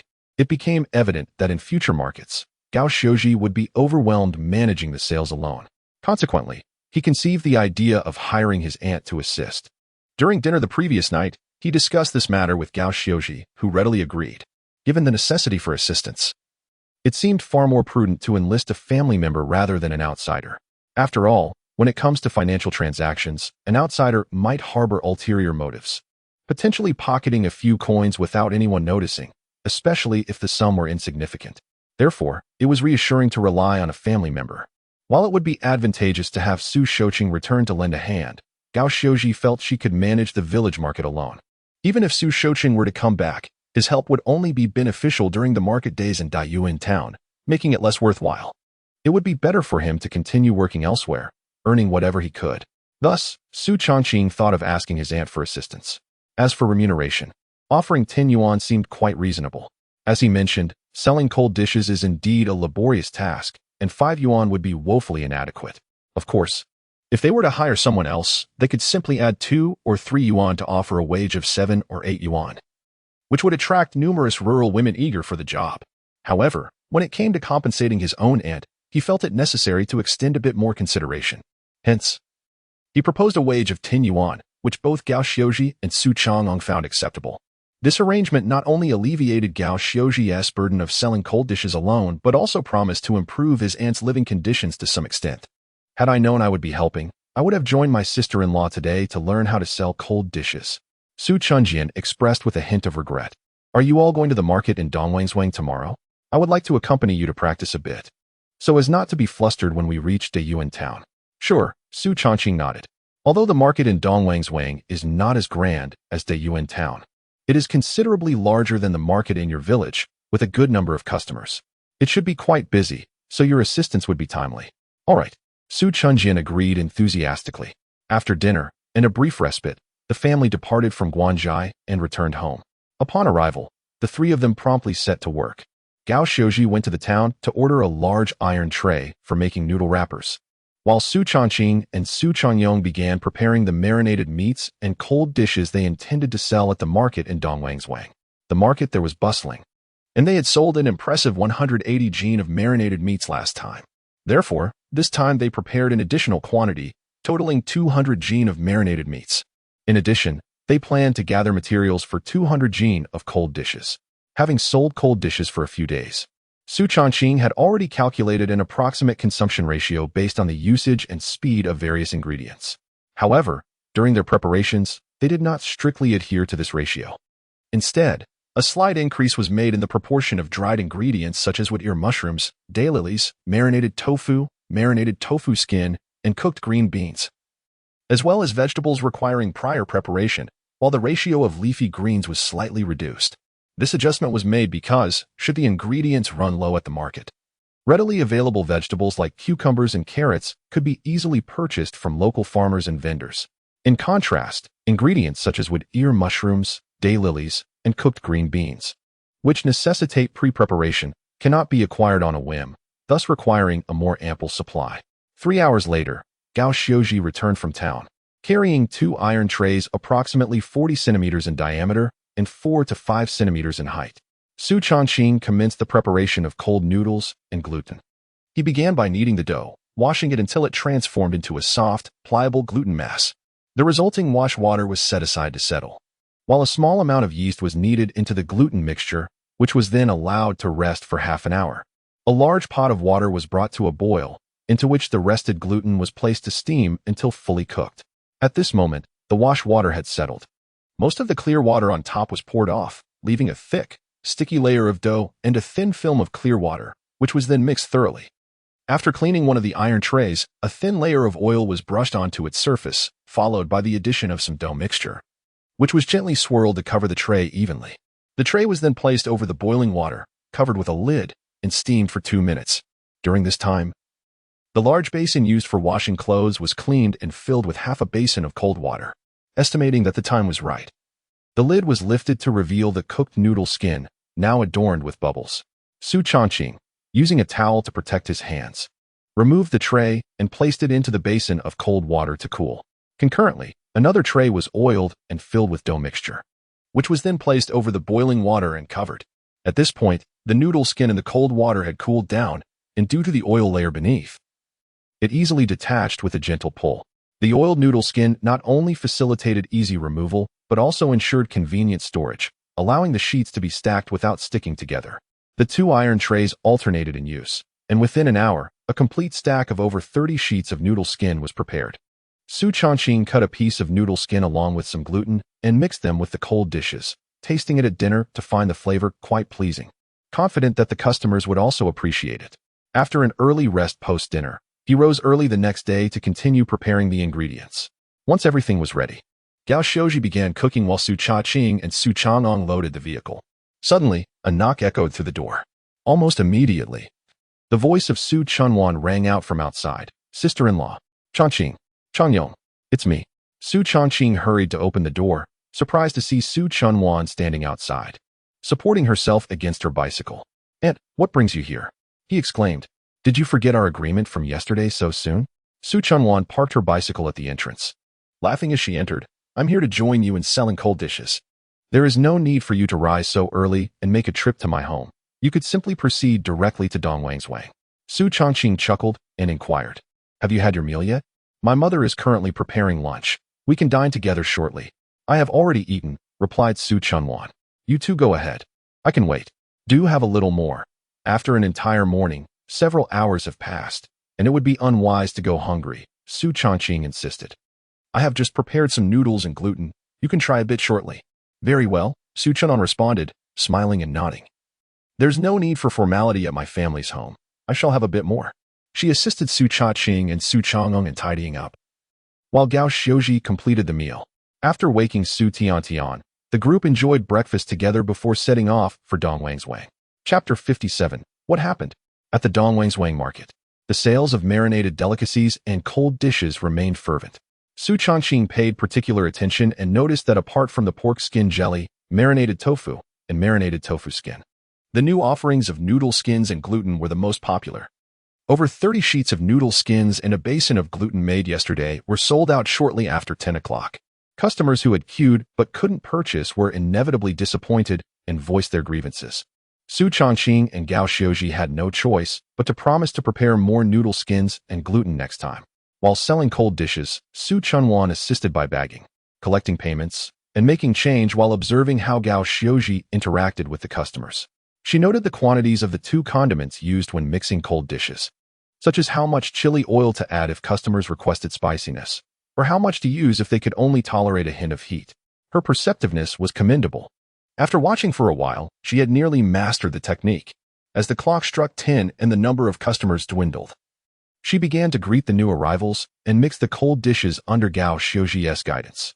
By the time the market was closing, Su Changqing had become quite adept at preparing cold dishes, and with a little more practice, she was confident she would be as efficient as Gao Xiuji. All 200 pounds of marinated delicacies and over 200 pounds of cold dishes were sold out, and they packed up their stall to head home. Su Changqing, mindful of her 2 children at home, went straight back to Guanzhai from Dongwang's Wang. Upon returning, Su Changqing and his family calculated their earnings. The marinated delicacies yielded a profit of 335 yuan, while the cold dishes brought in 65 yuan, totaling exactly 400 yuan. In the previous 3 days at the village market, they had earned over 200 yuan each day, and today's earnings brought their cumulative total to nearly 1,100 yuan. Tomorrow in Diyuan town, a profit exceeding 900 yuan was a certainty. This meant they could earn over 2,000 yuan in just 5 days. Su Changqing chuckled, "Mother, do you remember at the beginning of the month when you predicted we might earn 5,000 yuan this month? I wondered if we could reach 6,000 or 7,000. It seems our estimates were too conservative. Earning over 10,000 this month is no longer in doubt. Indeed, that's wonderful." Gao Xiuji, in her 40s, was as exhilarated as a child, pacing excitedly in the courtyard. "Next month, we can clear our debts, and the month after, we'll become wealthy." As for the debts, Su Changqing suggested waiting until his father returned in October. On one hand, he can represent the family in this matter, thanking relatives and neighbors to whom we owe money. On the other hand, it's wise to keep our financial gains discreet. It's best others don't know our earnings too clearly. Delaying repayment by a month allows us to remain low-key. "You have thought this through well," Gao Xiuji nodded. "Then we shall wait for your father to return." After lunch, with no time to rest, Su Changqing rode his tricycle to the county to restock. As usual, he brought some marinated delicacies and cold dishes for Han Jinsheng. But this time, Yuan Yongmei was at home while Han Jinsheng was away. This was understandable, as someone in such a prominent leadership position would undoubtedly be busy with affairs and not leisurely sipping tea and watching television at home every day.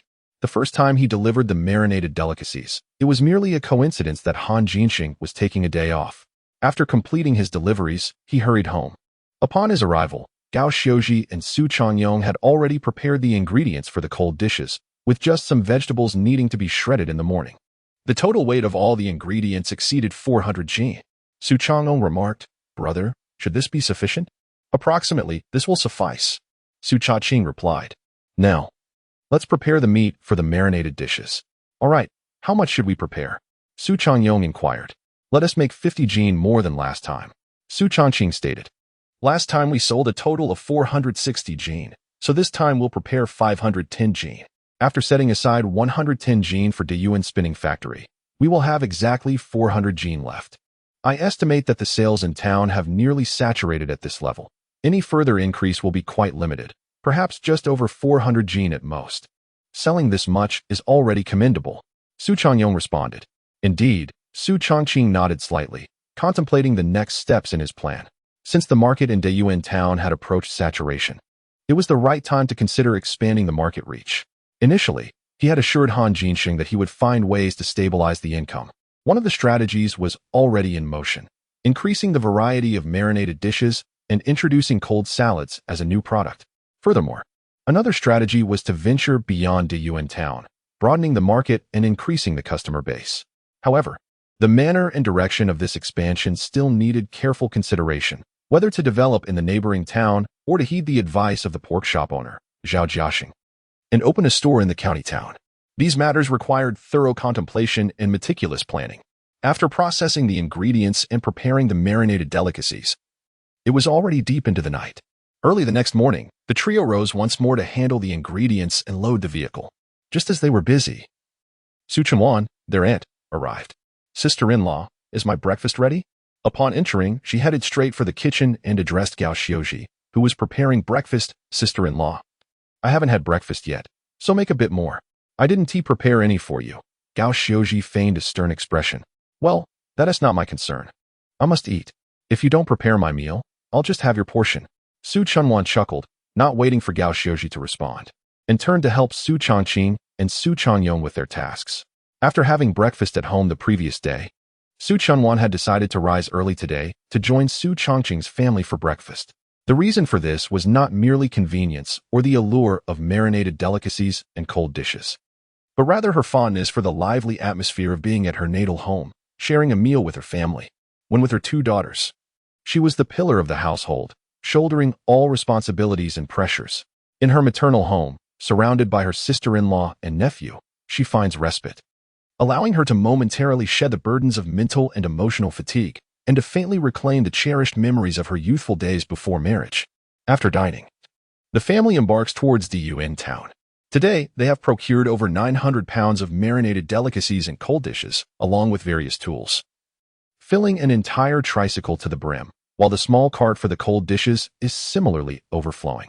Gao Xiuji, concerned that the weight of so many passengers might burst the tricycle's tires, permits only Su Changqing to ride and transport the goods, while she rides a bicycle carrying Su Tiantian.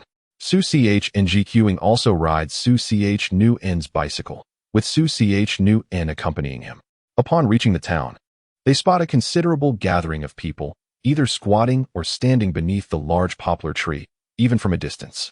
A rough estimate suggests there are at least 20 to 30 individuals. Su Changqing wonders aloud, what could so many people be doing there so early in the morning? To which Su Changqing chuckles, no one is in trouble. They are merely waiting for us. More precisely, they are eager to purchase our marinated delicacies and cold dishes to enjoy for breakfast. Chapter 58. Customers from the county town, please weigh me 2 gene of chicken feet. I would like 10 kwai of pig head meat and also a gene of pig liver. I wish to purchase some pig liver and pig ears for a cold dish. Should I pay separately, or can I settle it all at once? Please give me 2 pig trotters, the larger ones, if you have them. I will take 2 chicken legs. The scene at the marinated delicacies stall was bustling with life. Among the throngs of 30 or so patrons, a portion eagerly surrounded the stall, chattering animatedly as they made their selections. Meanwhile, another group had congregated around the cold dish cart, most of whom were regular customers, adeptly wielding their bowls and tongs to pick their desired ingredients. I adore with your mushrooms, please add a generous amount. One patron exclaimed. I find the onions delightful. They mix wonderfully. Another chimed in. Pork skin jelly is truly the best value. After all, it is meat. Remarked a third. Oh, is this rice noodle? And gluten? I must try some. The rice noodles appeared appetizing, boasting a satisfying texture. The gluten is exquisite. It absorbs water and, once tossed in the cold dish, is brimming with flavor. What a delight. Last time I bought 2 gene of cold dishes, and they vanished in one sitting. I must purchase more today so I can enjoy another meal at noon, declared one customer. I intend to buy even more than you. Today, I plan to take my children back to my parents' home, bringing some marinated treats and cold dishes for my family to savor. As the patrons continued to select their ingredients, they engaged in lively conversation. Before long, several had made their choices. Consequently, Gao Xiuji and Su Changqing became occupied with their tasks. Your selection is exactly 3 gene. Shall I mix these? Or would you like to add a bit more to reach 5 kwai? One of them inquired. For gene, 6 kwai, does the gentleman enjoy spicy food? More spice, you say? Not a problem. I shall add a spoonful of our secret red oil sauce. It is incredibly fragrant. Is this your first visit, sir? Let me inform you that all our ingredients are priced at 1 kwai and 5 jiao per gene. Yes, whether vegetables, pork skin jelly, rice noodles, or gluten, all are 1 kwai and 5 jiao per gene. Choose whatever you desire, weigh it, and then we will prepare your cold dish. Rest assured, the sauce will not be included in the weight. We do not take advantage of that. Ah, the sister returns. What delectable items do you wish to try today?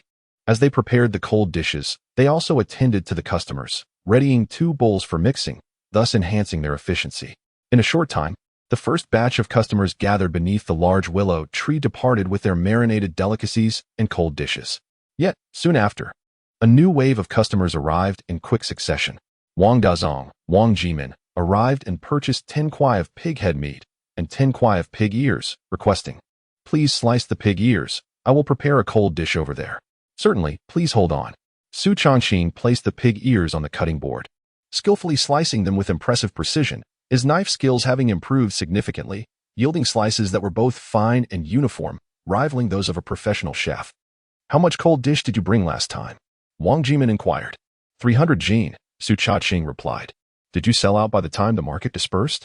Indeed. Everything was sold. Are you bringing more this time? Indeed, I brought over 200 kilograms. If I require 100 kilograms, that leaves me with merely 300. Doesn't it? Wang Jiming inquired with a smile. It appears I shall once again face some complaints today. Su Changqing lifted his head and chuckled, nevertheless. Even if I must endure some grievances, I genuinely hope for more substantial orders like this. Is Boss Wang intending for this to be a one-time deal, or will he, like with the marinated delicacies, require 100 kilograms every time the market convenes in Dayuan town? Much like the marinated dishes, Wang Jiming replied. On market day, we enjoy cold dishes, storing the marinated items in the refrigerator to complement the stir-fries in the following days. How should the various ingredients for the cold dishes be combined? Su Changqing queried. Just a bit of each will suffice, Wang Jiming explained. However, they should be divided into 2 portions, one spicy and one mild. As many of the female workers cannot handle spicy food, Boss Wang truly has a keen eye for detail, caring for his workers. It is no wonder his business has flourished so immensely. Su Changqing praised, adding with a smile, rest assured. I shall ensure that the spicy and mild portions are handled perfectly. I trust you to manage this, Wang Jiming replied with a grin. With the pig ears sliced, Wang Jiming settled the payment and proceeded to the cold dish cart to prepare a portion of cold dishes, leisurely strolling away. Chang'ong, please attend to the customers behind me for a moment. I need to inform our mother and aunt about this matter, Su Changqing said. All right. Su Chang'ong nodded. Taking over his position and addressing the elderly man before him, Sir, would you like to order? Meanwhile, Su Changqing approached the cold dish cart and relayed the details of Wang Jiming's order. Was that person just now Boss Wang? No wonder he carries a certain air. 100 kilograms of cold dishes. Splendid. That's 150 yuan. Indeed, and he orders 100 kilograms every time the market convenes. It's a long-term order. Gao Xiaoji and Su Changqing were ecstatic upon learning of Wang Jiming's considerable order. Mother, aunt, let us not dwell solely in joy, Su Changqing laughed. One of you must attend to the customers while the other prepares the 100 kilograms of cold dishes. Furthermore, with his order, our original stock of ingredients will certainly fall short. One of you will need to head to the market for cucumbers and carrots, washing and shredding them. We have quite a bit of work ahead. A little busyness is no trouble. I would welcome a few more large orders to keep us even busier. Gao Xiaoji chuckled, glancing at Su Changqing. Changqing, you handle the customers. I shall prepare the 100 kilograms and then go buy the ingredients. Very well. Su Changqing nodded and turned to attend to the customers. Now you all get to work. I shall return to selling the marinated delicacies, Su Changqing declared, making his way back to the marinated food stall to continue his trade. As the crowd before his stall grew larger, he found himself too occupied to pay any mind to the cold dishes, hastily attending to the customers. It seemed today as clientele surpassed that of the last market, as he had previously found moments to glance towards the cold dishes, but this time, he was so engrossed that he hardly had a moment to spare for even a fleeting glance. At around 10 o'clock, when the staff from Dayuan Spinning Mill arrived to collect the marinated delicacies and cold dishes, he seized the opportunity to glance over at the cold dish area. He saw Su Changqing busily attending to customers, while Gao Xiaoji squatted nearby, meticulously preparing cucumber shreds. By 10:30, the number of customers gradually diminished. Su Changqing surveyed the remaining marinated dishes, estimating there were still a dozen or so pounds left. Something felt amiss. Su Changqing was taken aback. During the last market day in Dayuan town, they had started with 350 pounds of marinated food, and by 11 o'clock, there were still 30 or 40 pounds remaining. Today, they had prepared an additional 60 pounds, and according to his projections, by noon, when the market would close, there might even be leftovers. At this point, he anticipated there should be at least 40 or 50 pounds remaining. However, the reality was that only a few pounds were left, and in half an hour, it was likely to be sold out. This indicated that he should have prepared at least 450 pounds of marinated dishes today. Su Changqing pondered. Had he perhaps underestimated the community's purchasing power and misjudged the growth rate and potential for increased sales of the marinated dishes? Contemplating this, he turned to the cold dish area and inquired, Mother, Aunt, how much food do you have left over there? About 40 or 50 pounds, Gao Xiaoji replied. The situation with the cold dishes was roughly in line with his expectations. Su Changqing muttered softly, but the next moment, he heard Gao Xiaoji say, Sales have been remarkably swift. The ingredients we prepared are simply insufficient. After buying 100 pounds of vegetables to replenish our stock, I went and purchased another 60 or 70 pounds. What? Selling so quickly? Su Changqing exclaimed in astonishment. Indeed, Gao Xiaoji replied joyfully. I never anticipated that today as business would be so prosperous. We've managed to sell a total of 600 pounds of cold dishes. This was truly unexpected. Su Changqing rubbed his nose, realizing that he had indeed underestimated the buying capacity of the residents in Dayuan town. Just then, two men in their 30s or 40s, each riding a motorcycle, sped towards the marinated food stall, coming to a halt in front of it. One was tall and slender, while the other was both tall and stout. After dismounting their motorcycles, the slender man pointed at the words on the iron barrel and smiled at his stout companion. Marinated delicacies. This is the place. The stout man took a deep breath, a look of satisfaction crossing his face as he nodded. Yes, this is the flavor. Truly delightful. Brother, what do you wish to eat?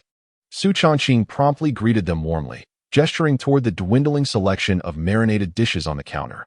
We have pig's head meat, trotters, and liver, along with a little marinated dried tofu.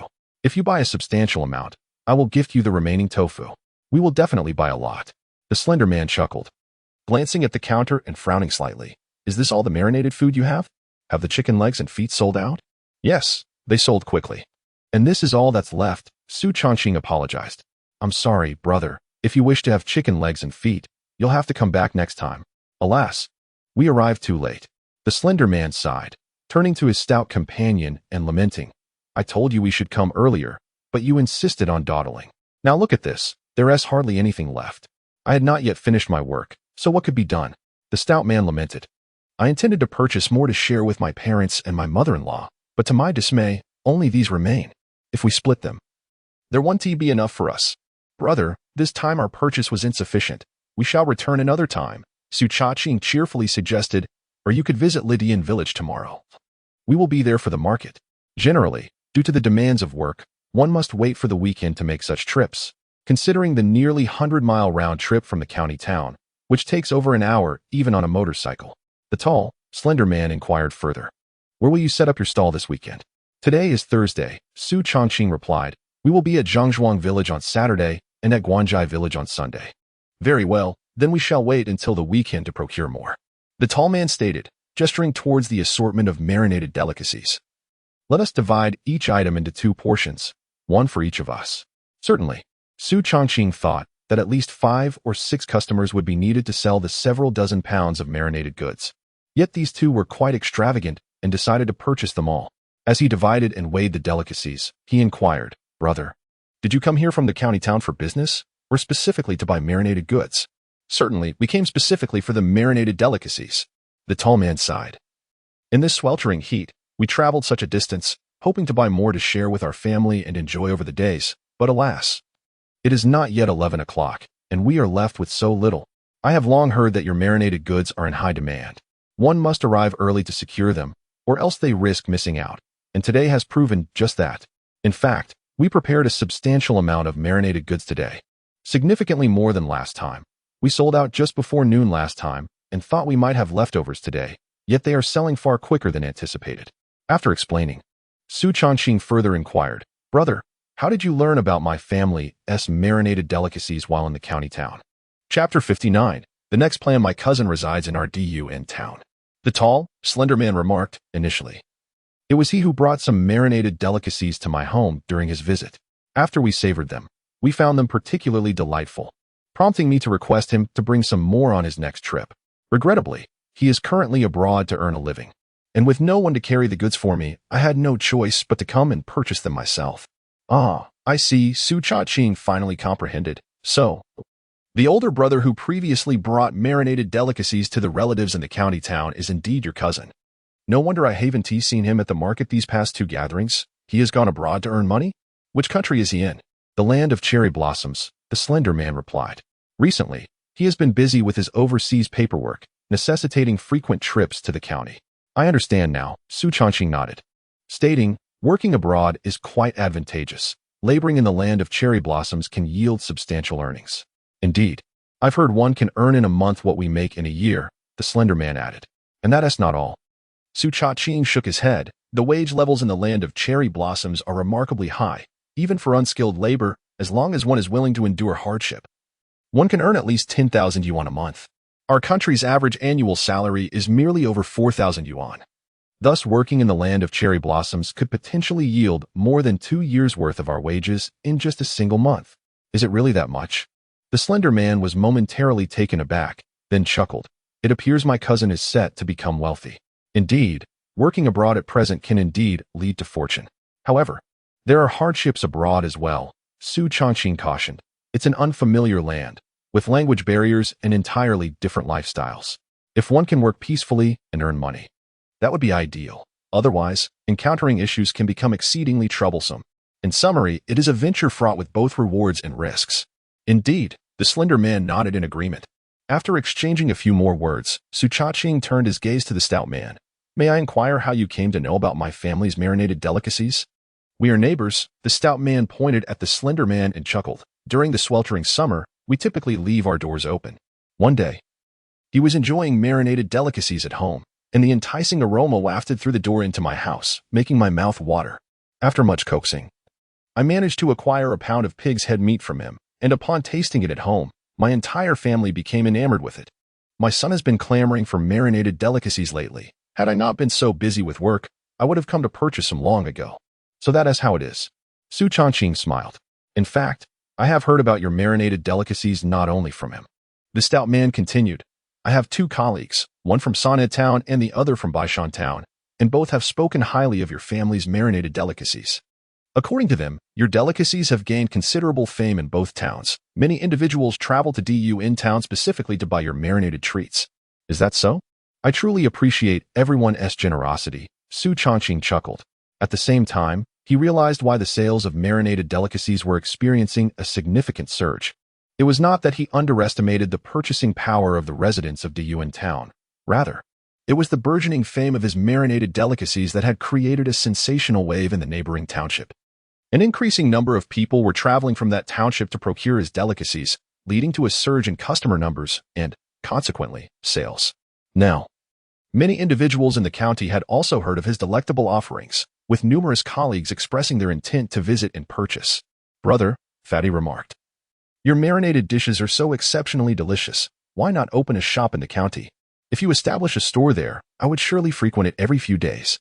I am certain that I am not alone in this. Many others would undoubtedly patronize it, and your sales would far exceed what you achieve here in the town. Opening a shop in the county requires capital, Su Changqing replied with a grin.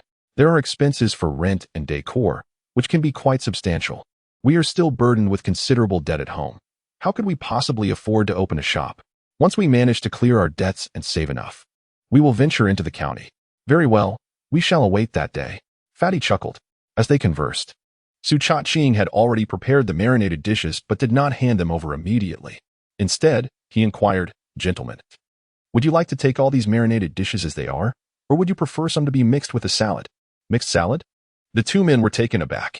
Indeed, a mixed salad. Su Changqing pointed to the salad cart with a smile.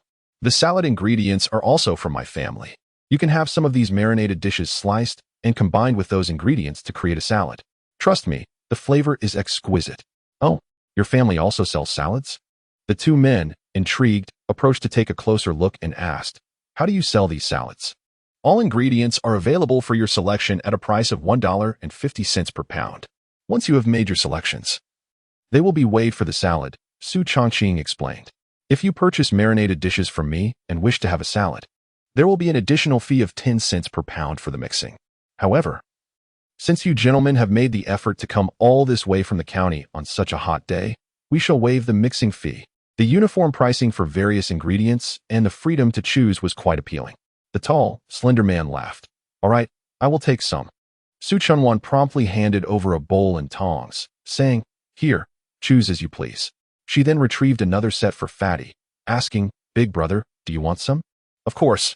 Fatty nodded with a smile. I trust your words, little brother. If you say it is delicious, it surely is. Both men selected substantial portions of ingredients and requested Su Changqing to slice the pig liver to mix in the salad. Once everything was prepared, they settled the bill and prepared to leave. As they departed, Fatty waved his hand, saying, Little brother, we are off. We will come back to buy more this weekend. So be sure to prepare plenty. Additionally, we look forward to you opening a shop in the county soon. Certainly, I will. Su Changqing waved back. Travel safely and take care. Absolutely. The two men revved their motorcycle and sped off with a roar. With the marinated delicacies sold out, Su Changqing began to pack up while contemplating his future. After 2 days of reflection, he had nearly solidified his next course of action, opening a shop in the county. As Zhao Jiaxing remarked, the county town serves as the heart of the entire Qinghe County. This nucleus is not only the economic hub, hosting a substantial consumer base that is relatively affluent, but also the geographical center. While establishing a store in Dayuan town would cater conveniently to customers from Dayuan, Sanhe, Baisha, and several nearby townships, it would fall short for those residing in more distant locales, particularly those on the opposite side of the county town. Even if the reputation of the delicacies were to reach them, the considerable distance of 70 to 100 miles would dissuade potential customers from making the effort to travel. Conversely, the county town is uniquely positioned at the geographical core of the county, with each township within a reasonable distance and equipped with main thoroughfares and public transportation leading to the town, thus facilitating access for all who seek to purchase these delicacies. Therefore, opening a store in the county town would yield a customer base several times larger than that of a store in Dayuan town. Additionally, the county town attracts visitors from surrounding counties and cities, thereby enhancing the visibility of the delicacies and creating new opportunities for business expansion through their outreach to neighboring regions. Considering all these factors, Su Changqing resolved that the next step in his plan would be to establish a store in the county town. However, as he noted, opening a store requires capital, and he is still burdened with significant debt. While he can prepare and plan ahead, the actual execution must await the clearance of his debts and the accumulation of sufficient funds. Chapter 60. Breaking through the 1,000 yuan barrier. As the clock approached 11, the cold dishes had all been sold out. "Shall we go buy some vegetables?" suggested Su Changqing. "There's still half an hour until noon. We might sell another 20 pounds. "Never mind, Aunt," Su Changqing replied with a smile. "On such a scorching day, it's uncomfortable to be out in the sun. The sooner we finish selling, the sooner we can head home and rest. Besides, we've run out of most ingredients. Buying just cucumbers, carrots, and onions would be rather monotonous. The flavor would be lacking." "Very well then," Su Changqing nodded. "Let us pack up. No rush. Let us have a drink and take a moment to rest." Su Changqing purchased 5 bottles of beverages from a nearby shop, one for each of them. Recently, while he and Su Changqing were at the market, they had brought water from home.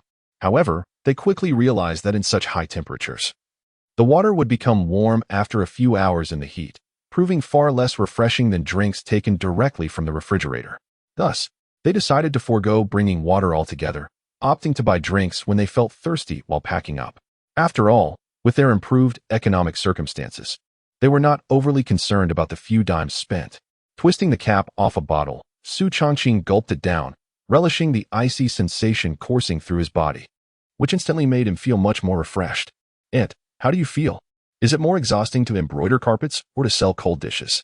he inquired, observing Su Changqing, whose hair and clothes were drenched in sweat as she sat on the ground, drinking deeply from her bottle. "Selling cold dishes is exhausting," Su Changqing lamented. "As farmers, we're not afraid of hard work, but after a morning of selling these dishes, I am completely worn out. As you said, it's not just the physical fatigue. It's the mental strain too, especially when counting money, collecting payments, and giving change. I was so anxious, fearing any mistakes, that my nerves were taut. The last time I was this tense was during childbirth." Su Changqing burst into laughter. "It's all right. You're simply not accustomed to it. Once you get used to it and become proficient, it won't feel as tiring. Aunt, after such a long morning of work, you need to head home to cook for Yi and Yi. Just come to our house, and let Changyong go fetch them so we can all have dinner together." "No need. Changyong is tired too. Let us not trouble him," Su Changqing replied. "Don't worry, Aunt. I'm not tired," Su Changyong chuckled. "I'll go pick up Yi and Yi. Then take a brief rest before you head out," Su Changqing advised. "I'm going now," Su Changyong said, finishing his drink and hopping onto a bicycle to set off. "Mom, Aunt, you both take a break. I'll go buy some things," Su Changqing announced, heading to the market's pork stall to purchase 2 pounds of ribs and a piece of tenderloin. Planning to prepare a nourishing clear broth with the ribs and a sweet and sour tenderloin that his 3 younger sisters would surely adore. Upon returning to the stall with the pork, he found Gao Xiaoji and Su Changqing already beginning to pack up. Su Changqing lent a hand, and they quickly tidied everything away and loaded it onto the vehicle. Subsequently, Gao Xiaoji rode her bicycle, while Su Changqing transported Su Changjian and Su Tiantian in a tricycle as they made their way home. The tricycle, laden with a cart of cold dishes, moved at a leisurely pace, and by the time they arrived home, Su Changyong had already brought Guan Ru and Guanyi back. As the others took a moment to rest, Su Changqing headed to the kitchen to prepare a meal. He diligently crafted clear braised spare ribs and sweet and sour tenderloin, dedicating an hour to the 2 dishes. By the time the feast was laid out on the table, Everyone was ravenously hungry, and the already tantalizing dishes appeared even more delectable. The sweet and sour tenderloin, in particular, captivated the three sisters, who eagerly picked at the dish, their mouths smeared with the rich, reddish-brown sauce. "This dish is wonderfully tangy and sweet," Su Changqing exclaimed, showering praises and laughing. "Whoever marries Changqing in the future will surely enjoy a culinary delight, guaranteed to make her plump and rosy." Upon hearing this, Gao Xiaoji perked up. "Changqing, you should keep an eye out and see if there are any suitable young ladies from good families to introduce to Changqing. Remember, she must be kind-hearted and come from a family of good character, none like the Wang Chuiying family. Those who associate with them are doomed." When Changqing first went to Guanzhou to sell marinated dishes, I mentioned introducing him to someone, but he said he wasn't in a hurry. Su Changqing chuckled. "Not in a hurry?" Gao Xiaoji shot a glare at Su Changqing. "You're already 20 this year. Next year, you'll be 21, then 22, then 23, and soon you'll be 24. Su Changqing chuckled. "Let us not digress." Gao Xiaoji, displeased, retorted, "Do you realize? Once you pass 20, it becomes more challenging to find a partner. By then, young ladies may find you too old." "Mom, it's nothing to worry about," Su Changqing replied nonchalantly. "A little age doesn't matter. We have money, so what kind of girl can't we find? Haven't you heard of those wealthy businessmen in their 40s and 50s who divorced their wives to marry women in their 20s? Who did you hear that from?"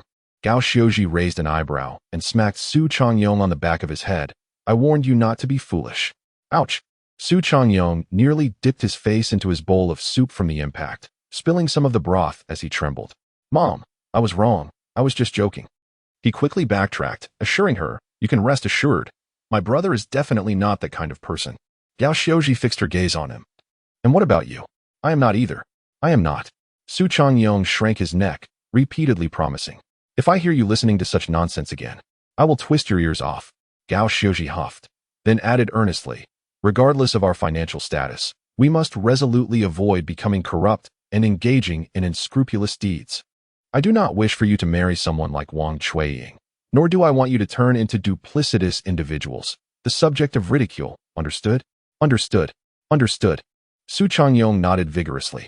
"And you?" Gao Xiaoji turned to Su Changqing.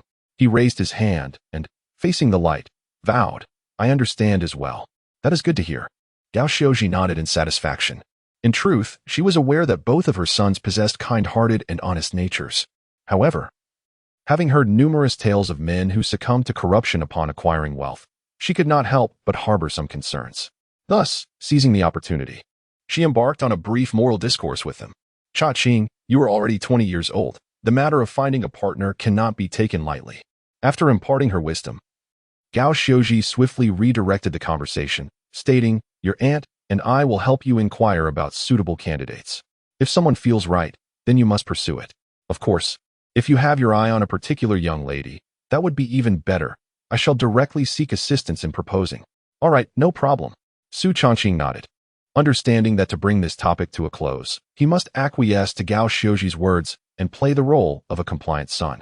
Otherwise, a retort would greet him, met with a barrage of responses. After all, in Gao Xiaoji's eyes, securing a daughter-in-law was of utmost importance, and no one should act recklessly in such a matter. After dinner, they rested for a while. Su Changqing mounted his tricycle and set off to the county to procure goods. This time, he refrained from delivering marinated delicacies and cold dishes to Han Jinxing and Zhao Jiasing, having just done so the previous day, with 2 procurement trips within 5 days. 1 delivery sufficed.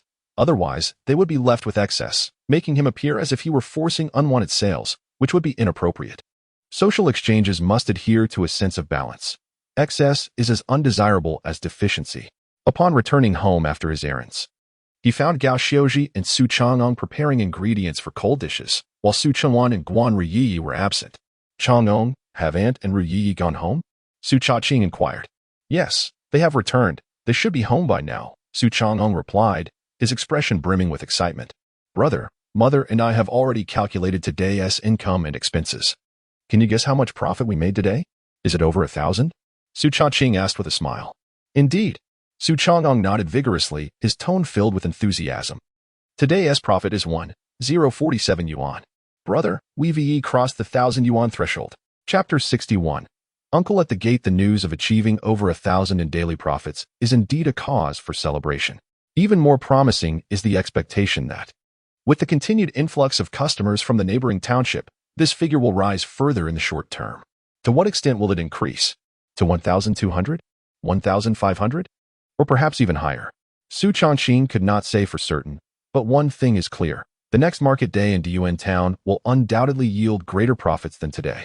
After unloading various ingredients, the trio commenced the cleaning and preparation of tomorrow's marinated dishes and cold salads. During their last visit to Lydian village, they sold 120 pounds of marinated dishes and 150 pounds of cold salads. This time, they only increased the marinated dishes by 20 pounds, but prepared an additional 50 pounds of cold salads, totaling 200 pounds of ingredients. As a result, upon arriving at the Lydian village market, there were still 4 to 5 pounds of marinated dishes left unsold, while the 200 pounds of cold salads were nearly sold out by 11 o'clock. Fortunately, they had brought extra ingredients such as wood ear mushrooms, day lilies, and peanuts. Gao Xiuji even sent Su Changqing to buy an additional 50 pounds of greens for replenishment. Nevertheless, as the market drew to a close, everything was sold out. Upon returning home and tallying their earnings, they discovered they had made a total of 304 yuan. The village market's profits had surprisingly surpassed the 300 mark, an outcome Su Changqing had never anticipated, leaving him utterly astonished. Based on today's sales performance, there seems to be room for increased sales of cold salads, whereas the sales of marinated dishes have likely peaked. Given that this is a village market with little to no customers from neighboring towns, the foot traffic remains stable, making it difficult for the number of marinated dish customers to rise further. Nevertheless, the entire family was thoroughly pleased with this profit figure. After all, when they first ventured into selling marinated dishes, they had hoped to earn 50 or 60 yuan at the village market, and now their earnings were 4 to 5 times that initial expectation. The following day, while preparing for the market at Zhangzhuang village, they referenced the situation in Lydian village and readied 140 pounds of marinated dishes and 260 pounds of cold salad ingredients. However, Su Changqing did not accompany Gao Xiuji and the others to the market. It was August 13th, a Saturday, and his younger sister Su Lingling was on summer vacation. He needed to go to Qinghe No. 1 high school to pick her up. In this era, it was uncommon for parents to escort even high school students, let alone preschool children. Those 6 or 7-year-olds often finished their meals and called upon nearby friends, several little ones carrying cloth bags sewn by hand, or sometimes without bags at all, clutching their textbooks as they made their way to school. After school, they would typically return home in small groups. Parents only needed to ensure that meals were ready on time, without hindering their children's schooling. Occasionally, during busy farming seasons or when family matters required them to be out, parents would give their children a few dimes to buy a light meal for themselves. As for high school students, during breaks, those living far away would usually carry their luggage to catch a bus home. If the bus did not pass by the village entrance, they would disembark at the nearest township and then trek several miles back home. Those who live nearby either rush home to fetch a bicycle to carry their luggage or simply bear their belongings as they walk home. This applies to both boys and girls alike.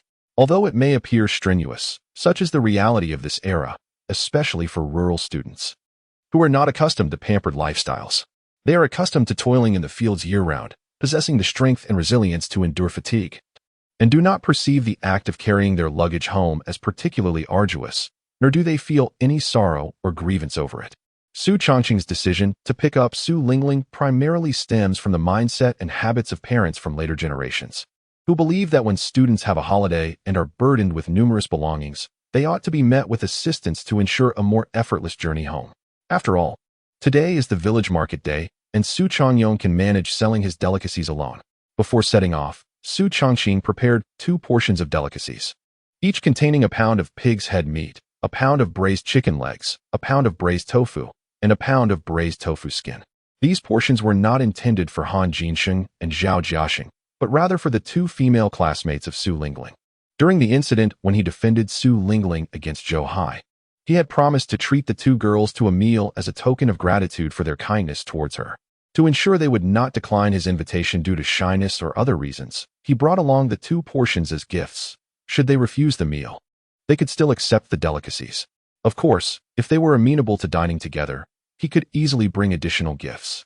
While Su Changqing took the tricycle to the market, Su Changqing rode his bicycle to the county town, arriving at the entrance of Qinghe No. 1 middle school. In his previous life, although he had never picked up students, He had heard his sister mention it or seen videos online. Each time students had a holiday, whether on weekends or during winter and summer breaks, the school gate would transform into a sea of parents and private vehicles. The entrance would be bustling with people, and along the roads flanking the school, private cars would line up for miles, often causing traffic congestion, necessitating the presence of traffic police to maintain order. However, in this year, the number of parents arriving to pick up students was exceedingly sparse. Only a handful of parents could be seen near the entrance, most arriving by bicycle, with just 2 motorcycles present. As for private cars, there were none in sight. "Excuse me, sir, what time do the students get released?" Su Changqing inquired of the elderly man sitting on a stool at the entrance, lazily fanning himself and appearing drowsy. "They're released at 10, the old man responded, squinting as he glanced at the clock on the wall of the duty room. "There's still half an hour left." "Understood, thank you, sir," Su Changqing replied, securing his bicycle and standing in the shade beneath the duty room's wall while holding the 2 bags of delicacies. His position was merely 2 or 3 meters away from the elderly man, and perhaps due to the inadequately tied plastic bags. A gentle breeze carried the aroma of the delicacies towards him. The once drowsy old man suddenly opened his eyes wide and exclaimed, "The delicacies from Tycoon town." In the next moment, his eyes, akin to radar, swiftly scanned and locked onto the bag in Su Changqing's hand. He inquired, "Young man, is that the delicacy from Tycoon town you are carrying?" "Indeed, it is the delicacy from Tycoon town," Su Changqing replied, astonished. "Sir, how could you possibly discern that?" "Ah, of course." The gatekeeper straightened his posture, his expression earnest. "The flavor of that delicacy is extraordinary. No other restaurant can replicate it. The aroma is irresistible, wafting towards you even from several meters away. Moreover, not only does it smell divine, but the taste is even more exquisite, rich yet not overwhelming. One could indulge in the fatty meat without feeling satiated." As he spoke, he scrutinized the plastic bag with curiosity and asked, "What do you have in there?" "Pig head meat, chicken legs, marinated dried tofu, and marinated tofu skin," Su Changqing responded with a smile. "I have tasted all these, and they are all exceptionally delicious." The gatekeeper exclaimed, "The marinated dried tofu and tofu skin from that place don't even taste like tofu. They resemble meat in flavor, utterly delectable," waving his fan gently. The gatekeeper continued enthusiastically, "Especially the marinated dried tofu, soaked in the savory sauce. Just a gentle bite releases a cascade of flavor. The taste is both fragrant and fresh. Just speaking of it makes my mouth water. I long for a meal of it this noon." He smacked his lips and asked, "Did you come from Tycoon town?" "Yes." Su Changqing nodded. "Sir, are you also from Tycoon town?" "I am not." The gatekeeper shook his head. "I reside in the county town, not far from here." "Oh. Then how did you come to enjoy the delicacies from Tycoon town?" Su Changqing inquired. "My sister lives in Tycoon town," the gatekeeper explained. "A few days ago, she visited me and mentioned bringing some delicious treats. Initially, I paid little attention, thinking what could possibly be good from the local town. Yet, when she unveiled the delicacies, the aroma that escaped before the bag was even open tantalized me. After tasting it, I found myself utterly enamored. The flavor is simply unparalleled. Nothing else in the world can compare. After that first experience, I etched the taste in my memory, never to forget. As soon as you stood here, that delightful aroma wafted over, and I instantly recognized it. It must be the delicacies from Tycoon town." Chapter 62. Unexpected gains after tasting it just once. "I have already memorized the flavor. You truly are remarkable, my dear sir," praised Su Changqing. "It is primarily due to the fact that the marinated delicacies are exceptionally delicious." The old gatekeeper chuckled, stating, "It is merely ordinary pork, chicken, and bean products, yet the taste they create is distinctly different from what we prepare at home. It is far superior. I have heard that they use dozens of spices and seasonings, making the recipe exceedingly intricate and the preparation quite laborious, consuming both time and effort," remarked Su Changqing. "No wonder their offerings are so delectable," sighed the old gatekeeper, lamenting, "Alas, such a delightful treat can only be purchased in Tycoon town. I've been craving it for days but have had no time to go. I suggested my child go, but they claim to be too busy with work. I thought of asking my spouse, but they cannot ride a bicycle and walking there is too far. Sigh, I suppose I must endure for a few more days. Tomorrow, when the students are on holiday, I shall ride my bicycle to buy some. Tomorrow is not the market day in Tycoon town. If you wish to purchase marinated delights, you must go to Guanjai village," Su Changqing reminded him. "Very well, I shall have my sister accompany me. I must ensure to buy plenty to enjoy for several days," declared the old gatekeeper. Su Changqing nodded in agreement. "Indeed, it is a rare opportunity, so you must buy a substantial amount. Moreover, I believe your children may not have ventured to buy it because they have yet to experience the exquisite flavor of marinated delicacies. If you purchase more this time, they too shall have a taste. I am confident that after experiencing it, they will eagerly go on their own next time." "Absolutely. That is precisely my thought," the old gatekeeper exclaimed with laughter. While they engaged in animated conversation, other parents waiting nearby, feeling bored, inadvertently listened in. Most were unaware of what the marinated delicacies from Diyuan Town entailed, yet one man interjected, "Are you referring to the marinated delicacies from Diyuan Town? The family that prepares them creates truly exquisite flavors. People from Diyuan Town scramble to purchase them, and even from Sanha Town, many go there to buy. My wife went the day before yesterday and brought some home. I tasted it, and it was indeed extraordinary, far superior to the dishes in restaurants. Once I pick up my son from school today, I must have my wife return to buy more so he can also savor it. Be sure to buy plenty for the children," encouraged the old gatekeeper. "Their marinated delicacies are delicious. The children will surely enjoy them. Moreover, those meats, dried tofu, and tofu skins are all nutritious. Consuming more will enhance their nourishment. They are about to transition from sophomore to junior year, a time of intense study and significant pressure. They often cannot enjoy appetizing meals at school, and upon returning home, they deserve something delightful to replenish their strength, foster growth, and stimulate their minds, thereby improving their academic performance. We adults understand that when we eat well, we can work with vigor. The same applies to children. When they eat well, their bodies thrive, and their grades improve." The man nodded in agreement. "You make a valid point. I shall have my wife purchase more tomorrow to ensure the children receive proper nourishment." Initially, the others had not paid much attention to the content of their conversation, merely listening out of boredom without any intention of participating. At this moment, upon hearing the children's fondness for food and the notion of supplementing their nutrition, the interest of the parents was immediately piqued. Several of them gathered around, inquiring, "What is it that you mentioned could enhance the children's nourishment?" "Braised delicacies," Su Changqing replied, cheerfully shaking the plastic bag in his hand. He proceeded to open one of the bags for them to see. As the bag was unsealed, an enticing aroma wafted through the air, causing the parents to involuntarily swallow in anticipation. "How delightful!" exclaimed one. "Indeed, it is exceedingly fragrant. Is that chicken leg? And the other meat, could it be pork?" "It appears to be pork head meat. And there's dried tofu and tofu skin. The flavor is exquisite." As they savored the scent, their astonishment drew in other parents, who eagerly joined the conversation. "Braised delicacies? I believe I've heard of them. They are from Diyuan Town," one parent remarked. "A relative of mine from Baisha Town mentioned them once, claiming they are exceptionally delicious. The aroma is so inviting, it's impossible not to salivate. The taste must surely be delightful." "You're absolutely right, sir. A treat so delectable, the children are bound to enjoy it. With both meat and soy products, it certainly offers nutritional value. I must purchase some. My child is quite picky. He refuses to eat the meat I cook, claiming it lacks flavor. Yet, with the fragrance of these braised delicacies, he will undoubtedly relish them. My child isn't particularly finicky.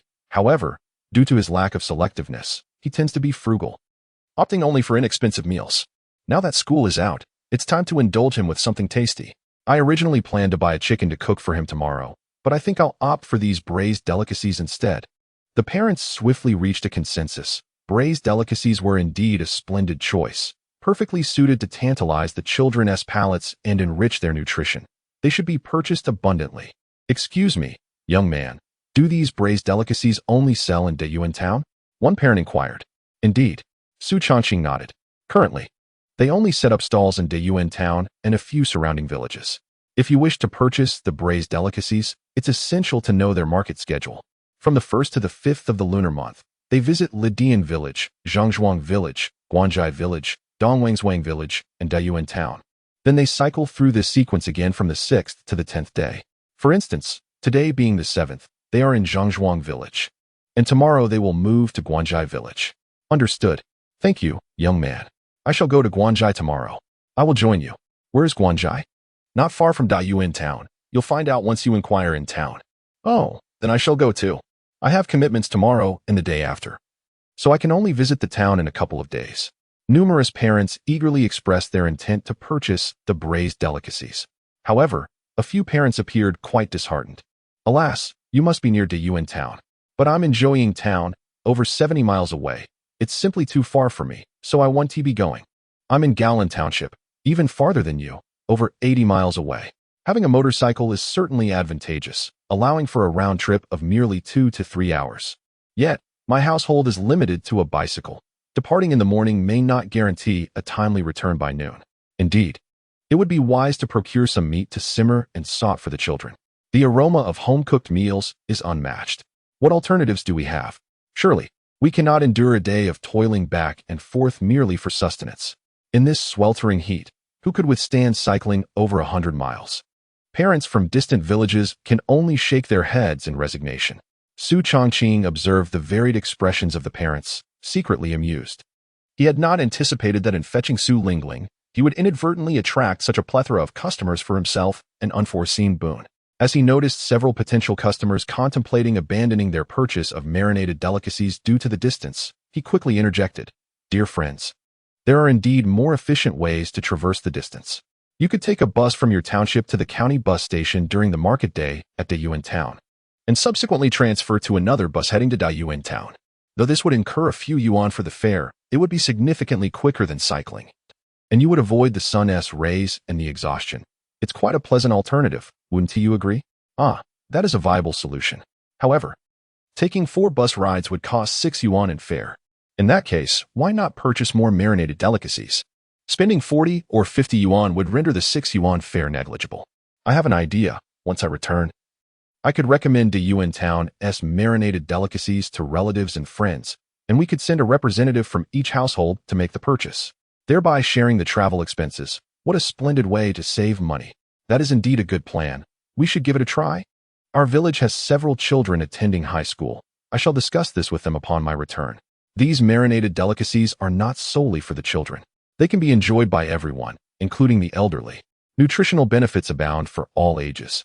People from Tycoon town, regardless of age or gender, indulge in these treats. Hence, we need not limit our recommendations solely to families with high school students.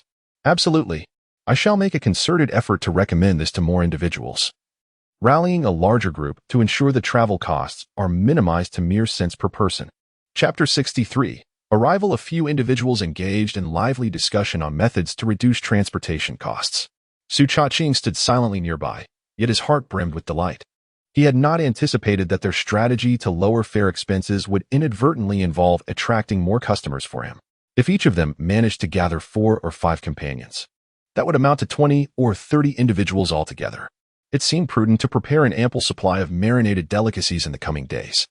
This would not only prevent them from purchasing excessively, which could lead to a premature sellout, but also avoid the scenario where those arriving late due to distance would leave empty-handed after a fruitless trip. As the group animatedly discussed acquiring marinated snacks, supplementing their children's nutrition and their academic performance, a few students emerged from the direction of the teaching building. Some carried backpacks, while others clutched stacks of books, chatting and laughing heartily. Some approached the school gates, while others made their way toward the dormitory courtyard. Observing this, the gatekeeper glanced at the clock in the duty room and chuckled, engrossed in conversation. "It's already 10 o'clock. You may enter to pick up your children."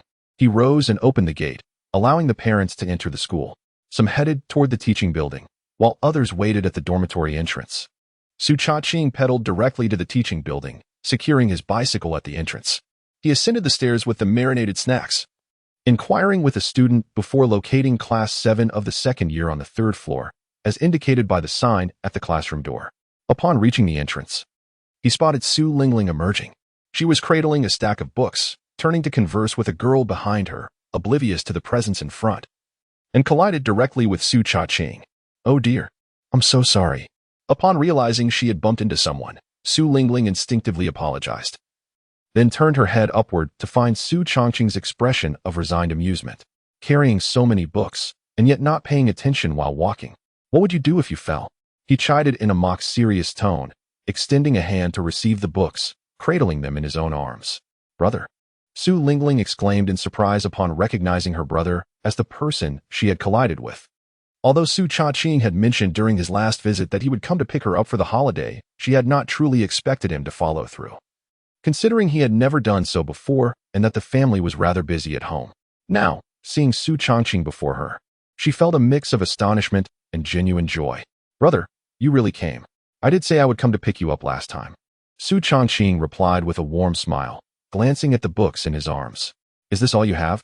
Is there anything else left in the classroom to take home? Just these books. Su Lingling responded. Last night, I already moved some books to the dormitory.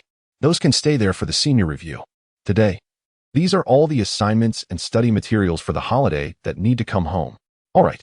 Su Changqing nodded, his peripheral vision catching sight of two girls behind Su Lingling, who were discreetly observing him. As he focused his gaze, he recognized them as the same girls he had encountered previously. He recalled that the girl with the ponytail had referred to the short-haired girl as Yin In, though he could not recall the name of the ponytailed girl. Hello again. Su Changqing greeted them with a smile and a nod. Hello. The short-haired girl responded shyly, giving a slight nod. In contrast, the ponytailed girl beamed brightly, exclaiming, Hello, brother.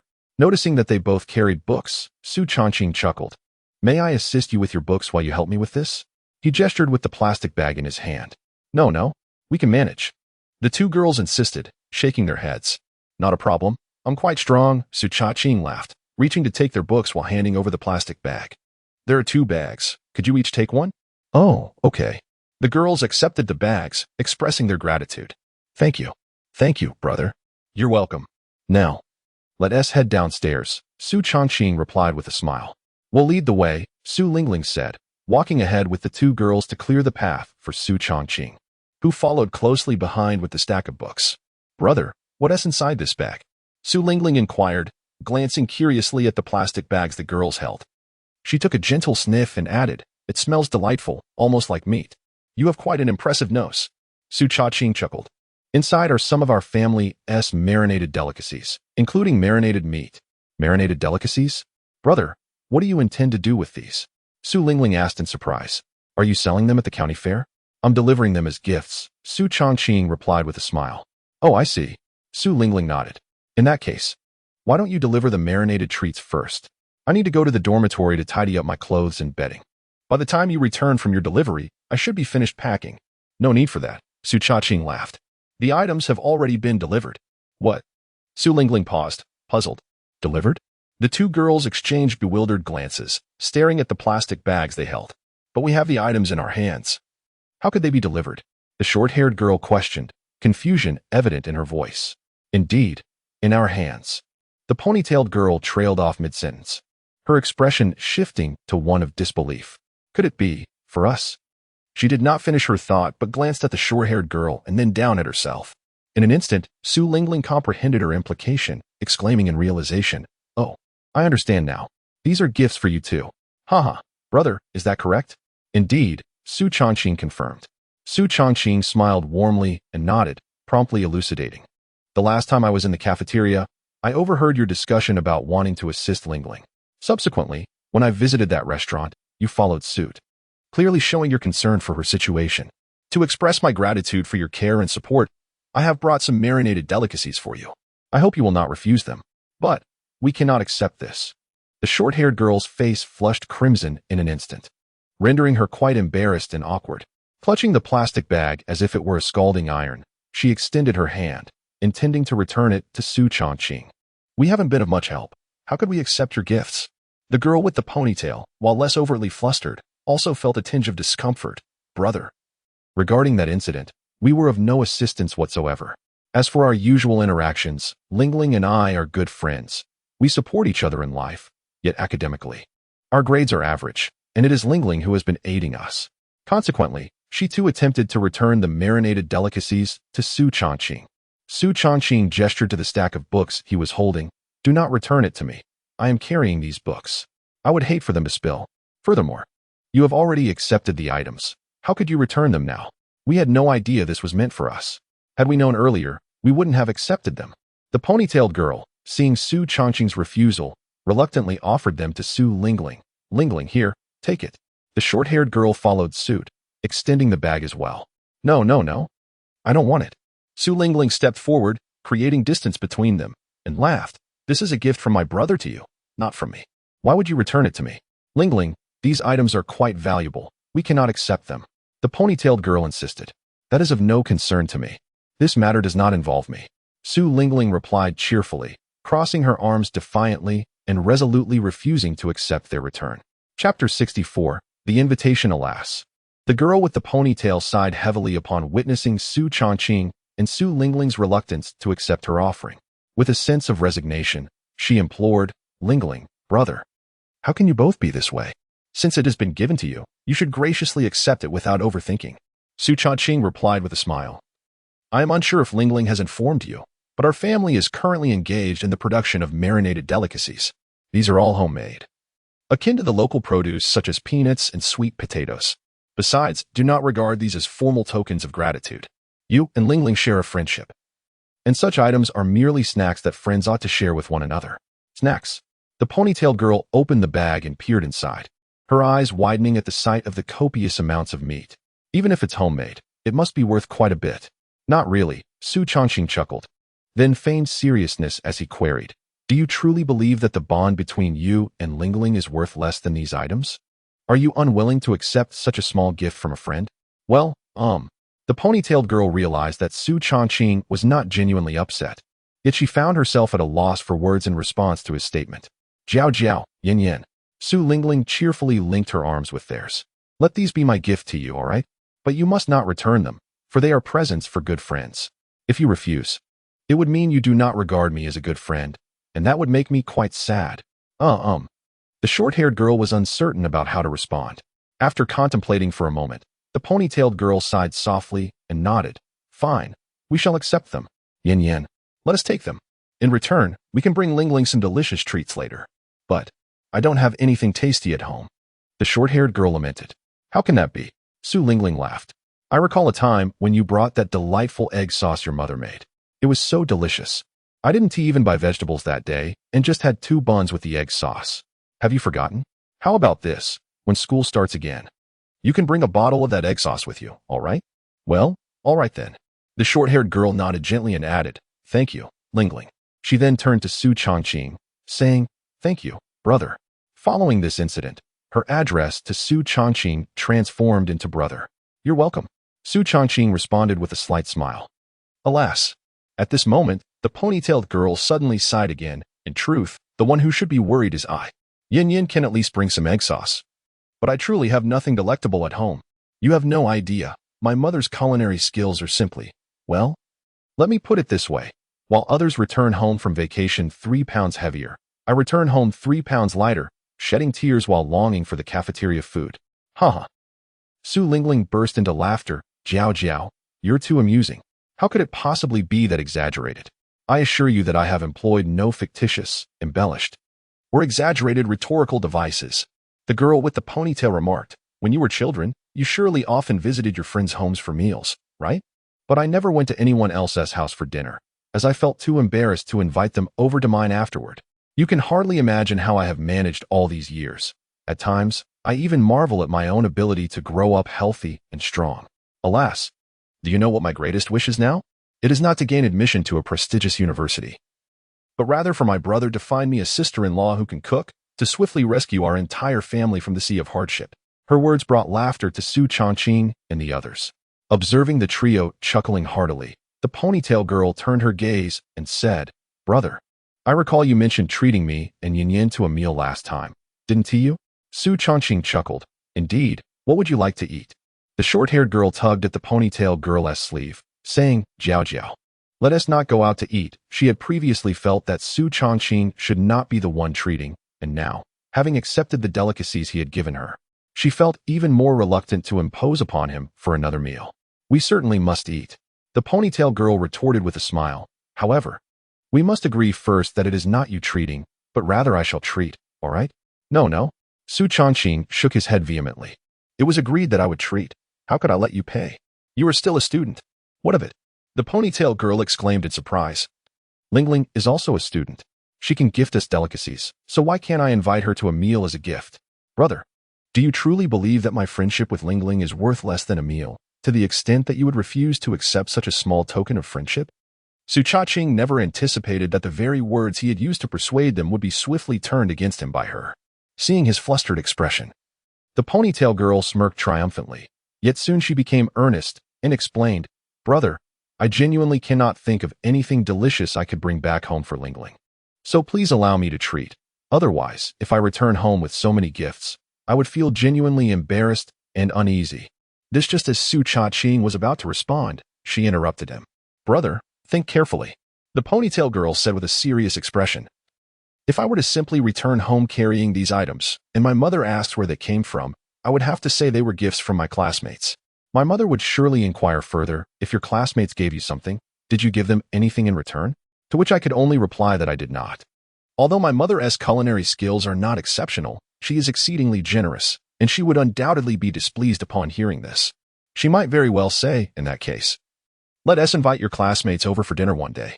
Brother, oh brother, can you truly bear to let your dear sister experience the culinary creations of my mother and endure what it means to be in the depths of hardship?" Her words were both humorous and whimsical, yet they carried an earnest undertone. Through this brief interaction, Su Changqing discerned that the girl with the ponytail appeared lively and carefree. Yet she possessed a strong sense of individuality. Although her remarks seemed rather nonsensical at first glance, they clearly conveyed her desire not to accept gifts without reciprocation, intending to treat him to a meal as a form of gratitude. This situation was entirely beyond Su Changqing's original plans. He certainly did not wish for the ponytailed girl to incur expenses by treating him and Su Lingling to a meal. However, having reached this point, he felt it inappropriate to argue further, and thus nodded in agreement, saying, "Very well, let us allow you to treat us today at noon. However, we must agree that we will eat casually on the street outside of school. After all, the food itself is not of utmost importance. What truly matters is the conversation. Allowing a farmer like me, with a mere elementary education, to be enlightened by you high school students. Additionally, when I have time to come again, it must be my turn to treat, and that is non-negotiable, understood? No problem." The ponytailed girl beamed with a radiant smile and made an okay gesture. As they spoke, the four of them arrived at the entrance of the girls' dormitory. Since they were going out to eat, books and snacks had to be temporarily left in the dormitory. Su Changqing found it inconvenient to enter, so he asked the three girls to drop off their things while he sought out a shady spot beneath a sycamore tree on campus to lock his bicycle.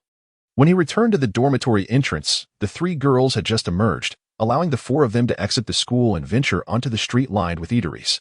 This street was primarily sustained by students, and without them, the businesses would be quite desolate.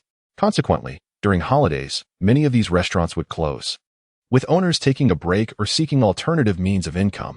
Given that today was a holiday, the owners had already received advance notice from the students, resulting in numerous establishments shuttering their doors since the previous afternoon, with more closing after breakfast today. Upon their arrival on the street, Su Changqing and his companions discovered that many restaurants, including the auspiciously named Jixiang restaurant, had their doors firmly locked, leaving only a single bun shop in operation. However, this bun shop had been open since the morning, and the remaining buns were leftovers from earlier, with only 7 or 8 left to sell before closing. "I know of a noodle shop on the pedestrian street that serves delicious food at reasonable prices. Shall we go there for noodles?" proposed the ponytailed girl, looking at Su Changqing and the others. "Is that all right?" "Sure, I love noodles," responded Su Lingling. The short-haired girl nodded in agreement. "Yes, that sounds good." Su Changqing had no objections. After all, a bowl of noodles would not be overly costly. Thus, under the guidance of the ponytailed girl, they made their way to a restaurant on the pedestrian street called the Yong Noodle House. "We're here. Come on in and take a seat." The proprietor sat just outside the door, perusing a well-worn copy of The Legend of the Condor Heroes, its pages tinged with yellow from countless readings. Upon noticing visitors entering, he promptly set the book aside and rose to greet them, gesturing towards the menu, a small blackboard affixed to the wall, upon which various noodle dishes and stir-fries were inscribed in chalk. "What would you like to eat?" he inquired. This humble noodle shop differed from those of later times, lacking the plethora of varieties such as ramen, fried noodles, and cold-tossed noodles. Here, one could only choose from 4 types: clear broth noodles, sauce noodles, tomato and egg noodles, and knife-cut noodles, alongside a few simple vegetable stir-fries like cold cucumber and fried bean sprouts. On my previous visit, I had savored the sauced noodles and found them quite delectable. Thus, I decided to order another serving. The girl with the ponytail chimed in. "What about you three?" "I shall have the sauced noodles as well," replied Su Lingling. "One dish is sufficient," Su Changqing added.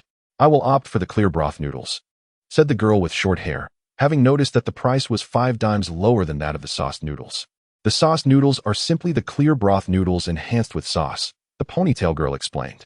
Yin Yin, you should try a bowl of sauce noodles too. They are quite delightful here. Turning back to the proprietor, she called out, for bowls of sauced noodles, and an order of cold cucumber, please. Very well. Please take a seat. It will be ready shortly. The proprietor responded, retreating to the kitchen to prepare their meal. The four friends settled around the table, with Su Changqing and Su Lingling sitting side by side, while the ponytail girl and the short-haired girl occupied the seats opposite them. Lingling, don't you think it's time you introduced your two friends to me? Su Changqing inquired with a smile. Su Lingling appeared momentarily taken aback, slapping her forehead in embarrassment. Oh dear, how could I forget to introduce you after all this time since we left the classroom? She exclaimed. She first pointed to the short-haired girl, saying, Brother, this is Zhu Yunyan. We are desk mates and share bunk beds in the dormitory. Then she gestured towards the ponytail girl. This is Qian Saijiao, who sits quite close to me and also resides in the same dormitory. We often study, dine, and enjoy our time together. Chapter 65, Han Miaojia, Zhu Yunyan, Qian Saijiao. Su Changqing repeated their names, nodding. All right, I have committed them to memory. Su Lingling then introduced Su Changqing to Zhu Yunyan and Qian Saijiao. This is my brother.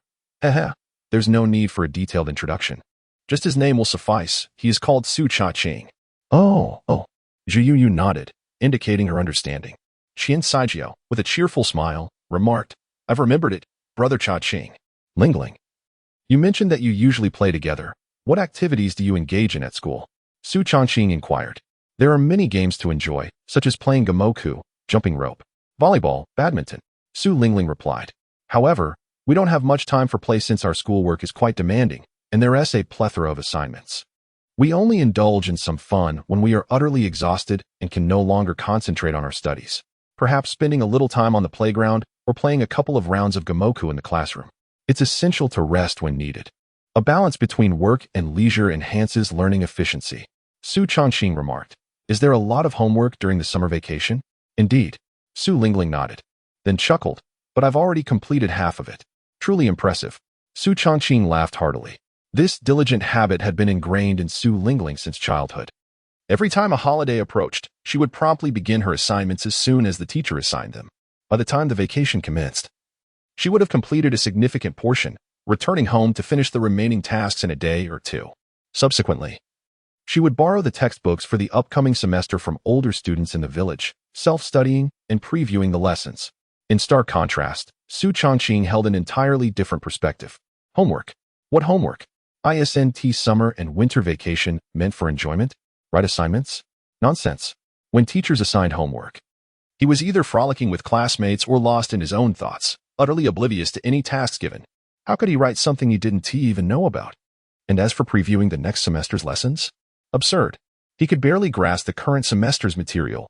How could he possibly prepare for the next? If he couldn't learn with a teacher, what made them think he could learn on his own? Since he found it challenging, why waste time on futile efforts? Thus, every holiday, Su Changqing lived in carefree bliss, climbing trees to catch birds and fishing in the river. This delightful lifestyle continued until 2 days before the school term began, abruptly coming to a halt. For although he was averse to doing homework, he was acutely aware of one fact: neglecting assignments would lead to punishment from the teacher. In this era, especially among rural educators, dealing with mischievous students often resorted to straightforward and harsh methods. So, if one didn't complete their holiday homework, punishment would be immediate. The act of slapping hands was merely a gentle reprimand. Many teachers would resort to delivering several kicks to the posterior, literally booting students out of the classroom. Regardless of whether their behinds were bruised, the students would be compelled to stand outside the classroom as punishment, concurrently tasked with completing double the amount of homework. Only upon finishing this doubled assignment would they be permitted to return to their seats. In response to such disciplinary measures, parents generally expressed approval, asserting that the teachers were justified in their actions, even offering to assist in the chastisement if necessary. Consequently, after enduring punishment at school, Su Changqing often faced an additional beating upon returning home. To evade such corporal punishment and the burden of excessive homework, he would typically seek out high-achieving classmates before the school year commenced, inquiring about the assignments and discreetly borrowing their completed work to copy under the watchful eyes of his parents. On occasions when the homework was particularly extensive, He would promise his pocket money for the next month or two in exchange for Su Lingling's assistance in transcribing the assignments. Eventually, when he ceased attending school, Su Changqing emulated his elder brother's approach, indulging in carefree play during the holidays, only to scramble to copy his homework at the last minute. Again resorting to purchasing Su Lingling's transcription services with his allowance. Thus, for many years, Su Lingling became the wealthiest among the four siblings. As Su Changqing reminisced about his childhood escapades, he engaged in conversation with them, inquiring about their academic experiences. The exchange primarily consisted of him asking questions while Su Lingling and Qian Caijiao animatedly shared their stories, with Zhu Yunyun contributing only a few words intermittently. Before long, the proprietor's voice resonated. The noodles are ready. For bowls of steaming noodles adorned with a generous layer of minced meat were placed on the table, exuding an enticing aroma that stirred their appetites. When the owner subsequently brought out a dish of cold cucumber salad, both Su Changqing and Su Lingling turned their gazes toward Qian Caijiao. Puzzled, Qian Caijiao inquired, "What is the matter? Why are you looking at me?" Su Changqing replied with a smile, "Today, you are our host. If you don't take the lead, how can we begin?" "Ah, I see. You are too polite." Qian Caijiao laughed heartily. "All right, I command you all to pick up your chopsticks and dig in." "At your command." Su Changqing chuckled as he, along with Su Lingling and Zhu Yunyun, picked up their chopsticks and began to eat. Although it was not yet 11 o'clock and none of them were particularly hungry, their intention was not merely to dine, but to find a place to relax and converse. "Let us stay here." Just then, a woman's voice rang out at the entrance of the noodle shop. Following that was a man's voice. "Jia, this is just a small noodle shop. There's nothing noteworthy to eat here. Let us find a proper restaurant for our meal." The woman responded, "Then you go to the restaurant. I'll manage with a few bites here." The woman's tone was resolute. "That's simply one to do. We must dine together at the restaurant." The man insisted, "I'm not going. I'll eat my noodles here. If you want to eat, you can either watch me or go to the restaurant alone," she replied firmly. "Well then, if we are to eat noodles, let us eat noodles," the man remarked. He noted that since returning to his homeland, he had either dined at home or indulged in meals at restaurants, and had yet to visit such a humble noodle shop, an experience worth savoring. The woman, however, paid him no mind and strode into the noodle shop with purpose. Yet, the man's words, particularly the phrase "returning to the homeland," piqued the curiosity of Su Changqing and his companions, prompting all four of them, along with the owner who was engrossed in a novel, to lift their gazes towards the entrance. Their attention was naturally drawn first to the man who had claimed to have returned from abroad. He appeared to be approximately 25 years of age, standing around 175 centimeters tall, with an appearance that could be described as above average. While he did not surpass Su Changqing in looks, he was certainly striking. However, what was most captivating was not his visage, but rather his attire. He wore a pair of gleaming leather shoes, impeccably tailored trousers, and a white shirt adorned with pink stripes, his belt worn outside. He sported a pair of cultured gold-rimmed glasses, and his hair was styled in the popular side part favored by male celebrities of the moment. From head to toe, he exuded sophistication, a stark contrast to Su Changqing's humble garb as a farmer and vendor. As he entered the noodle shop, his expression was tinged with arrogance as he surveyed the surroundings, a hint of disdain flickering in his eyes. Upon noticing the menu, he scoffed. "Is this all the varieties of noodles and side dishes they offer? How terribly uninspired. Wang Junxian, I shall say this one last time. If you do not wish to eat, you may leave." The woman who led the way retorted coldly without turning back, hearing the displeasure in her voice. The man's haughty demeanor instantly transformed into a conciliatory smile. "Ah, Jia, that was not my intention. All right, I shall heed your wishes and dine here." Witnessing the ease with which the woman subdued such a returee, the onlookers shifted their focus, eager to discern the nature of her character. She donned a pair of elegant white high heels and a sky-blue dress, revealing her exquisitely fair and smooth calves akin to the finest jade. As one's gaze traveled upward, her tall, curvaceous figure was strikingly alluring, with a long, graceful neck that contrasted sharply with her sleek black bob, evoking a sense of visual impact. Her features were extraordinarily refined. Even Su Changqing, who had encountered numerous starlets in his past life, could not help but acknowledge her beauty. Why does she seem somewhat familiar? Su Changqing pondered, furrowing his brow, as if recalling a past encounter. It dawned on him. Was she the policewoman who had ordered marinated delicacies at the market in Dayuan town not long ago? Furthermore, she was the daughter of Han Jinxing. What was her name again? Jia, yes, Han Yaojia. He never expected to cross paths with her here. As Su Changqing recognized Han Miaojia, her gaze swept across the faces in the shop and landed upon him, her expression one of mild surprise. "You are the one from Deyuan town who sells marinated delicacies?" Su Changqing. With a warm smile, Su Changqing replied, "Indeed, you are quite the observant officer. It is not that my memory is exceptional," Han Miaojia said with a cheerful smile. "It's mainly because my father frequently speaks of you at home and praises you as a rare talent. So I have quite a profound impression of you." "Thank you for the compliment, Uncle Han." Su Changqing instinctively wanted to address him as County Head Han. But in the presence of others, such a reference seemed inappropriate. Thus, he opted for uncle instead and added with a smile, "Even so, you've only seen me once. It is indeed quite impressive that you can recognize me at a glance. Did you not also recognize me despite having seen me just once?" Han Miaojia chuckled. "Well, in the business of setting up a stall, one must strive to remember every customer to facilitate friendly exchanges," Su Changqing replied with a grin. "I see," Han Miaojia said, nodding in agreement with a smile. She then took a seat at the adjacent table, sitting side by side with Su Changqing, separated by merely an aisle. A man observing the lively conversation between Han Miaojia and Su Changqing felt a flicker of jealousy and displeasure in his eyes. He approached the seat directly opposite Han Miaojia, but refrained from sitting immediately.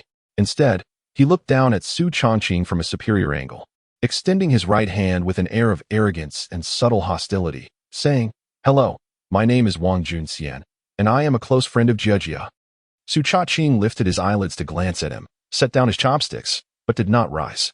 Instead, he remained seated and extended his hand to shake lightly with Wang Junxian, stating, "Su Changqing." Afterward, he promptly withdrew his hand, picked up his chopsticks again, and popped a piece of cucumber into his mouth, crunching away. Chapter 66 Homebuddy University. Su Changqing was not lacking in manners. In fact, as a vendor engaged in business, he understood better than most the importance of cordial and polite interactions. However, such friendliness is predicated on mutual respect.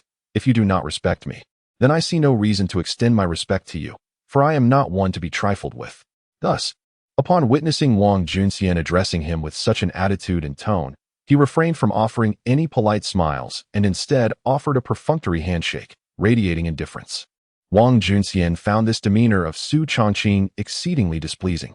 Since his return to the country, whether among peers or numerous elders, be they ordinary individuals or leaders, who had not treated him with utmost courtesy, regarding him as a distinguished guest. Everywhere he went, he was the brightest star. Had he ever been so coldly disregarded? Did this fellow not perceive the distinction in his attire? Had he not heard his words at the entrance? Did he not know he had returned from abroad? Pondering this, Wang Junxian resolved to reiterate his status, ensuring this rustic individual recognized the vast chasm that separated their standings. "Su Changqing, I am currently pursuing a Master's degree in biomedical engineering at New Jersey Institute of Technology in the United States, specializing in microbiological research. And I am set to graduate next year. What about you?" This declaration elicited expressions of admiration and longing from Su Lingling, Qian Saijiao, and Zhu Yunyun. These high school students, on the brink of their college entrance examinations, held university students in the highest regard, especially one studying abroad, and moreover, a master's student. However, Su Changqing remained unfazed, lifting his gaze only slightly to respond. "I am currently engaged in research concerning food development, processing, and sales at Homebuddy University, and the project is progressing smoothly." Wang Junxian was taken aback by Su Changqing's reply, perplexed and bewildered. "Homebuddy University? Where is that?" "Homebuddy University is a prestigious institution with a rich history. How could you have never heard of it?" Su Changqing raised his head, feigning surprise, and then, with a tone of disappointment, shook his head. "Alas, you are remarkably uninformed." Wang Junxian truly could not recall any university by that name or any similar designation. He turned to Han Miaojia. "Jiejia, where is Homebuddy University? How have I never heard of it?" Han Miaojia understood the implication of Homebuddy University and found it particularly amusing. Unable to stifle her laughter, "Ha ha ha, Homebuddy University, how delightful." Amidst the peals of laughter, her gaze towards Su Changqing grew increasingly intrigued. Simultaneously, Su Lingling and her companions could not help but join in the merriment. "Homebuddy University, haha." Seeing everyone laugh, Wang Junxian's mind clicked, and he realized the jest. He finally comprehended that Su Changqing was deliberately toying with him. Yet he did not feel angered. On the contrary, Upon learning of Su Changqing's identity, he was filled with a tremendous sense of superiority and contemptuously chuckled. Ah, so he is merely an idle drifter. Wang Junxian. He is certainly not an idle drifter. Before Su Changqing could speak, Han Miaojia interjected, Su Changqing sells marinated delicacies, and his dishes are simply exquisite. Many people, including my entire family, adore his offerings. The marketgoers compete to purchase from him. If you arrive late, you might miss out. The money he earns in a day rivals my salary for 10 days or even half a month. Forget about me. Even if you combine the salaries of your entire family, it might not equal what he earns. Is that true? Wang Junxian asked in astonishment. False, false. Su Changqing chuckled. Do not heed her nonsensical claims. I merely run a small stall, and business is challenging. I am nearly impoverished. As a poor man, I certainly cannot be compared to someone as privileged as you, an international student. By the way, you attend the New Jersey Institute of Technology, correct? It must be a particularly esteemed university. Wang Junxian was somewhat puzzled by Su Changqing's sudden shift in demeanor, but he dismissed it, believing that Su Changqing was awed by his status and had developed a sense of admiration. The very sensation of being praised was precisely what he desired, and thus he nodded slightly, declaring with pride, indeed. The New Jersey Institute of Technology was established in 1881, boasting a history of over a century. It is a venerable institution of great strength, renowned worldwide as a top-tier university. Impressive. Su Changqing marveled, then inquired, I often hear about Harvard University and Yale University. Is the New Jersey Institute of Technology comparable to them? Well, somewhat. Wang Junxian nodded, though his gaze wandered. I also heard that there is an Ivy League in the United States, consisting of 8 universities, each one exceptional. Is your university part of this league? Su Changqing asked again. You actually know about the Ivy League? Wang Junxian exclaimed in surprise. I have heard of it. However, I am not well versed in the details. Su Changqing replied, pressing further, given how remarkable the New Jersey Institute of Technology is, it must belong to the Ivy League, right? Wang Junxian rubbed his nose and said, the universities within the Ivy League are all private institutions, whereas the New Jersey Institute of Technology is a public university. Thus, despite our school's excellence, it does not belong to the Ivy League. Oh, I see. Su Changqing nodded. Then it must rank exceptionally high in the U.S. News National University Rankings and the QS World University Rankings, certainly within the top 10, am I correct? This statement caused Wang Junxian to widen his eyes in disbelief. Unable to restrain a loud exclamation, how do you even know about those 2 rankings? Those rankings are so obscure that even many people in the United States are unaware of them. Yet here was Su Changqing, a mere street vendor from the mainland, casually mentioning them. It was utterly absurd. I just happened to have heard about them, he replied casually. Su Changqing chuckled softly, persistently inquiring, is it ranked particularly high? Well, quite high, Wang Junxian replied, his gaze somewhat evasive. New Jersey Institute of Technology, as per the U.S. News National University Rankings, fell beyond the top 100, and in the QS World University Rankings, it was positioned within the 751 to 800 range, hardly a description befitting the term quite high. However, he could not afford to reveal the truth in front of so many, especially in the presence of Han Miaojia. To do so would be a significant loss of face. Impressive, impressive, Su Changqing exclaimed, giving a thumbs up. In his previous life, he had assisted Su Tiantian in managing her video account and fan group, frequently engaging with fans from all corners of the globe, including many international students who shared insights about their respective schools, renowned institutions worldwide, and various university alliances and rankings. In his leisure time, he had also searched for these rankings, dreaming that one day, Su Lingling and Su Tiantian's children would be admitted to a prestigious university ranked among the best in the world, thus bringing honor to their family. While the specific rankings and names eluded his memory, he had a vague impression of New Jersey Institute of Technology, confirming that its caliber was rather average and certainly not comparable to the world-class institutions like Harvard or Yale.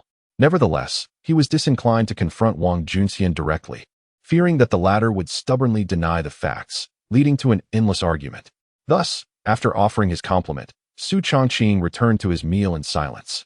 Wang Junxian smirked with satisfaction, believing that Su Changqing had been swayed by him. Consequently, he lost interest in engaging further with the so-called loser. Sitting down and glancing at the menu on the wall, Jia, what would you like to eat? Han Miaojia ignored him and instead looked at the bowl before Su Changqing. What kind of noodles are you having, Su Changqing? It's sauce noodles. They taste quite good. You should give it a try, Su Changqing replied. All right. If you say it's delicious, then it must be. Han Miaojia smiled, turning to the owner, and said, Boss, I'll have a serving of sauce noodles. Okay. The owner, who had been waiting patiently nearby, promptly acknowledged her request and then turned to Wang Junxian, his gaze imbued with a cautious respect. Young man, what noodles would you like? I'll have the same, sauce noodles, Wang Junxian replied, glancing at the cold cucumber salad on Su Changqing's table. Also, bring us a serving of cold cucumber salad. And for a hot dish? Sigh, do you not have any meat dishes here? Then just stir-fry some shredded potatoes. Got it, just a moment. And it will be ready. The owner responded, heading to the kitchen. Wang Junxian withdrew his gaze from the menu and turned to Han Miaojia. Jia, do you know what I most want to treat you to? What? Han Miaojia asked, her tone indifferent.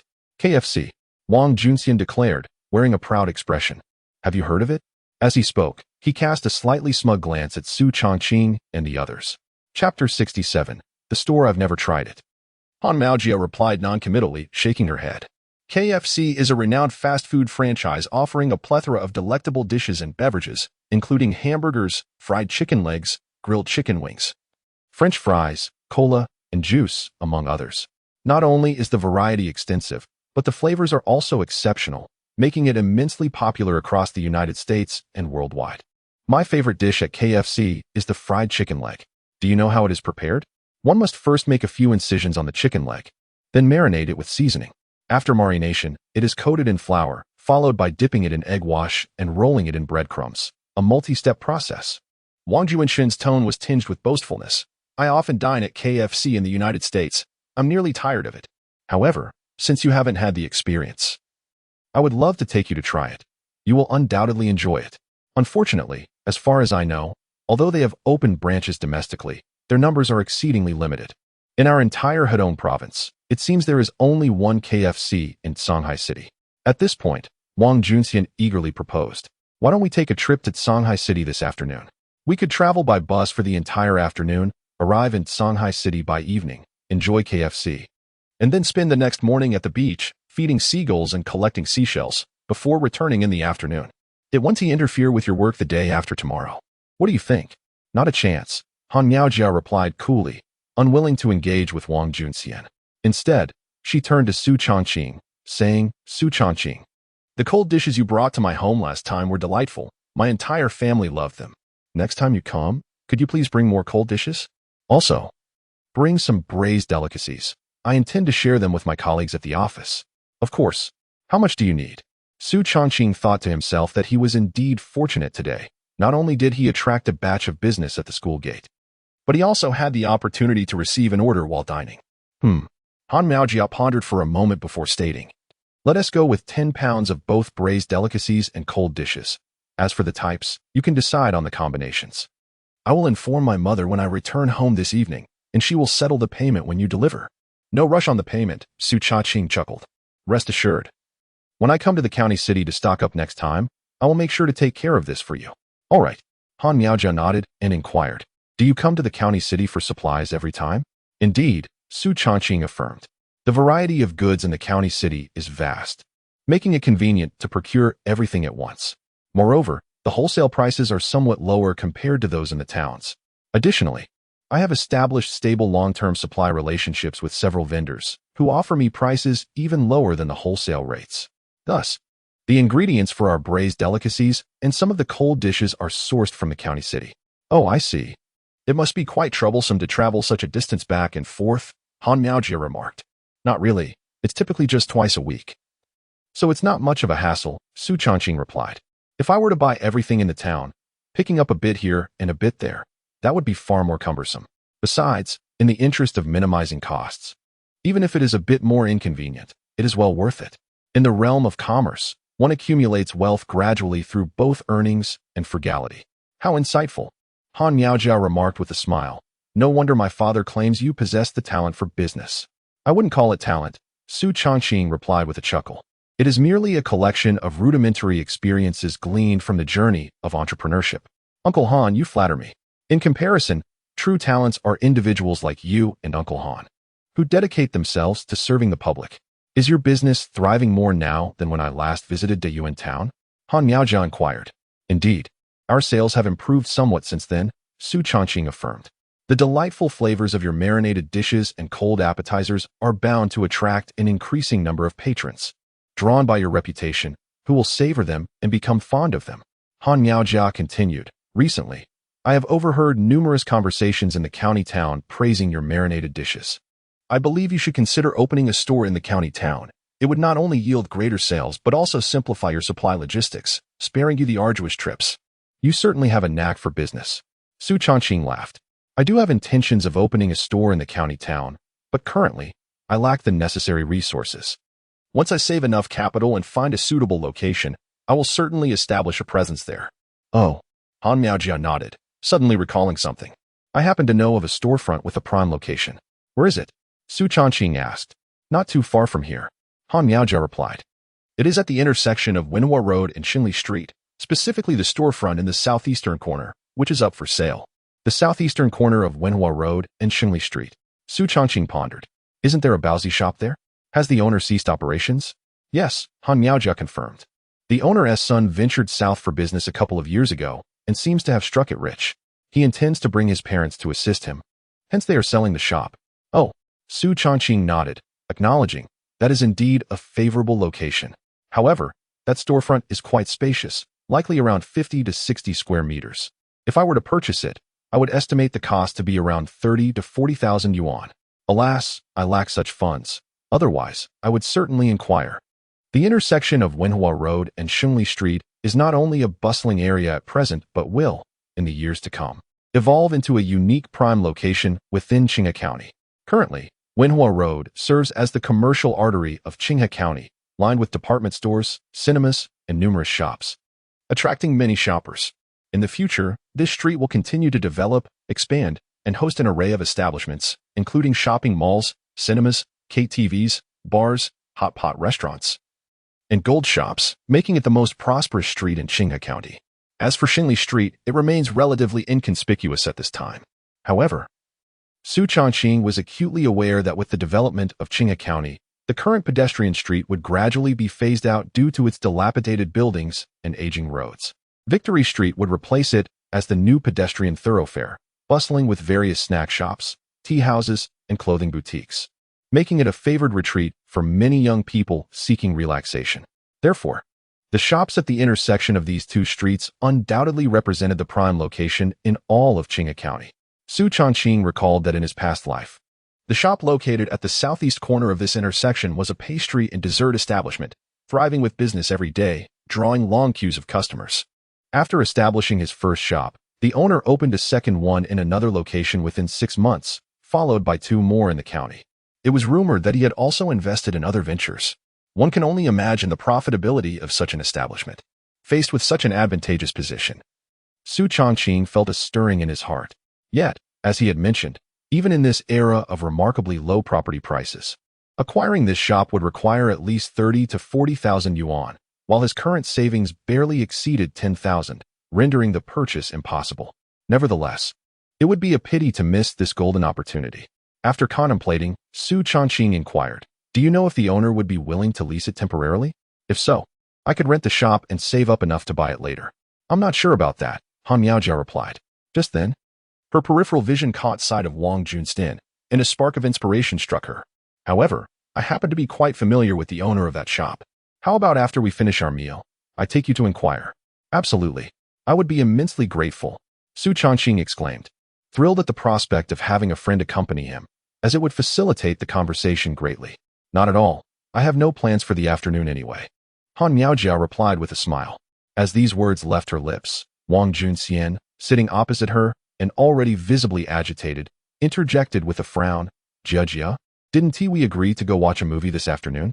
Chapter 68. Ridiculous and pathetic. As Su Changqing and Han Miaojia commenced their conversation, Wang Junxian's inner turmoil began to brew. With each exchanged word, his discontent swelled, escalating to an unbearable agitation. He longed to confront Su Changqing, to silence him with a forceful grip and unceremoniously eject him from the premises. However, the imposing stature and robust physique of Su Changqing made him hesitate. He feared that any act of aggression might result in him being the one cast aside. Nevertheless, he thought, it was merely a meal. Let them converse. After this dinner, They would part ways, and Miaojia would inevitably accompany him. With this notion, Wang Junxian simmered in silent frustration, biding his time. Yet now, he found it increasingly difficult to maintain his composure. To his dismay, Han Miaojia decided to abandon their plans for shopping and a movie, opting instead to accompany Su Changqing to some inconsequential storefront. This was intolerable. He had hoped that their cinematic outing could foster a deeper connection, perhaps even instigate the long-awaited transformation in their relationship. Thus, he interjected, "Miaojia, did we not agree to watch a movie this afternoon? Why are you now choosing to visit a shop with him?" Initially, Han Miaojia had been engaging warmly with Su Changqing, but upon hearing Wang Junxian's words, a flicker of disdain crossed her features. Her expression turned impassive as she replied, "What is the rush to see a movie? It is merely a leisurely pastime. Su Changqing's business is of greater importance. We must prioritize that. After our meal, I will accompany him to meet the owner of that bun shop. If you wish to join us, you may. If not, feel free to return home." Wang Junxian's frustration surged at her words. He had finally secured an opportunity to spend time with Han Miaojia, and he could not bear the thought of parting ways. Yet, accompanying Su Changqing and Han Miaojia to a bun shop was equally unappealing. He could not tolerate the prospect of being a mere bystander while they engaged in cheerful banter. "Miaojia, we had an agreement. How can you so easily alter our plans? I have been abroad for 2 years, and now that I have returned, I wish to enjoy some time with you. Shopping, watching a movie. Must this all be cancelled?" In his exasperation, he stood up, pointing an accusatory finger at Su Changqing. "Miaojia, I have known you since childhood. We are longtime friends. He is merely a casual acquaintance to you. Do you truly believe I hold less significance than him? It is not a matter of importance. Rather, his affairs take precedence over yours. Do you understand?" Han Miaojia retorted. "What importance does his business hold?" Wang Junxian fumed. "He is merely a small-time vendor. What can he possibly earn from his shop in the county? Here I am in America, where even the simplest job pays far more than what he could make. Once I graduate and secure a proper position, my monthly salary will surpass his earnings for years. Why should this country bumpkin's matters take priority over mine?" "Miaojia." As emotions surged, Wang Junxian continued, "If we are to discuss what is truly significant, do you grasp what matters most to you? It is imperative to seize the opportunity to obtain a visa and accompany me to the United States. Witness what constitutes a developed nation, a modern society, a thriving economy, and a vibrant life. Only then will you comprehend how woefully backward our country appears in comparison. You will also realize how absurd and ignorant it is to regard running a shop in this impoverished town as a monumental achievement." Bang! At that moment, Han Miaojia, with her expression unyielding, slammed her hand on the table and, with a frostbitten countenance, exclaimed, "Enough. Wang Junxian, are you reprimanding me?" Surprised by her outburst, Wang Junxian recognized that he had overstepped his bounds in criticizing Han Miaojia. He quickly clarified, "Jia, I am not referring to you. I am speaking about." He pointed once again at Su Changqing, someone like him, a frog in a well, utterly unaware of the vastness of the world outside, who foolishly considers opening a shop in the county as a life goal. It is laughable. Such a country bumpkin will never achieve anything, no matter how hard he tries. Bang! Another sound of a hand striking the table echoed. Su Lingling abruptly stood up, her anger palpable as she pointed at Wang Junxian and shouted, "Who are you calling a frog in a well? Repeat that if you dare." As she stood, Qian Caijiao also rose, glaring coldly at Wang Junxian. "Whose dog is this? Unleashed to bite indiscriminately?" Seeing Su Lingling and Qian Caijiao rise, Zhu Yunyan followed suit. Though she said nothing, her gaze towards Wang Junxian was filled with disdain. Initially, when they learned that Wang Junxian was pursuing a Master-S degree in the United States, they felt a sense of envy and admiration for him, perceiving him as cultured and knowledgeable, with a refined appearance reminiscent of a successful individual. However, as Wang Junxian boasted about fast food chains like KFC, his arrogant demeanor began to unsettle them, and their admiration waned. Eventually, as they listened to Su Changqing and Qian Caijiao engage in conversation, they momentarily set aside thoughts of Wang Junxian. It was only when he abruptly interjected that they were reminded of his presence. At this juncture, their perception of Wang Junxian was akin to that of an ordinary passerby, lacking any charm, yet not entirely detestable. However, as Wang Junxian's emotions escalated and he launched into a tirade, particularly targeting Su Changqing with his sarcastic remarks, their disdain for him rapidly intensified. Finally, unable to tolerate Wang Junxian's disrespectful gestures towards her brother any longer, Su Lingling rose in indignation. Qian Saiju promptly stood to support her. Though Zhu Yuyin remained silent due to her nature, her eyes and expression openly conveyed her animosity towards Wang Junxian. Wang Junxian was taken aback when he unexpectedly encountered such audacity from three relatively young girls. At that moment, Su Changqing finished his last bite of noodles, set down his chopsticks, and suddenly raised his arm, beginning to rise from his seat. Seeing this, Wang Junxian assumed Su Changqing was about to strike and instinctively stepped back, colliding with the chair and table behind him, flustered as he exclaimed, What do you intend to do? I warn you, do not touch me, or I shall call the police. Having eaten to satisfaction, he felt quite content. To his surprise, Su Changqing did not resort to violence, but merely stretched slightly, then gestured to Su Lingling and Qian Saijiao, saying, Lingling, Saijiao, please take your seats.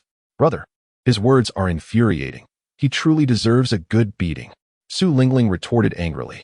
Qian Saijiao nodded in agreement, exclaiming, Yes. Tear his mouth apart. Please sit down first. Su Changqing chuckled. Once Su Lingling and Qian Saijiao were seated, he turned to Wang Junxian, shaking his head with a sigh. Wang Junxian, you are indeed a figure both laughable and pitiable. Wang Junxian, relieved that Su Changqing had not lashed out, nonetheless appeared displeased upon hearing this, retorting, On what grounds do you say such things? What grounds? Su Changqing scoffed coldly, On the grounds of your utter hypocrisy. Answer me once more. Is Zinziki Institute of Technology a world-class university? A flicker of panic crossed Wang Junxian's eyes, but he gritted his teeth and insisted. Of course it is. What of it? Do you think that just because you have not heard of Zinziki Institute of Technology, it is inferior? That is merely due to your provincial ignorance. I offered you a chance for redemption, yet you squandered it. Su Changqing sighed, sneering. Zinziki Institute of Technology is merely a rather ordinary university, not ranking globally, and even within the United States, it is just an unremarkable second-tier institution. That such a school could be deemed a world-class university by you is truly a farce. If it were a world-class university, then there would be 1,000 such institutions worldwide. Chapter 69, Magnanimity. How do you know? Wang Junxian was momentarily struck dumb, utterly astonished that Su Changqing was aware of the circumstances surrounding Shinza Shi Polytechnic Institute. His mind buzzed with confusion, leaving him at a loss for words to refute or explain. You have transformed an ordinary second-rate university into a world-class institution, fabricating lies to present yourself as a successful international student, merely to bask in a sense of superiority before the domestic populace and to pursue romantic interests. I have never encountered such shamelessness. Su Changqing continued. Moreover, I fail to comprehend what pride you derive from working at KFC, consuming leftover hamburgers and fried chicken legs each day and flaunting it before others. You are talking nonsense. Wang Junxian protested. Who works at KFC? I merely dine there often with classmates and friends. Still lying? Su Changqing scoffed. While KFC is marketed in our country as an upscale dining establishment with gourmet offerings, it is merely an ordinary fast food chain in the United States. I cannot fathom which foolish party organizer would choose KFC as a gathering place instead of a beach, park, or bar. Even if one were to dine at a fast food restaurant, I am certain their choice would not be KFC, but rather the more popular McDonald's. As for why I assert that you work at KFC, perhaps your family's financial situation seemed adequate domestically, but abroad, even if your family's combined income barely covers your tuition, it is exceedingly difficult to sustain your daily expenses. Thus, you must resort to part-time work to support yourself. Furthermore, if you were not employed at KFC, how could you articulate the method of preparing fried chicken legs so clearly? How could you afford to indulge in fried chicken to the point of weariness? Wang Junxian was utterly unprepared for Su Changqing's incisive revelations about his employment situation in the United States. What astonished him even more was that Su Changqing was aware of McDonald's greater popularity over KFC in the U.S. Due to KFC's earlier entry into the domestic market and its significant emphasis on that market, it garnered far more renown than McDonald's, which entered later. Many in our country, even if familiar with McDonald's, often regard it as inferior to KFC, believing this perception holds true globally, including in the U.S. However, the reality is quite the opposite. McDonald's has a far larger presence in the U.S., surpassing KFC in both the number of outlets and revenue, effectively overshadowing KFC. Yet, this fact remains unknown to the vast majority of the domestic populace. Thus, whenever he boasted of his excessive consumption of KFC, He would often receive envious glances from those back home. Yet, how could Su Changqing be privy to the true standings of KFC and McDonald's? Not only was he aware of the situation at Shinza Shi Polytechnic Institute, but he also understood the dynamics between McDonald's and KFC. Could it be that Su Changqing had been to the United States? No, no, no. It is inconceivable that a mere rustic vendor from the countryside could ever have ventured to the United States. Yet, if he has not been there, how could he speak with such remarkable detail? In a moment of confusion and panic, Wang Junxian stood there, dazed, resembling a fool. However, Su Changqing was not inclined to let him off the hook so easily. In a cold tone, he remarked, "Wang Junxian, you have spun lie upon lie, weaving them into a seemingly splendid, yet fundamentally sordid cloak to drape over yourself, disguising yourself as a lofty elite to deceive others, seeking their respect and admiration to satiate your shameful vanity. Is this not hypocritical and laughable? Even as I prepare to expose you, you stubbornly cling to your falsehoods.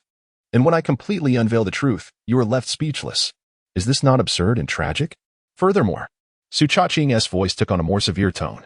"When speaking of tragedy, do you know what I find most lamentable about you? It is not your words or demeanor, but the filthy thoughts that lie beneath your polished exterior and your vacuous soul. You mistakenly believe that having spent 2 years in the United States, witnessing its extravagant world, elevates you above those at home, while completely forgetting that this is the land that birthed and nurtured you. Your parents and relatives all reside here. Without them, without the sustenance of this land, it would be a miracle if you could merely study in the U.S. without being devoured alive. Your parents sent you abroad with the hope that you would achieve academic success and become a societal elite, yet all you have learned is foolishness and arrogance. Upon your return home, everyone grants you respect, hoping that you will use the knowledge you have acquired to contribute to your country and give back to your hometown. Yet what do? Your words are laced with disdain and contempt for your motherland and hometown." Su Changqing rose, locking eyes with Wang Junxian, his voice resonating like thunder, imbued with an overwhelming presence and pressure. "Tell me, what right does a hypocritical, ignorant, arrogant, and ungrateful person like you have to disdain our great nation? What face do you have to look down upon our beloved hometown? Speak to me. Shout it out." I. Faced with Su Changqing's piercing gaze and relentless questioning, Wang Junxian's eyes were filled with sheer panic, his lips trembled uncontrollably, and his entire being shook with fear. Su Changqing's words pierced his heart and soul like sharp blades, inflicting pain, dread, and confusion. Su Lingling, Qian Caijiao, and Zhu Yunyun looked at Su Changqing with a mix of shock and excitement, feeling as if he were a celestial being descended from the heavens, radiating an extraordinary brilliance and commanding presence. Han Miaojia gasped, astonished at Su Changqing. She had never anticipated that the seemingly amiable and ever-smiling Su Changqing harbored such a formidable and domineering side.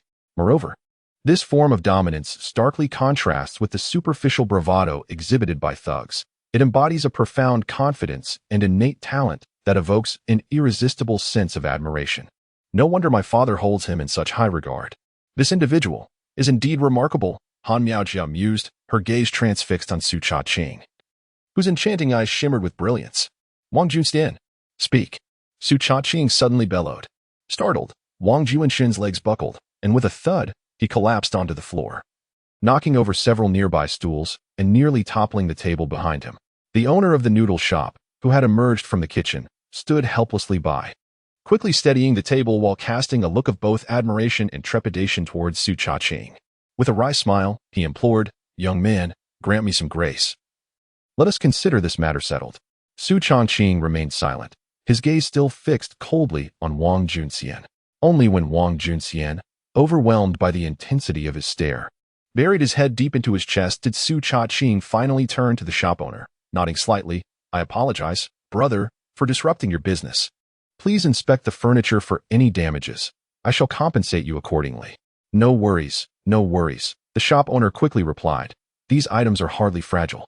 He glanced at Wang Junxian on the floor, then turned to Han Miaojia, asking with a pained smile, "So, will you still be having the noodles and dishes you ordered? Are they ready?"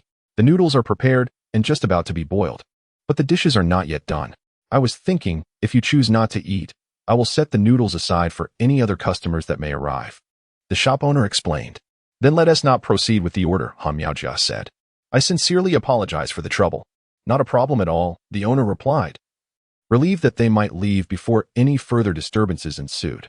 Well then, Han Miaojia turned to Su Changqing. Shall we go? Su Changqing glanced at Su Lingling and the others, noting that they had finished their meals, and nodded. Very well, let us depart. I shall cover the bill, Qian Saijiao declared, retrieving a small purple wallet and extracting several bills to settle the account. The group rose and made their way toward the exit. The shop owner opened his mouth to voice a suggestion that they take the despondent Wang Junxian with them, but ultimately refrained. However, as Su Changqing reached the door, he suddenly paused. Turning back to the forlorn and disheveled Wang Junxian, he sighed softly. Today, I have scolded you and reprimanded you. You may harbor resentment, curse me, or even seek revenge. Yet, I sincerely hope that my words may serve as a catalyst for even the slightest awakening within you, prompting some positive change. Do not linger here, return home. Reflect deeply on your past actions and thoughtfully plan your future. Take care of yourself. With those words, he turned and exited. Accompanied by Su Lingling and the others, they swiftly vanished at the entrance of the noodle shop. As they walked along the road, Han Miaojia curiously inquired, "Aren't you supposed to harbor a strong disdain for Wang Junxian? Why did you choose to impart those words of guidance and encouragement as you left the noodle shop?" Upon hearing her words, Su Lingling, Qian Saijiao, and Zhu Yunyan also cast inquisitive glances at Su Changqing, equally perplexed by his actions. Su Changqing, with a gentle smile, elucidated. The reason for my behavior is that I perceive a glimmer of hope for his redemption. Firstly, while Zhengzhou Polytechnic Institute may not be a world-renowned university, it is nonetheless a legitimate institution with commendable academic strength rather than a diploma mill. If he can engage in earnest study, he is bound to acquire substantial knowledge. Secondly, although he exhibits a degree of vanity and foolishness, his choice to work part-time at a fast food establishment instead of solely relying on his family during times of financial hardship indicates that he possesses a modicum of understanding about life. He is not beyond salvation. Such an individual, should he undergo a profound transformation, embrace a renewed path, and commit himself to diligent learning and living, could not only attain a fulfilling life but also contribute positively to society. Naturally, if he chooses to repay his country and give back to his hometown with his knowledge and abilities, that would be even more commendable. Indeed, it is my greatest hope. Upon hearing these words, Han Miaojia was visibly moved. After a few moments of silence, she remarked, "Su Changqing, your magnanimity is truly admirable." Chapter 70. In brief, not only was Han Miaojia captivated by Su Changqing's magnanimity, but Su Lingling and the others could not help but praise. Brother is truly magnificent. In life, one must possess a certain vision. Su Changqing chuckled and replied, "Indeed." He then turned to Su Lingling, saying, "Lingling, when we return to school, I will accompany Han Miaojia to visit the shop. You all go back to the dormitory and tidy up your belongings. When I return, we will first send Jiao and Yin into the station, and then we shall head home." "All right." Su Lingling nodded in agreement. "Su Changqing, are these three your?" Han Miaojia inquired curiously. "Lingling is my biological sister, a sophomore at Qinghe No. 1 High School. I came to pick her up today as school has just let out." Su Changqing explained with a smile. "The other two are Lingling's classmates and very close friends, and of course, they are now my good friends as well." He then introduced Kai Jiao and Zhu Yin'an to Han Miaojia, and subsequently introduced Han Miaojia to the three girls. This stunning beauty is Han Miaojia, a proud People's police officer. Ah, she is a police officer. Police sister. No wonder she's so beautiful. Such poise. The police sister must be incredibly capable. The three girls immediately transformed into Han Miaojia's admirers, showering her with adoring glances. "It's nothing much. I'm merely a clerical officer," Han Miaojia laughed. "I usually assist my superiors with various documents, write promotional reports, and run errands. All simple tasks that don't compare to those who tackle complex issues and apprehend criminals on the front lines. To be honest, in my 3 years of service, I haven't caught even a single thief." Her modesty did not diminish the admiration from Su Lingling and her friends. Instead, it made her appear even more approachable and endearing. Thus, on their way back to school, the three girls chattered animatedly around Han Miaojia, quickly becoming friends and calling her sister Jejia. Upon returning to school, Su Lingling and her friends went to the dormitory to pack their luggage. Su Changqing then asked Han Miaojia, "Shall we find a rickshaw to head into town? How did you come to the city?" Han Miaojia inquired. "I rode my bicycle." Su Changqing pointed to a bicycle locked to a nearby plane tree. "That is my steed. Since you have a bicycle, why take a rickshaw?" Han Miaojia laughed. You can simply ride me over. Of course, if you find it tiring, I could carry you instead. Since you don't mind, let us ride the bicycle. Su Changqing chuckled. There's nothing to mind. Use what you have, Han Miaojia smiled. Besides, riding the bicycle saves you a few coins. As you said, money is saved little by little. Su Changqing laughed heartily. Thank you for considering my wallet. Han Miaojia smirked. You're welcome. Su Changqing pushed his bicycle, mounted it, and patted the back seat. Hop on. Han Miaojia's long legs hardly needed to jump. She simply sat back and relaxed. Ready? Let's go? Su Changqing exclaimed as he pedaled the bicycle. Han Miaojia found herself perched comfortably behind him, her sky-blue dress swaying gently in the breeze. Strands of hair glinting like gold under the sunlight, dancing around her delicately pale ears. The imagery of a bicycle, a boy, a girl, a street, a gentle breeze, and the fluttering of a skirt intertwined with the presence of a farmer and a policewoman inexplicably infused the scene with a hint of youthful exuberance. As Han Miaojia gazed at the street gliding by and then at Su Changqing's back, she pondered the last time she had sat behind a boy on a bicycle. Upon reflection, her expression darkened. It seemed that the last instance had been during high school when her own bicycle had broken down, and Wang Junxian had given her a ride home. Sighing, she thought of Wang Junxian, which led her to recall the moment when Su Changqing had vehemently rebuked him at the noodle shop. Remembering Su Changqing's fervent speech and the cascade of words he had unleashed, she couldn't help but ask, Su Changqing, how many years have you been in school? Excluding preschool. 7 years, he replied. That means, until the second year of junior high? Han Miaojia inquired. No, I stopped at the 5th grade, right after elementary school. Su Changqing clarified. Then how is that 7 years? She questioned, puzzled. Clearly, you've never been in school long enough to appreciate the nuances of education. I repeated 2 second grades and 2 fourth grades, which totals 5 years, he chuckled. All right then. Han Miaojia laughed. I indeed have never repeated a grade. That means your education is incomplete, Su Changqing teased. To have a complete educational experience, one must encounter repeating grades, skipping school, truancy, tardiness, and even the occasional reprimand. Only then can one look back at it all with a sense of amusement.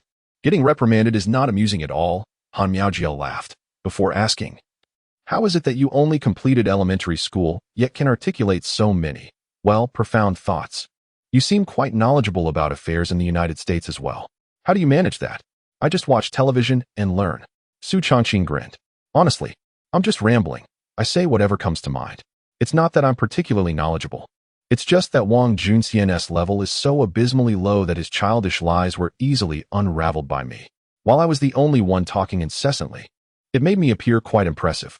Speaking of which, Han Miaojia inquired, as a police officer, how did you get entangled with that guy? Sighing, she replied, that's a long story. Then let us keep it brief, Su Changqing suggested. As Han Miaojia was preparing to recount an old tale to Su Changqing, she hesitated momentarily. Well, to put it simply, during my childhood, my mother and Wang Junxian's mother were colleagues and close friends. Under their influence, Wang Junxian and I became acquainted and formed a strong friendship. We attended elementary school, middle school, and high school together, truly childhood sweethearts. Su Changqing summarized, I detest it when others apply that term to us. Han Miaojia sighed. Since middle school, people have incessantly used that term to describe us. And after we graduated high school, it became even more pronounced, with some individuals intentionally or unintentionally trying to pair us together. To be honest, what others say is of little consequence. But what troubles me is that Wang Junxian took it to heart, always believing that we are meant to be together, persistently bothering me. Your choice of words reveals your indifference towards him, Su Changqing remarked with a smile. Indeed, Han Miaojia replied. To me, he is merely a friend. I made this clear to him long ago, yet he continues to pursue me with various excuses, even enlisting his mother to help arrange outings for us. Alas. Consequently, my annoyance towards him has only grown. When he went abroad for studies 2 years ago, I felt an indescribable sense of joy and relief, thinking that I wouldn't see him for several years. By the time he returned, I might even be married, and he would have relinquished his hopes. However, to my astonishment, he returned after just 2 years, and then he arranged to meet you? Su Changqing inquired. Not him, but his mother. Han Miaojia sighed. His mother brought him to my house under the pretense of visiting my mother. She then suggested that we young people should go out and socialize, mentioning that she had already purchased movie tickets for us to stroll around, dine together, and catch a film in the afternoon. Faced with my mother, I found it difficult to refute her, so I had no choice but to accompany Wang Junxian. I see, Su Changqing chuckled. It seems you are indeed quite unfortunate. Isn't it so? I feel remarkably unlucky to have encountered such a persistent individual. Han Miaojia lamented repeatedly. How about this? I shall treat you to dinner later. To soothe your wounded spirit, Su Changqing proposed with a smile. Let's discuss dinner later. For now, let me see if I can assist you in finalizing the shop matter. Han Miaojia replied. I hope the owner is willing to rent it out, Su Changqing expressed, inwardly wishing for a favorable outcome in securing the shop. Chapter 71. Wei Shouzai, the proprietor of the bun shop, is named Wei Shouzai. At just under 50 years of age, he has been managing the establishment alongside his wife for nearly a decade. Although the flavor of their buns is rather ordinary, they are characterized by a thin skin and generous filling, crafted from quality ingredients, which has garnered them a loyal following among local residents and passers-by, ensuring a steady stream of customers and a respectable income over the years. Wei has often remarked that he intends to run the bun shop until he can no longer manage it due to age. However, he has but one child, a son, whose academic performance has consistently been lackluster. After barely completing junior high, he failed to gain admission to either vocational school or high school, ultimately dropping out to assist his parents in selling buns for over half a year. Wei Shouzai hoped his son would follow in his footsteps and continue the family business. Yet the boy had other aspirations. 2 years ago, he departed to the south to learn the trade under a relative. To Wei's surprise, despite his poor academic record, his son displayed a keen business acumen, quickly grasping the intricacies of commerce and, after saving some funds, embarked on an independent venture, opening his own store this year. With the demands of running a shop proving overwhelming for a single individual, his son returned recently to propose that Wei and his wife join him in the south to assist with the business. As Wei has no other children, he naturally prioritizes his son's endeavors, leading him to consider selling the bun shop and relocating to help manage the new venture. As for the specifics regarding the sale price of the bun shop or whether he is open to leasing it, I am not privy to that information. On their way, Han Miaojia relayed her knowledge of the situation to Su Changqing, sharing insights into the rental prices of similar shops in the county. After a brief journey, the pair arrived at the intersection of Wenhua Road and Xingli Street, where they spotted the shop adorned with the Wei family bun sign. Arriving at their destination, Su Changqing dismounted his bicycle in front of the bun shop, which was still in operation. A conspicuous notice affixed to the door announced the shop's sale. Han Miaojia climbed off the back seat, and they both entered the establishment. Upon entering, Su Changqing surveyed the bun shop, which resembled his recollection. It occupies approximately 60 square meters, with a distinct separation between the kitchen and dining area. The kitchen, where buns are steamed and porridge is prepared, lies behind, while the front area features 8 tables, each accommodating 4 patrons, paired with 4 high-legged stools. At midday, the shop bustled with a dozen diners scattered across 6 or 7 tables, their surfaces adorned with various dishes, including buns, porridge, egg soup, and pickled vegetables. In the steaming kitchen, a middle-aged couple, both in their 40s or 50s, were hard at work. Noticing the newcomers, Wei Shouzai, who had been kneading dough, looked up and greeted them. What would you like to eat? Oh, it's little Han. Uncle Wei, business seems to be thriving today. Han Miaojia replied with a smile. Not too bad, Wei Shouzai chuckled. Little Han, I see you're not in uniform today. Taking a break?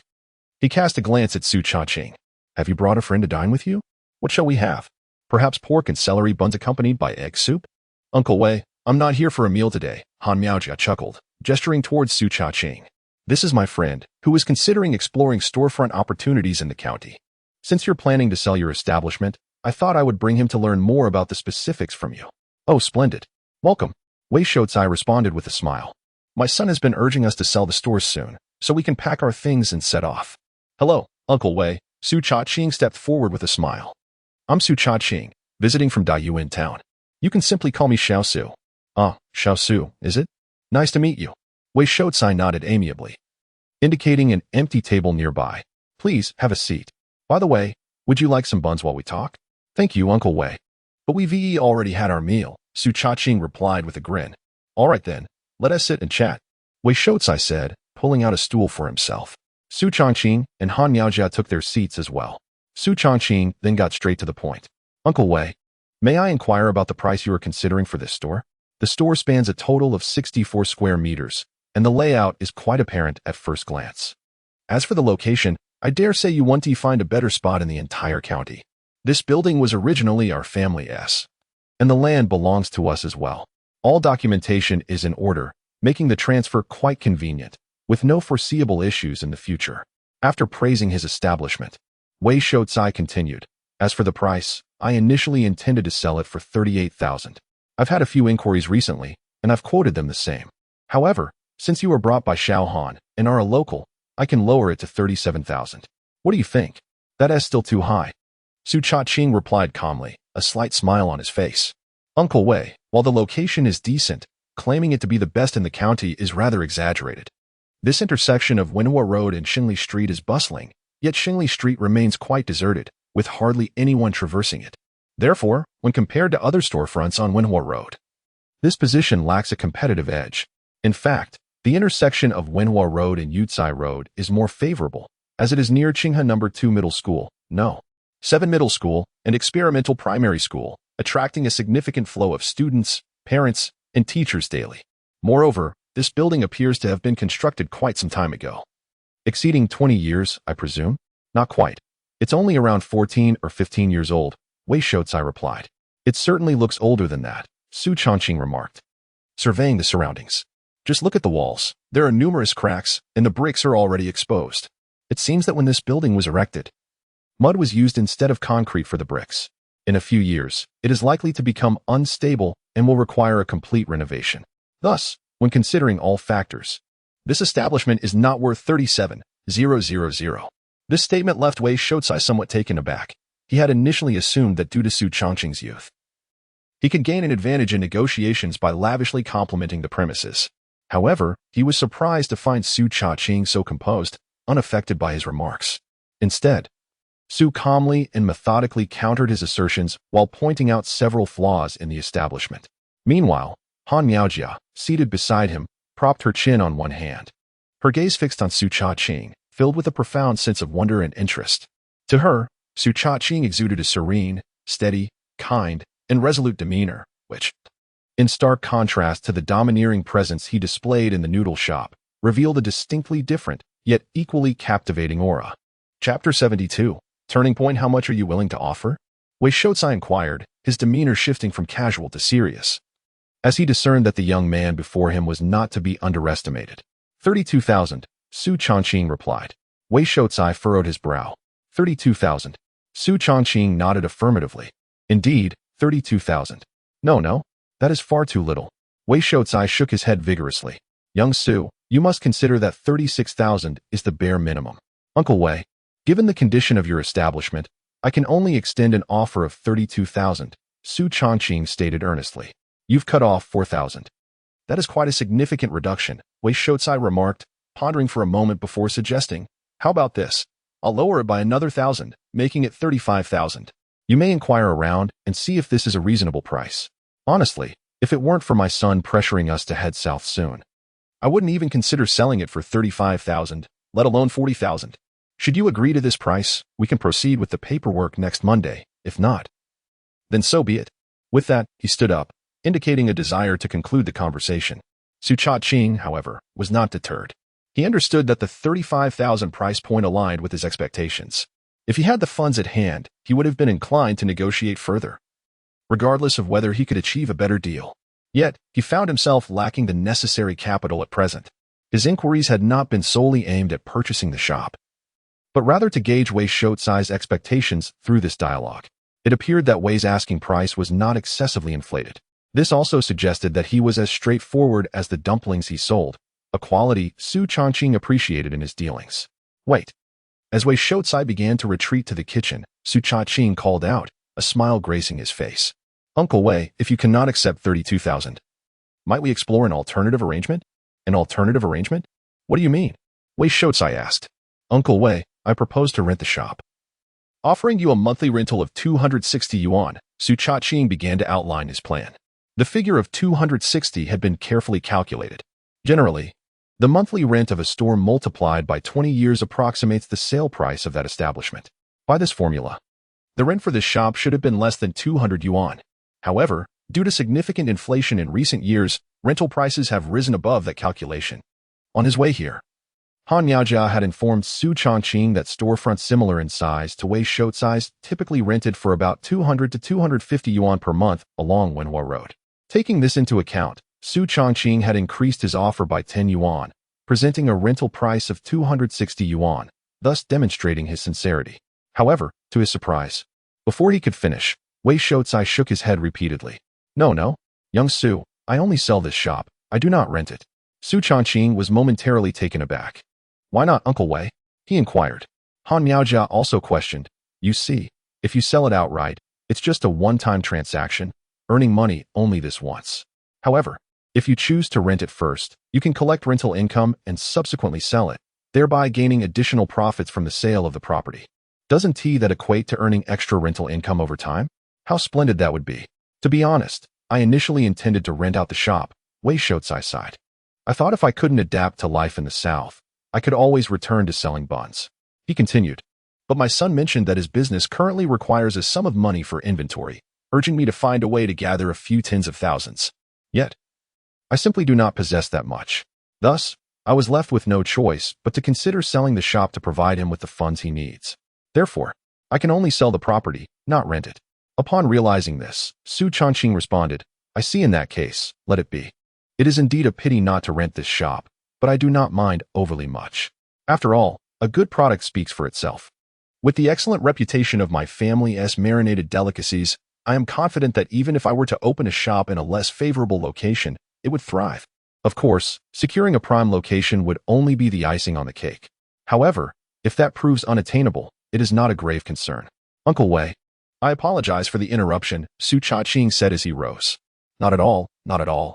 Wei Shouzai replied, noticing Su Changqing's courteous demeanor and dignified manner, which left him feeling somewhat odd.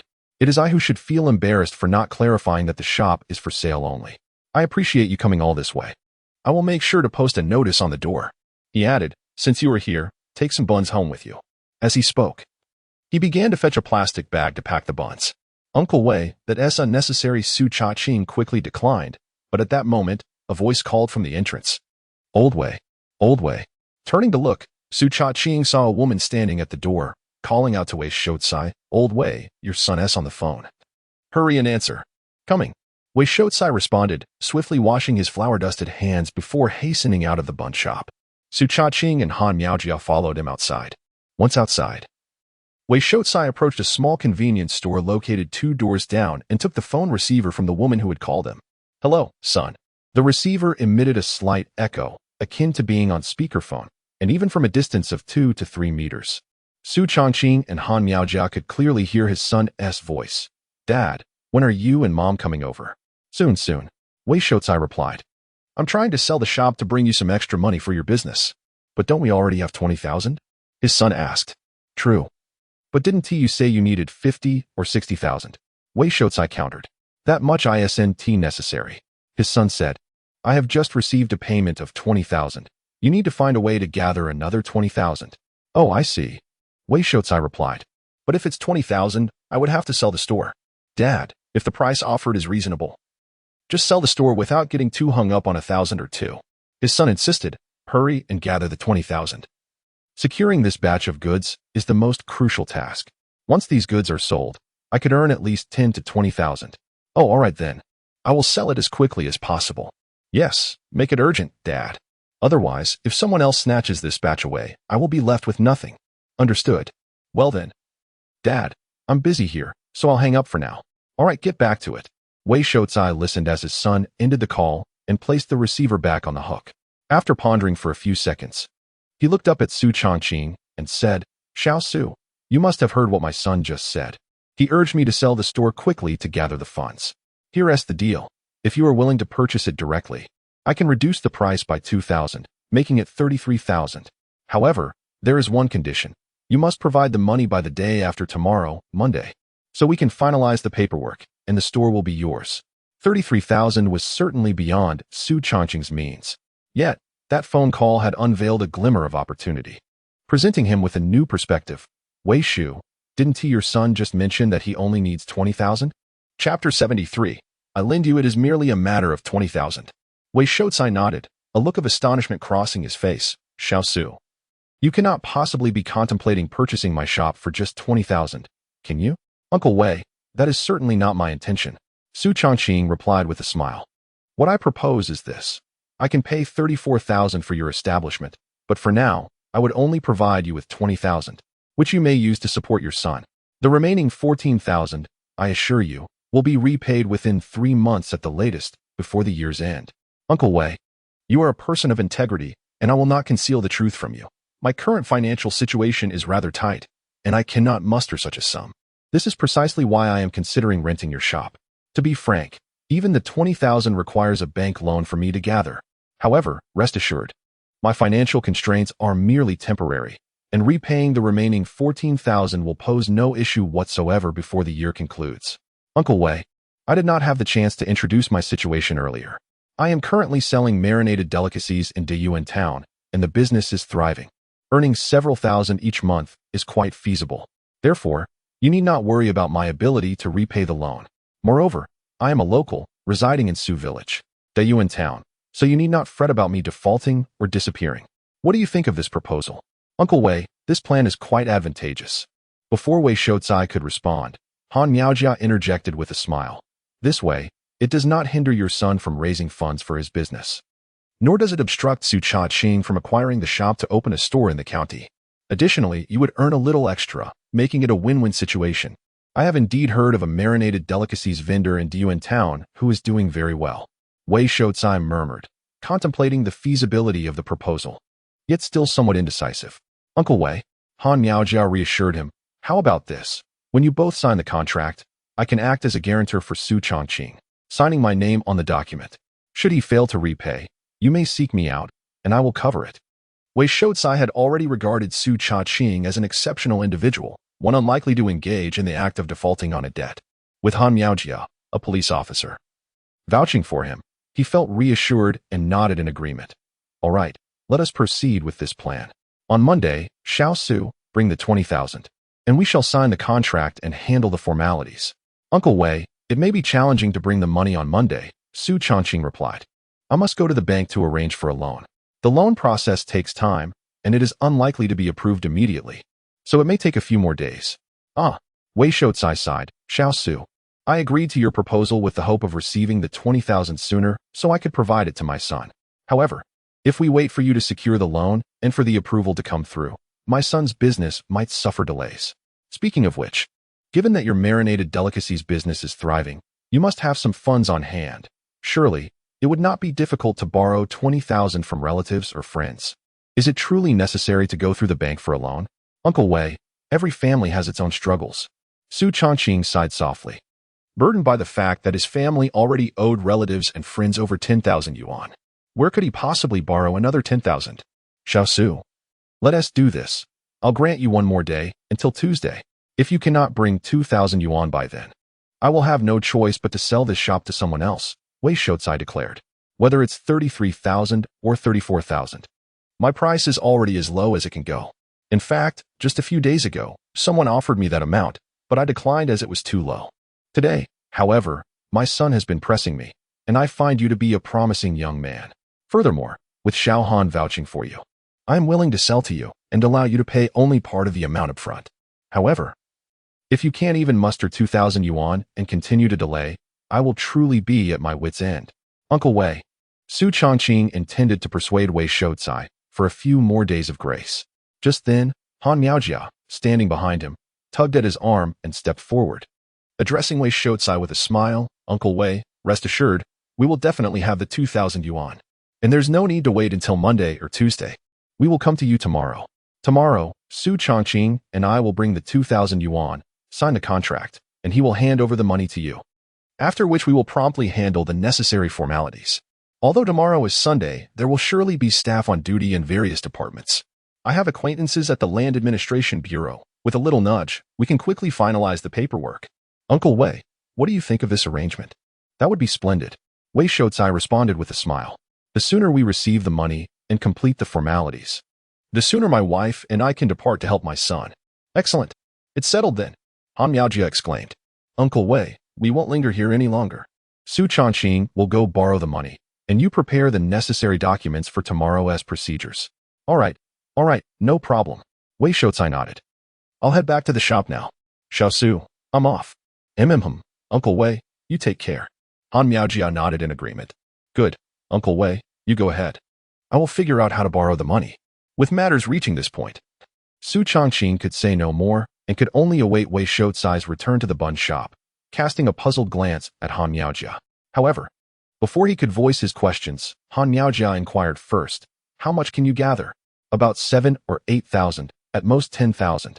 Su Changqing replied, clarifying that the 7 or 8,000 referred to the earnings from their family's snack business, while the 10,000 included the full amount of the betrothal gifts returned from Wang Chuanying's family. In essence, aside from the working capital needed for their stall business, the total remaining funds his family could gather would amount to around 10,000 yuan. That will suffice. Han Miaojia smiled. I will lend you the remaining 10,000. Huh. Su Changqing was momentarily taken aback. You will lend it to me? Indeed. Han Miaojia replied with a cheerful nod. What? Do you think I'm joking? Do you not believe me? I believe you are not jesting, but Su Changqing furrowed his brow and inquired, are you intending to ask Uncle Han and Aunt Yuan for money, only to lend it to me? No need to ask them for money. I have funds myself. Han Miaojia replied with a smile. I have been working for 3 years, earning 300 to 400 each month. Since I usually eat and live at home, my expenditures are minimal. Therefore, I have been able to save most of my salary, and I currently have exactly 10,000 yuan. If I lend you this amount, you will have enough to gather the 20,000 you need. Ah, I see. A smile crept across Su Changqing's face. In that case, I shall graciously accept. He did not hesitate to accept her offer. Firstly, he genuinely needed the money to purchase the storefront, and borrowing from Han Miaojia was far more convenient than securing a bank loan. Secondly, he was confident that he would be able to repay her swiftly, ensuring no impact on her livelihood. Seeing Su Changqing so readily acquiesce, Han Miaojia felt increasingly aligned with his character and approach. She chuckled. All right then, tomorrow, bring your identification and the 10,000 yuan, and I will bring another 10,000. Together, we will visit Wei Shoucai to sign the contract, make the payment, and complete the formalities. Certainly. Su Changqing nodded, expressing his gratitude. Sister Jiajia, thank you. Without your willingness to lend me money, I might have missed out on this storefront. No need for thanks. Han Miaojia laughed. I am doing this so you can open your shop in the county town sooner, allowing me to savor your freshly prepared delicacies anytime I desire. When that time comes, I shall treat you generously. Speaking of which, let us set aside the future feast for now. You haven't eaten lunch yet. What would you like? It's on me. No need. Han Miaojia waved her hand. I can eat at home. You should return to school quickly, lest Ling Ling and the others grow anxious waiting for you. As she spoke, she glanced at the watch on her wrist. It's already past 11:30. By the time you get back to school, it will be nearly noon. Their school might close for lunch soon, and they'll have to wait outside in the sun, which would be quite uncomfortable for them. So, it would be best for you to leave sooner, drop Jiao Jiao and Yin Yin at the station, and then take Ling Ling home. If you truly wish to treat me, let it be tomorrow, after we have settled all matters and are free of burdens. I will certainly not refuse a meal then. Well, very well. Su Changqing nodded in agreement. Let us make it official. Tomorrow, you must allow me to treat you to a meal. All right, I shall not be polite tomorrow. Han Miaojia chuckled. Shall I pick you up from the county committee's family residence tomorrow morning? Su Changqing asked. Sure, I will wait for you at home. Han Miaojia replied. Well then, let me take you home first before heading to school, Su Changqing said. Okay. Han Miaojia settled onto the back seat of the bicycle, as Su Changqing rode, delivering her to the entrance of the county committee's family residence. All right, that will be all for now. Han Miaojia alighted from the vehicle at the entrance of the courtyard and waved to Su Changqing, saying, see you tomorrow. See you tomorrow. Su Changqing reciprocated the gesture with a wave. Han Miaojia offered a gentle smile before turning to walk into the family compound. Su Changqing took his time, watching her figure as she headed towards Unit 1 of Building 2. Upon reaching the entrance of the unit, Han Miaojia glanced back and noticed Su Changqing still standing there with his bicycle, a smile gracing his face as he waved to her from a distance. Su Changqing smiled in return and waved back. Han Miaojia pointed towards the staircase inside, indicating her intention to ascend. Su Changqing nodded in acknowledgement. With a soft smile, Han Miaojia turned and made her way upstairs. Only after her figure disappeared into the unit did Su Changqing mount his bicycle and depart towards Qinghe No. 1 Middle School.